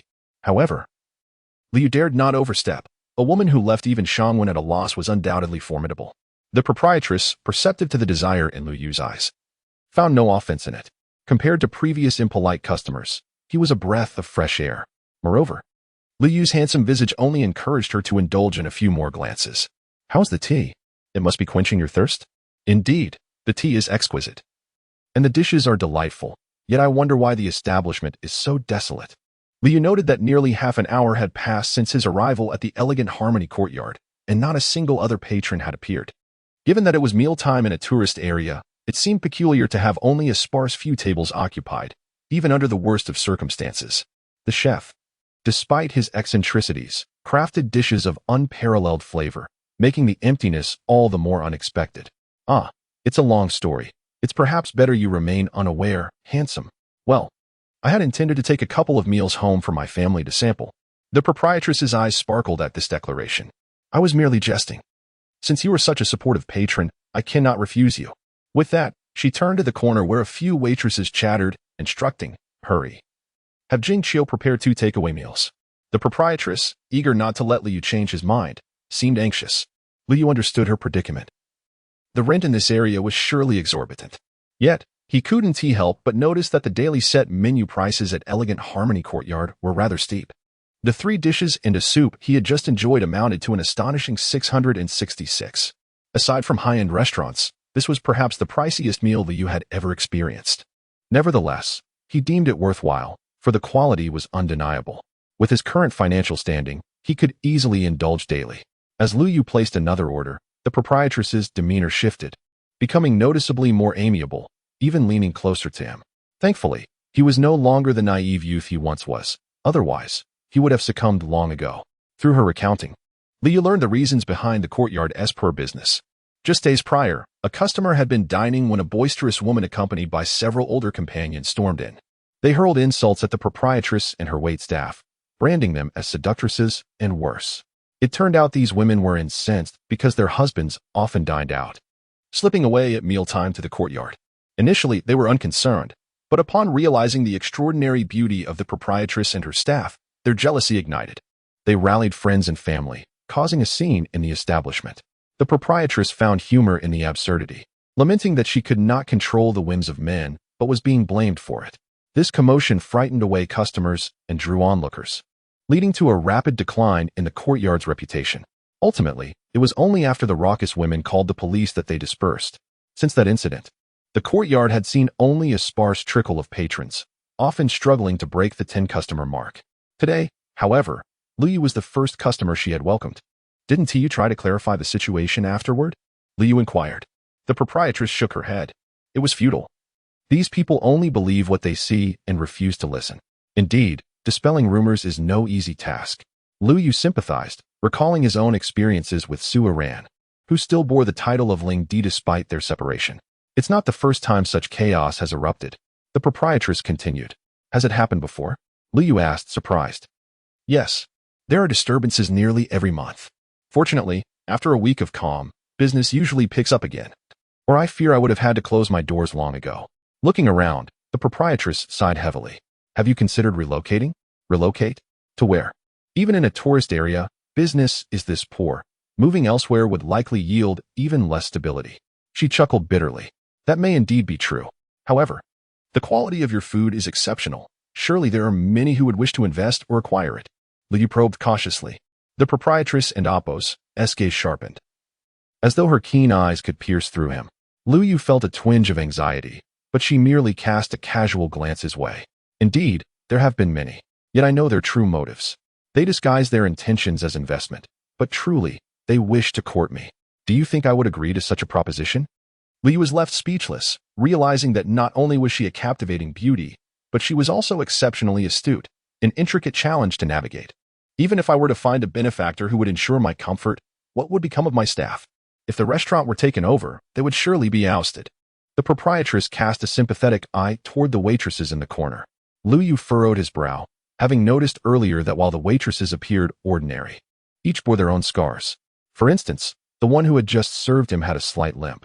Others displayed subtle imperfections as well. This piqued Liu's curiosity about the chef's own background. Enough of this. Handsome, your meals are ready. Let us conclude our conversation for today. If you wish to learn more, do visit us often. She winked playfully before leaving him with an alluring silhouette. Even after returning to his vehicle, Liu's mind lingered on the image of the proprietress. Shaking his head to dispel the thoughts, he retrieved his phone. Hello, could you do me a favor? I wish to visit the Night Rain Pavilion. Chapter 75, Night Rain Pavilion at the entrance of an ancient Western-style church. A handsome young man approached with a look of bewilderment. Is this truly the Night Rain Pavilion? The young man was Liu, who had recently departed from the elegant Harmony courtyard. Initially, Liu intended to recruit a chef from the courtyard, but after an in-depth conversation with the proprietress, he found himself moved with compassion. Indeed, he wished to bring everyone from the elegant Harmony courtyard, including the proprietress, into his fold. Beyond the courtyard's formidable culinary skills, Liu also felt a twinge of sympathy for the female waitstaff. Moreover, there was a significant factor, the proprietress herself, a captivating enchantress. Additionally, there was another reason. Once Yushio Restaurant opened, as the owner, Yushio would inevitably have to face the public, yet Liu was reluctant to subject her to such burdens. The proprietress, having managed the elegant Harmony courtyard for many years, was undoubtedly more suited for the role, with one focusing on external affairs and the other on internal matters. Their collaboration would surely yield better results. Though the idea was noble, Liu was acutely aware that should he propose it, he would likely be met with resistance. Even if the proprietress cited the waitstaff as her reason for declining investment, Liu sensed that the truth was more complex. With such alluring beauty that could easily attract a wealthy patron, it was peculiar that she chose to languish in a remote town. Initially, Liu contemplated employing his true eye to discern the proprietress's genuine thoughts, only to be informed by the system that the true eye was undergoing an upgrade. With no other recourse, Liu departed the elegant Harmony courtyard and subsequently arrived at the so-called omniscient Night Rain Pavilion. He hoped to uncover useful information from this place. Liu had anticipated the Night Rain Pavilion to be an opulent establishment. However, upon following the address, he was confronted with a church. Did Tangwen not mention that the Night Rain Pavilion also had an auction house? Though the church was sizable, it hardly seemed capable of accommodating a large crowd. While Liu pondered this, he was interrupted by a familiar voice from behind. Liu? Turning around, he was met by the sight of two familiar figures, Su Yiran, the campus belle, alongside her close friend, Gu Shishir. Both were elegantly dressed, adorned in princess gowns, exquisite jewelry, and stunning makeup. Yet, Liu Yu merely cast a fleeting glance before averting his gaze. After a brief moment of delight, Su Yiran's expression dimmed. What brings you here? What do you mean? What brings us here? Shouldn't it be what brings you here? Do you even know what this place is? Gu Shishir pouted. I don't know. I just happened to pass by and thought I'd take a look. Really just passing by? Liu Yu felt a twinge of guilt at Gu Shishir's probing question. Indeed. Huh. Then your passing by seems quite the detour. Gu Shishir remarked meaningfully. Without giving Liu Yu a chance to retort, she turned to pull Su Yiran into the church. After hesitating for a few seconds, Liu Yu followed suit. Upon entering the church, his confusion deepened. Before him lay a genuine church, complete with tiered seating, a high-hanging crucifix, and scattered individuals engaged in prayer. This hardly resembled the Night Rain Pavilion. Perhaps Shang Wen had carelessly provided him with a misleading address. The more he thought about it, the more plausible it seemed. Forget it. I'll just ask Tangwen. That unreliable fellow, Liu Yu resolved. Preparing to turn away when he noticed Su Yiran seated a short distance ahead. Her eyes were shut tight, hands clasped, clearly in prayer. For reasons unknown, Liu Yu felt an instinctive connection, sensing that her prayers might somehow pertain to him. Moreover, Su Yiran's demeanor was peculiar today. She hadn't even greeted him upon their encounter. Although this suited Liu Yu's preferences, it felt oddly amiss. Earlier, during dinner, both Shuxiu and Su Yiran had mysteriously left for over 20 minutes, and he couldn't believe they were merely attending to nature's call. Liu Yu had inquired with Shuxiu afterward, but she remained tight-lipped. His curiosity about their conversation only grew. Just as a bizarre thought began to form, an incongruous voice interrupted. Is it beautiful? Huh? Liu turned to find an irate Gu Shishir standing beside him. What do you mean, huh? You're peeking and won't even admit it. You scoundrel. Gu Shishir kicked Liu Yu's leg. Yelping in pain, Liu was about to protest when a warm hand swiftly covered his mouth. Don and Amp, Oppos, shout. Are you trying to disturb others' prayers? Liu Yu shot her an incredulous look. Sister, this wouldn't have happened if you hadn't kicked me. Follow me. Moments later, they found themselves in a secluded corner outside the church. Gu Shishir crossed her arms, adopting an interrogative stance. Now, tell me, what are you really doing here? I already said, I was just passing by. Do you really think I'm that gullible? This place is nearly 2 hours from the city. And you just happened to pass by? Gu Shishir scoffed. I was just driving aimlessly and ended up here. Fine, if you want to admit it. I was going to take you to explore the Night Rain Pavilion, but since you're just passing through, you may as well leave. Gu Shishir pretended to turn away. Yet, in the next moment, Liu Yu grabbed her arm. Is this truly the Night Rain Pavilion? Seeing Liu Yu's excitement, Gu Shishir's eyes sparkled with triumph. I knew you came for the Night Rain Pavilion. Feeling slightly embarrassed, Liu Yu rubbed his nose. It seemed this girl had become much sharper in his absence. So, what brings you to the Night Rain Pavilion? I heard you can find certain information here, so I thought I'd try my luck. Liu Yu understood that if he didn't come clean, he would never gain entry into the Night Rain Pavilion, so he decided to play along with Gu Shishir. What information? That is not something I can disclose. Cut the mystery. Miss Gu, we're quite familiar now, just help me out. And I will surely repay you handsomely. Oh, and how do you intend to show your gratitude? Gu Shishir's interest peaked. Clenching his teeth, Liu pushed Gu Shishir against the wall. What are you planning to do? Miss Gu, if you agree to guide me, I'll allow you to command me for an entire day. As Liu Yu leaned in closer, Gu Shishir's heart raced inexplicably, and a faint blush crept onto her cheeks. How had she never noticed before? Aside from being obnoxious, he was actually quite handsome. Oh my, Gu Shishir, what are you saying? You can't possibly be developing feelings for this scoundrel, can you? He is the one who abandoned your friend. Get away. How dare you stand so close? Flustered and angry, Gu Shishir shoved Liu Yu away. Just as he prepared to speak, a voice called from behind. Shishir? Chapter 76. The Night Rain Pavilion. Part 2. To Liu Yu's astonishment, the Night Rain Pavilion was actually located beneath the church. As he gazed at the rapidly descending elevator, he couldn't help but feel a sense of wonder. What a fuss! Gu Shishir scoffed beside him. Liu Yu was aware that this girl was still upset and chose not to provoke her further. Thankfully, she had just pushed him away. Otherwise, he would have had a difficult time explaining himself to Su Yiran. But why should he care about her opinion? If he saw it, he saw it. Liu Yu, remember? Never look back. Su Yiran remained silent, her eyes flickering with unspoken thoughts. The brief elevator ride soon came to an end. As the doors opened, a golden light flooded towards Lu Yu, and he narrowly avoided being dazzled. However, when he turned around, he discovered that both Su Yiran and Gu Shishir had donned sunglasses. Observing Lu Yu's slight disarray, Gu Shishir let out a derisive snicker before swaggering out of the elevator, arm in arm with Su Yiran. This infuriated Lu Yu immensely. He realized that his self-control was waning. In the past, he would have remained unfazed by Gu Shishir's mockery. Yet now, not only did his emotions fluctuate, but he even felt an urge to retaliate against her. If it weren't for Su Yiran's presence, he might have acted on that impulse. Forget it. Just endure. One day, this insufferable girl will pay for her arrogance. Taking a deep breath, Lu Yu stepped into the night rain pavilion. As soon as he exited the elevator, two men in suits and masks bowed at a perfect 90-degree angle. Welcome to the night rain pavilion. After exchanging awkward nods, Lu Yu curiously surveyed the interior of the establishment. Having visited the Gu and Su families, he considered himself quite worldly. He had thought the Su family was luxurious, but he was unprepared for the opulence of the night rain pavilion. The hall resembled a palace, constructed entirely of gold, with even the floor tiles forged from the precious metal. The paintings adorning the walls were each worth a fortune. Truly, it was a display of unimaginable wealth. Yet before Lu Yu could fully recover from his astonishment, a woman in a form-fitting dress approached the trio. Long time no see, Miss Su, Miss Gu. Su Yiran and Gu Shishir exchanged polite nods. Have any new arrivals recently? Gu Shishir inquired. The masked woman, her expression hidden, exuded a sense of respect through her graceful posture. A new batch arrived a few days ago, with several items particularly suited for you ladies. Gu Shishir's eyes lit up. Then lead us there at once. However, just as Gu Shishir grasped Su Yiran's hand to leave, Lu Yu called out to them. Wait. His voice finally caught the attention of the masked woman. Miss Su, Miss Gu, is this gentleman your friend? Not at all. He is just a scoundrel. We don't know him. Gu Shishir pouted defiantly. Lu Yu and Appo's face darkened. Very well, ladies, please hold on a moment. The masked woman turned to Lu Yu. Sir, may I ask if you possess a verification card? Verification card?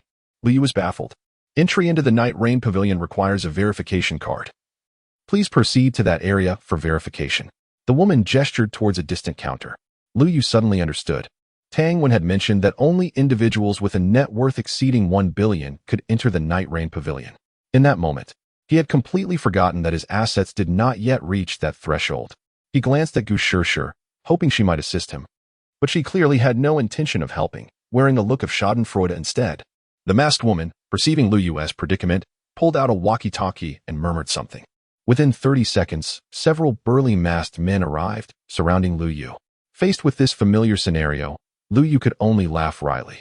In just a month, he had lost count of how many times he had been surrounded. Throw him out. At the masked woman's sharp command, the muscular men began to roll up their sleeves menacingly. As Lu Yu stepped back, he attempted to signal Gu Shishir, but she remained unresponsive. Just when it seemed all hope was lost, someone finally spoke up. Stop. But it was not Gu Shishir who came to Lu Yu's aid. It was the previously silent Su Yiran. The masked woman immediately ordered the men to halt. Lu Yu felt no relief from the near escape, instead gazing at Su Yiran with a complex expression.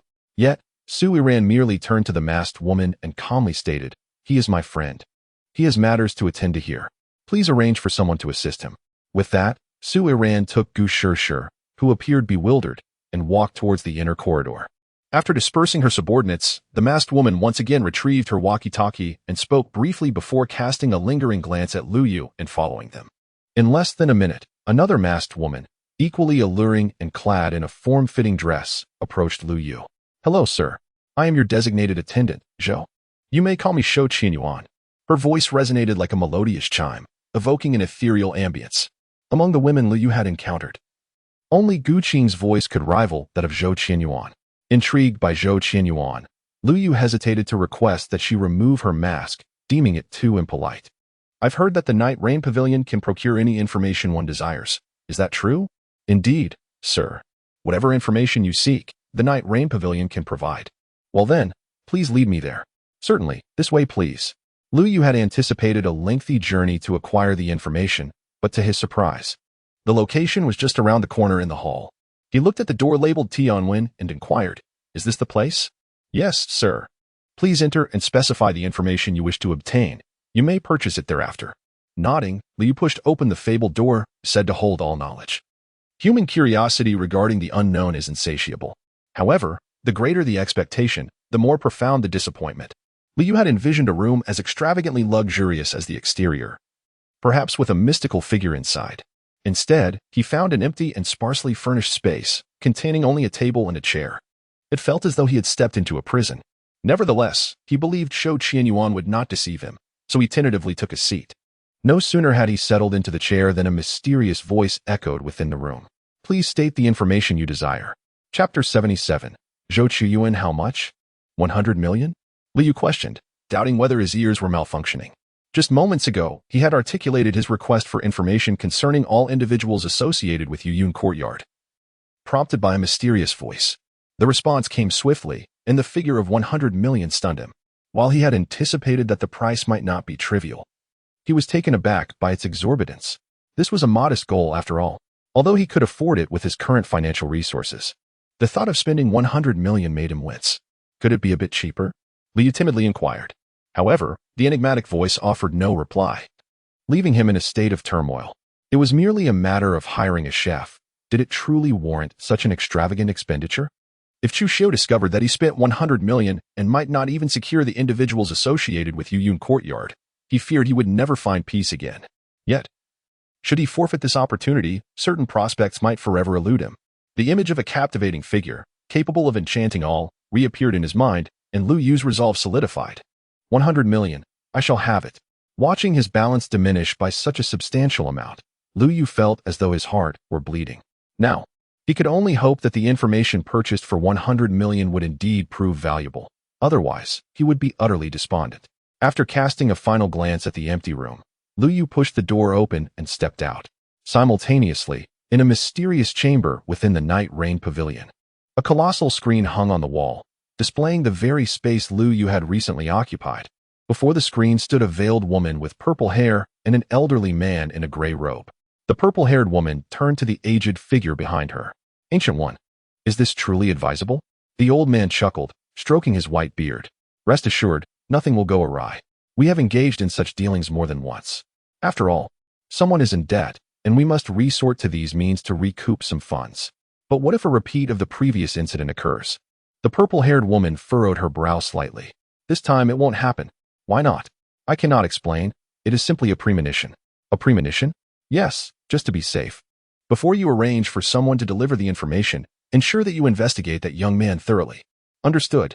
Meanwhile, Liu trudged along with Shou Yuan in the Night Rain Pavilion, his mood still somber. He never imagined that he would attract attention simply for purchasing information. The regret over spending 100 million gnawed at him.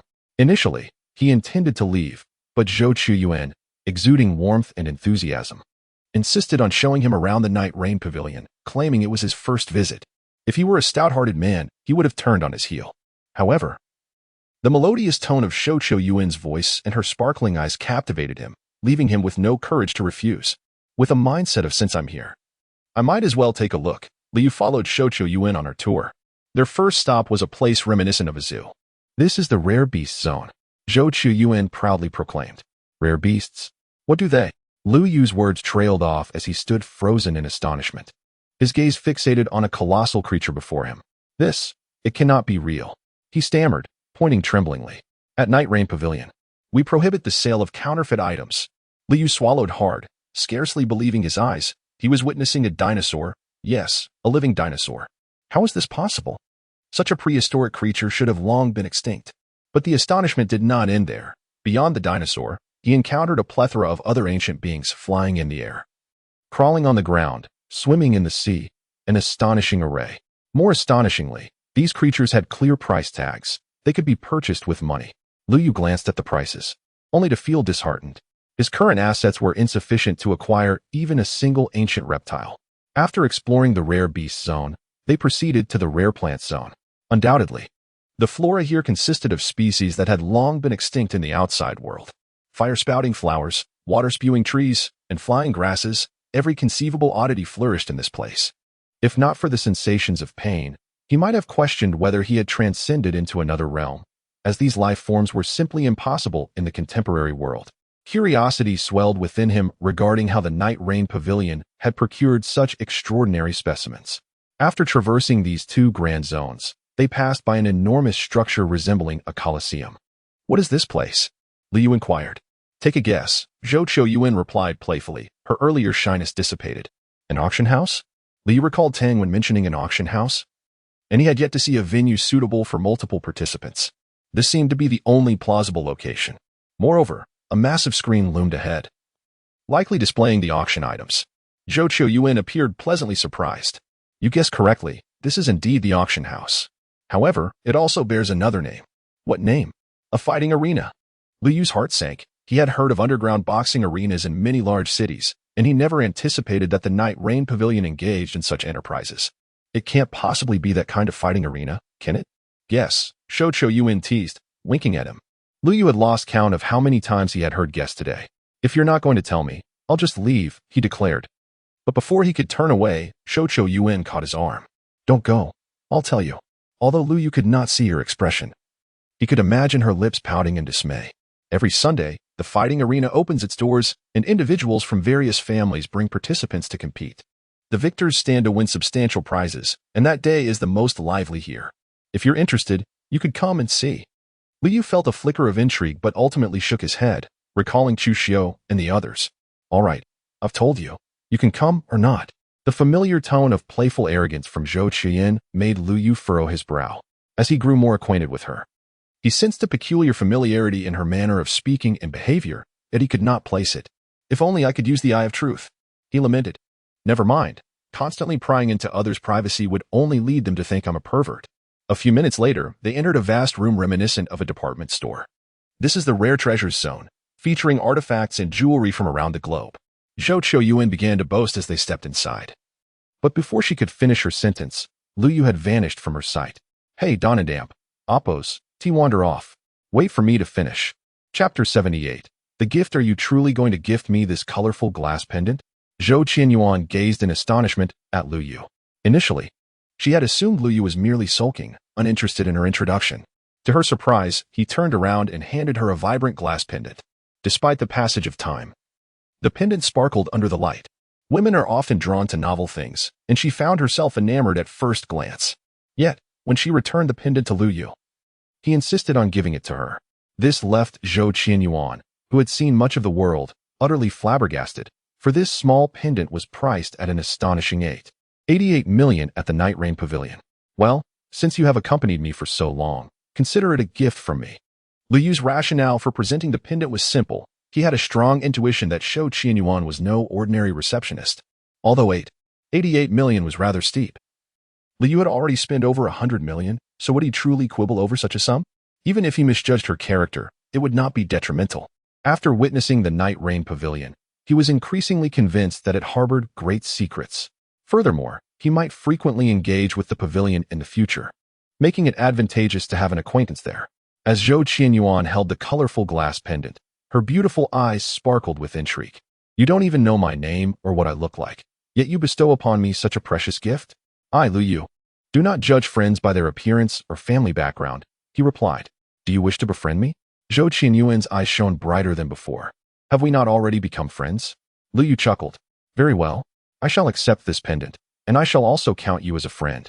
Since you have shared your name with me, I shall reciprocate. My name is Zhou." Just as she was about to reveal her true name, a few individuals unexpectedly interrupted her. "Liu?" The newcomers were none other than Gu Shishir, her close friend Su Yiran, and Su Guancher, who had previously sought to expel Liu. Upon seeing Gu Shishir, Liu's previously buoyant mood soured instantly. "Did you not come here to purchase information? Why are you still here?" Gu Shishir approached Liu, her gaze continuously scanning Su Yiran. Meanwhile, Su Yiran also noticed Su Yiran, but her attention was fixated on the colorful glass pendant in Su Yiran's hand. Whether it was Su Yiran's professional training or her strong mental fortitude, she remained composed under the scrutiny of the two women, placing the pendant into her pocket and respectfully bowing to them. "Greetings, Miss Su, Miss Gu." For some reason, Liu felt an uncomfortable sensation wash over him at this scene. "I came here with great effort. Is it too much to simply browse?"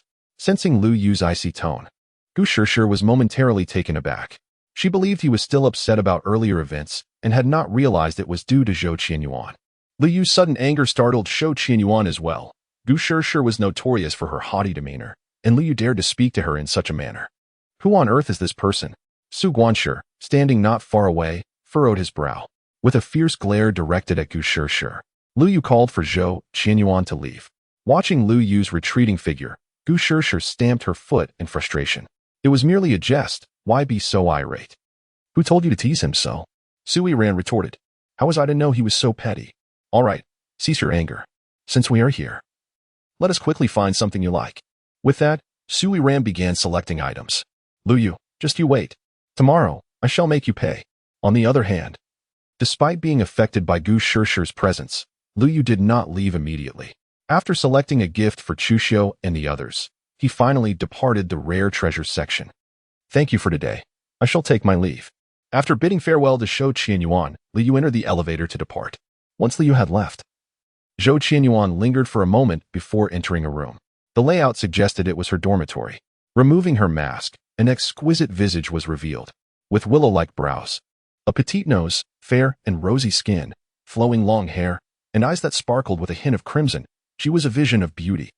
Had Lu Yu beheld Shou Qianyuan's true appearance, he would have undoubtedly exclaimed in disbelief, taking out the colorful glass pendant she had placed in her pocket earlier. Zhou Qianyuan admired it, a gentle smile gracing her lips. Lu Yu, although she had been unable to disclose her real name. As long as she knew his name, she believed they would meet again someday. Resting moments are always fleeting. With a knock at the door, she swiftly concealed the pendant and donned her mask. Upon opening the door, her pupils dilated in shock. Uncle. Standing before her was a middle-aged man in a suit, accompanied by a woman with purple hair. Humph. I thought you had no intention of acknowledging your uncle. Shou Qianyuan removed her mask, revealing a look of resignation. So, uncle, are you here to drag me back? Why else? You've caused enough trouble, running away from home. Do you truly intend to never return to the Zhou family? Shou Qianyuan clenched her fist in defiance. If possible, I would prefer never to go back. The middle-aged man sighed in exasperation. Chuxiue, I understand you're discontent with your father's remarriage, but your mother has been gone for many years. Can you really bear to see your father grow old without companionship? I certainly do not wish that, but I cannot overcome my feelings. Whenever I see them together, I am reminded of my mother. Zhou Qianyuan's eyes glistened with unshed tears. Come back with me. Your father has been struggling to eat and sleep well lately. His health has deteriorated significantly. Wiping her eyes, Shou Qianyuan relented. Very well, I shall return. The middle-aged man finally displayed a look of relief. Shou Qianyuan returned to her small room, bid a brief farewell, and packed her belongings before exiting the chamber. Thank you for taking care of Chuxiue during this time, Master Mu. The middle-aged man addressed the purple-haired woman nearby. Mr. Zhou, you jest. Had it not been for your request, I would never have discovered that Miss Zhou was right here at the Night Rain Pavilion. The purple-haired woman regarded Shou Qianyuan with a knowing smile. The middle-aged man shook his head. Regardless, I still owe my gratitude to the Night Rain Pavilion. One day, my brother and I shall personally express our thanks. Indeed, I await your visit at any time. Now, we shall take our leave. Safe travels. After bidding farewell to the purple-haired woman, the middle-aged man escorted Shou Qianyuan into the departing elevator. Though he had anticipated this day would come, he had not expected it to arrive so swiftly. Are you feeling a bit reluctant? Not at all, uncle. I would like your assistance in finding someone. Who is this person? Chapter 79. Confession brings leniency. Did you really go to the Night Rain Pavilion? After leaving the Night Rain Pavilion, Lu Yu returned directly to the Hua Mansion community. Naturally, he was met with a barrage of questions upon arriving home, and thus, Lu Yu had no choice but to truthfully recount his itinerary. Upon learning that Lu Yu had actually visited the Night Rain Pavilion, Tangwen was so astonished that her mouth could accommodate a steamed bun.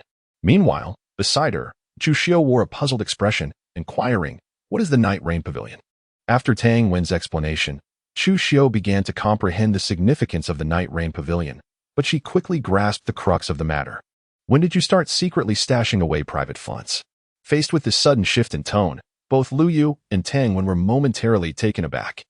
Under the scrutiny of the two, Chuxiu remained unperturbed, innocently blinking her eyes. What's wrong? Am I mistaken? Did you not say that only individuals with assets over 10 billion from the Shin family could enter the Night Rain Pavilion? Tang Wen struggled to suppress her laughter. Yes. Sister Chu, you are absolutely right. She then seized Lu Yu by the collar. Now, tell me, where did you acquire such substantial funds? Let go first. How can I explain like this? No way, speak up quickly. Under Tang Wen's relentless pressure, Lu Yu had no choice but to confess that he had encountered Su Yiran and Gu Shishir at the Night Rain Pavilion. Tang Wen's brows furrowed tightly. What a coincidence.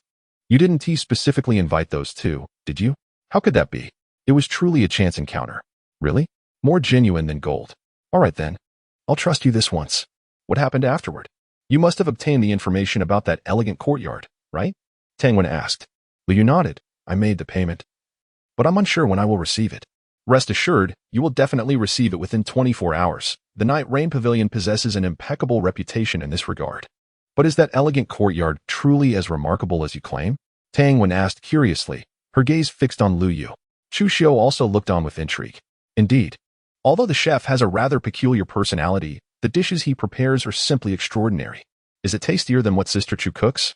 Tang Wen asked. Disbelief evident on her face. By the way, I specifically packed 2 portions of food to bring back. Packed? Where is it? I left it in the car. I forgot to take it out. Then hurry and fetch it. Half an hour later, after Tang Wen and Chu Xiu enjoyed the reheated meal, they wore satisfied expressions. Delicious. Though it is a bit salty. Chu Xiu nodded in agreement. Even though it's somewhat salty, it doesn't detract from its flavor. It seems this chef is indeed exceptional. What do you think about inviting this chef to join the Yushu restaurant? I believe it's worth trying. Although her personality is a bit odd, it might not be unsuitable for our Yushu restaurant. Most restaurants nowadays are rather monotonous and lack innovation. If we take a unique approach, it might yield surprising results. Tang Wen expressed her views. Sister Chu, what do you think? Chu Xiu glanced at the food on her plate and replied, I also think it's worth a shot. If the results aren't satisfactory, we can always replace her since we are a new establishment. All right. Since neither of you has objections, I will strive to secure the elegant courtyard in the next couple of days. Lu Yu's eyes sparkled with excitement. Tang Wen, ever observant, sensed something amiss. Why do I feel like you're overly excited? You aren't hiding anything, are you? Lu Yu instantly felt a surge of anxiety. He had merely glossed over the matter regarding the proprietress. If he were to reveal her unparalleled beauty, these two might very well reconsider. Fortunately, he had prepared for this. You caught me off guard, Lu Yu said as he slipped his hand into his pocket, and in the next moment, 2 exquisite glass necklaces appeared in his grasp. Upon seeing the glass necklaces, Tang Wen's eyes brightened. You even visited the rare treasures section of the Night Rain Pavilion? I spoke highly of the Night Rain Pavilion. And since it was my first visit, I naturally wanted to explore thoroughly. Here, I bought these gifts for you, one for each of you. Hee. I want to be polite then. Tang Wen snatched one of the glass necklaces and kindly placed the other in Chu Xiu's hands. Although Tang Wen had visited the Night Rain Pavilion numerous times, she rarely made purchases due to the exorbitant prices, despite her fondness for the items. She felt a pang of regret at spending so much. To date, her largest expenditure at the Night Rain Pavilion had merely been an investigation into Li Xian. Beside her, Chu Xiu gazed at the glass necklace in her hand, her delight evident. It was clear she cherished the necklace as well. However, Chu Xiu remained rational. This glass necklace must be quite expensive, right?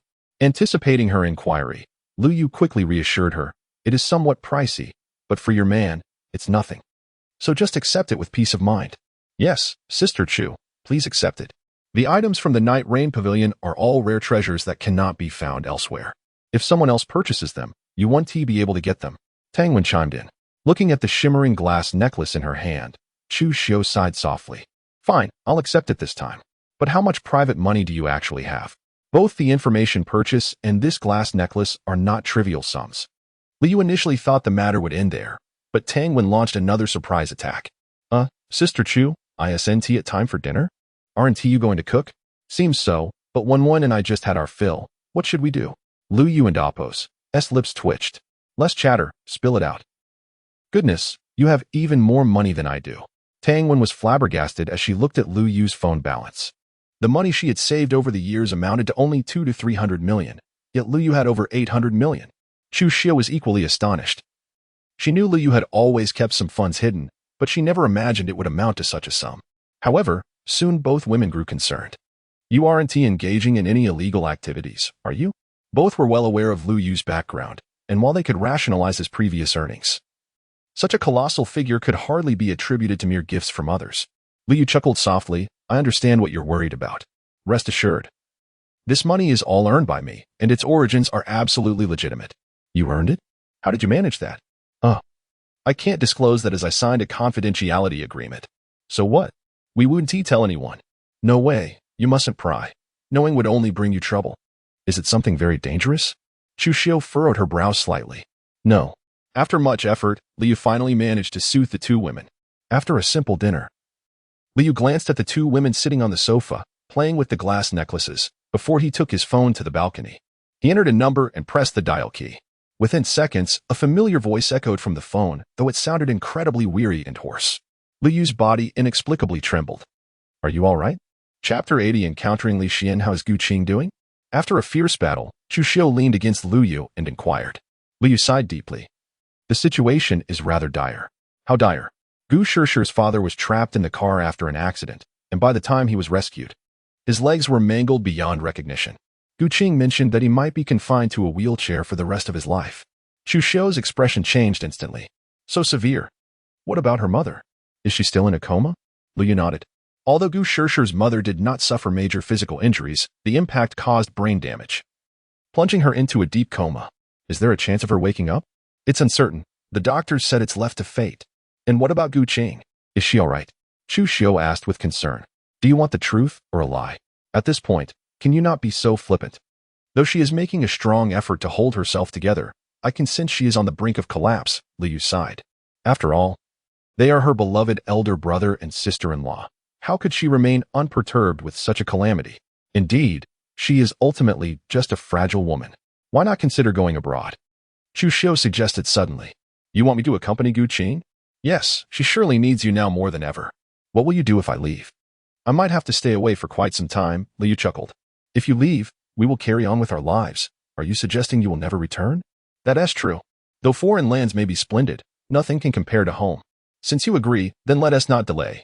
Hurry and pack your things to set off. Chu Xiu stood up, ready to help Liu prepare. But Liu grabbed her back. What are you doing? You're not still considering it, are you? Liu smiled and shook his head.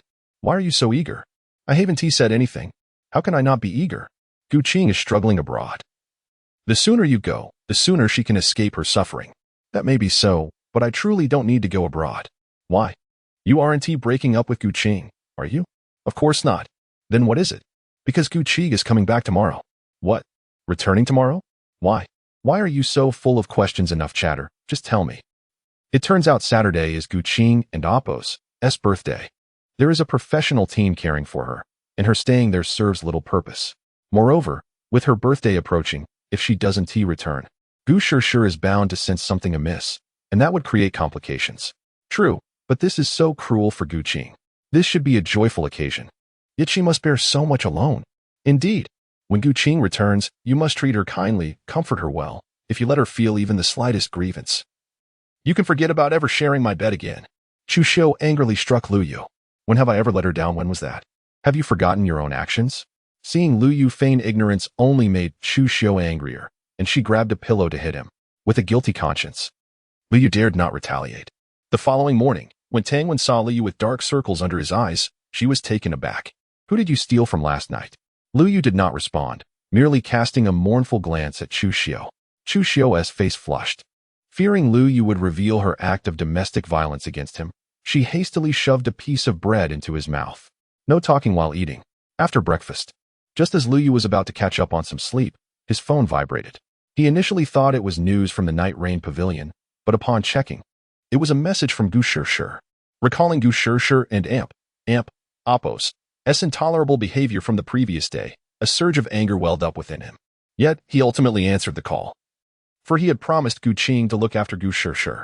Upon answering, Gu Shishir's commanding voice rang out. Liu Yu, hurry and come out. Out? Where to? Liu Yu asked, puzzled. You know where? You said you would be my servant for a day. Did I say that? Liu Yu racked his brain, realizing he had indeed spoken impulsively. Stop the nonsense. You have half an hour to arrive at the place I sent you, or you know the consequences. Before Liu Yu could respond, Gu Shishir hung up. Holding his phone, Liu Yu stood in a daze for several minutes before letting out a deep sigh. Such is fate. Half an hour later, Liu Yu arrived at the department store as promised. Just as he got out of the car, he spotted Gu Shishir sitting in a nearby CAF alongside her close friend, Su Yiran. Liu Yu was not surprised to see Su Yiran, but the presence of another person nearby made him frown. What is he doing here? With a mixture of confusion, Liu Yu approached the trio. Lu Yu, you're late. Gu Shishir glared at him upon his arrival. Before Lu Yu could explain, the man beside her spoke up in his defense. He is not late by much. Just a few minutes. It's much better compared to before. Seeing the man's insincere demeanor, Lu Yu felt a wave of revulsion. Indeed, the man before him was none other than Tang Wen's scoundrel cousin, Li Xian. Lu Yu's mood was already soured by being summoned by Gu Shishir. And encountering such a person only added to his misfortune. What a stroke of bad luck. There was traffic on the way. Lu Yu replied coldly. Li Xian's attitude ignited Gu Shishir's fury, but as she prepared to unleash her wrath, Su Yiran intervened. All right, now that everyone is here, let us go. With Su Yiran speaking up, Gu Shishir no longer pressed Lu Yu. After forcefully stuffing her bag into his arms, she linked arms with Su Yiran and left. Li Xian stifled a laugh as he patted Lu Yu on the back before following suit. Lu Yu, feeling immense regret, held his forehead. I acted impulsively yesterday. It's all right. It's just for a day, endure. The four soon arrived at the department store. Gu Shishir, Su Yiran, and Li Xian walked ahead, chatting and laughing, while Lu Yu followed behind like a mere tool, numb to the situation. However, Lu Yu had long since grown accustomed to it. Before long, the quartet left their marks in various shops, or rather, 3 of them did. The number of bags in Lu Yu's possession continued to increase.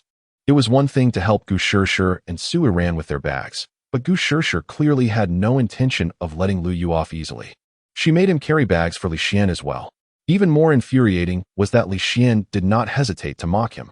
Lu Yu, you are quite the trooper. I'll treat you to milk tea later. I'd rather not. Chapter 81. Li Xian and Imp.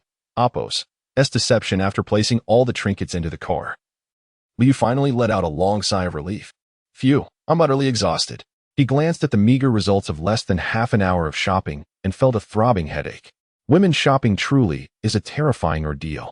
He vowed never to return, even at the cost of his life. Just as Lu Yu was about to close the trunk, a bottle of chilled mineral water was thrust before him. Even without turning around, he recognized the owner of those hands. Indeed, it was none other than the campus belle. Su Yiran. However, Lu Yu clearly had no intention of accepting her kind gesture. I'm not thirsty, thank you, he said, shutting the trunk without sparing her a glance and turning to leave. Yet, before he could take 2 steps, the icy water splashed against him. You jerk, Lu Yu. Do you really hate me that much? Su Yiran's eyes glistened with unshed tears. Lu Yu let out a gentle sigh, then bent down to pick up the now dusty bottle of water. It wasn't enough merely to retrieve it. He opened the bottle and took a few sips. Fearing that the girl might misunderstand, he quickly added, Don't get me wrong. I just happened to be thirsty. Su Yiran's face broke into a smile, her tears vanishing as if by magic. Gazing at her familiar smile momentarily dazed him, but he quickly regained his composure. Let us hurry back. Okay. Su Yiran rubbed her eyes and hurried to catch up. After they had walked a short distance, Lu Yu suddenly remarked, Thanks for yesterday. Su Yiran smirked. I don't like verbal gratitude. Then what do you prefer? Before Lu Yu could finish his sentence, he felt a familiar moist sensation on his lips. His pupils dilated in shock as he stared at Su Yiran in disbelief. Just as he prepared to push her away, she deftly wrapped her arms around his neck, holding him tightly as if in a vice grip. Meanwhile, in a resting area of the mall, Gu Shishir frowned as she observed the bustling crowd. Why is Shishir taking so long in the restroom? And Lu Yu, was it really that difficult to deliver something? No worries, there's no rush. We can wait for them, Li Xian said, his eyes gleaming as he looked at the solitary Gu Shishir. Gu Shishir pouted, feeling somewhat discontent but resigned to the situation. Should we wait in the CAF across the street? Li Xian suggested, pointing to a nearby CAF. All right. Before long, the two found themselves seated inside the CAF. Although Gu Shishir's gaze remained fixed outside, uncertain if she was searching for Su Yiran or Lu Yu. By the way, Shishir, I still Don and Apos. Do you know how you and Yiran became acquainted with Lu Yu? Li Xian suddenly inquired. Huh, how do we meet Lu Yu? Why are you curious about that? Gu Shishir replied, puzzled. Li Xian chuckled lightly. I just sensed you two share a close bond. So your story must be quite intriguing. Close bond. No. You and Apos, VE got it all wrong. Our relationship is hardly good. He and Apos, S merely a handy tool for me, she declared emphatically. Really? Li Xian asked, feigning surprise. I thought Lu Yu had a crush on you. It seems I've misunderstood. His comment left Gu Shishir utterly bewildered. What? Lu Yu likes me? Impossible. He already has a girlfriend. And so what if he has a girlfriend? That doesn't mean they won't break up someday, Li Xian retorted. A normal person might have been disgusted by such a statement, but Gu Shishir's thoughts were anything but conventional. She shook her head. That is still not possible. I've seen Xu Xiao. Her looks and figure far surpass mine. I might have the advantage of being young and wealthy, but that and oppose it. Besides, Lu Yu must loathe her by now. He was likely cursing her somewhere. Don't believe me? Li Xian challenged. From what I know, during Lu Yu's infatuation with Yiran, you were present for most of it, right? Of course I was. So what? Exactly. Did you never suspect anything? Their exchange echoed like a witch and an innocent girl. One daring to speak and the other daring to listen. I've actually always thought that Lu Yu's true target was you, not Yiran. Li Xian declared boldly. Me? How could that be possible? Gu Shishir exclaimed, incredulous. Li Xian nodded. I learned from Qiao Shan that Lu Yu has had a particularly rough time these past 2 years, much of which can be attributed to you. Do you really believe he would tolerate your disregard for him just because you're Su Yiran's best friend? Gu Shishir paused, momentarily taken aback. Seeing that she was intrigued, Li Xian continued. Moreover, despite the coldness between Lu Yu and Yiran now, he still came when you called. Don't you think that holds some significance? Lu Yu came today because of a prior agreement, and he could never possibly like me. He hates me. Gu Shishir clutched her cup tightly. Li Xian, taken aback by her conviction, pressed on. If Lu Yu truly hated you, why would he agree to meet and endure this ordeal? Gu Shishir's heart raced inexplicably. Doubt began to creep in.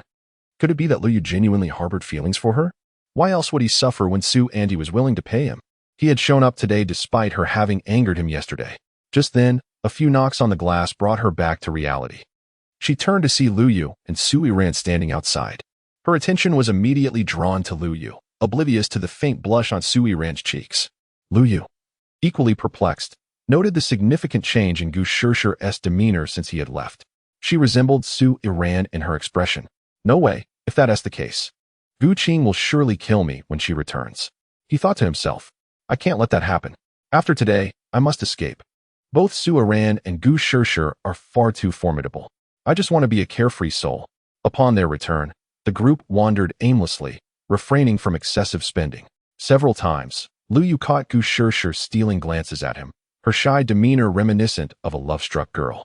As if that weren't enough to trouble him, Su Yiran occasionally playfully tugged at him. Faced with the attentions of two beautiful women, Lu Yu found it impossible to feel any joy. Eventually, they arrived at the food court, and Lu Yu felt as if he had stumbled upon a lifeline. I didn't eat breakfast this morning. I'm rather hungry. Shall we have lunch first and continue shopping afterward? Sounds good to me, came the enthusiastic reply. Chapter 82. The ambush. Lu Yu cough. Are you all right? Su Yiran thoughtfully handed a tissue to Lu Yu. Thank you. Did you really think that Lu Yu, with an appetite equivalent to 5 or 6 people, could choke? Of course not.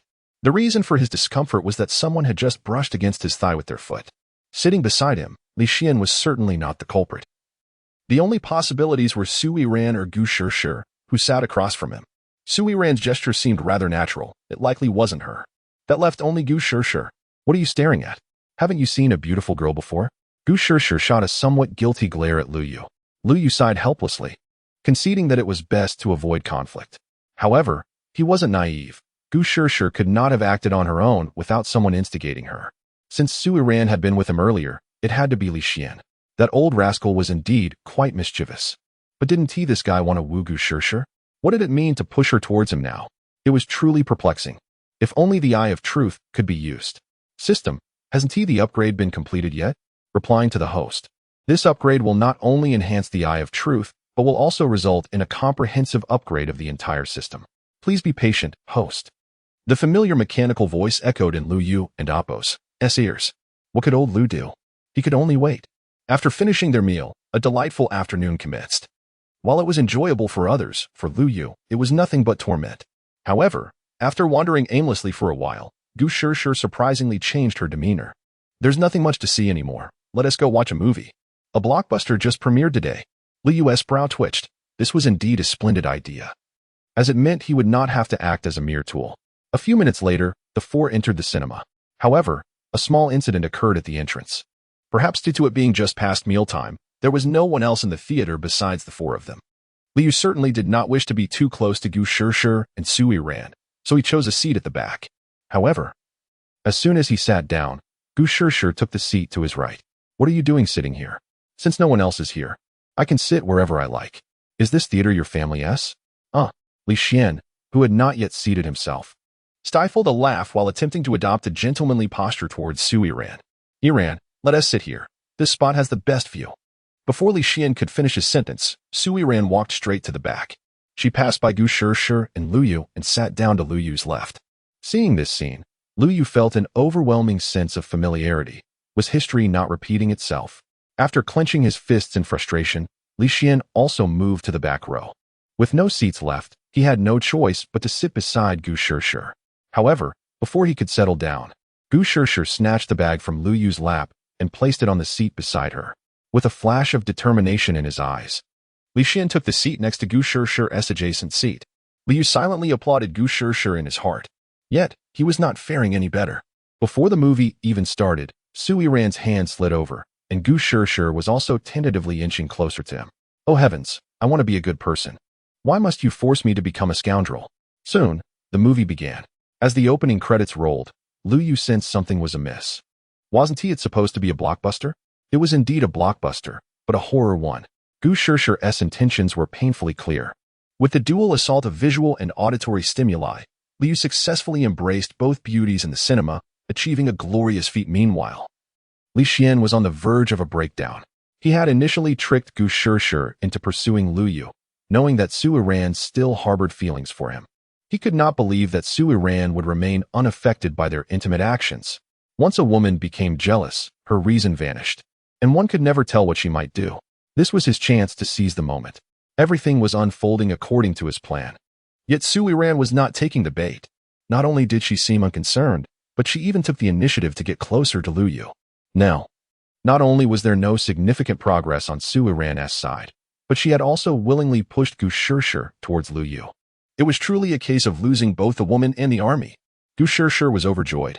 Previously, she had merely viewed Lu Yu as a tool for amusement, never considering him in any other light. Yet, at some point, her gaze towards Lu Yu had begun to shift. Perhaps it was during the first moment she felt guilt towards him, or when she caught a glimpse of his hidden side at the bar, or perhaps during their passionate exchange at the church. Regardless, she could no longer regard Lu Yu as just another man. Therefore, when Li Xian suggested that Lu Yu might have feelings for her, she felt an overwhelming mix of anxiety and elation. This delight was irreplaceable, even amidst the jesting. To validate her feelings further, she couldn't help but steal glances at Lu Yu. The handsome face that had previously left her indifferent now made her heart race. Even the mere act of holding Lu Yu's arm sent her spiraling into exhilaration. She had never imagined that Lu Yu would possess such an appealing scent, nor had she ever considered that one day, she, Gu Shishir, would truly find herself drawn to Lu Yu. Equally delighted was Su Yiran beside her. Today marked another day of her taking the initiative. Not only had she successfully shared a kiss with Lu Yu, but they were also sitting side by side, akin to a couple, watching a movie together. Uncertain of when this dream would conclude, she was determined to cherish this moment. 30 minutes into the film, Lu Yu could no longer bear it. With two stunning beauties at his sides, a mere ordinary person might manage to maintain their composure. But he was a man with desires. Suddenly standing up, both women who had been clinging to him immediately withdrew. "I'm going to the restroom," he announced, leaving the screening room under their scrutinizing gazes. In the restroom, Lu Yu splashed his face with cold water, gradually calming his restless heart. Looking at himself in the mirror, Lu Yu couldn't help but grimace at his own disheveled appearance. "I can't go back. The movie still has over an hour left. If I return, I'll truly be doomed." He took out his phone, intending to send Gu Shishir a message and then make his escape. However, after a moment's thought, he decided it would be better to just leave directly. Yet, just as Lu Yu stepped out of the restroom, he spotted Gu Shishir, who was sulking while kicking the wall. Her little face was flushed. Instinctively, he attempted to flee, but as expected, he failed to escape. "Where do you think you're going? Am I going to eat you?" Gu Shishir glared at Lu Yu, visibly upset. Lu Yu wished to nod in agreement, but he dared not. "Follow me." "Can I refuse?" "Stop talking nonsense." Chapter 83. The Rogue. Gu Shishir, what are you bringing me here for? As Lu Yu surveyed the desolate screening room, an ominous premonition enveloped him. "What do you think?" "Huh? Are you really that dim-witted? I've been so forward. And you still can amp. Oppos, to see it?" Gu Shishir fumed, delivering a swift kick to Lu Yu, who yelped in pain. "Miss Gu, I truly have no idea. You prideful fool. If you want and oppos, say it, then I will." "Listen closely." Lu Yu frowned, apprehensive that this young lady might be about to confess her feelings. However, after nearly a minute of silence, Yu Shishir's face turned crimson, yet not a word escaped her lips. Liu couldn't help but chuckle at her amusing predicament. When had the pampered Miss Gu ever confessed to anyone? All right, enough of this nonsense. I and Appos am leaving. Just as Liu prepared to depart, a delicate hand grasped his arm.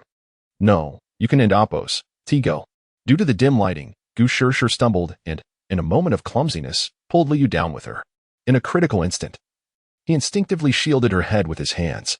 With a resounding thud, they both crashed to the floor. Ouch, that hurts. Though her head was unscathed, Gu Shishir felt the weight of the ground beneath her, compounded by Lu Yu falling directly atop her. Tears welled in her eyes. My apologies, I'll get up now. Lu Yu began to rise, but Gu Shishir seized his collar. No, I'm in too much pain. You can't leave. I never said I was leaving. If I get up, you'll only hurt more. That won't do. You must take responsibility. You fell on your own. It's not my fault. Regardless, I'm holding you accountable. With that, Gu Shishir clung to Liu tightly, afraid he might escape. Feeling the warmth underneath him, Liu felt his pulse quicken. He hadn't realized this young lady had such prowess. However, Gu Shishir quickly recognized the awkwardness of the situation and released him, crossing her arms protectively over her chest. Rogue, you took advantage of me. Dear lady, you were the one who clung to me, not the other way around. The next moment, Gu Shishir feigned tears. It's you who took advantage of me. Lu Yu's expression darkened. All right, I admit it. I took advantage of you. Just stop crying. At last. A triumphant smile graced Gu Shishir's face. Lower your head. Though Lu Yu was reluctant, he obliged. However, as he leaned in within 20 centimeters of her, he was met with an unexpected sensation on his lips. Whoa, not again. They truly were like good friends, conspiring together. Before Lu Yu could resist, two delicate arms wrapped around him, and Gu Shishir and Appos' legs locked him in place. It was over. There was no escape. This was even bolder than what Su Yiran had done. Minutes later, Gu Shishir reluctantly released Lu Yu. So this is what kissing feels like, she mused, her eyes sparkling in the dim light. Do you know what you just did? Lu Yu gazed at her, a mix of complexity in his expression. Of course. Lu Yu. I've fallen for you. I want to pursue you, Gu Shishir stated casually. Lu Yu froze. Though he had anticipated this, he was still taken aback. Stop joking. Let us pretend that never happened. He stood up abruptly. I'm not joking. I'm serious. Don't you like me? Seeing Gu Shishir's earnest expression left Liu momentarily speechless. Yet, reason prevailed. No. You think I like you? Liu scoffed. Gu Shishir paused, sensing an unsettling foreboding. Isn't that the case? I don't know where you got that notion or who misled you, but let me be clear. I do not like you. Not in the past, not now, and certainly not in the future. Lu Yu's words pierced Gu Shishir's heart like daggers. No, I refuse to believe it. You must like me. Otherwise, why do you obey me and endure this suffering? Liu had no intention of explaining himself and merely regarded her with indifference. Is it because of Yiran? Are you afraid she'll discover our relationship? Liu shook his head in resignation. Stop making wild guesses. This is how it is. We'll remain friends. With that, he turned and left. Who wants to be friends with you, you jerk? You just stole my first kiss and ran. You can't escape. I, Gu Shishir, will cling to you for life. Had Lu Yu heard her final words, he might have regretted coming here. Returning to the screening room, Lu Yu glanced at Li Xian and Su Yiran seated at the back before finding a random spot in the front row. Soon after, a sullen Gu Shishir reappeared, casting him a glare before returning to her seat. Shishir, what's wrong? Nothing. Let us just watch the movie. After the film concluded, Lu Yu had no intention of leaving, not out of desire, but due to Gu Shishir's threatening gaze. This girl was unbearable. Lu Yu could only endure a little longer. Following Li Xian's suggestion, the group ventured to an arcade. Initially, Li Xian aimed to show off, but both ladies gravitated toward the inexperienced Lu Yu. Undeterred, the two women relentlessly pursued him, but Lu Yu seemed determined to end their antics, causing their efforts to fall flat. Their smiles faded with each failed attempt. I'm done. I want to go home. Lu Yu, take me back. After tossing aside the basketball, Gu Shishir could no longer contain herself. Su Yiran had intended to hitch a ride, but upon realizing they had already distanced themselves, she pondered their retreating figures. Yiran, there's still some time. Shall we go to a nearby bar for a drink? Li Xian had been closely observing Su Yiran. Aware of her troubled mood, this was the perfect opportunity he could not afford to miss. Miss Gu, could you please stop looking at me like that? As Liu drove steadily, he felt Gu Shishir's gaze burning into him from the passenger seat, sending shivers down his spine. Not unless you agree to date me. Sigh. I've already told you I don't like you, and you're not even sure you like me. Do you not realize Li Xian is untrustworthy? How can you believe what he says? Li Xian untrustworthy? What makes you think that? I find him quite decent. Gu Shirshi replied, bewildered. Listen closely. I'll only say this once. Liu proceeded to reveal Li Xian's true nature to Gu Shirshi. This, you're not making this up, are you? The information from the Night Rain Pavilion. Do you think it could be fabricated? Oh no. Yiran is still with Li Xian.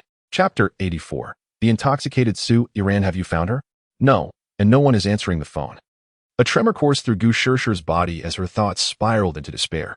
What if Su Yiran has already been taken by that scoundrel Li Xian? Don't think too much.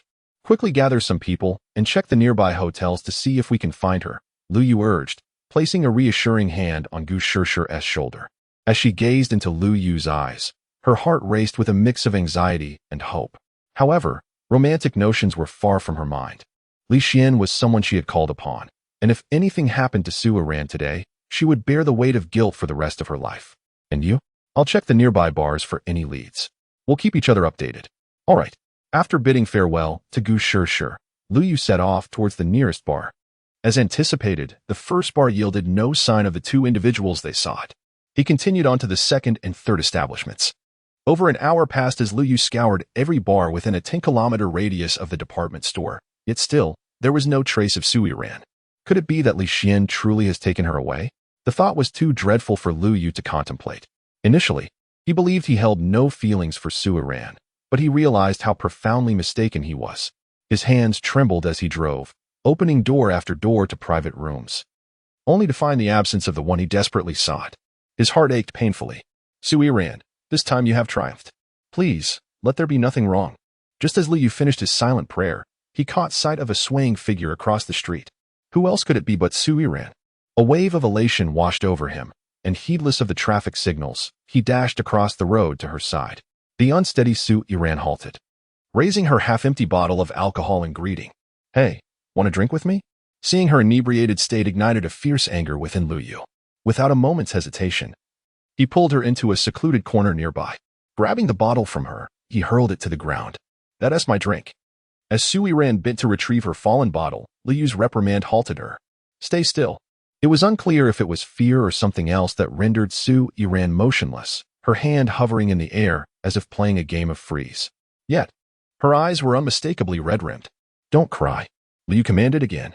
The tears that had threatened to spill were miraculously suppressed by Su Yiran. As he observed her pouting face, he found an inexplicable charm in her distress. But he had no time for such thoughts. He reached out to check her well-being. Over 2 hours had elapsed since their separation, a span in which many things could transpire. Although Su Yiran appeared unchanged aside from her drunkenness, Li was still gripped by apprehension. Ticklish. Su Yiran burst into giggles as his probing fingers grazed her skin. Lu Yu's breath quickened, recalling how Gu Shirshi had stirred his desires at the cinema. This was his first time engaging so intimately with Su Yiran, and he was taken aback by the allure concealed beneath her exquisite facade. After ensuring that Su Yiran had not been taken advantage of, he finally exhaled in relief. He pulled out his phone to message Gu Shirshi, but just as he was about to send her the address, Su Yiran, who had been leaning against the wall, suddenly seemed to awaken. She wrapped her arms around Lu Yu, planting a kiss reeking of alcohol on his lips. Initially, he intended to push her away, yet his hands instinctively tightened around her. Feeling Lu Yu and Appo's response, Su Yiran and Appo's face glistened with tears. Meanwhile, at a hotel in Ningdu, Gu Shirshi sighed in relief upon reading Lu Yu and Appo's message. Thank goodness, everything is fine. Yet when she anticipated Lu Yu would send her the location, she found herself waiting in vain for several minutes. Unable to bear the suspense, she called him, but predictably, there was no answer. What on earth is he doing? After a tender moment, Su Yiran shyly nestled against Lu Yu and Appo's chest.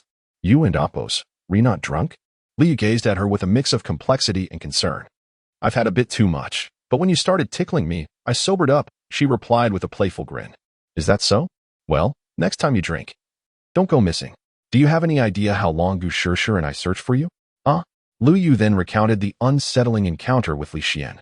Su Yiran listened, her expression shifting to one of alarm. While she held no fondness for him, she certainly did not expect him to behave in such a manner. After you both left, Li Xian did invite me for drinks, but I declined. I didn't end Appo's. He wanted to go to a bar, so I turned him down. Declined him. Yet here you are, meandering about the streets like a drunken fool. Lu Yu retorted. Well, I was feeling down, and after passing a liquor store, I bought a little something and inadvertently overindulged. Lu Yu intended to scold her, but softened at the sight of her pleading eyes.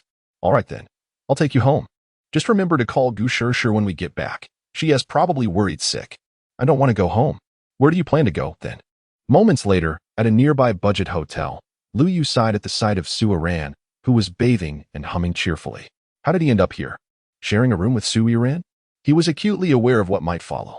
Torn between the decision to stay or leave, Lu Yu wrestled with his thoughts. If he stayed, there would be no escaping the consequences of this encounter, yet if he left, he could not bear the thought of her being alone with another man. Forget it. I already have 3 women in my life. Why should I care about one more? He mused. With that resolve, Lu Yu prepared to inform his friends that he might not return home tonight. But upon opening his phone, he was bombarded with missed calls from Gu Shishir and an overwhelming number of unread messages. Damn it, I completely forgot about her. He quickly messaged Gu Shishir, assuring her that he would take Su Yiran home later. Almost instantly, he received a barrage of frantic replies from her. Fine, I'll let it slide this time, he thought, setting his phone aside just as Su Yiran appeared, shyly clad in a bathrobe. Chapter 85, Capturing Su Yiran undoubtedly. This was the most nerve-wracking moment for Lu Yu. Even during his confession to Gu Qing, he had not felt such anxiety. It is often said that a woman looks most beautiful after a bath, and indeed, this holds true. Before him, Su Yiran, having washed away her makeup, could not conceal her extraordinary beauty. Her delicate, lively nose, flushed skin, sparkling eyes, damp long hair, and alluring red lips, who could withstand such temptation? As Lu Yu stood there, somewhat dazed, Su Yiran flashed a charming smile. Do I look good? She asked. Indeed. Lu Yu blurted out almost without thinking. After a light laugh, Su Yiran playfully chided. If I look good, why are you just standing there? Even a fool knows to move. Slowly, Lu Yu approached Su Yiran, extending his hand only to hesitate before letting it fall back down. Are you truly ready? Su Yiran, thinking he was referring to Chu Xiu, nodded. I know you like her, and she likes you too. I also like you, and though it's somewhat difficult to accept, I am willing to share you with her. Seeing the sincerity in Su Yiran's eyes, Lu Yu realized she was not joking. This was Su Yiran, the campus belle of Ning University, the daughter of the Su family. And she was willing to compromise for him. He was uncertain whether to feel fortunate or simply lucky. With a deep sigh, Lu Yu replied, You have misunderstood me. At this point, he decided not to hide anything from her. I will tell you everything, and then you can make your decision. Su Yiran frowned slightly, sensing something ominous. Minutes later, upon learning about Tang Wen, Gu Qing, and Lu Yu's entangled relationships, Su Yiran was left utterly stunned. In truth, she had suspected some elements of the situation. Women understand women best. Tang Wen's subtle behaviors had not escaped her notice, but she never imagined that Gu Qing and Gu Shishir's end had also fallen for Lu Yu. If there was anyone in Ning who commanded her respect apart from her mother, Su Yiran, it was Gu Qing. The thought that such a person was involved with Lu Yu was likely to send shockwaves throughout Ning if it were to be revealed. You can't be trying to reject me with some fabricated lie, can you? Lu Yu could not help but chuckle bitterly. Do you think I would still need to deceive you at this point? True, you have never lied to me. To Lu Yu's surprise, he expected Su Yiran to be somewhat distraught, if not panicked. However, she remained unervingly calm, a calmness that even made Lu Yu feel a bit uneasy. Her sparkling eyes suddenly fixed on him, making him tense again. Lu Yu, do you like me? Taking a deep breath, Lu Yu looked at Su Yiran with a complicated expression. Initially, he had an answer to this question, but gradually he found himself at a loss. Perhaps it began that night in the bar when she kissed him for the first time, or perhaps it was her boldness that morning that left him feeling increasingly bewildered. Yet, he knew one thing. When he realized that Li Xian might harm her, he felt a tremor of fear, and with each bar he searched, his heart ached more. When he saw her walking unsteadily alone on the street, a single thought consumed him, to rush forward and embrace her. As he spoke these heartfelt words, Su Yiran, who had been so composed, felt her body trembling uncontrollably, tears streaming down her cheeks. She understood everything Lu Yu was expressing and didn't want to interrupt him. She could only cover her mouth to stifle her cries. I may not have had an answer before, but now I do. Su Yiran, you have successfully ensnared my heart. I like you. Before Lu Yu could finish the last word, Su Yiran could no longer hold back. She leaped forward. Wah! After a long moment, Su Yiran pouted while playfully striking Lu Yu. You scoundrel! Do you have any idea how many tears I've shed during this time? How could you just leave without a word? You're utterly heartless. Lu Yu gently wiped the tears from the corners of Su Yiran's eyes. I'm sorry, it was my fault. If apologies meant anything, why would we need the police? You're not seriously thinking of calling the police, are you? Call the police? Right now. I am the police. Today, you must repay everything you owe me. Fine, I'll repay you, but why are you taking off my clothes? What do you think? Do you really not mind Tangwen and Guqing? You've already seen me completely. Why ask this? You scoundrel, I could just. Time passed, and as Liu looked at the crimson sheets, he couldn't help but smile. He never expected to fall into Su Yiran and Amp Oppo's clutches after all this. Alas, such is fate. Soon, a shriek echoed from the bathroom. Startled, Lu Yu rushed into the bathroom. Minutes later, he returned to bed with a shy Su Yiran in his arms. It's your fault. I can't even walk now. How is that my fault? Clearly. It's because you're both inexperienced and playful. It's your fault. All right. It's all my fault. But please, calm down. Or you won't be able to get out of bed tomorrow. Sit down. What for? Seeing Su Yiran about to flare up again, Liu hurriedly sat at the edge of the bed. The next moment, Su Yiran nestled against him like a gentle kitten. When did you get abs? In response to Su Yiran's question, Liu casually replied, they just appeared naturally. This quickly irritated Su Yiran. Ouch. Why are you pinching me? What do you think? You just took advantage of me, and now you have this attitude. Do you plan to abandon me after today?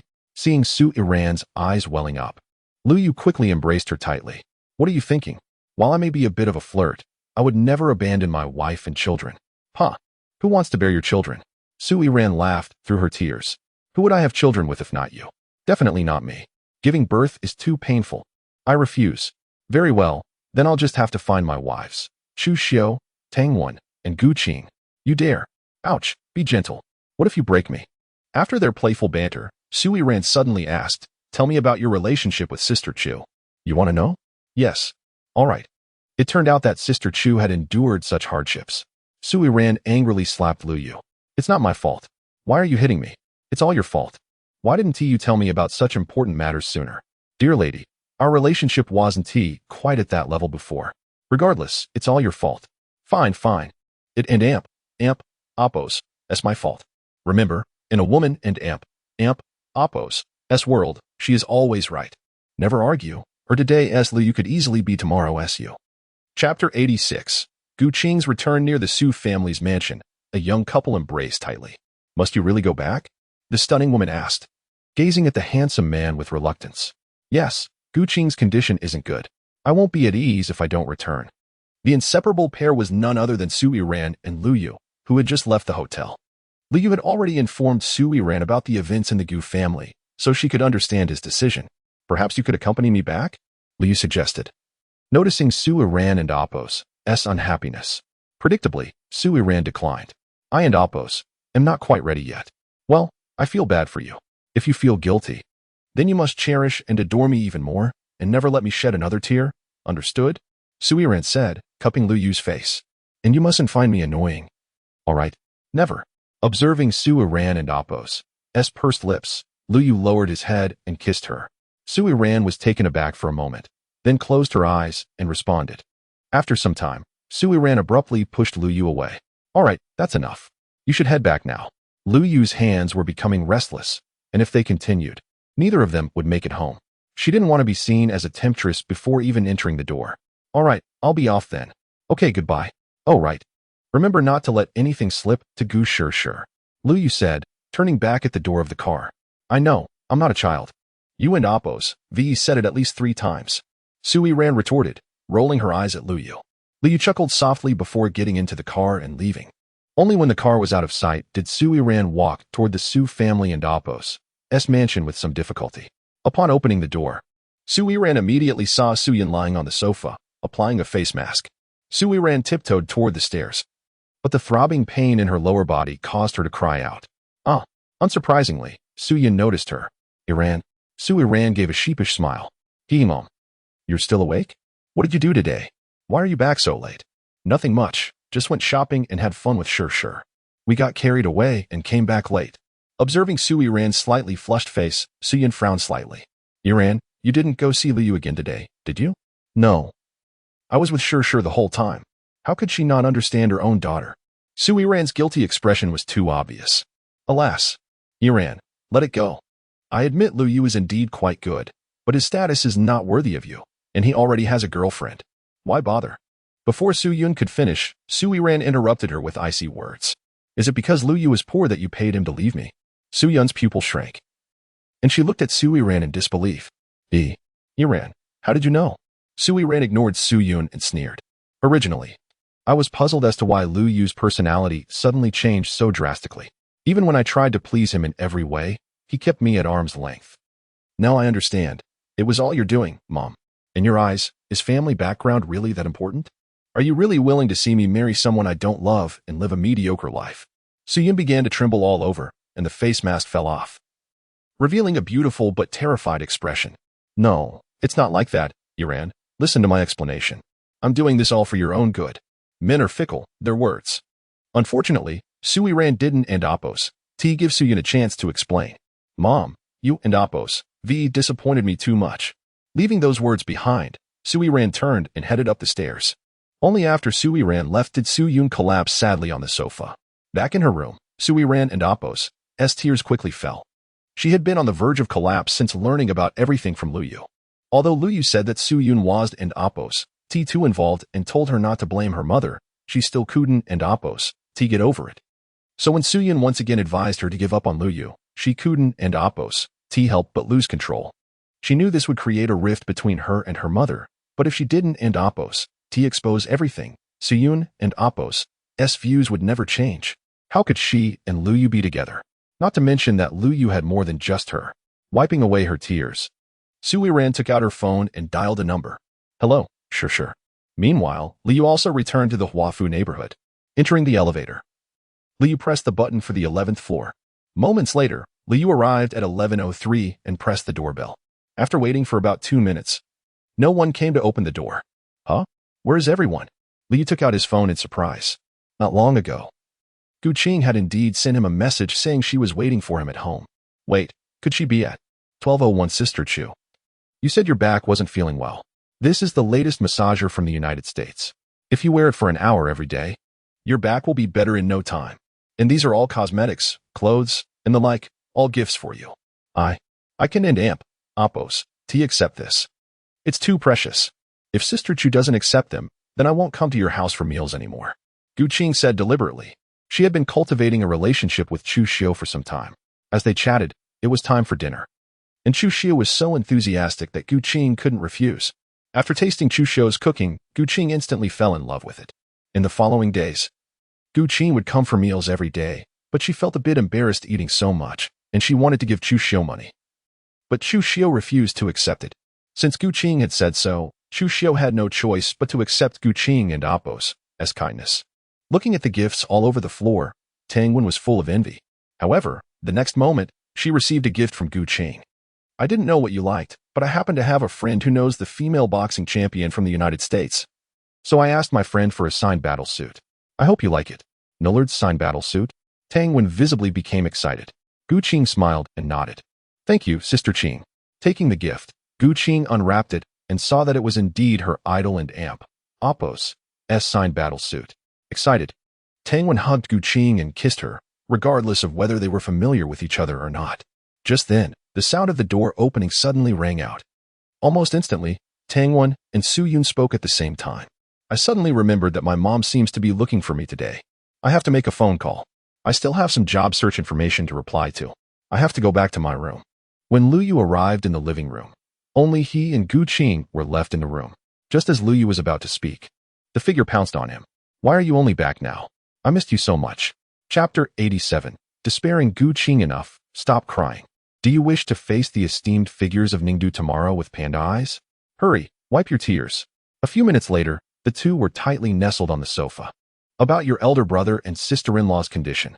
Let us not discuss that, shall we? I'd rather not bring it up. Seeing Gu Qing gazing at him with such anticipation, Lu Yu nodded.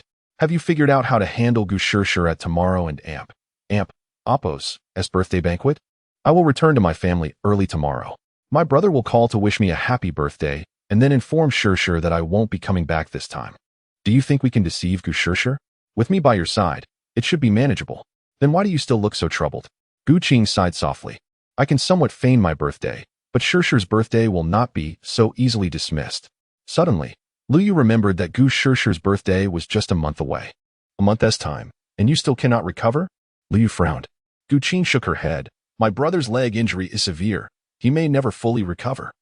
As for my sister-in-law, whether she awakens from her coma is uncertain as well. Lu Yu embraced Gu Qing tightly, his heart aching. I'm sorry. I promised not to ask. It's fine. What about we go to the Night Rain Pavilion and try our luck? Lu Yu suggested unexpectedly. Gu Qing looked at him in surprise. How do you know about the Night Rain Pavilion? Thus, Lu Yu recounted the events of the previous day. I see. Have you received the information you purchased? Gu Qing asked. Lu Yu's expenditure of 100 million for information did not shock Gu Qing, although steep. The information from the Night Rain Pavilion was indeed worth the price. Not yet. No one has contacted me. Check your phone. You should have received an anonymous email. An email? With a hint of confusion, Lu Yu searched through his emails and discovered an anonymous message received 6 hours prior. Upon opening it, he found a list of information about all the members of the elegant Melody Courtyard. Upon seeing the photo of the proprietress, Gu Qing's expression suddenly turned unnatural. Yet, Lu Yu remained oblivious. Her name is Xiao Fei. As he gazed at the photo, Lu Yu's mind was once again captivated by the enchanting beauty that could bewitch anyone. However, the next moment, Gu Qing's icy voice pierced through his thoughts. Is she beautiful? Huh? Before he could turn around, Lu Yu felt the chilling aura emanating from Gu Qing. He nervously swallowed hard. The next instant, the living room echoed with Lu Yu and Apos' agonizing cries. In the room, Chu Xiao and Tang Wen were equally astonished. What happened to Lu Yu and Apos' way of comforting someone? When they entered the living room and saw the stunning enchantress named Xiao Fei, they immediately joined in the fray against Lu Yu without hesitation. Help! After a prolonged struggle, the three finally collapsed onto the sofa, panting, their eyes still filled with fury directed at Lu Yu. They ceased not from exhaustion, but because someone had knocked on the door to complain, their cries had indeed disturbed the peace of the night. With no choice, the trio had to stop. Though they escaped one calamity, Lu Yu's current appearance was nothing short of tragic. His body bore red marks, his hair was disheveled, and his face was marred with scratches. His once intact clothing was now tattered. It would not be an exaggeration to say that Lu Yu now resembled a beggar beneath a bridge, merely lacking a cardboard box to lie down on. I ask you, why did you insist on acquiring the elegant Melody Courtyard, even spending lavishly at the Night Rain Pavilion? Is it that you and Apos' taken a fancy to the proprietress? Tang Wen exclaimed, her chest heaving with indignation, but Lu Yu dared not meet her gaze. Even the usually calm Chu Xiao was thoroughly enraged this time. You already have the three of us. Are you not satisfied? Do you truly wish for a harem of 3,000 beauties? Truly, all crows are black. Lu Yu, you have greatly disappointed me. Disheartened, Gu Qing stood and departed, tears clearly visible on her face as she passed Lu Yu. Lu Yu and Apos' mind went blank. By the time he regained his senses, Gu Qing had already left. What are you still doing? Hurry and chase after her. Tang Wen kicked Lu Yu in frustration. Realizing the urgency, Lu Yu scrambled towards the door. Just as he opened it, he heard Chu Xiao and Apos' voice behind him. If you cannot appease Gu Qing, do not return. Clenching his fists, Lu Yu pushed the door open and rushed to the elevator, immediately pressing the down button. However, the elevator was currently on the first floor. As he prepared to take the stairs, his gaze was drawn to a flickering number, 20, 21, 22, 23, finally stopping at the highest 24th floor. Oh no. Without a moment to ponder, Lu Yu sprinted up the stairs. Meanwhile, on the rooftop, a beautiful woman with tear-streaked cheeks walked slowly forward. Despair etched on her face with each step. As she approached the edge, a pair of strong hands suddenly pulled her back. It was Lu Yu. Realizing the gravity of the situation, he understood that Gu Qing truly contemplated ending her life. Thankfully, he arrived just in time. Are you out of your mind? Lu Yu bellowed, his eyes brimming with unshed tears. Yet, Gu Qing and Apos' response was cold and laced with utter disappointment. What does it have to do with you? Who are you to me? A boyfriend? A lover? No, neither. You should be nothing more than a disposable plaything. Her words struck Lu Yu deeply, and instinctively, he raised his hand to strike Gu Qing. Witnessing this, Gu Qing closed her eyes in despair. Go ahead, strike me. Once you do, we shall be finished. However, instead of a slap, Lu Yu captured her in a fierce kiss. As Gu Qing opened her eyes, she struggled against him, but no matter how much she fought, he would not relent. After a long moment, they finally broke apart, both gasping for breath. Scoundrel! Gu Qing slapped Liu hard across the face, the force nearly causing him to stumble. Once upright, Liu silently walked to the edge of the rooftop. Seeing this, Gu Qing's expression shifted to one of terror. Liu, what are you doing? Did you not wish to end your life? I recall you saying you did not want to be alone. Thus, I shall accompany you. Who wishes to end their life? Get down from there. Gu Qing shouted in desperation. Yet, Liu remained unmoved. Very well, you wish to die together? I shall grant your wish. Wiping her tears, Gu Qing approached Liu. However, before she could reach him, Liu once again pushed her to the ground. Did you not wish to die? Why are you pulling me back? You scoundrel, you heartless rake.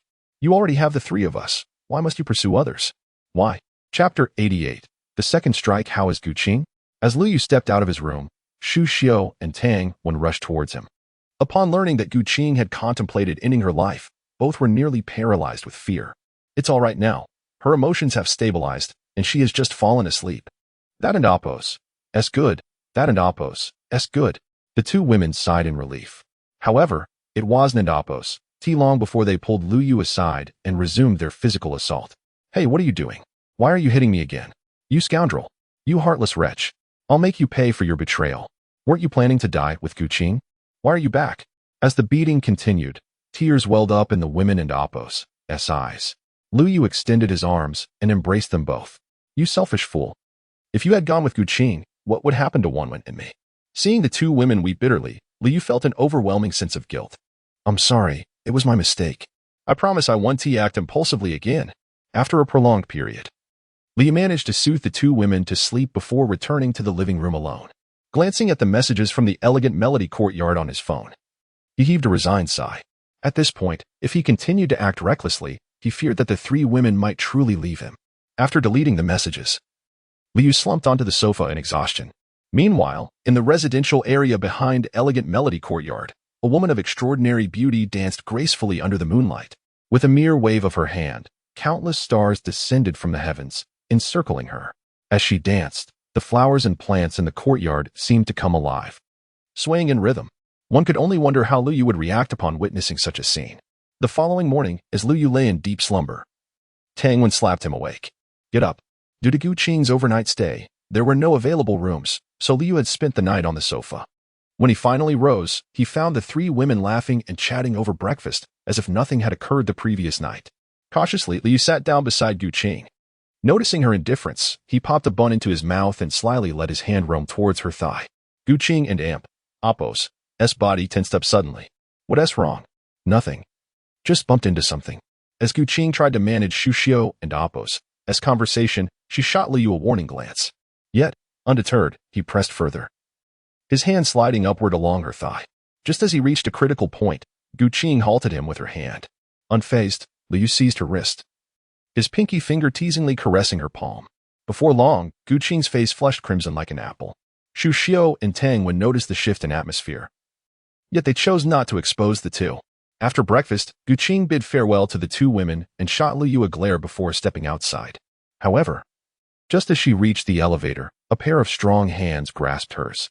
Turning around, she was taken aback to find Liu, the very one who had teased her at the dining table. Let go. I want tea. Fine. You refuse to let go, huh? With that, Gu Qing swung her bag at Liu, but before she could land a blow, he lifted her effortlessly into his arms. What do you think you're doing? A mischievous smile crept across Liu's face as he pinned Gu Qing against the wall and kissed her. Muffled protests escaped Gu Qing's lips as she struggled against Liu's firm grip. Time seemed to blur until he wiped the corner of her mouth, which had been moistened by their kiss. Are you calmed down now? Not even close. To Liu and Appos' astonishment, Gu Qing cupped his face and brought her lips to his once more. It was as though the sun above had been embarrassed by their passionate display, draping a thick cloud over them to shield its gaze from the intimate scene below. After several minutes, they finally descended to the first floor. Their fingers intertwined and their connection deepened. Do you realize what it means to come home with me? Of course, it's about being open about our relationship. Are you truly ready for that? Is it not because of last night's events? Gu Qing and Appos' brow furrowed. If I say no, you wouldn't believe me. But I assure you, this decision comes after careful consideration. Liu gazed earnestly into Gu Qing's eyes. What about Sister Shu and Tang Wen? They might not be comfortable with it. That's not what I was asking. Liu chuckled softly. Rest assured, I spoke with them last night. and they both agreed. It was undeniable that Gu Qing's heart fluttered at his words. What woman wouldn't he desire to proudly stand beside her beloved? Especially after years of being single, she longed for a partner to silence the prying mouths of gossipers. Yet, she still sensed that it was not all so simple. Are you hiding something from me? How could that be? Seeing Gu Qing's expression darken, Lu Yu quickly confessed. There is indeed one thing. What is it? Speak. I can share, but you must remain calm and allow me to explain. I swear, none of this was my doing. Gu Qing and Apos, brow furrowed. A sense of foreboding creeping in. Lu Yu, you scoundrel, I'm going to kill you. After his confession, Gu Qing stepped forward, ready to strangle him, but predictably. Lu Yu intercepted her. Calm down, just calm down. How can I calm down? I am her aunt, and you dare to pursue her. You misunderstand. I never pursued her, it was she who made advances towards me. Then couldn't you have resisted? You're a grown man with strength. How could you not handle a young girl? You've clearly had ulterior motives all along. I swear I'll make you pay. Hey, that hurts. Be gentle. Fortunately, they were in an isolated area. Otherwise, if anyone witnessed this explosive confrontation, it would surely become the talk of the town. After a lengthy period, the two finally collapsed onto chairs, panting heavily. Just as Lu Yu attempted to draw closer, he was met with Gu Qing's piercing glare. What is your plan now? Hiki, my dear Gu Qing, believe me, my heart belongs solely to you. Who asked you that? I'm asking how you plan to handle this. Wait. Are you trying to make sure back off? Gu Qing finally pieced it together. Lu Yu nodded. Sure might not even genuinely like me. She has merely been influenced by Li Xin into thinking she does. Regardless of the situation, once she sees us together, she will surely step aside. That won't work. Why not? You don't understand sure. She is the type who must possess whatever she desires. Even if she knows we're together, she won't give up. What? What do we do now? Why are you asking me? You created this mess, so you should resolve it. I'm no longer responsible. No, Qing, you can't abandon me like this. Chapter 89. A New Covenant. Andy, you're back. Where have you been these past few days? I've missed you so much. Gu Shir exclaimed as she rushed into Gu Qing's arms the moment she stepped through the door. Upon seeing Gu Shir, Gu Qing couldn't help but think of her elder brother and sister-in-law, currently enduring hardship across the ocean. Stifling her emotions, Gu Qing stroked Gu Shir's head.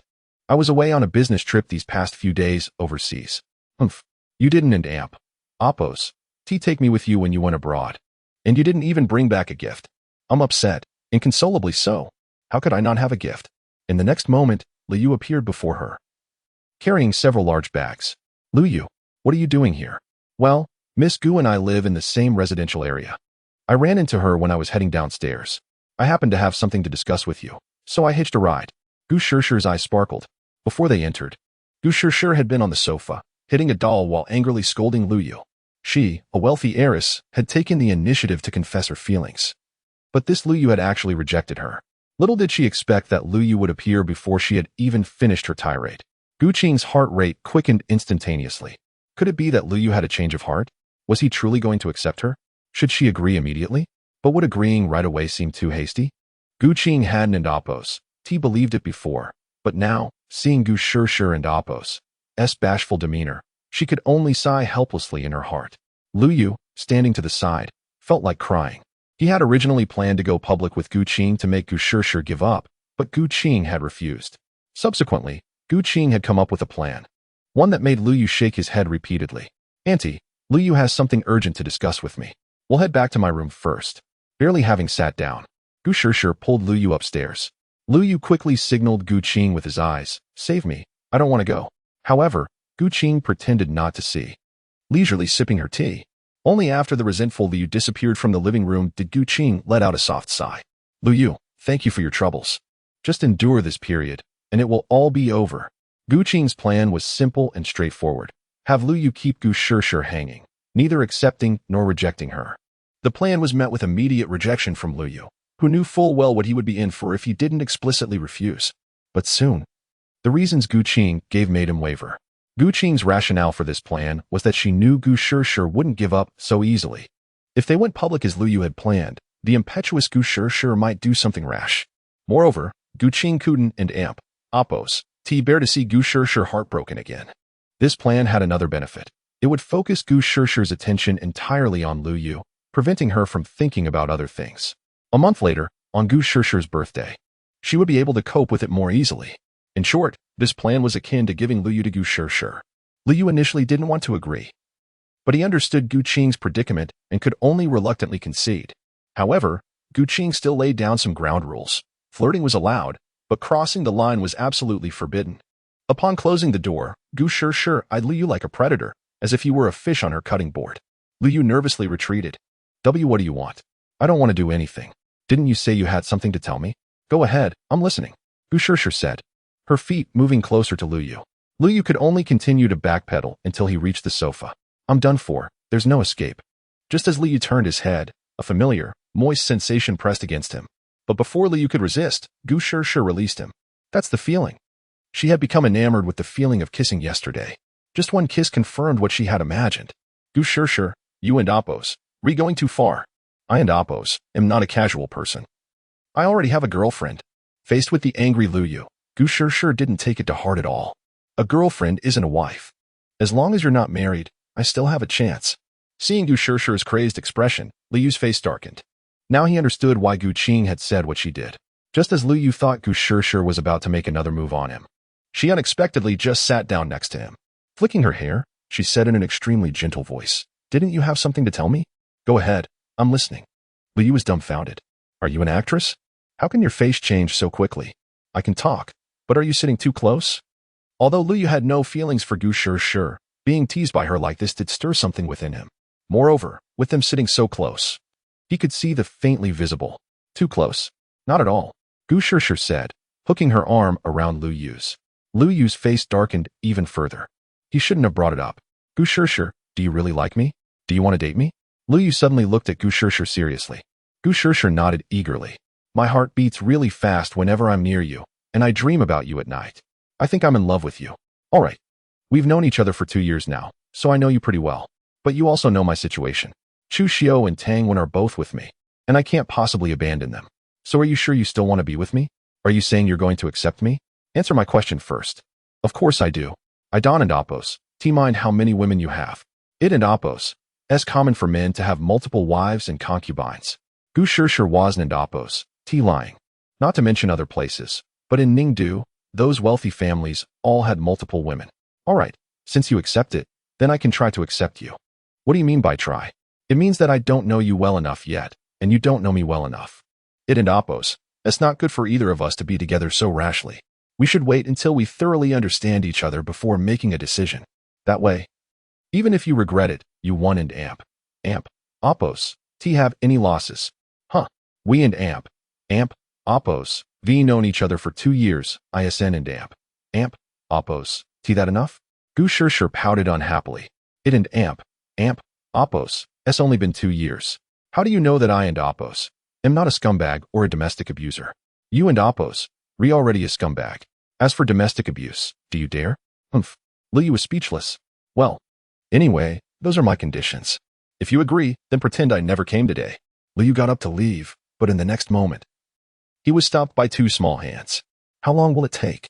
It's hard to say, maybe a week, maybe several months. All right, I agree. But I have a condition too. What condition? You have to kiss me every day. Huh? We're not even dating. If you don't agree, then forget it. Okay. Once a week at most. No, twice a week. 3 times a week at most. Deal. Chapter 90. A chaotic scene in the room of Gu Shishir. A stunning young woman sat angrily on the sofa, while a pair of young men and women stood before her. Speak. How did this all begin? The young woman, unable to confront the striking beauty directly, discreetly prodded the man beside her. The man, sensing the situation, put on a brave face. Should I say we were just playing around? Would you believe that? What do you think? If looks could kill, the man would have perished 1,000,000,000 times over under the fierce gaze of the beautiful girl standing before him. This striking girl was none other than Su Yiran, who had come to visit Gu Shishir not long ago. Today was Gu Qing's birthday, and as her close friend, Su Yiran had naturally come to extend her congratulations. After greeting Gu Qing on the first floor, Su Yiran made her way to Gu Shishir's door. However, upon opening it, she was met with an utterly disgraceful sight. Lu Yu was sprawled on the sofa, while Gu Shishir was perched on him, their lips locked in an intimate embrace. Su Yiran, who had only just begun dating Lu Yu the day before, had come not only to wish Gu Qing a happy birthday but also to share her joy with Gu Shishir. She had never anticipated stumbling upon such a shocking scene. The unexpected arrival startled both individuals on the sofa, resulting in the current predicament. At that moment, Lu Yu desperately wished to give Gu Shirshir a good scolding. How could they be so careless as to leave the door unlocked? Now they had been caught in the act. Can I at least confess? With no hope of relying on Lu Yu for help, Gu Shirshir took it upon herself to handle the situation. You need to leave first. I can't speak with you here. You get out. Following her command, Lu Yu did not dare to linger and hurriedly exited the room. Only after shutting the door did he let out a sigh of relief. I was terrified. Now that he has gone, can I sit down and talk? No. Oh. Fleeing the chaotic scene, Lu Yu immediately sought solace beside Gu Qing. She was currently observing the birthday party from afar when Lu Yu suddenly approached, startling her. What are you doing? Move away quickly. What if Shirshir sees us? She is in no position to worry about us right now. What do you mean? Without explaining. Lu Yu continued to nuzzle against Gu Qing. Before long, she found herself blushing furiously. Lu Yu, you need to stop, or I. Sob. Moments later, Gu Qing glared at Lu Yu, her cheeks flushed. If it hadn't been for her steadfastness at that crucial moment, she might have succumbed to Lu Yu's advances on the sofa. Quick, tell me what happened. What is wrong with Shirshir? Lu Yu sighed deeply. Su Yiran caught me, and Gu Shirshir. She caught you? Caught you doing what? Surely it wasn't he what I think it was. Gu Qing gasped, covering her mouth in shock. Ahem, don't jump to conclusions. It's not as outrageous as you think. What was it then? You better explain. I told you. You can't get angry, okay? Fine, I promise I won't be angry. You swear. All right, I swear. Now just tell me. What? You kissed Shirshir? Seeing Gu Qing about to explode, Lu Yu quickly held her hands down. You promised not to get angry. You swore. Fine. I won't be angry. But you better explain why Su Yiran is upset. Gu Qing had anticipated the kiss between Lu Yu and Gu Shirshir. Yet she hadn't expected it to happen so soon. From Lu Yu's reaction, it was clear he had been forced into it by Gu Shirshir.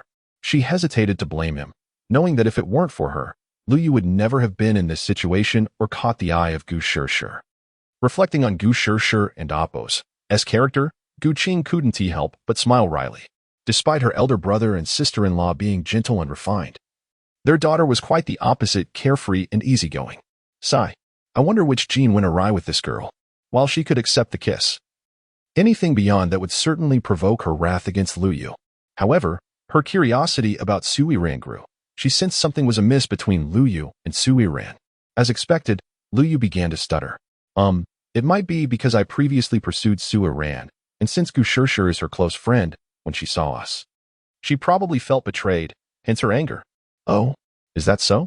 But I don't think Su Yiran is that narrow-minded. If you and Shirshir were truly together, she would likely offer her blessings. That is not true. I've been by Su Yiran's side for 2 years. I know her too well. Oh, so it's an honor to be around beautiful women for 2 years? Not at all. Not an honor in the slightest. If it's not an honor, then you better come clean. I'll only give you this one chance. If you don't speak, I'll have no choice but to ask Su Yiran myself. And who knows what the outcome will be. Gu Qing, who had been teasing moments before, suddenly turned cold. Wait, I'll tell you. In Gu Shirshir's room, Su Yiran sighed softly. I had a feeling something was off. I can't believe it's true. Huh, what do you mean?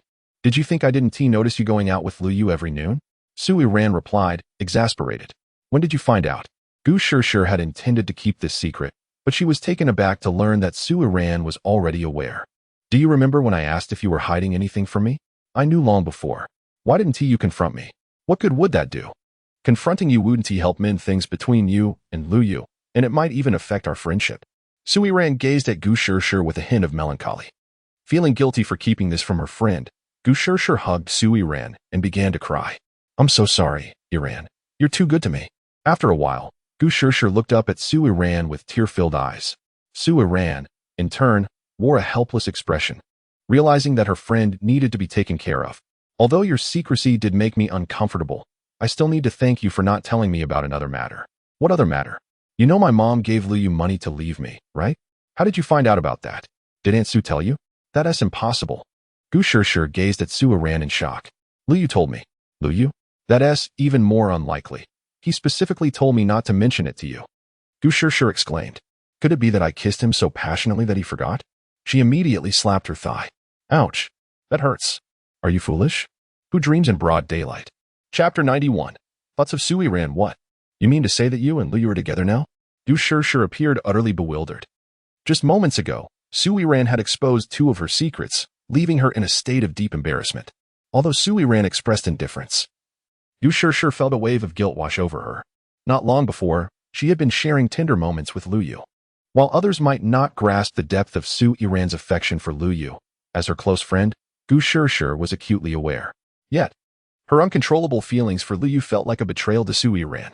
Overwhelmed with shame, Gu Shishir resolved to sever her ties with Lu Yu, despite her reluctance, as she valued her friendship with Su Yiran far more. However, just as she prepared to vow to end her relationship with Lu Yu, she was unexpectedly interrupted by Su Yiran. To her astonishment, she learned that Su Yiran and Lu Yu were indeed together. Gu Shishir and Oppos, S mind raised in confusion. She knew all too well how indifferent Lu Yu had been towards Su Yiran. How could they suddenly be a couple? You're not trying to make me feel better by lying, are you? Su Yiran shook her head with a smile. Of course not. Do you remember how you couldn't reach me yesterday? Gu Shishir's expression shifted as she recalled. You two got together during that time? Su Yiran shyly lowered her gaze. I thought it was strange that Lu Yu's messages were cut off abruptly. Turns out he was busy romancing. Gu Shishir gritted her teeth in frustration. Congratulations. You got what you wished for. Su Yiran chuckled. Why do I sense a hint of reluctance in your tone? How could that be? I'm just tired of being single and wanted to experience being in a relationship. Since there's no one else around, I thought I'd just test the waters with Lu Yu. But now that you two are together, I'll step back. Gu Shishir spoke awkwardly. Is that truly how you feel? Su Yiran pressed. Of course. You really think I have feelings for Lu Yu? I was just playing around. What a pity. I was planning to suggest that Lu Yu accept you. Since you're just playing, I suppose it's not worth pursuing. Wait, Yiran, what did you just say? Accept me? What do you mean? Gu Shishir's heart raced. It means exactly what it says. Since you don't like Lu Yu, I want to elaborate. Su Yiran stood, preparing to leave. Wait, don't go. Yiran, Gu Shishir exclaimed, amused. You're not pretending anymore? You knew all along. Who asked you to be so stubborn? All right. I admit my fault. Please, just tell me. Su Yiran then revealed her plan for their friendship to evolve from best friends to something akin to sisters. Gu Shishir could hardly believe her ears. Somehow, she had been caught in a scandal, yet her friendship remained intact and even strengthened, with Su Yiran willing to assist her in winning over Lu Yu. However, her brow furrowed with worry. But what about his family? Sure, Zhu Xiu seems amicable, but Tang Wen is quite difficult to deal with. She always mocks me when we meet. How could she possibly agree? Oh, so you're aware of the matters concerning Lu Yu, Zhu Xiu, and Tang Wen. Gu Shishir paled, hastily explaining. I didn't mean to keep it from you. You were in such a bad state then, I worried you wouldn't take it well, so I held back. Then why didn't you say anything earlier? I was just about to. Listen closely, Gu Shishir. That was the last time. If I find out you've concealed anything else from me, we will have to part ways. Meanwhile, in the living room, Lu Yu felt uneasy, having just confessed everything about his relationship with Su Yiran. But Gu Qing remained strangely calm, her tranquility almost alarming. This made him anxious, recalling how Gu Qing had been the previous night. With a deep sigh, Gu Qing remarked, I suspected this day would come, but I didn't expect it to arrive so swiftly. You're not angry. What? Do you genuinely want me to sever ties with you? Gu Qing replied irritably. Lu Yu instinctively shielded himself. I can't fathom how I was ever blind enough to fall for a scoundrel like you. No. I'm not a scoundrel. I'm merely a bit too sentimental. Gu Qing looked at him incredulously. When it came to shamelessness, Lu Yu was undoubtedly a champion. Enough with the chatter. Just move aside. If Yiran and Shishir see us, it'll be a disaster. Reluctantly, Lu Yu complied and sat down across from Gu Qing. As he settled, Gu Qing suddenly remarked, by the way, Shangwu will be attending tonight's birthday party. Oh, did he contact you? Lu Yu narrowed his eyes. Yes. He reached out while I was abroad, but I was in the right mindset. He called just before you came down. What did you discuss? What? Are you allowed to flirt while I can't have male friends? That is not what I meant. If Shangwu reached out to you upon his return, his intentions must be dubious. Regardless of his motives, they are surely better than yours. Anyway, you should be cautious. Before Lu Yu could retort, Gu Shishir's voice echoed from upstairs. Cautious about what? Following the sound, he saw Gu Shishir eagerly descending the stairs, arm in arm with Su Yiran. Lu Yu's eyes widened in disbelief. What is happening? Has the crisis been averted by Gu Shishir? She has this kind of skill? And what were you discussing just now? Gu Shishir clung to Gu Qing as they reached the bottom of the stairs. Su Yiran stealthily sat beside Lu Yu. Nothing much. Lu Yu just mentioned he's free, so I invited him to join the birthday party tonight. Gu Qing replied with a faint smile. Really? Aunt, you genuinely want Lu Yu to attend your birthday celebration? Gu Shishir's eyes sparkled with excitement. Originally, she intended to bring Lu Yu along. And now she discovered that Gu Qing shared her thoughts. Parties are usually dreadfully dull. If it weren't for my dear aunt, I wouldn't bother attending at all. Great. This is wonderful. Watching Gu Shishir leap in excitement, Lu Yu couldn't help but wince. Sister, could you not be so obvious? Ugh. How am I supposed to navigate life from here on out? In the Shang family's living room, a handsome young man with short hair and striking blue eyes sat on the sofa, holding several photographs and sheets of A4 paper. If Lu Yu were present, he would recognize the individuals in the photographs as himself and Gu Qing. The A4 sheets displayed comprehensive information about Lu Yu. Gu Qing. I never imagined that after all these years, you would stoop to associating with such a character. You must be truly lonely. Fear not. I shall be there to keep you company shortly. Chapter 92. Birthday banquet. As evening descended, the starry Joy Grand Hotel, the singular 6-star establishment in Ningdu, was teeming with anticipation. The arrival of a luxury vehicle bearing the insignia of the Gu family incited a flurry of excitement. Mobile phones and cameras were brandished, poised to capture the moment. A vision of ethereal beauty emerged from the car, adorned in a white gown that mirrored the brilliance of distant stars. Her raven hair was arranged in an elegant updo, accentuating her alabaster skin, delicate vermilion lips, and mesmerizing eyes that held an enchanting, icy allure. The collective breath of the onlookers seemed to suspend at her appearance. So beautiful, someone exclaimed, breaking the silence. The crowd, roused from their reverie, scrambled to immortalize her image. A fervent admirer even amplified his declaration, Gu Qing, I adore you. Be mine. Yet, a chorus of birthday wishes prevailed. Happy birthday, Gu Qing. The scene mirrored the fervor of zealous fans.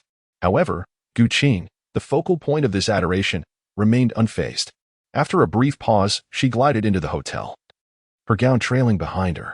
Upon entering the grand hall, she was greeted by 2 exquisite young women dressed like princesses and a young man meticulously adjusting his formal attire. The lady in the cerulean gown was chiding the young man. Must you fuss with your jacket? You'll tear it to shreds. He was about to protest that his discomfort necessitated the adjustments, but he was suddenly struck dumb. Hello, are you deaf? Gu Shishir inquired, noticing his unresponsive state. Following his gaze, the 2 women beheld Gu Qing gracefully approaching. Wow, aunt, you look absolutely ravishing today. Are you implying I am usually unsightly, you little rascal? Of course not. Aunt is always radiant. She is the most beautiful woman in the world. Gu Shishir promptly entwined her arm with Gu Qing's. Where does that leave Yiran? Su Yiran's cheeks flushed crimson. While confident in her own beauty, she acknowledged Gu Qing's slight superiority. However, she attributed this to age, hinting that she might eventually surpass Gu Qing. You jest, elder sister Gu. My humble appearance cannot compare to yours, Su Yiran demurred, casting a furtive glance at the still transfixed Lu Yu. Even Yiran concedes defeat. Aunt, your modesty is unwarranted. Today, you are unequivocally the most beautiful woman present. Come, let your beloved niece bestow a kiss. Gu Shishir puckered her lips in anticipation. Predictably, Gu Qing evaded the gesture. No kisses. My makeup is freshly applied. Guests will arrive shortly, and I lack the time for touch-ups. Gu Shishir pouted and turned to Lu Yu, only to find him still captivated. Her ire ignited. Who authorized you to stare at my aunt? Gu Shishir planted her foot. However, Lu Yu deftly sidestepped her. Can I admire beauty? Miss Gu hasn't objected. I say you cannot. She is my aunt, and only Yiran and I are permitted to gaze upon her. She extended her arm, attempting to shield Lu Yu's view. Amused by Gu Shishir's attempt to obstruct his vision, Lu Yu chuckled. Darling, have you considered your height? Shishir, behave. Gu Qing interjected. Humph. Gu Shishir reluctantly brandished her fist. Gu Qing regretted her decision to allow Lu Yu to dangle Gu Shishir. The girl was proving to be quite a handful. Nevertheless, the die was cast. The banquet commences at 7:30. Shishir, escort Yiran and Lu Yu to the lounge. Won't you join us, aunt? I must touch up my makeup. I'll join you later. Very well. Gu Shishir led the 2 to the lounge. Before they could settle in, Lu Yu excused himself. My stomach is acting up. I must visit the restroom. Lazybones are always prone to nature's call. Su Yiran sighed softly. Shishir, you must cease treating Lu Yu so harshly. Why? Men are drawn to gentle, virtuous women. Vulnerable, pitiable women evoke their protective instincts. Your constant bickering with Lu Yu hinders his acceptance of you. Gu Shishir immediately recalled Chu Xiu, who embodied Su Yiran's description. But what of Tangwen? Was she not similar to Gu Shishir? No, she seemed genuinely tender towards Lu Yu, having witnessed their intimate displays, not to mention Su Yiran herself. Gu Shishir panicked. I don't mean to, but I can't help myself. Yiran, what should I do? First, do this, then that, and finally. Meanwhile, Lu Yu, having slipped away from the lounge, had no intention of visiting the restroom. He stealthily entered Gu Qing and Appo's dressing room.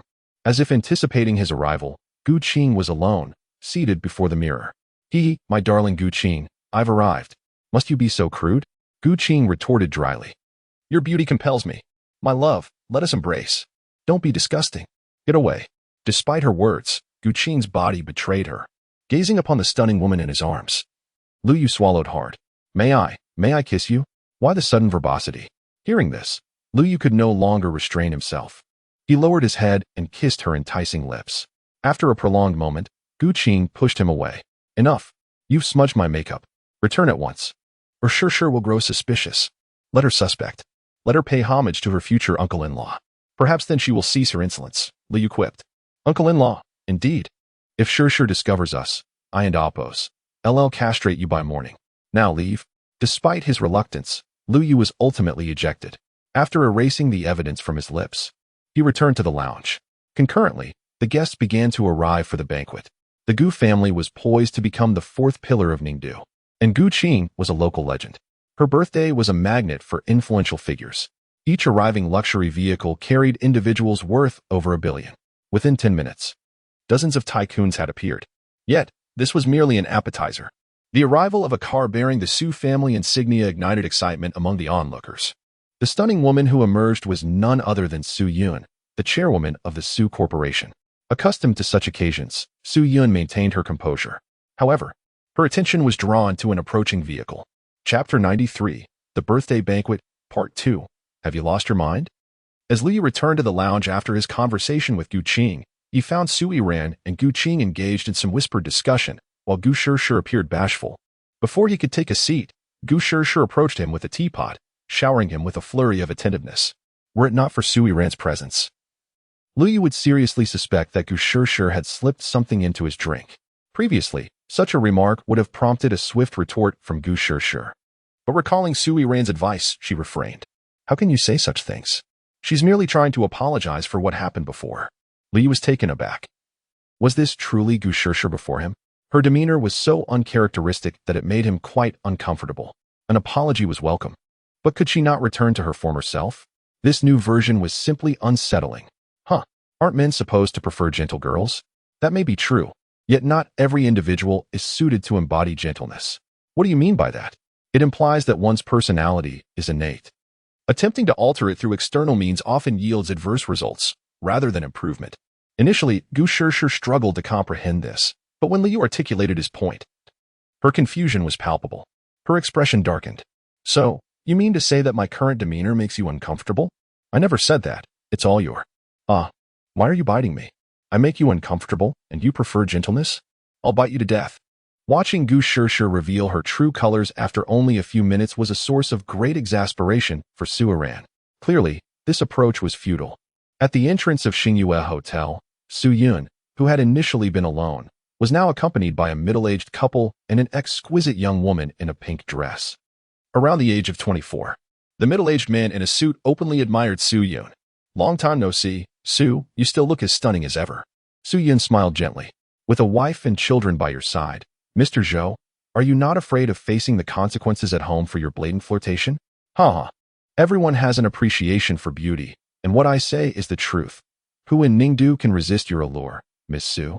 The middle-aged man laughed heartily. The beautiful woman by his side, far from being offended, smiled and nodded at Su Yun.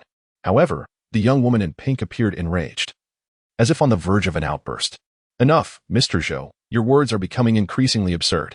This must be your daughter who just returned from abroad, right? Su Yun inquired, glancing at the young woman.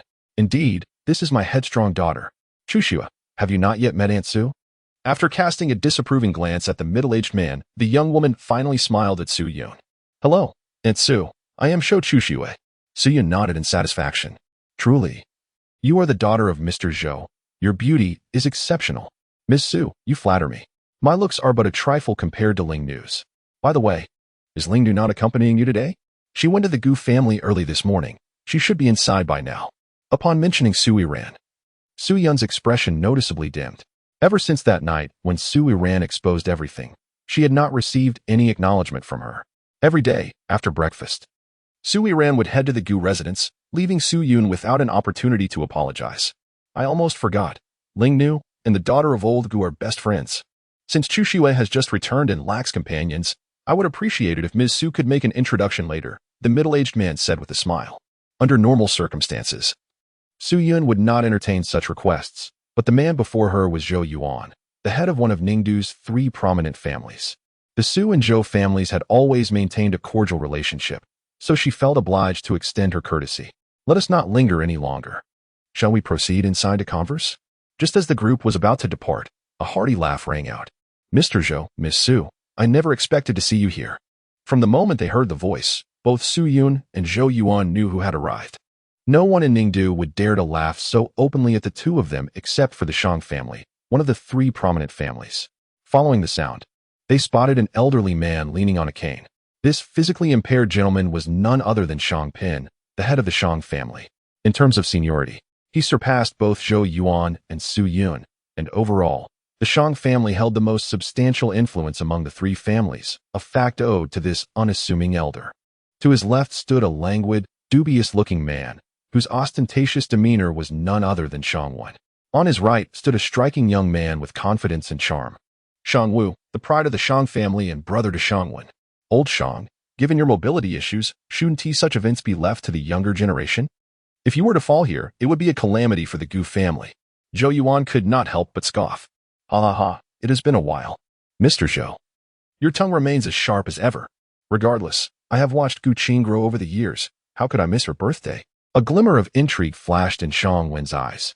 It seems you are worried that someone might steal your future daughter-in-law, old Shang, Zhou Yuan remarked, his gaze subtly shifting to Shang Wu. Upon Shang Wu and Appo's return, he had received news that coincided with Gu Qing and Appo's birthday, an overtly apparent motive. Acknowledging Zhou Yuan's insinuation, Shang Pin chuckled instead of showing anger.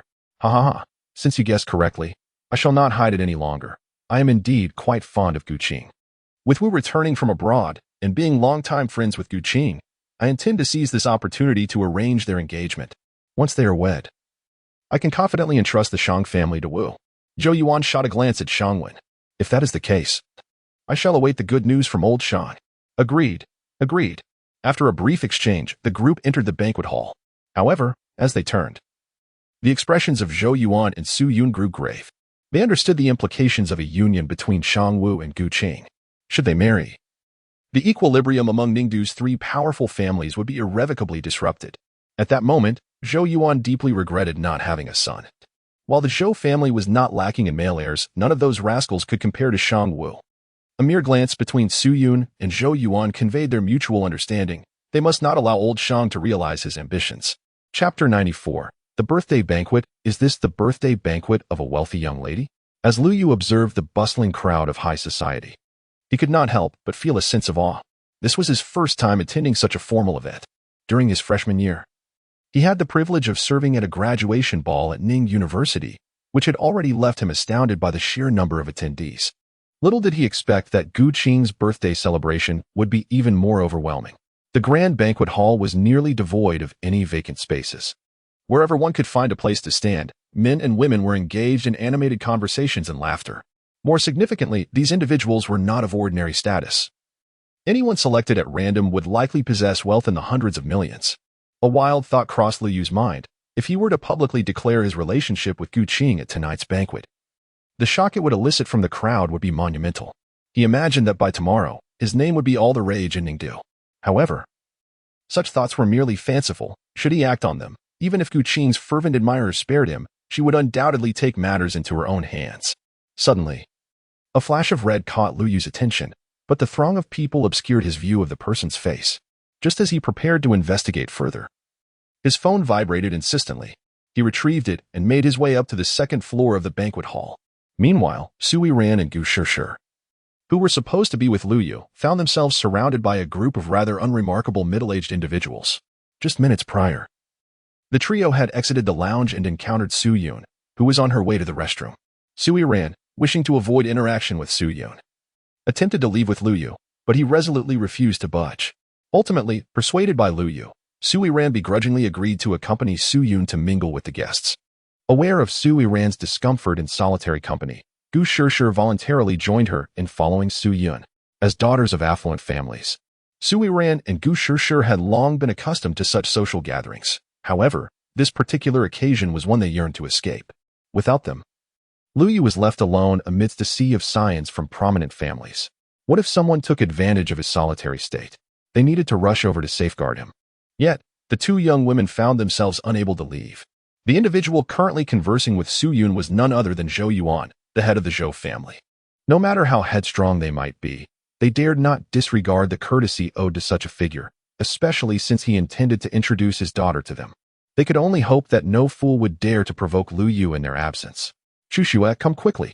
Yiran and Shishir have been waiting for you. With Zhou Yuan's call, a striking figure clad in red appeared before the two women. Apologies. The banquet hall is so vast that I lost my way on my return. Greetings, I am Shushue, and it is a pleasure to meet you. Hello, I am Su Yiran.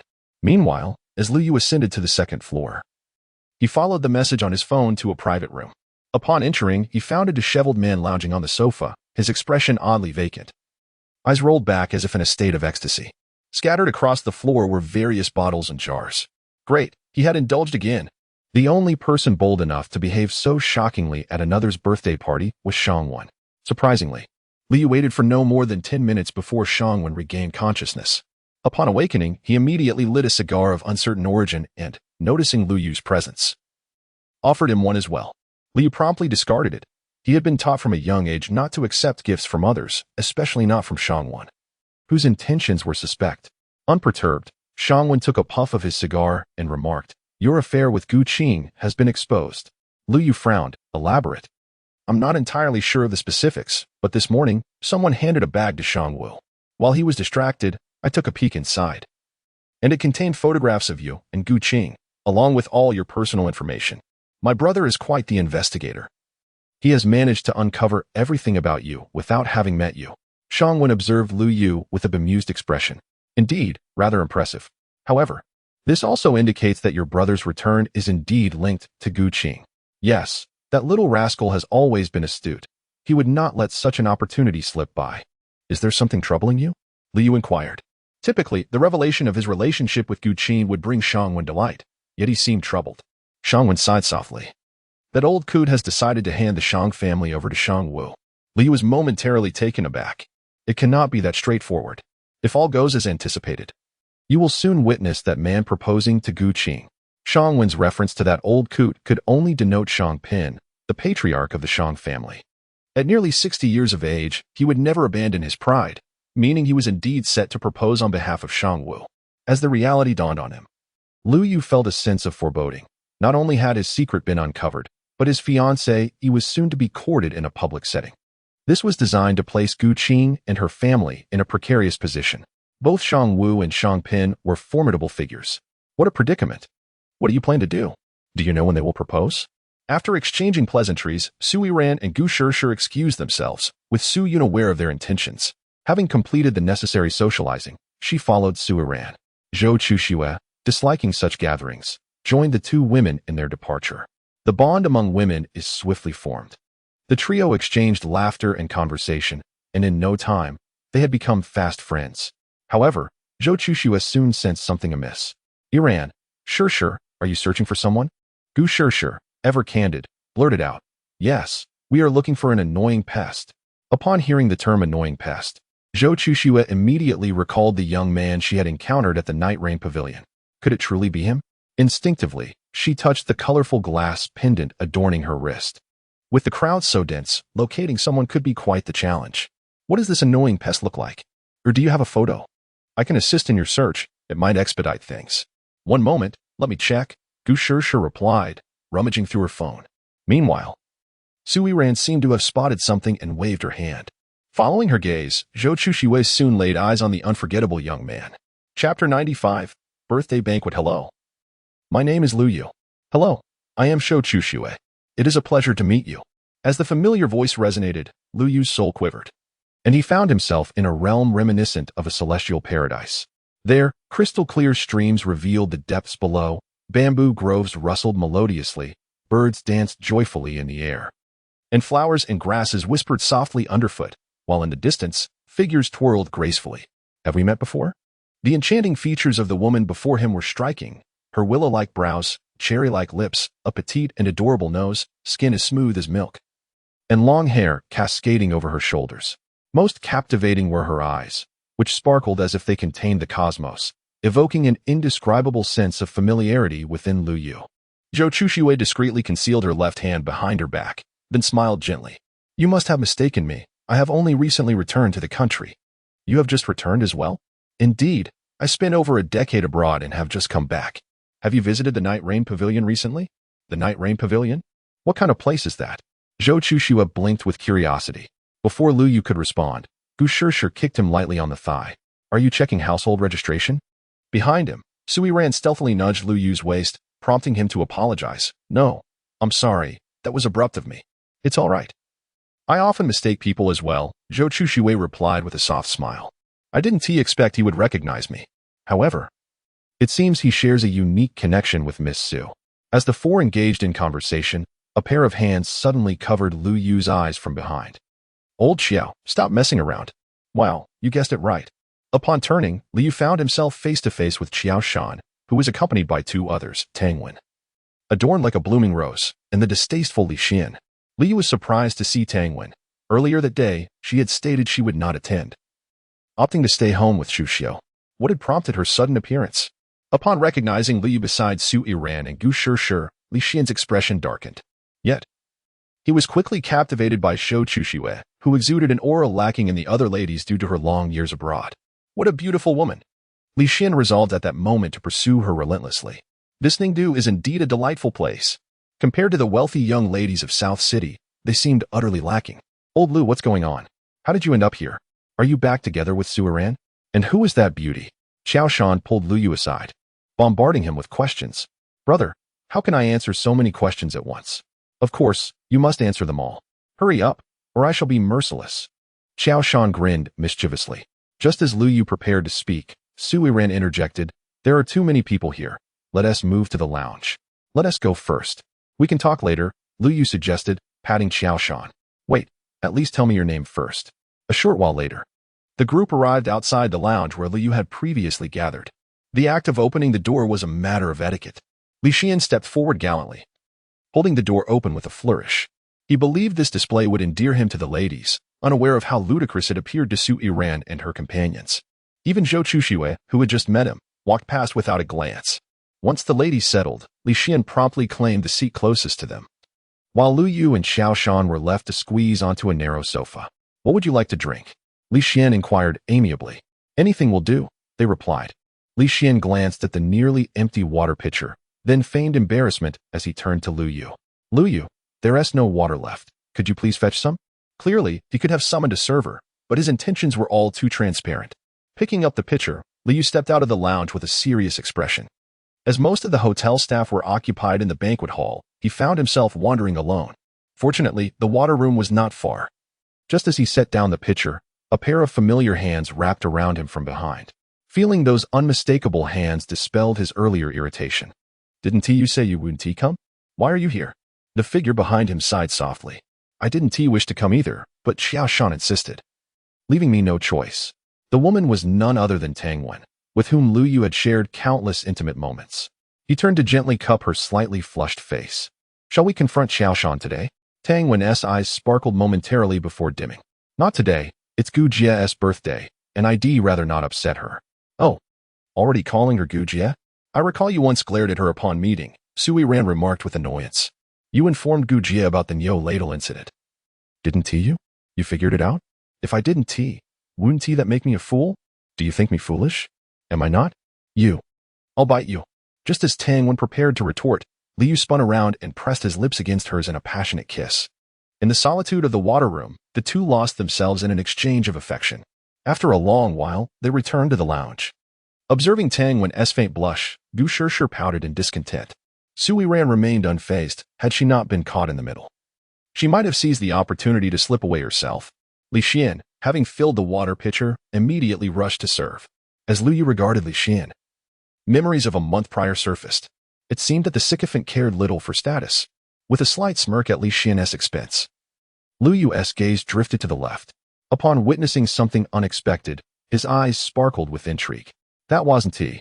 Sensing something amiss, Zhou Chuxue quickly withdrew her exposed left hand, a subtle blush gracing her cheeks. Just as Lu Yu prepared to inquire further, a long-forgotten mechanical voice echoed in his ears. Ding! The system has completed its upgrade. Finally, it's upgraded. How I've missed you. He decided to test the newly enhanced Eye of Truth, aiming it at Zhou Chuxue as the power activated. In the next moment, a blue panel materialized in Lu Yu's mind. Chapter 96. The upgraded system name. Zhou Chuxue age. 24 charm value. 97 favorability. 50 realm. 0. Realm classification. Ming Jin. And Jin. Hua Jin. Postnatal. Innate. Celestial. Overview. Zhou Chuxue and Apos' mother passed away unexpectedly 14 years ago. She went abroad at the age of 10 and returned 3 months ago upon learning of her father and Apos' remarriage. After causing a commotion, she ran away to the Night Rain Pavilion, where she became a receptionist and formally returned to the Zhou family 2 days ago. The charm value is evidently a measure of attractiveness, which is quite understandable. But what does favorability mean? System, please elaborate. Response. Host, after the system upgrade, the previous satisfaction level has officially been redefined as favorability. A higher favorability indicates greater fondness from others towards the host, with a maximum of 100. Conversely, a lower favorability signifies increasing dislike, with a minimum of -100. Lu Yu's eyes lit up. This was far superior to the previous satisfaction level. With his true eye, he could discern the nuances of relationships effortlessly. It was worth the wait. Upon reviewing the overview, it mirrored Zhou Chuxue and Apos' account. The only difference being that she had indeed returned 3 months prior. A smirk crept onto Lu Yu's lips. It seemed his initial judgment had been correct. What a small world it is. However, what does the realm signify? Host may first examine the personal panel. How do I check? I cannot view my own status. System. The host exhibits a degree of foolishness. Request for replacement. After a chaotic sequence, a golden panel materialized in Lu Yu's mind. Name. Lu Yu age. 21 charm value. 92 favorability. Realm. Ming Jin first layer dam. System, come here. Am I truly so handsome? Yet my charm value is merely 92? Response. Host, the charm value is a comprehensive assessment. All system data is based on rational calculations, ensuring absolute fairness and justice. Lu Yu's face darkened. Justice, my foot. Were it not for his preoccupation, he would have engaged in a lengthy debate with this incompetent system. He then turned his attention to the realm section. Ming Jin first layer? System, what level does this belong to? Response. Host, following Ming Jin are in Jin, Hua Jin. Postnatal. Each major realm consists of 9 layers, and the host currently resides at the lowest, Ming Jin first layer. What a disgrace. Lu Yu had felt immense joy upon receiving his martial prowess, only to discover this? Fine, lowest here it is. I have the system to support me. At that moment, the system's prompt resonated once more. Ding. Host has completed the love-struck full task. Commencing reward distribution. Congratulations, host. You have received 1 billion in cash and an opportunity for a realm enhancement. Lu Yu's eyes brightened. The system had been silent for a while, and he had almost forgotten about the task. Ever since he secured Guqing, his satisfaction had exceeded 80. 1 billion in cash. Is this the reward of the upgraded system? He had painstakingly coaxed 800 million from Shangwan, and now a single task rewarded him with 1 billion. What a delightful surprise. However, Li was more intrigued by the realm enhancement reward. He had always harbored disdain for the mere first layer of Ming Jin, especially after witnessing the complexities of the Night Rain Pavilion. To be cautious, a higher realm would be advantageous. System, can the realm enhancement be used directly? Response, yes, host. Then let us proceed. As the system's voice echoed, Lu Yu felt an inexplicable warmth enveloping him, which soon normalized. The enhancement was complete. The host's current realm is now Ming Jin 9th layer. When Lu Yu glanced at the golden panel once more, the previously indicated Ming Jin first layer had indeed transformed into Ming Jin 9th layer. The surge of power coursing through him was palpably stronger than before. Simultaneously, his phone vibrated. Upon checking, he discovered the system's reward of 1 billion had been credited. Old Lu, is there something joyous to celebrate? Before Liu could bask in his triumph, Xiao Shan had sidled up to him. Fortunately, Liu promptly concealed his phone. This is private between couples. You should leave. Humph. I'm not even curious. Zhou Chushui seemed to catch on to something. Liu, do you have a girlfriend? Before Liu could respond, Xiao Shan chimed in. Of course. Old Liu is a devoted husband. Since he started dating, he practically clings to her every day, neglecting our outings. This prompted laughter from the others. While Zhou Chushui's expression dimmed slightly, Liu caught this moment, sensing something amiss. Activating his true eye once more, he noted Zhou Chushui's favorability, which had plummeted from 50 to 30. Damn, such a drop. Xiao Shan, you really should mind your words. He had initially planned to confront Zhou Chushui at an opportune moment, but now, with her favorability in decline, he felt uncertain. Well, one step at a time. There must be reasons for her concealment of identity. Respect is due. Liu then turned his attention to Su Yiran and Gu Shishir, with the system making a reappearance. It was time to uncover everything about them. As he activated his true eye, 2 blue panels swiftly appeared in his mind. Name, Su Yiran. Age, 21. Charm value, 96. Favorability, 99. Realm, 0. Overview. A well-off young lady, she only began to regret her choices after Liu and Apos' departure. After overcoming numerous obstacles, she reconciled with Liu, now wishing to be inseparable from him. Due to her mother's financial influence, their relationship is currently strained. Upon discovering her best friend Gu Shishir and Apos' connection with Liu, she resolved to help her friend win him over. Though her charm value of 96 did not surpass Zhou Chushui's, Su Yiran was still blossoming. Her mother, Su Yiran, remained captivating even in her 40s, suggesting Su Yiran's potential was far from 96. The favorability of 99 astonished Liu, as it was nearly at its maximum of 100, indicating her profound affection for him. However, upon reading the overview, Liu and Apos' face darkened. He was aware of the tension between Su Yiran and her mother. But what did it mean that she intended to assist Gu Shishir in winning him over? Finding women is acceptable, but could it not be someone else? It seems I must take the time to educate the campus belle. After reviewing Su Yiran's panel, Liu shifted his focus to the other blue panel. Name, Gu Shishir. Age, 21. Charm value, 96. Favorability, 88. Realm, 0. Liu and Apos' attention was immediately captivated by the text within the overview. Gu Shishir actually. Chapter 97. The appearance of Gu Qing opened the system mall. With the system upgraded, aside from the transformation of the Eye of Truth, the most significant change was the addition of a system mall. As the prompt sounded, Liu found himself in an enormous library. Rows upon rows of bookshelves stretched endlessly above and before him, housing a myriad of items enveloped in luminous orbs. Attempting to reach out, his hand merely passed through, confirming that without a purchase, retrieval was impossible. Beneath the radiant glow was a golden label, boldly displaying the price. Liu gasped in disbelief as he beheld an item priced at a staggering 10 billion dragon coins. Truly outrageous. Note, all items in the system mall are transacted with real dragon coins. After glancing at a few more items, all were similarly above 1 billion, with the cheapest exceeding tens of millions. Liu had initially thought the system's reward of 10 billion was substantial, but it now seemed trivial. System. Is there no way to search directly? With so many items, how am I to find what I desire? Replying to the host, simply think quietly. And the system mall will automatically display the items you need before you. That is more like it. I require prompts that can embarrass someone publicly. Upon completing his silent thought, the rows of bookshelves began to tremble. In an instant, a bookshelf nearly the size of a playground appeared before him. A cursory glance revealed it was filled entirely with prank items. However, the sheer volume was overwhelming, and most were priced above 1 billion. Can you filter for those below 500 million? As Liu issued this command, the playground-sized shelf instantly shrank to the dimensions of a classroom. This is much better. He then began searching for the desired props. Heartbreaking powder? Too lethal, not suitable. Itchy powder? Too feeble, not suitable. After what felt like an eternity, his gaze settled upon an item named Jet Warrior. As the name suggests, once a target is hit, they transform into a Jet Warrior for indiscriminate attacks within 10 seconds. Its advantage lay in the ability to designate a target. Liu could choose who would fall victim. However, the drawback was its exorbitant price of 500 million. After a moment's hesitation, Liu ultimately decided to purchase the Jet Warrior. Money could be earned again, but losing a life was a regret far beyond mere sorrow. Ding!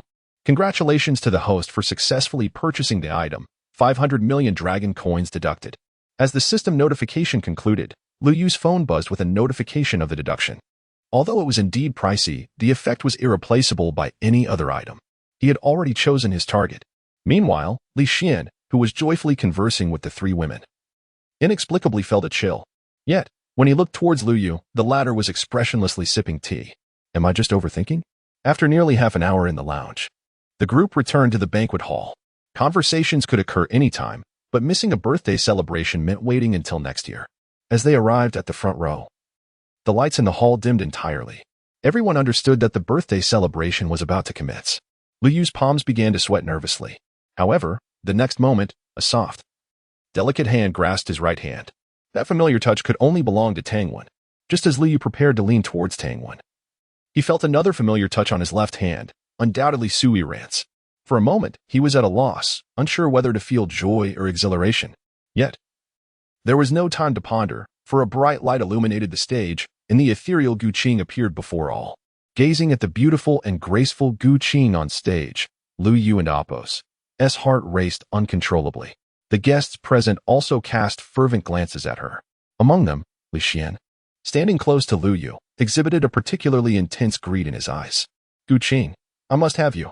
Another individual, with thoughts akin to Li Xian's, was Shang Wu, the pride of the Shang family. The moment Gu Qing graced the stage, his gaze locked onto her, remaining indifferent to the murmurs surrounding him. Gu Qing, you are mine. No one can take you away. As Gu Qing, adorned in a flowing gown, gracefully approached the center of the stage, the crowd below fell into a hush. Taking the microphone, she commenced her opening remarks. Previously, her elder brother had opened the events, but due to unforeseen circumstances, everything now rested on her shoulders. Fortunately, Gu Qing had experienced numerous such occasions, making the task feel effortless. With her opening concluded, the band took the stage, and the banquet officially began. Shortly after, Gu Qing changed into a more movement-friendly dress and entered the banquet hall. As the protagonist, her mere presence drew the attention of prominent families and socialites from Ningdu, who rushed forward to offer their congratulations. Those with male heirs were eager to showcase them, for everyone in Ningdu was aware of Gu Qing's single status. They did not wish to miss this opportunity, no matter how slim the chances might be. Gu Qing, accustomed to this annual charade, merely smiled in response. With so many guests present, including many who had collaborated with the Gu group, she could not afford to be dismissive. Once Gu Qing had attended to all obligatory greetings, she finally approached the trio positioned centrally at the banquet. The only individuals bold enough to stand there were the three prominent families of Ningdu. Manager Gu, congratulations on another year younger. Zhou Yuan couldn't help but tease. Gu Qing smiled lightly. Zhou, you remain ever the humorist. Happy birthday. Su Yiran cheerfully raised her glass. Gu Qing reciprocated the gesture, clinking glasses. Thank you, Su. Given the rapport between the Gu and Su families, no further words were necessary. Is Manager Gu pretending not to see me? Or have I grown so old that I no longer warrant attention from you youngsters?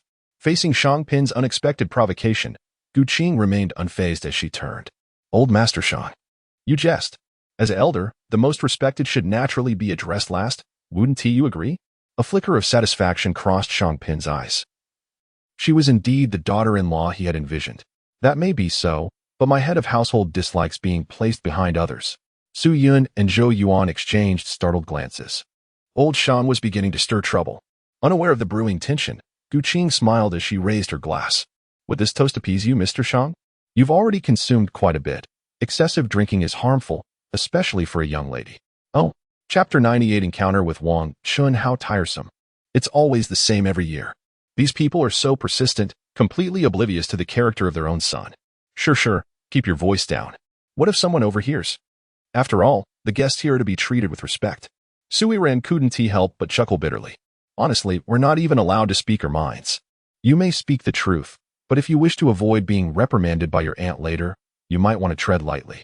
If it comes to it, I could fetch you a microphone. Lu Yu teased. Lu Yu, are you itching for trouble? I suddenly feel parched. I'll go fetch a drink. With that, Lu Yu made a swift retreat from the battlefield. Soon, he returned with a glass of juice from the waiter. Just as he was about to leave, a melodious voice echoed behind him. Please get me a glass. Thank you. Turning around, he was taken aback to find the renowned Zhou family heiress, Zhou Chuxue, standing right behind him. Seeing her casually extend her left hand towards him, Liu couldn't help but feel puzzled. Was this young lady planning to confront him? Before he could utter a word, another familiar voice interrupted. "Give me a glass of red wine." Upon hearing this voice, Liu couldn't help but smile. He had expected this individual to show up as well. "Long time no see, President Wang." The man's face turned ashen, akin to seeing a ghost, and he nearly dropped the red wine he had just received from the waiter. Fortunately, Liu swiftly pulled Zhou Chuxue aside, otherwise, they would have both been splattered with wine. "Sir, are you all right?" The waiter inquired, but the man remained motionless, terror evident in his eyes. It wasn't until Liu patted him that he jolted back to reality. "President Wang, are you utterly stunned upon seeing me?" "And no. It's just that I'm so shocked to encounter you here." The man before him was none other than Wang Qin, the vice president of the Qinghai Chamber of Commerce, whom Liu had previously coerced for a hefty sum. Wang Qin's fear stemmed not only from the leverage Liu held over him, but also from the fact that Liu was connected to Shangwen. He was painfully aware of the severe consequences he faced at the hands of Shangwen's associates not long ago, having spent nearly 2 weeks in the hospital. Such matters would never be disclosed by Gu Qing, and even if they were, it was unlikely she would inform Shangwen. The only plausible source of information regarding his predicament would be Liu. Wang Qin's certainty about their connection arose from a recent incident when he had spotted Liu and Shangwen exiting a private room sequentially while he was using the restroom on the second floor. Initially, he intended to leave discreetly, knowing full well that being seen by the two would spell trouble for him. However, the president of the Qinghai Chamber had learned of his bullying towards Gu Qing and insisted that he apologize at her birthday banquet. Failure to secure her forgiveness could jeopardize his position as vice president. But ever since Gu Qing emerged, guests had been pouring in nonstop to congratulate her, leaving him no opportunity. Just as he finally found a moment of solitude, he stumbled upon Liu, the harbinger of his misfortune. "Oh, does President Wang mean to imply that I am unworthy of being in such a place?" Wang Qin's expression shifted dramatically. "And no, you are a friend of Miss Gu. If you lack the qualification to be here, then who does?" Fearing Liu's ire, Wang Qin hastily resorted to formalities. "However, I find it quite admirable that President Wang would dare to come here after such a scandal," Liu remarked with a semblance of amusement. Internally, Wang Qin had cursed the president of the Qinghai Chamber countless times. "Our Qinghai Chamber has a partnership with the Gu Corporation. Naturally, we must extend our congratulations on Ms. Gu's birthday." "Oh, did the Qinghai Chamber send only you, President Wang?" "No. The president's daughter has also come." "The daughter?" "Surely." President Wang wouldn't also before Liu could finish, a flustered Wang Qin interrupted. "Such words cannot be spoken recklessly. If our president were to hear of this, it would be disastrous." Liu hadn't anticipated Wang Qin's palpable fear, indicating the president of the Qinghai Chamber was no ordinary figure. After all, how could Wang Qin, who dared to bully Gu Qing, be so wary of the president's daughter? "Very well. I shall not disturb you any further, President Wang. We shall convene at another time. Unless I were out of my mind, I would agree to that. Until next time, until next time."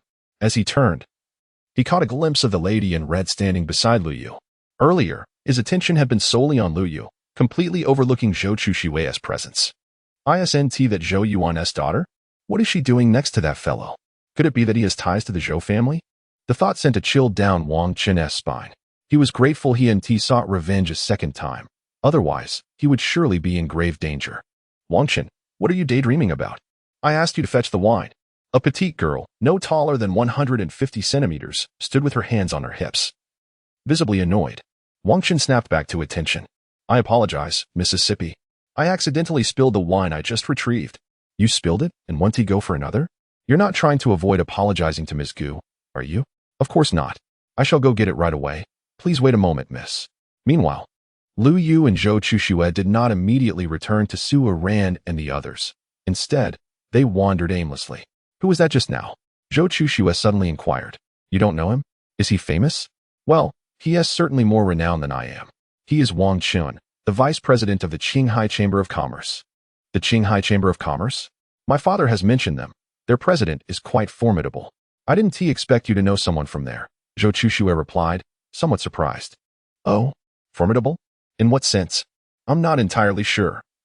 But I know that their president was once involved in the underworld before suddenly amassing wealth and establishing the Qinghai Chamber. Since its inception, nearly 10% of the businesses in Ningdu have joined them. In less than 3 years, they surpassed the old chambers and became the foremost commercial entity in Ningdu." 3 years? That is remarkably swift. Indeed, although the Qinghai Chamber has high entry requirements, They offer protections to merchants that other chambers cannot match. However, I remember my father mentioning that the internal dynamics of the Qinghai chamber are quite intricate, and he is reluctant to engage with them. So it would be best for you to avoid excessive contact. Zhou Chuxuan noted the fear that had washed over Wang Chen upon seeing Lu Yu. She distinctly recalled that Lu Yu was merely an ordinary individual. How could he instill such fear in the vice president of the Qinghai chamber? All right, I understand. Let us head back. MHM. As they took a few steps, they were drawn to the bustling crowd ahead. Chapter 99. The marriage proposal from the Shang family. Xiaoqing. You have grown up before my eyes. After old Gu's passing, you shouldered the heavy responsibilities of the Gu Corporation. And it is truly remarkable how you have developed it to its current stature through your own efforts. I believe old Gu would be immensely proud if you were here to witness it. Old Shang chuckled, but Gu Qing humbly replied. The achievements of the Gu Corporation are not solely my doing. They're a collective effort of everyone in the group. Gu Qing's modesty was sincere. While the outside world often attributed the successes of the Gu Corporation to her, she understood better than anyone the countless hours of hard work put in by her colleagues during its formative years, while others were at home with their families. Your humility is commendable. You truly embody the virtues of old Gu's daughter. However, focusing solely on your career is not advisable. Gu Qing furrowed her brow, sensing an ominous foreboding. In the next moment, a tall man in a suit with striking blue eyes appeared before her. It's been a long time, Gu Qing. The newcomer was Shang Wu, the second son of Shang Pin and a paragon of the Shang family. The instant Gu Qing laid eyes on Shang Wu, she surmised the ulterior motive behind Shang Pin's intentions. How infuriating to choose her birthday banquet for this. Beside her, Su Yiran and Zhou Yuan's expressions darkened. It's been a while. I didn't expect you to return.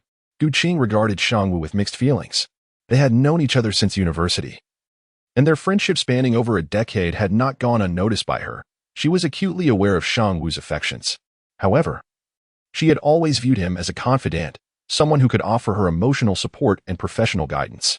I could not miss such an important occasion as your birthday. And you look stunning today. Thank you. Shang Pin interjected with a smile, patting Shang Wu on the back. Xiaoqing, you and Wu are longtime friends. Even though he has been abroad for years, he has always kept you in his thoughts, frequently inquiring about you. He even returned early just to attend your birthday celebration. Now that you have been single for so long, it is time to find someone worthy of your trust. With old Gu gone, I cannot simply stand by. Today, with General Zhou, General Su, and various esteemed families from Ningdu present, I, Shang Pin, humbly seek your hand for wooer. A wave of attention swept over the gathering as Shang Pin's voice resonated loudly, drawing curious onlookers. Once he finished speaking, Gu Qing and her companions found themselves encircled by the guests attending the banquet. If anyone in Ningdu were to be deemed the most sought after, it would undoubtedly be Gu Qing. A union between the Gu and Shang families would be monumental news. While the spectators were displeased, they dared not voice their opinions. For this was the Shang family. Su Yiran and Zhou Yuan appeared visibly incensed. That old man had the audacity to propose marriage in front of so many people. Dragging them into this spectacle, what a shameless act. As the crowd grew, Su Yiran and Gu Shishir also arrived, drawn by the commotion. Just as Gu Shishir was about to rush forward, Su Yiran held her back. Shishir, don't go and complicate things for Sister Gu. Amidst Shang Pin's open proposal, Gu Qing momentarily flustered but quickly regained her composure. She noticed Lu Yu approaching. Directly in front of her stood Lu Yu and Shou Chuxue, who had just arrived. Seeing Shou Chuxue sparked a flicker of confusion in Gu Qing's mind, but she dismissed it for the moment, resolving the current situation took precedence. Thank you, old Shang, for your esteem towards me, Gu Qing. However, my father has passed, and my elder brother and sister-in-law are currently away. I cannot make such a decision unilaterally. May I consult with them upon their return before proceeding? The guests were taken aback, while Gu Qing's words suggested a need for family discussion. Astute observers recognized it as a polite rejection of the Shang family's proposal. The Shang family was one of the most powerful among Ningdu's three leading families. It was surprising that Gu Qing had outright declined.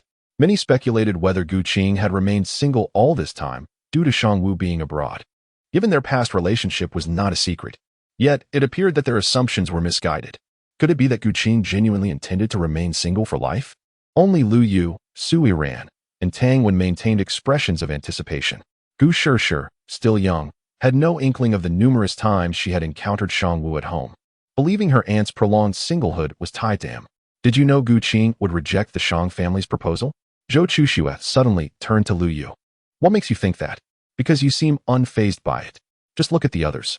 You're overthinking it. I'm not a mind reader, Lu Yu replied nonchalantly. Zhou Chuxue was not convinced by Lu Yu and Appo's retort. Though she was engrossed in the unfolding drama, her gaze remained fixed on him.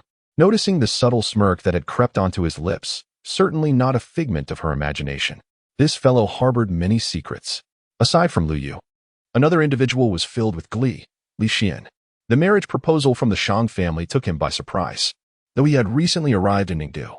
He was well aware of the Shang family's significance. If Gu Qing were to accept, his chances of winning her heart would be utterly extinguished. It seemed fate was favoring him after all. Gu Qing, I will surely fulfill your desires. At that moment, a small girl accompanied by a middle-aged man entered the scene. To attend a birthday banquet and witness a marriage proposal, especially from the Shang family, what a delightful surprise. The little girl exclaimed with excitement, while the middle-aged man wore a resigned expression. Returning to the center of attention, the onlookers could discern the implications behind Gu Qing's words. Shang Pin and Shang Wu were not oblivious to the nuances either. Oh, no worries. As long as you agree. I can have your brother come to speak with me if he objects, Shang Pin said casually. Gu Qing's face fell instantly. Old Shang, your eagerness is a bit excessive. The CEO has stated she wishes to discuss this matter with her family first. Such a serious decision as marriage cannot be taken lightly, especially considering the significance of a union between the Gu and Shang families. Surely, the CEO must contemplate this. Zhou Yuan interjected, unable to contain himself. Mr. Zhou has a valid point. How about this? Xiaoqing, why don't you video call your brother right now? I'll speak with him, and if he has no objections, we can finalize the proposal before Shang Pin could finish his sentence. The crowd behind them began to stir, followed by an unpleasant odor wafting through the air. Chapter 100. The Jet Warrior. As soon as the Jet Warrior was activated, even its host, Li Xian, found himself unable to exert control. In an instant, the stylish white trousers he donned became stained a vivid yellow. Realizing the gravity of the situation, Li Xian hastily covered a certain area. But upon feeling an odd sensation in his hand, he froze in disbelief. He had, in fact, embarrassed himself in public. However, the calamity did not end there. A foul odor began to waft through the air, alerting those nearby to the peculiar situation. What is that smell? Why is it so foul? Could it be that someone? Li Xian's face turned crimson as he tightly clasped his legs together. But unbeknownst to him, someone nudged him, and the Jet Warrior, which had been building up pressure within, could no longer be contained. Breaking through 2 layers of obstruction, it erupted forth. Having witnessed fire breathing and water spewing, none had ever encountered such an explosive incident. Those in close proximity to Li Xian were unable to escape the chaotic aftermath. As they touched their faces, now splattered with the yellow substance, they shrieked in horror. Among them, Xiao Shan bore the brunt of the incident, with 60% of the onslaught landing on him, leaving him utterly covered in the unsightly stain, resembling a dazed statue. The trio of Su Yiran, Gu Shishir, and Tang Wen, who should have stood beside the two, had received a message from Lu Yu prior to Li Xian's transformation and had found an excuse to leave. Following the initial eruption, the victims scattered in terror. The epicenter of the disaster now consisted solely of the still spewing Li Xian and the nearly unrecognizable Xiao Shan. The crowd that had initially gathered around Gu Qing now remained a distance away, captivated by the spectacle before them. Although many from the prominent families were curious about the potential union between the Gu and Shang families, their interest paled in comparison to the extraordinary display of the Jet Warrior. Such an unparalleled scene was a rarity, perhaps even a once-in-a-millennium occurrence. My goodness, this is utterly revolting. What has he consumed? They wondered. Just how long has he been constipated to produce such a torrent? This must be equivalent to a decade's worth. Despite the overwhelming stench, their desire to witness the spectacle remained unshaken. Among the most exhilarated was the feisty little girl beside Wang Chen, who eagerly pulled out her phone to capture the moment. Having attended the birthday party out of boredom, she was pleasantly surprised by the unexpected amusement. The world is indeed full of wonders. Concerned that her angle was insufficient, she urged Wang Chun to switch positions for a better shot. Wang Chun grimaced but complied, braving the foul odor to document the outrageous scene. Meanwhile, Su Yiran and her companions, having circled back, approached Lu Yu, their eyes wide with astonishment at the unfolding chaos. This couldn't possibly be your doing, could it? They inquired. Lu Yu merely smiled lightly before turning his gaze toward Gu Qing, who seemed to sense his scrutiny and met his gaze. In that instant, she realized that this incident was undoubtedly linked to him, while it undeniably marred her birthday celebration, turning it into a rather aromatic affair and would surely make headlines the following day. Gu Qing felt no anger. Instead, she thought, well done. Feigning seriousness, Gu Qing addressed the astonished Shang father and son. Shang Lao, due to unforeseen circumstances, I must take my leave. Shang Pin, still in shock, remained silent, while Shang Wu discreetly cast a glance at Lu Yu, a flicker of intrigue in his eyes. After nodding to Zhou Yuan and Su Yiran, Gu Qing departed, as it was her occasion to manage. Ascending the stage, Gu Qing expertly took the microphone. Dear guests, due to unexpected events, this birthday celebration must come to an end. I apologize for any inconvenience caused and will personally extend my apologies to each of you in due course.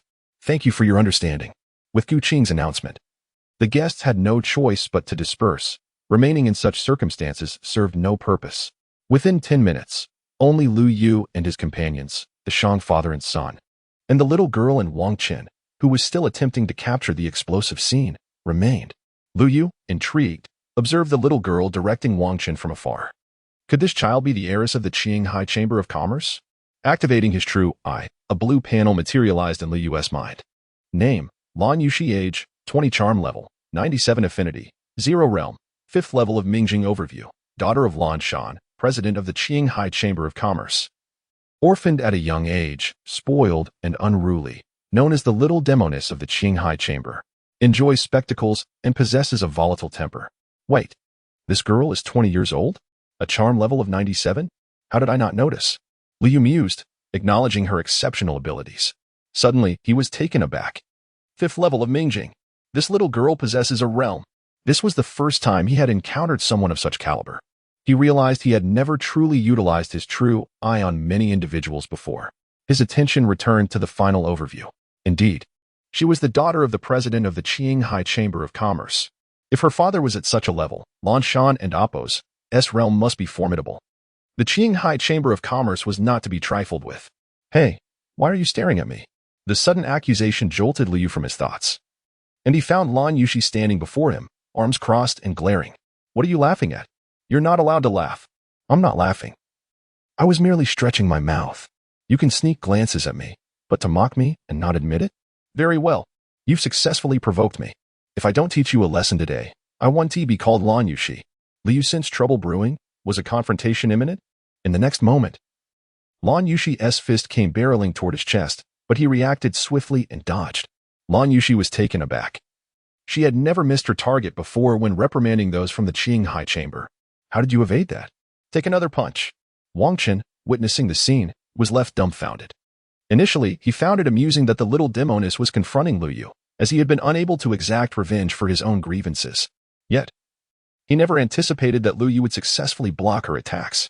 Simultaneously, Shang Pin and Zhou Yuan exchanged astonished glances at Lu Yu.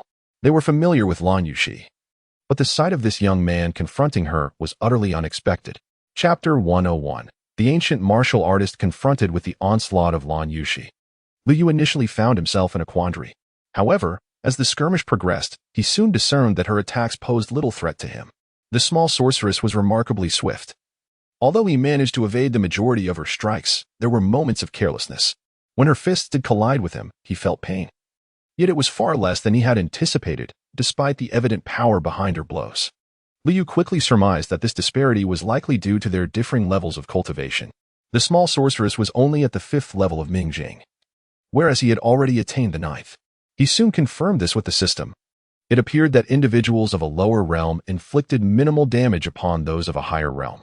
He had not anticipated that a slight elevation in cultivation would yield such an advantage. Fortunately, he had experienced a breakthrough. Had he still been at the 1st level of Mingjing, he would likely have been severely injured by now. Realizing that the small sorceress could not inflict significant harm upon him, Lu Yu resolved to utilize her as a means to hone his skills. After all, despite his cultivation, he had only been evading attacks, which offered little distinction from being entirely untrained. Thus, he began to practice against the small sorceress. 5 minutes later, Lu Yu had not only significantly improved his agility, but had also learned to counterattack. However, he refrained from delivering any serious blows, merely tapping her on the head, aware that she was the daughter of the president of the Qinghai Chamber of Commerce. To injure her would undoubtedly lead to complications. The head was a taboo. Aside from her father, no one had dared to touch it. Consequently, humiliated by Lu Yu's antics, the small sorceress grew increasingly irate, intensifying her assaults. Yet, Lu Yu was no longer the same as before. No matter how fiercely she attacked, she could not land a hit. Meanwhile, Su Yiran and the other two girls were utterly astonished. The speed of their movements was so rapid that they could scarcely perceive anything but fleeting shadows. Is that really Lu Yu? Gu Shishir swallowed hard, incredulity evident in her tone. It must be. Su Yiran exclaimed, barely able to articulate her astonishment. Tang Wen's eyes sparkled with fervor. The two fought from the right side of the banquet hall to the left, completing a substantial arc. Until the small sorceress finally ceased her onslaught. Lan Yushi glared at Lu Yu, her expression dark and uncertain. I never expected this young lady to misjudge. You, too, are an ancient martial artist. Lu Yu was momentarily taken aback. So that is what they call it. Mutual recognition. Quickly, disclose your name. I shall seek revenge another day. That may not be necessary. If Miss Lan is irate due to my earlier gaze upon you, I extend my apologies. You know me? Lan Yushi replied, somewhat taken aback. The Qinghai Chamber of Commerce is the foremost in Ningdu. How could I not know of Miss Lan? Since you know me, how dare you pat my head? Do you not fear for your life? Lan Yushi's visage darkened. Oh dear, my chest aches terribly. Your recent punches have shattered my innards. I may soon meet my demise. Might Miss Lan, in light of my impending fate, forgive this slight? Observing Lu Yu's clumsy performance, Lan Yushi was vexed, clearly unimpressed. Do you take me for a child of 3? I may forgive you, but you must tell me your name and your current cultivation level. If I reveal it, will Miss Lan refrain from pursuing me? I never said that, but I assure you, should you remain silent, you will regret it for a lifetime. Lan Yushi threatened, revealing her small fangs. Liu grimaced. Had he known, he would not have engaged in such foolishness. Ultimately, he divulged his true name to Lan Yushi. Though he adamantly withheld his actual cultivation level. Lu Yu, 7th level of Mingjing. 7th level of Mingjing, and yet possesses such combat prowess. Remarkable. Enough. I have had my fill of amusement for today. Lu Yu is it? I shall remember you, and seek you out another day. After casting a significant glance at Lu Yu, Lan Yushi turned and departed. Wang Qin did not spare Lu Yu a glance, eagerly following Lan Yushi away. Once Lan Yushi had left, Su Yiran and the other two girls rushed to Lu Yu. Are you all right? I saw you take several punches. Su Yiran expressed concern. Gu Shishir, more dramatic, clung to Lu Yu, weeping. You're not going to die, are you? You Haven Tea fulfilled your promise to me. You cannot leave me. Tang Wen, who had initially harbored some concern, instantly darkened at the sight. Not far off, Shang Pin witnessed the scene and could not resist a jest. Su, it appears your young lady has quite the discerning eye. To possess such cultivation at such a young age is indeed impressive. However, your future son-in-law seems to attract quite a bit of attention. Clearly, it was not only the small sorceress who was aware of ancient martial artists, Shang Pin, Su Yun, and Zhou Yuan were also cognizant of their existence. Su Yun paid no heed to Shang Pin, her gaze fixed on Lu Yu with a complex expression. It seemed she had drastically underestimated him. Meanwhile, Zhou Yuan observed the distant Zhou Chuxua, who was intently focused on Lu Yu, pondering her thoughts. On the other side, Lu Yu grappled with how to extricate himself from the clinging Gu Shishir when an elderly man, leaning on a cane, accompanied by a young man with striking blue eyes, approached him. The visitors were none other than Shang Pin and his son, Shang Wu. Su Yiran promptly nudged Gu Shishir, who reluctantly released her grip on Lu Yu. Greetings, Grandfather Shang. The three girls, having encountered Shang Pin before, naturally maintained their decorum. Shang Pin nodded approvingly. Yiran has grown. You are more beautiful than ever. Sure. You still cry as you used to, and Wenwen remains pragmatic and capable. All is well. May I inquire as to what brings Grandfather Shang to us? Su Yiran, having anticipated Shang Pin's purpose, asked proactively. I wish to speak a few words with this young man. May I borrow him for a moment? Shang Pin looked at Lu Yu without reservation. Lu Yu, intrigued, scrutinized the distinguished elder before him, sensing genuine goodwill emanating from him. It was peculiar, considering he had essentially taken his son's woman, yet he exuded kindness. Was this perhaps due to his revelation of cultivation? A glance would reveal the truth. Activating his true eye. Name, Shang Pin. Age, 66. Charm, not applicable for the elderly. Favorability, 50. Realm, 9th level of Huajin. Overview, head of the Shang family. Intent on elevating the Shang family to the foremost status in Ningdu, having spent years scouting for potential ancient martial artists. Goodness, 9th level of Huajin. 2 major realms above me. Truly, He is the head of the Shang family. Lu Yu then shifted his gaze to Shang Wu, sensing an instinct that this young man was far from ordinary. Name, Shang Wu. Age, 33. Charm, 95. Favorability, -100. Realm, second level of Huajin. Overview. Under the pretense of studying abroad, he underwent clandestine training overseas and has now returned, primarily to assist his father in achieving his dream of becoming the ruler of Ningdu. Additionally, he aims to win over his long-admired Gu Qing. Indeed, neither of these father and son were virtuous individuals. They dared to covet my wife. Chapter 102. Care from Tangwen. Lu Yu, are you alright? Did Mr. Shang give you any trouble? Gu Qing had been preoccupied with finding someone to manage the scene and was only relieved to learn that Lu Yu had returned after being called away by Shang Pin. Everything is fine, Lu Yu replied with a gentle smile. Gu Qing sighed with relief, her concerns alleviated. She had feared that their relationship had been exposed and that Shang Pin was seeking to cause trouble for Lu Yu. However, unbeknownst to her, their relationship had indeed been revealed, but only Shang Wu was aware of it. Shang Pin seemed oblivious. Otherwise, he would not have been so amiable in trying to recruit Lu Yu. Indeed, Shang Pin sought to court Lu Yu, recognizing his remarkable talent, especially considering Lu Yu's prowess at such a young age, rivaling even Shang Wu. Shang Pin was eager not to miss this opportunity. Unfortunately, with Shang Wu present, Lu Yu would never acquiesce. Moreover, Lu Yu harbored a suspicious feeling about Shang Pin's intentions. Thus, after providing a non-committal response, Lu Yu ended the conversation, and Shang Pin left the banquet hall with Shang Wu. Given the current circumstances, it was pointless for Shang Pin to pursue Gu Qing any further. But the encounter had not been without merit. At least she had witnessed a remarkably gifted young man. Once the Shang family departed, Zhou Yuan approached Gu Qing and her companions, accompanied by Zhou Chuxue and his wife. Ms. Gu, as everyone has dispersed, we shall take our leave. I sincerely apologize for the unfortunate incident that affected Mr. Zhou's enjoyment. I will host another banquet in the future, ensuring Mr. Zhou has a delightful time. Gu Qing held a favorable impression of Zhou Yuan. Although the Gu and Zhou families had not interacted extensively, she felt obliged to acknowledge Zhou Yuan and Apos' recent support on her behalf. Indeed, let us make plans for that. Gu Qing replied with a warm smile. After exchanging farewells with Su Yiran, the Zhou couple departed, taking a reluctant Zhou Chuxue with them. Lu Yu sensed that Zhou Chuxue had something to express to him before leaving, but the presence of others had stifled her words. He wondered if they would have another opportunity to meet. Look, they've vanished. Gu Shishir glared at Lu Yu with palpable disdain. Feeling awkward, Lu Yu rubbed his nose. Aware that had Gu Qing not been present, Gu Shishir might have resorted to physical confrontation. Su Yiran cast a fleeting glance at Lu Yu before turning to Su Yiran. Yiran, shall we return? Yiran looked at Lu Yu, who nodded before she agreed. Their subtle exchanges did not escape Su Yiran and Apos' notice, as someone who had experienced similar situations. She could easily discern the budding relationship between the two. Despite her attempts to intervene, they had ultimately found their way to each other. What struck her as even more amusing was that her own daughter relied on Lu Yu to prompt her return home. After a brief farewell, Su Yiran departed with Su Yiran, leaving Gu Qing, Gu Shishir, Lu Yu, and Tangwen behind.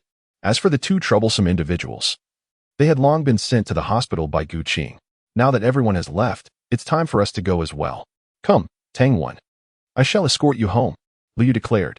Upon hearing that Lu Yu intended to accompany Tangwen, Gu Shishir instantly felt displeased. However, recalling Su Yiran's earlier words, she suppressed her irritation. Gu Qing also wished to accompany them to Huafu community, but realized she could not escape Gu Shishir's presence tonight. She could only watch as the two of them disappeared from view. Shishir, shall we head home? Andy, I Don and Apos, do you want to go home today? What and Apos, that's wrong. Do you have something on your mind? Lu Yu inquired, noticing Tangwen's gloomy demeanor as soon as she entered the car. Tangwen shot a suspicious glance at Lu Yu. Are you back together with Su Yiran? If I say no, would you believe me? In the next moment, Tangwen unleashed her frustration upon him, striking him without restraint. You scoundrel! Didn't you say you wouldn't return to your old ways? Calm down. Listen to me. I can end Apos. Calm down. Today, I want us to perish together. Sister, take it easy. Don and Apos. Grab there. Time passed, and Tangwen, still half convinced, scrutinized Lu Yu. So you reconciled with Su Yiran yesterday? Lu Yu feigned innocence, nodding slightly. Stop pretending. Just tell me honestly what you and Apos, rethinking. Tangwen was not opposed to their relationship. She merely feared that Lu Yu might revert to his previous, subservient self. Lu Yu then shared his thoughts with Tang Wen. And upon learning that he had no intention of becoming a doormat again, she felt relieved. Ah, such a tragic yet noble love story. Unable to bear seeing Su Yiran mistreated by Li Xian, you took the initiative, Lu Yu. You truly are commendable. All right, enough with the mockery. You've seen Su Yiran's recent changes. She is no longer the same person. Besides, the events have transpired. You can't expect me to abandon her. So, you don't wish to be an irresponsible scoundrel, so you'll just burden me and Sister Chu and Sister Gu? Tang Wen retorted sharply. Gu Qing already knows. What? You confessed to Sister Gu? Lu Yu nodded. I told her today at the Gu residence. She didn't object? Do you think everyone is like you? What do you mean by that? Are you insinuating I'm not good enough? Fine, I'll leave. Wait. Honey, I was just joking. Joking one tea suffice. If there's a next time, I'll cut you off first and then leave. Lu Yu and Appos. S lips twitched at her threat. There one and Appos. T be a next time. What about Sister Chu? She and Appos. S quite sensitive. What if she can end Appos? T accept it? Tang Wen expressed her concern. She will definitely be able to accept it. How can you be so sure? I'll explain when we get back. What about Gu Shishir? What about her? As Li began to feign ignorance, Tang Wen rolled up her sleeves, ready to retaliate. Don't be impulsive. Impulsiveness is the devil. I'll confess everything. What? How could Sister Gu figure out the truth with that method? Tang Wen was left dumbfounded. She had no choice. It was all to distract Gu Shishir. Well, aren't you just thriving? Once upon a time, you pursued Su Yiran and Gu Shishir, and now they follow you around. Am I that easily made proud? Moreover, my interactions with Gu Shishir were merely for show. Such theatrics. Do you even believe that? It won't be long before you end up in bed together. Don't slander me. I am not that kind of person. By the way, what is the deal with Shou Chushui? Why do I feel like she looks at you oddly? Who could blame her for being captivated by my stunning looks? Captivated my foot. You're just a narcissist. Chapter 103. The unfortunate Li Xian Gu Shishir? After finally managing to settle matters with Tang Wen, Li was just about to embark on his journey back to Huafu community, only to find that Tang Wen wanted to return home. With no choice, Li had to escort her back. He understood Tang Wen's reasoning. Given the recent turmoil involving her ostensible fiancé and cousin, she could no longer afford to act willfully. Surprisingly, upon learning that both incidents were merely Lu Yu and Appos' mischievous antics, Tang Wen was not the least bit angered, but instead cheered him on. After dropping Tang Wen off at her home, Liu set off for Huafu community. To his astonishment, upon arriving at the entrance of the community, he encountered two familiar figures. One was his beloved Gu Qing, and the other was the incessantly troublesome Gu Shishir. Hey, Lu Yu, did you expect this? Where's Tang Wen? Didn't she come back with you? She doesn't live with me, so why would she return together? Lu Yu retorted, slightly annoyed. Cut the act. You both live under the same roof. Gu Shishir teased. If Tang Wen's not here, does that mean I can sneak in some closeness with you tonight? Oh wait, there is still someone else at your house. Then I'll just wait until they're asleep. She smirked. Stop grinning and let us go.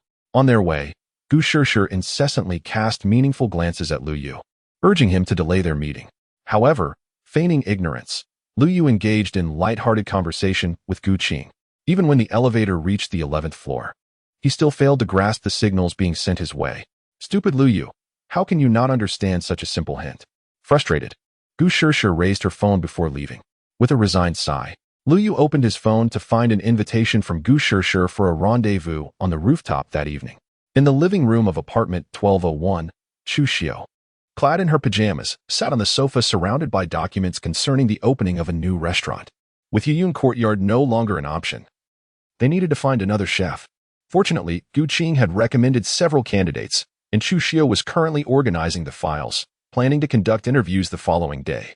Suddenly, a pair of strong arms enveloped her from behind. Strangely, Chu Xiao showed no sign of surprise. She had become accustomed to Lu Yu's playful gestures, having experienced them countless times before. Why are you back so late? Where and Appos? S11. Why didn't she return with you? There was a bit of trouble at the banquet. When won't T be coming back tonight? Chu Xiao's expression changed dramatically. What? Trouble? Is Gu Qing all right? When isn't hurt, is she? Seeing Chu Xiao's concern for Gu Qing and Tang Wen, Liu felt a twinge of jealousy. Your man was at the birthday banquet too. Why are you only worried about them? Because you're right here, there is nothing to worry about. Hurry up and tell me what happened. That is not fair. You can't show favoritism. Are you going to tell me or not? If I don't want to say, then I want tea. Fine. I'll just call Gu Qing myself. Wait, I'll tell you. A flicker of triumph crossed Chu Xiu's eyes. She silently reveled in her small victory. But I haven't eaten anything at the banquet. I'm starving. Can you please whip up something for me? Just wait here. Moments later, a steaming bowl of noodles appeared before Lu Yu. Starved, he eagerly picked up his chopsticks and dug in. Delicious. Absolutely divine. Eat slowly. There is more in the pot. After about 10 minutes, Lu Yu reclined comfortably on the sofa, sighing with satisfaction. Ah, this is bliss. Bliss? Hurry up and tell me what happened. Now that my dear wife has filled me up, it's time for the husband to share some news. But be prepared. The upcoming revelations are quite flavorful. Lu Yu grinned mischievously. Flavorful? That incident with Li Xian unexpectedly erupting, you didn't have a hand in that, did you? Chu Xiu gasped in horror. Lu Yu nodded with a chuckle. Oh my, how did you manage that? Did you slip him a laxative? Even that wouldn't cause such an uproar. That's a secret of your husband that I can't divulge just yet. Humph, you're so evasive. Despite not revealing how he did it, she felt content that Lu Yu was honest with her, indicating that he didn't regard her as an outsider. That Xiao Shan really is unfortunate. I remember he is when an fiancé, your roommate in school, right? Yes, that is him. Is it really alright to treat him like this? Chu Xiu frowned deeply. I understand your concerns. Rest assured, I know what I'm doing. Dear wife, now that I'm satisfied, with one went out of the house, shall we? What else with your mind always wandering to such things? Hee hee. How can I help it when my wife is so beautiful? Let us go. Take it slow. Don't trip. At Ningdu First Hospital. A young man lay dazed on the hospital bed, flanked by a doctor donning an excessive number of masks, along with a pair of middle-aged parents. Dr. Niu, can my son be saved? He won't remain like this forever, will he? Do not worry, Mr. Qiao. Your son merely experienced an overwhelming shock, leading to temporary cognitive impairment. With some rest, he will return to normal. That is a relief. Thank you, Dr. Niu. It's no trouble. It's our duty. If there is nothing else, I'll take my leave. He could no longer endure the stench in the room. Despite the masks, he felt suffocated. Thank you for your hard work, Dr. Niu. Once Dr. Niu exited, the middle-aged man gazed at his son lying motionless on the bed, sighing helplessly. What a calamity! On the hospital bed lay Xiao Shan, who had recently been admitted. The middle-aged couple standing nearby were his parents. I can't take it anymore. Old Xiao, you watch over our son while I step out for some fresh air. I feel sick. Xiao's father's expression darkened. Meanwhile, in the adjacent hospital room, a pungent odor filled the air. A pallid young man, clearly exhausted, lay in an exceedingly awkward position on the bed. This man was none other than the true protagonist of the banquet, Li Xian. Li Xian was not only physically numb, but emotionally desensitized. At this grand gathering of the prominent families of Ningdu, he had unwittingly put on a rather embarrassing display, leaving him questioning how he would face anyone in the future. Suddenly, the door to his room swung open, entering were Tang Wen's parents, along with a recently returned Tang Wen. Upon seeing the three, tears of grievance welled up in Li Xian's eyes. Uncle, Aunt. Tang Wen's parents intended to check on Li Xian's condition. But after just a few steps, the foul odor drove them back. Xianer, are you all right? No. Before Li Xian could utter another word, the bandages wrapped around his rear and suddenly lost their hold. With a resounding pop, the bandages exploded, followed by an arc of yellow shooting into the air. Mom, I want to go home. Woo-woo. Chapter 104. Gu Shishir knows the truth. Su Yiran went missing yesterday because of you. Just moments ago, Lu Yu had informed Chu Xiu about Su Yiran's situation. Surprisingly, Chu Xiu seemed unfazed. Lu Yu then inquired what Chu Xiu had discussed with Su Yun when she met her that day. This time, Chu Xiu did not hold back and revealed everything to Lu Yu. Upon hearing it, Lu Yu was left astonished. He never anticipated that Chu Xiu had already suspected the reconciliation between him and Su Yiran. Even more absurdly, Chu Xiu had even advised Su Yiran on how to pursue him. He had genuinely thought Su Yiran was merely venting through drinking, unaware that she was staging a performance to bait him. Indeed, he had fallen for it like a fool. Had it not been for Chu Xiu's candidness, he might never have learned the truth. No wonder Su Yiran wanted to introduce Gu Shishir to him. It seems she was influenced by others. Is it truly appropriate for you to assist another woman in scheming against your man? Lu Yu sighed. Stop pretending here, even if I don't help your aunt. Wouldn't you still end up having something with her? Chu Xiu retorted sharply. That's not necessarily true. Haha, just a glance, and you should understand. Initially, when hearing about Iran from you and Tang Wan, I didn't harbor much fondness for her. However, on the day we dined together, I could feel her despair upon seeing me, which prompted me to have a conversation with her. After talking for a while, I realized she wasn't as bad as I had imagined. She had simply been accustomed to being adored since childhood and had noticed certain things too late, only to realize when it was already too late. Most importantly, while you continuously emphasize that you will no longer have any ties with Iran. Look at yourself. Aren't you just slapping your own face every day? Liu awkwardly touched his nose. Regardless, you two will inevitably end up together. I've merely expedited the timeline. So what do you have to complain about? Chu Xiu playfully pinched Liu a few times. Ouch. Be gentler, that hurts. Good. It should hurt. Remember, Yiran is a good girl. If you dare to let her down, don't blame us for being ruthless. Why us? Do you think Gu Qing and Wenwen will side with you? You're the boss. What you say goes. Since it's my say, aren't you going to confess about your situation with Gu Shishir? You. How did you know? Stop with the nonsense. Speak quickly. I can talk, but could you please let go first? 2 hours later, after fully calming Chu Xiu, Liu carefully dressed and exited the room. Glancing at his phone, he noticed an overwhelming number of messages from someone, prompting a resigned sigh. A few minutes later, Liu arrived at the rooftop. After surveying his surroundings, he found no one. Had they already left? Just as he prepared to return to rest. Having endured a rather exhausting day, he heard soft sobbing emanating from the stairwell. Curiosity piqued. Liu approached the source of the sound and discovered a charming young girl in a short skirt sitting on the steps, her face concealed as she wept. The girl was none other than Gu Shishir, who had invited Liu out. What is this all about? Given Chu Xiu's involvement with Su Yiran, Liu felt increasingly wary, suspecting that Gu Shishir might also be putting on an act. Moreover, she had a precedent. However, it seemed Gu Shishir was oblivious to him. Her tears flowing more profusely, soaking the ground beneath her. Liu sensed something was amiss. This girl appeared genuinely distressed. If this is about my tardiness, I sincerely apologize. You know how tiring today has been. I intended to take a bath, but it was so relaxing that I ended up dozing off. Which is why I arrived late. Despite Liu and Appo's explanation, Gu Shishir continued to sob. With no other option, he decided to employ his ultimate tactic. All right. If you refuse to speak, I shall take my leave. I'm nearly dead from exhaustion. Pretending to yawn, Liu began to turn away. Just a couple of steps in, Gu Shishir's voice rang out behind him. Wait, don't go. A smirk tugged at Liu's lips. He thought to himself. This girl hasn't quite got the upper hand on me yet. The next moment, she embraced him from behind, her tears flowing uncontrollably. Hey, are you still crying? Don't move. Let me hold you for a moment. After several minutes, Gu Shishir finally calmed down, albeit at the cost of Liu's shirt. Observing his now completely soaked shirt, Liu felt a wave of frustration. Had she not been crying so heart-wrenchingly, he might have suspected she was doing it on purpose. With a gentle squeeze, he could easily wring water from it. Truly, women are made of water. Noticing Liu's gaze fixated on his drenched shirt, Gu Shishir grew a tad bashful. I am sorry. I'll buy you a new shirt tomorrow. It's all right. It can be washed and worn again. But you, calling me out at this hour just to hide here and cry, what is the meaning of this? If you don't wish to speak, let us head back. It's getting late. As Liu started to rise, Gu Shishir hurriedly grasped his hand. Don and Appo's, go, I'll tell you. Liu feigned compliance and sat back down. All right, what on earth happened to make the esteemed Miss Gu so heartbroken? My parents had an accident. Tears that had just ceased flowed uncontrollably once more. Liu's heart sank. He had suspected this could be the reason, or else why would he linger? It was inappropriate to joke about such matters late at night. I'm not joking. I heard it with my own ears. I waited for you on the rooftop for nearly an hour, and when you didn't arrive, I thought you wouldn't come, so I left.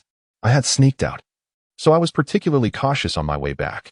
When I passed my aunt's room, I overheard her talking to my dad on the phone. Initially, I thought they were discussing a marriage proposal for the Shang family.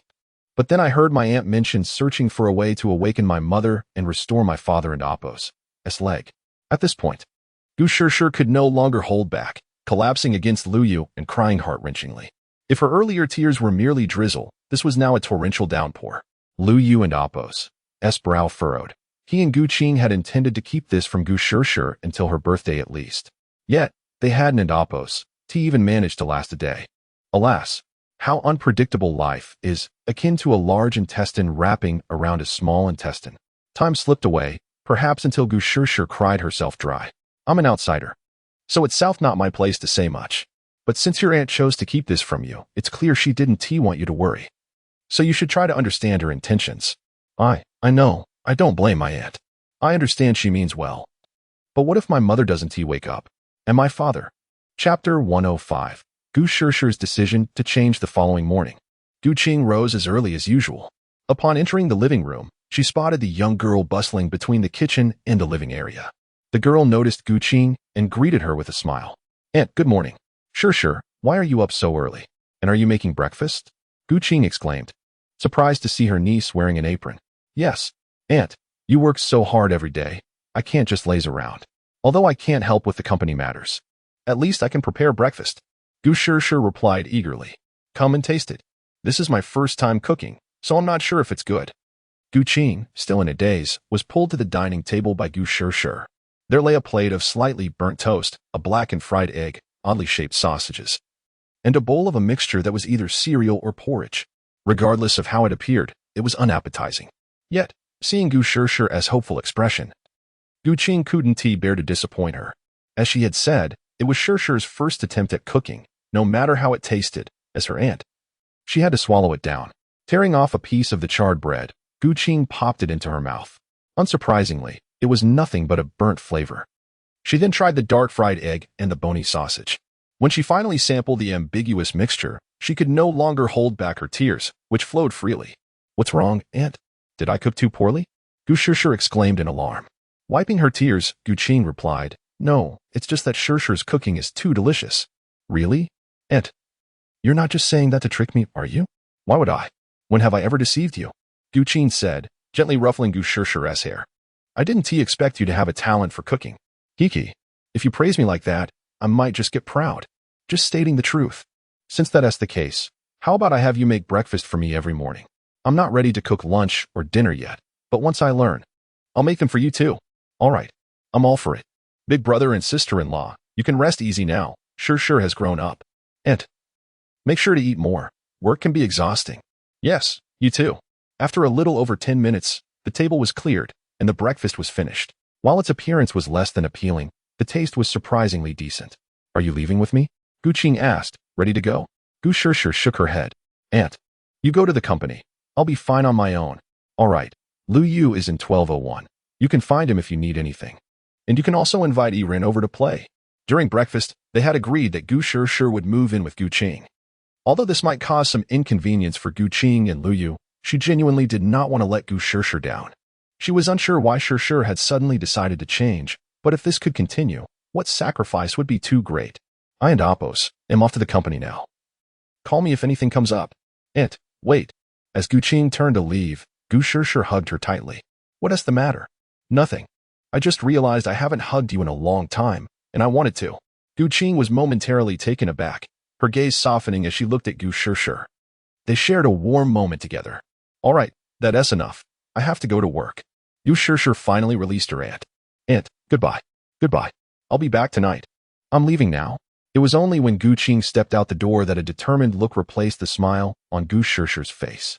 Aunt, I will no longer be willful. You will see a brand new Gu Shishir. Returning to the events of the previous evening, learning about her parents' accident was undoubtedly devastating for Gu Shishir. However, persuaded by Lu Yu, she ultimately decided to act as if she were unaware. She understood that no matter how much she uncovered, it wouldn't change what had happened to her parents. It was better to feign ignorance. Gu Qing was currently managing the Gu Corporation, and with her brother and sister-in-law in trouble. She was not only enduring sorrow but also seeking solutions while trying to conceal everything from Gu Shishir. Additionally, she had to contend with the Su family's proposals. Under such multifaceted pressure, even Gu Qing, the strong woman she was, struggled to cope. In areas where Gu Shishir could not assist her aunt, she resolved to change herself.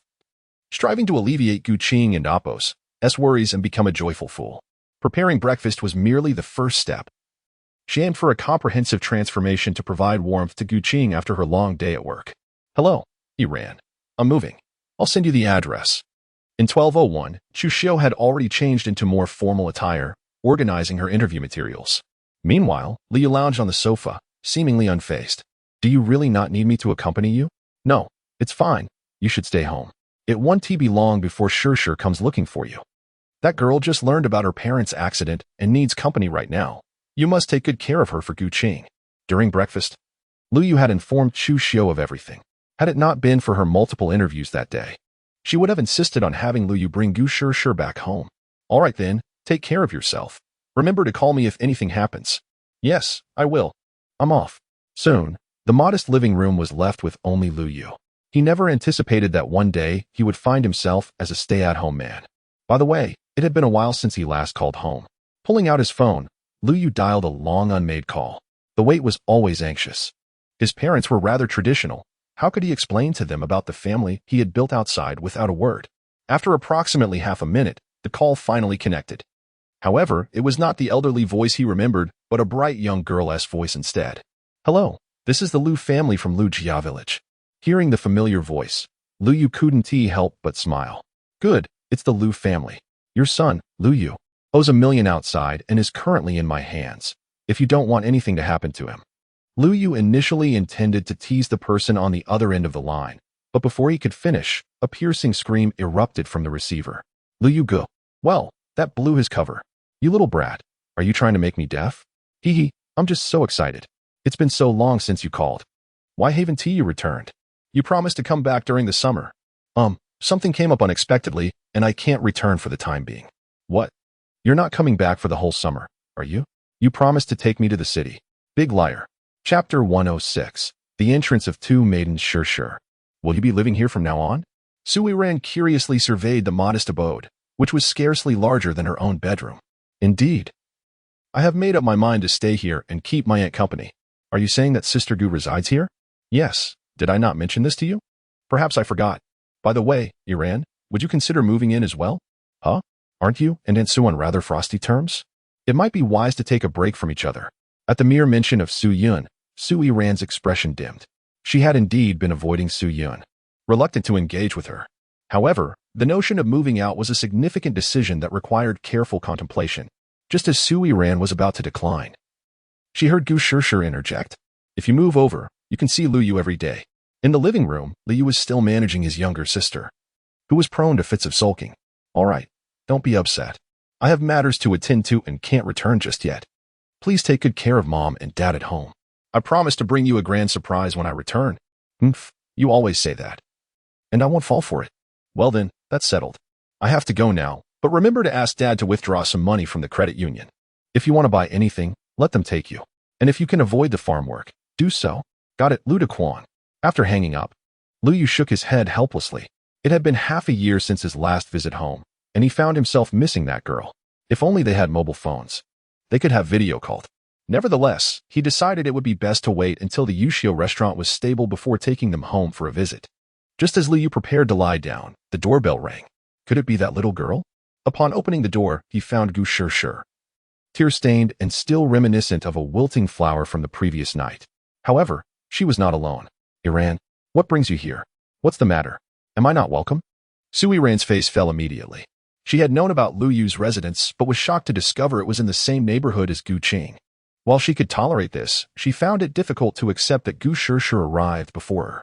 Exactly. What do you mean by that? If we're not welcome, we shall take our leave.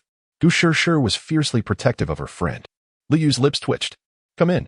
Although Su Yiran and Gu Shishir put on brave fronts, they were both quite anxious. They understood the implications of visiting Lu Yu's home, and it took considerable mental preparation for them to come. Passing through the entryway, they were met with the sight of Lu Yu's living room. It was a fraction of the size of their own, lacking any extravagant decor, furnished with only basic items. The spotless floor, cheap wall calendars, and untouched snacks on the coffee table created an ordinary yet warm atmosphere that evoked a sense of home. Is anyone home? Am I not a person? Who asked you? Gu Shishir shot back, clearly at odds with Lu Yu. Had it not been for Su Yiran's presence, she would have certainly kicked him. Oh, you mean Sister Chu? She's gone for an interview. Humph. Lu Yu, with your wealth, you still let your woman work? What a surprise. Gu Shishir mocked. Who said I forced her to work? You just said she went for an interview. Does an interview necessarily mean working? Well, what do you think? Seeing the two on the verge of another argument, Su Yiran stepped in. All right, sure. I believe you meant she is interviewing others. Interviewing others? I can't believe that. This guy is so stingy. Could he possibly be opening his own shop? Lu Yu's expression darkened. When have I ever been stingy? Just the other day, I gifted Shou Chushui $1 million glass pendant. Apologies, but I happen to own a restaurant. A restaurant? You?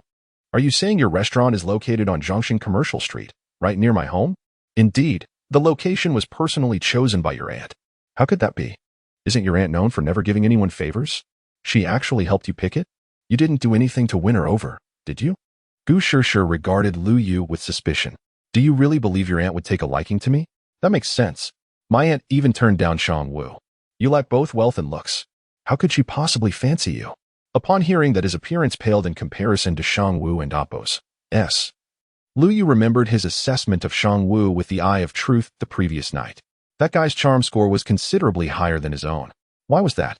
Just because he was slightly wealthier and a tad more handsome, plus had traveled abroad? When comparing, Liu realized he did indeed fall short. However, Gu Qing was now his. That mere Shang Wu was merely a defeated foe. What is the name of your restaurant? Has it opened yet? Su Yiran's curiosity was piqued about the establishment. Yuxiu Restaurant. It will open after Sister Chu finishes her interview. Before Liu could finish, he sensed two glares directed at him. He quickly realized that the restaurant's name had provoked both women. While he understood Su Yiran's anger, he was perplexed by Gu Shishir's fierce reaction. At that critical moment, his phone rang, providing a timely distraction. Hello, this is Lu Yu. In the parlor of the Zhou family, one of the three prominent families of Ningdu, the opulence was akin to that of a palace.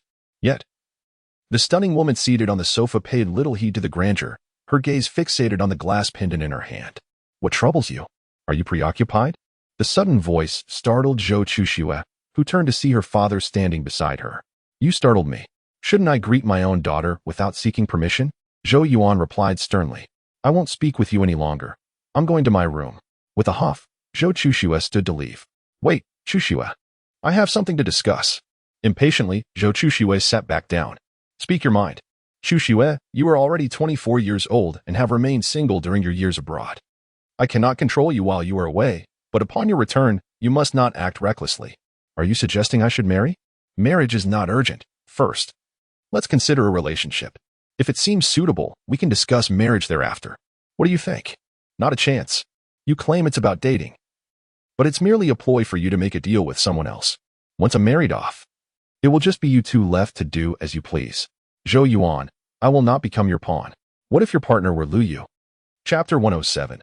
Tang Wen confesses her decision to break off the engagement. What did you say? You want me to pursue a relationship with Lu Yu?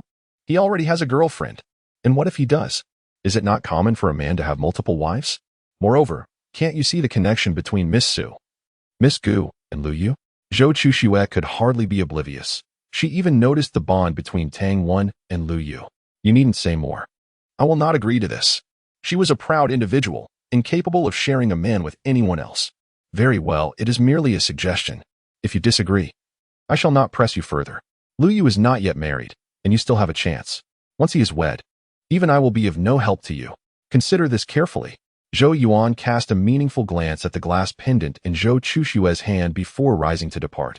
Zhou Yuan held Lu Yu in high regard. Despite his youth, his potential was immense.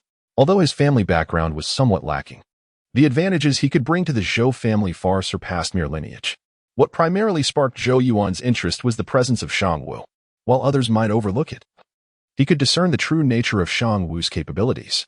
The Shang family was the strongest among the three great families, and with Shang Wu's return, the elder Shang had already set his sights on Gu Qing. If they were to wed, it would effectively exclude the Zhou and Su families from the equation. Though Gu Qing had declined the proposal subtly yesterday, there was no telling what other strategies the elder Shang might employ, so he could not afford to be passive. Lu Yu's emergence presented a glimmer of opportunity. He had arranged for news about Lu Yu to be brought from the Night Rain Pavilion overnight. Born into a humble family, he had made his way to Ningdu through sheer determination, achieving the late stages of Mingjing through self-discipline, while maintaining connections with the Su, Gu, and Tang families. Such accomplishments were rare. If he could ally with Lu Yu and nurture his talents, he could potentially become a formidable general, even surpassing the elder Shang. Why does the Shang family rank first among the three? Many believe it is due to their greater assets, but few recognize the truth. In terms of wealth, the Zhou family is actually the most affluent. The Shang family's dominance stems from Shang Pin, a practitioner of the 9th level of Huajin, who is recognized as Ningdu's foremost martial artist. Once a martial artist reaches the Huajin level, progress becomes exceedingly slow. Those endowed with exceptional talent may advance a level in a year, while those with lesser aptitude may stagnate for decades. As the head of the Zhou family, Zhou Yuan's talent is comparable to that of Shang Wu, yet nearing 50, he has only achieved the 7th level of Huajing, the strongest in the Zhou family. His father Zhou Ming has merely reached the pinnacle of the 8th level, having remained stagnant for nearly a decade. This illustrates the difficulty of breaking through.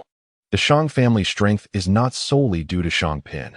They are also the first to extend a welcoming hand whenever a gifted martial artist emerges in Ningdu. By offering irresistible conditions, the Shang family has attracted no fewer than 100 martial artists over the years. Not everyone is suited for martial arts, typically. Only 1 in 10,000 possesses the requisite aptitude. With a population of 500 million in Ningdu, excluding women and children, only about 2,000 are fit for martial training. The fact that the Shang family has recruited so many martial artists speaks volumes.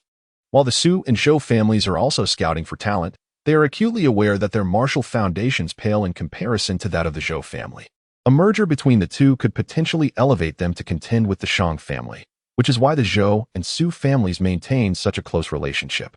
Despite Zhou Chushue's refusal, Zhou Yuan remained unperturbed. He understood his daughter well. Liu would undoubtedly belong to the Zhou family. Inside the central hospital in a private room, 2 pairs of middle-aged couples sat angrily on the sofa, facing a young woman in a red outfit with a ponytail. I've been wondering why you haven't returned home for so long. Turns out you've been staying with another man. Mom, Liu is not just any man. He is my boyfriend. A boyfriend. Tangwen, you are already betrothed, and Liu is your fiancé's classmate. How can you treat him this way? Tang's mother trembled with rage. Beside her, Xiao's parents shared a complex expression of anger and concern. A few minutes prior, due to Xiao Shan's state of stupor, requiring assistance even to eat, they sought Tang Wen and Appo's company in hopes of aiding his recovery. Tang Wen did not refuse, but to the shock of both families, she boldly announced her intention to break off the engagement. Under her mother's pressing inquiries, Tang Wen revealed her relationship with Liu, leading to the current confrontation. I know I have wronged Xiao Shan. These past days have been tormenting. I struggled with how to confess, knowing he would be unable to accept it. But I cannot end things with Liu, so I chose to be honest today. How could you betray me, my daughter? Xiao Shan has been nothing but good to you. I cannot let this go unpunished. As Tang's mother prepared to act, Tang's father swiftly restrained her. Enough. Do you not think this situation is chaotic enough? At her husband's reprimand, Tang's mother began to weep. Tang Wen felt a pang of guilt.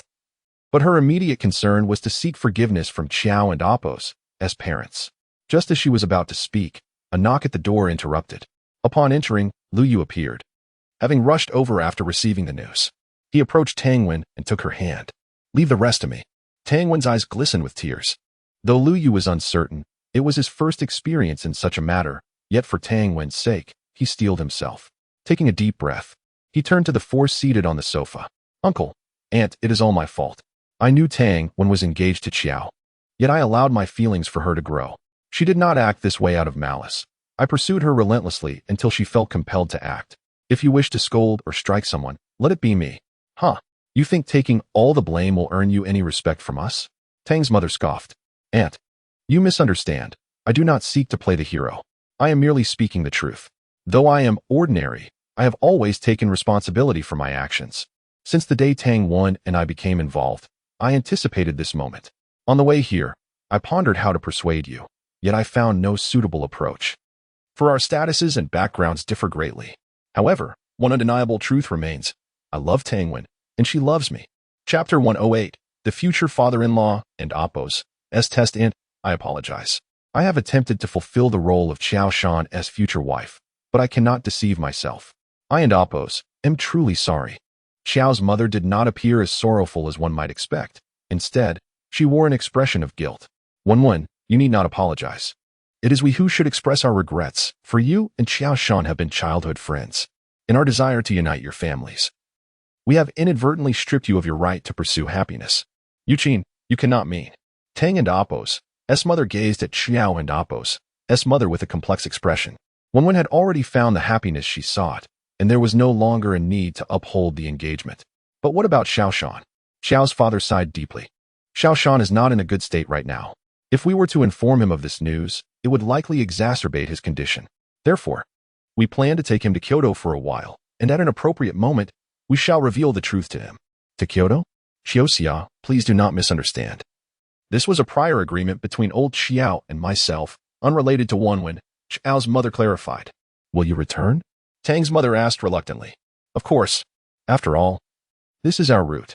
Xiao's mother replied with a gentle smile. Old Xiao, do inform me before you leave. We shall bid you farewell. Very well. In that case, we shall take our leave. Let the matter of the annulment be settled. Uncle, Aunt. Tang Wen's eyes were red as she gazed at them. If the couple had displayed anger, she might have felt somewhat better. Yet, their calm acceptance of the annulment, after a bond of over a decade, left her feeling even guiltier. Wenwen, do not blame yourself. Everyone has the right to choose. While we wished for you to be our daughter-in-law, we cannot sacrifice your happiness for our own desires. Therefore, you must find joy. Do you understand? Aunt, I'm sorry. Tang Wen could no longer hold back, embracing Xiao's mother as tears streamed down her face. Xiao's mother also succumbed to her emotions, allowing her own tears to flow. After a long while, Tang Wen slowly released Xiao's mother. All right now, do not cry. If you continue, you shall become a little kitten. Aunt, we will meet again, won't we? Xiao's father and mother genuinely treated her as a daughter-in-law, caring for her even more than Xiao Shan did. Certainly, if Wenwen wishes to see me, the doors of the Qiao family will always be open for you. Yes, I will often come to bother you, Aunt. You cannot find me tiresome. You impish girl. Enough. You two converse. We shall take our leave. After exchanging friendly nods with Lu Yu, Xiao's father and mother exited the room. Lu Yu could not help but frown. He had just used his true eye to gauge their feelings, discovering that Xiao's mother's affinity was at 40, with Xiao's father slightly lower at 35. One might assume that a score of 40 is low, yet Lu Yu had just taken their son as fiancé. Under normal circumstances, one would expect a negative value. The positive score was entirely unforeseen. No wonder old Xiao, despite his penchant for jest, harbored such kindness, evidently inherited from his parents. This revelation filled Lu Yu with a sense of guilt. As Xiao's parents departed, the atmosphere in the room grew tense. The penetrating gaze from the future in-laws made even Lu Yu's palms sweat. However, Tang Wen soon took his hand, clearly indicating that she would stand by him in solidarity. Now that you've severed ties with the Qiao family, are you satisfied?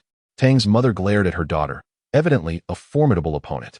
Tang Wen, known for her fiery temperament, felt resentment towards her mother due to the issues surrounding Li Xian. Her earlier submissiveness was merely a result of Qiao's parents' presence. With them gone, she no longer felt the need to restrain herself. Whether you approve or not, I am already Lu Yu's. Unless I die, I shall never leave him. He is merely a poor boy from the countryside. Do you understand what life you will have marrying him? I do not care. I love him for who he is, not for his wealth. He may be poor, but we can work together. As long as we have hands and feet, we will not starve. You stubborn girl. Are you trying to drive me to madness? As Tang and Appo's mother appeared ready to explode, Tang and Appo's father finally intervened. Enough.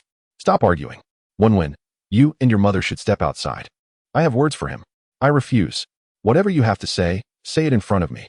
Do not think you can bully Lu Yu. I also refuse to leave. Tang Wen's defiance mirrored her mother's, both exhibiting identical expressions of refusal. Eventually, they were forcibly ushered out. Stubborn girl, come here. Speak your mind here. I ask you, are you truly set on being with that impoverished boy? I believe I have made myself quite clear. Very well. I will state this clearly. If you dare to marry him, I, Li Yuxia, will sever our mother-daughter ties. Tang's mother trembled with rage. Pain flashed in Tang Wen's eyes, quickly replaced by an icy resolve. Do as you wish. You have never regarded me as your daughter. You, repeat that. Is it not true? Your eyes have only ever been on that scoundrel, Li Xian. Before she could finish, Tang and Appo's mother struck Tang Wen across the face. The force was considerable, leaving a red mark on her cheek. You have never struck me before. Now, for that scoundrel, you would harm your own daughter. How absurd. Tang Wen fought back tears, refusing to let them fall. Her disappointment in her mother had deepened, and the slap obliterated her remaining faith. Tang's mother stared in shock at her own hand, unable to believe she had truly struck her daughter. Regret washed over her, but it was too late to retract her impulsive action. Wenwen, I did not mean to. Tang's mother reached out to touch her daughter's reddened cheek, only to be met with Tang Wen's cold rejection. Do not touch me. Meanwhile, in the room, two figures were locked in a struggle. With a sudden shout from Tang's father, Li was forcefully pushed back. He had not attended the birthday banquet the previous day due to Tang Wen's presence, but he had heard of the significant events that transpired. It was common knowledge that a young man had defeated the little sorceress, Lan Yushi, and nearly everyone from the prominent families was aware of it. However, Most were still unaware of the young man and Appo's identity. Upon seeing Lu Yu, Tang's father sensed something amiss and acted decisively. To his astonishment, the young man was indeed Lu Yu. At such a young age, possessing a cultivation level of the 9th tier of Mingjing was undeniably impressive. Father-in-law, you flatter me. Is it not too early to call you that? Chapter 109. Lan Yushi, what happened to your face? Nothing. Dad didn't make things difficult for you, did he? As Tang Wen meticulously examined every corner of Lu Yu's body, Tang's father felt a swirl of complex emotions. Enough. I wouldn't stoop so low as to bully a junior. That's debatable. I can't count how many times you've beaten me before. Tang Wen pouted. That was merely to help you practice your resilience. All right. I consent to your relationship. Now, before I change my mind, hurry up and leave. Tang and Appo's father waved his hand impatiently. Then we shall take our leave. Grabbing Lu Yu's hand, Tang Wen turned her back and departed, not sparing a glance at her mother, who was weeping profusely at that moment. Truly, daughters are not meant to be kept. And you, I have long warned you against allowing Li Xian to stay at home. Wen would eventually discover it. Are you satisfied with how things are now? Back in the car, Tang Wen immediately threw herself into Lu Yu's embrace, sobbing. Lu Yu understood that she needed to vent her emotions and chose to offer silent companionship. After a long while, she finally separated from him, her eyes red and swollen. All right, stop crying. Today is a joyous occasion. We shouldn't let tears mar it. Lu Yu gently wiped away the traces of tears on her face. What joyous occasion? Why? It is the day we officially became a couple. From now on, you need not hide anymore. What do you mean? I never hid before. All right. Whatever you say is correct. I'm hungry. What do you wish to eat? I crave meat. Braised pork, roast lamb, roast goose, roast duck, roast chicken. Can you possibly eat all that? Just tell me if you're going to buy it. Buy. I shall take you to feast right now. That's more like it. By the autumn-leafed lakeside, in a quaint French courtyard, a petite girl, no taller than 150 centimeters, was engaged in a fierce duel with a woman clad in black. However, the disparity in their abilities was evident. The black-clad woman was incredibly swift, making it difficult for the little girl to even touch her. Suddenly, the black-clad woman halted, and the little girl seized the opportunity to unleash a powerful strike, causing even the air to tremble. The girl eagerly looked at the black-clad woman, yearning to see a pained expression on her face. Yet, after a long wait, no change appeared on the woman's countenance. At that moment, a round of applause echoed from behind. When the little girl turned, she spotted a middle-aged man wearing sunglasses standing in the shade. I knew sistering stopped because of you, you old meddler. The girl pouted unhappily. Old meddler? I'm your father. You should show some respect. You're just an old meddler. Old meddler. One must admit, despite her small stature, the girl's screams were anything but quiet. You'll soon deafen me with that racket. Humph. If you don't want to go deaf, then stop interrupting my training. I was merely concerned about how arduous your training is. I specially had the kitchen prepare a meal for you. With a wave of his hand, the man signaled for the maids, who promptly brought forth a feast. Even from afar, the aroma wafted toward the little girl. Yet, she knew all too well that if she indulged, her training for the day would be in vain. But that roast goose was too tempting, as was my favorite braised eggplant. Ultimately, the little girl succumbed to the allure of the food. Observing the girl, who exhibited no semblance of ladylike behavior, the man in sunglasses could only shake his head helplessly. Eat slowly. No one is competing with you. No way. I need to eat quickly, finish, and then continue training. Yushi, you used to be inconsistent in your training. What has prompted this sudden diligence? How dare you say that? It's all your fault.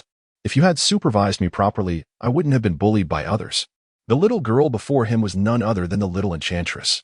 Lan Yushi, and the man in sunglasses was her father, the president of the Qinghai Chamber of Commerce, Lan Shan. What kind of person dares to bully my daughter? Lan Shan, tell me who they are, and I will send someone to eliminate them. A formidable aura erupted from Lan Shan, causing the maids, except for Yushi and the black-clad woman, to tremble on the ground. You dare? That person is my prey. You must not touch him. Then can you at least tell me who that person is? I can, but only after I finish eating. He claimed he was only at the 7th level of Mingjin? Yes. Yushi, you have been deceived by that fellow named Lu Yu. Really? No way. He seems quite sincere. Lan Shan chuckled and shook his head. Although you are only at the 5th level of Mingjin, you are but a step away from the 6th level. The key is that for many years, sistering has accompanied you in your training, and your speed and strength surpass those of ordinary martial artists at your level. With your abilities, how could he possibly play tricks on you? Then, what level is he? Asked Sister Ing. Before Lan Yushi could speak, the black-clad woman, who had been standing silently, spoke up. In my opinion, that Lu Yu fellow is at least at the 8th level of Ming Jin, but he has yet to reach Anjin. Moreover, he likely just broke through not long ago and is still unfamiliar with how to wield his own strength. Lan Yushi realized this during their duel. But what angered her more was that Lu Yu had dared to deceive her. She had never been deceived in her life, let alone have someone tease her. Just wait. Lu Yu, when we meet again, I will make you regret your actions. Yushi, how about this? If you call me daddy, I will send someone to capture Lu Yu for you. You can punish him however you wish. How does that sound? Quite a bargain, ISN and AMP. Oppos, Tiet? Lan Shan looked at Lan Yushi with a mischievous grin. You old rascal. Your intentions are far from pure, trying to make me call you daddy. Not a chance. I am the little enchantress. I don't even regard a mere Lu Yu. Moreover, I warn you, if you dare to send someone after him, don't blame me for disregarding our father-daughter bond. Ah, I was merely joking. You continue your training. I shall take my leave. With that, Lan Shan hastily departed. Hey, this is Lan Shan. Find out about a young man named Lu Yu for me. Meanwhile, Lu Yu was indulging in a lavish feast of meat at a renowned 5-star hotel with Tang Wen. The bones on their table were nearly the size of a person. Lu Yu didn't and Oppos to eat that much. The majority was consumed by Tang Wen. He was astonished, having known Tang Wen had a hearty appetite. Yet he had not anticipated it to be this large. What's wrong? Keep eating. Eat, eat, eat. Nearly an hour later, they concluded their meat extravaganza. Let us return home. I don't want to go back so soon. Where else do you wish to go? Nowhere, just here. A few minutes later, they found themselves in a luxurious suite. As soon as they entered, Tang Wen pressed herself against Lu Yu. Ugh, first, brush my teeth. Chapter 110. Gu Shishir and Tang Wen. After indulging in a sumptuous meal, Lu Yu escorted Tang Wen back to the Huafu community. As he opened the door to room 1201, a pungent smell of burnt food assailed their senses. Alarmed, they hurried to the kitchen, where they found Su Yiran and Gu Shishir covered in soot, their faces and clothes blackened from the culinary disaster. Gu Shishir, with an air of excitement, brandished a spatula and greeted them. Hey, you're back. Gu Shishir? Su Yiran? Half an hour later, Tang Wen sat fuming on the sofa, glaring at the freshly bathed Gu Shishir and Su Yiran standing before her. You two are supposed to be refined young ladies. How could you recklessly invade someone else's home and nearly destroy the kitchen? Isn't that a bit presumptuous? Forgive us, Tang Wen, Su Yiran replied earnestly. We acknowledge our mistake, and I assure you, I will cover all the damages. Su Yiran, is this merely about money? If you wish to learn how to cook, can't you find a proper place to do so? Do you realize how perilous it is to practice cooking in someone else's home? What if you accidentally set the place ablaze? Su Yiran understood the gravity of Tang Wen's words, but before she could respond, Gu Shishir erupted. Tang Wen, that is enough. Yiran has already apologized. What more do you want? We didn't intrude without permission. We had Lu Yu and Oppos as consent. This is his home, and if he has no objections, who are you to criticize us? Oh, am I not an outsider? Don't you, Gu Shishir, know that you and Lu Yu are merely together for the time being? It won't be long before you two part ways, so you remain an outsider. Gu Shishir's resolve wavered. That might disappoint you, but I am currently Lu Yu's legitimate girlfriend. Tang Wen observed her with a bemused smile. Who believes that? You are still bound by an engagement to Qiao Shan. Given the relationship between the Gu and Qiao families, how could they allow you to dally with Lu Yu? What if the engagement is annulled? Gu Shishir retorted. Annulled? How is that even possible? Is it true? Gu Shishir gazed at Tang Wen in disbelief. Otherwise, do you think Lu Yu would be with me? Gu Shishir's body trembled, and she let out a piercing scream. Lu Yu. Lu Yu had been hiding in the kitchen, avoiding the escalating tension. But he could no longer remain silent. What is the matter? He inquired, sensing the storm brewing. Gu Shishir glared at him darkly. I ask you, is it true that Tang Wen's engagement has been annulled? Well, it seems, maybe, possibly. His response was tentative. Before he could finish, Gu Shishir unleashed a powerful kick, but fortunately, Lu Yu was prepared. Yet, Gu Shishir clearly intended to make him pay. With a flurry of playful attacks and demands, Lu Yu soon found himself pleading for mercy. You little rascal! We're not even together. How can you be with Tang Wen? After what felt like an eternity, the skirmish ended with Lu Yu in a state of disarray. Having vented her frustrations, Gu Shishir seized Su Yiran and stormed out, not bothering to ask if she wanted to leave. Yiran, let us go. This place is too much to bear. As they opened the door, they bumped into the returning Chu Xiao. Hey, Yiran? Su Yiran initially intended to greet her, but Gu Shishi, seeming furious, dragged her past Chu Xiu without a word. Chu Xiu stood there for a moment, bewildered, before entering the living room. What on earth happened? What else could happen? Someone's been playing the field, and now it has turned into a battlefield. Tang Wen replied with irritation. She had been particularly upset about the situation between Lu Yu and Gu Shishi. But seeing Lu Yu getting a taste of Gu Shishi's wrath brought her some satisfaction. If only Gu Shishi would take the hint and withdraw. After Tang Wen explained the situation, Chu Xiu began to grasp the circumstances. Woman, you shouldn't have deliberately provoked Shishi. Why not? Tang Wen queried. Didn't Lu Yu inform you about the events involving the Gu family? He did. Then why are you still? Tang Wen smiled coyly. Do you think I've been too harsh on Gu Shishi? Chu Xiu nodded in agreement. For an ordinary person, my actions might indeed hurt their feelings. And someone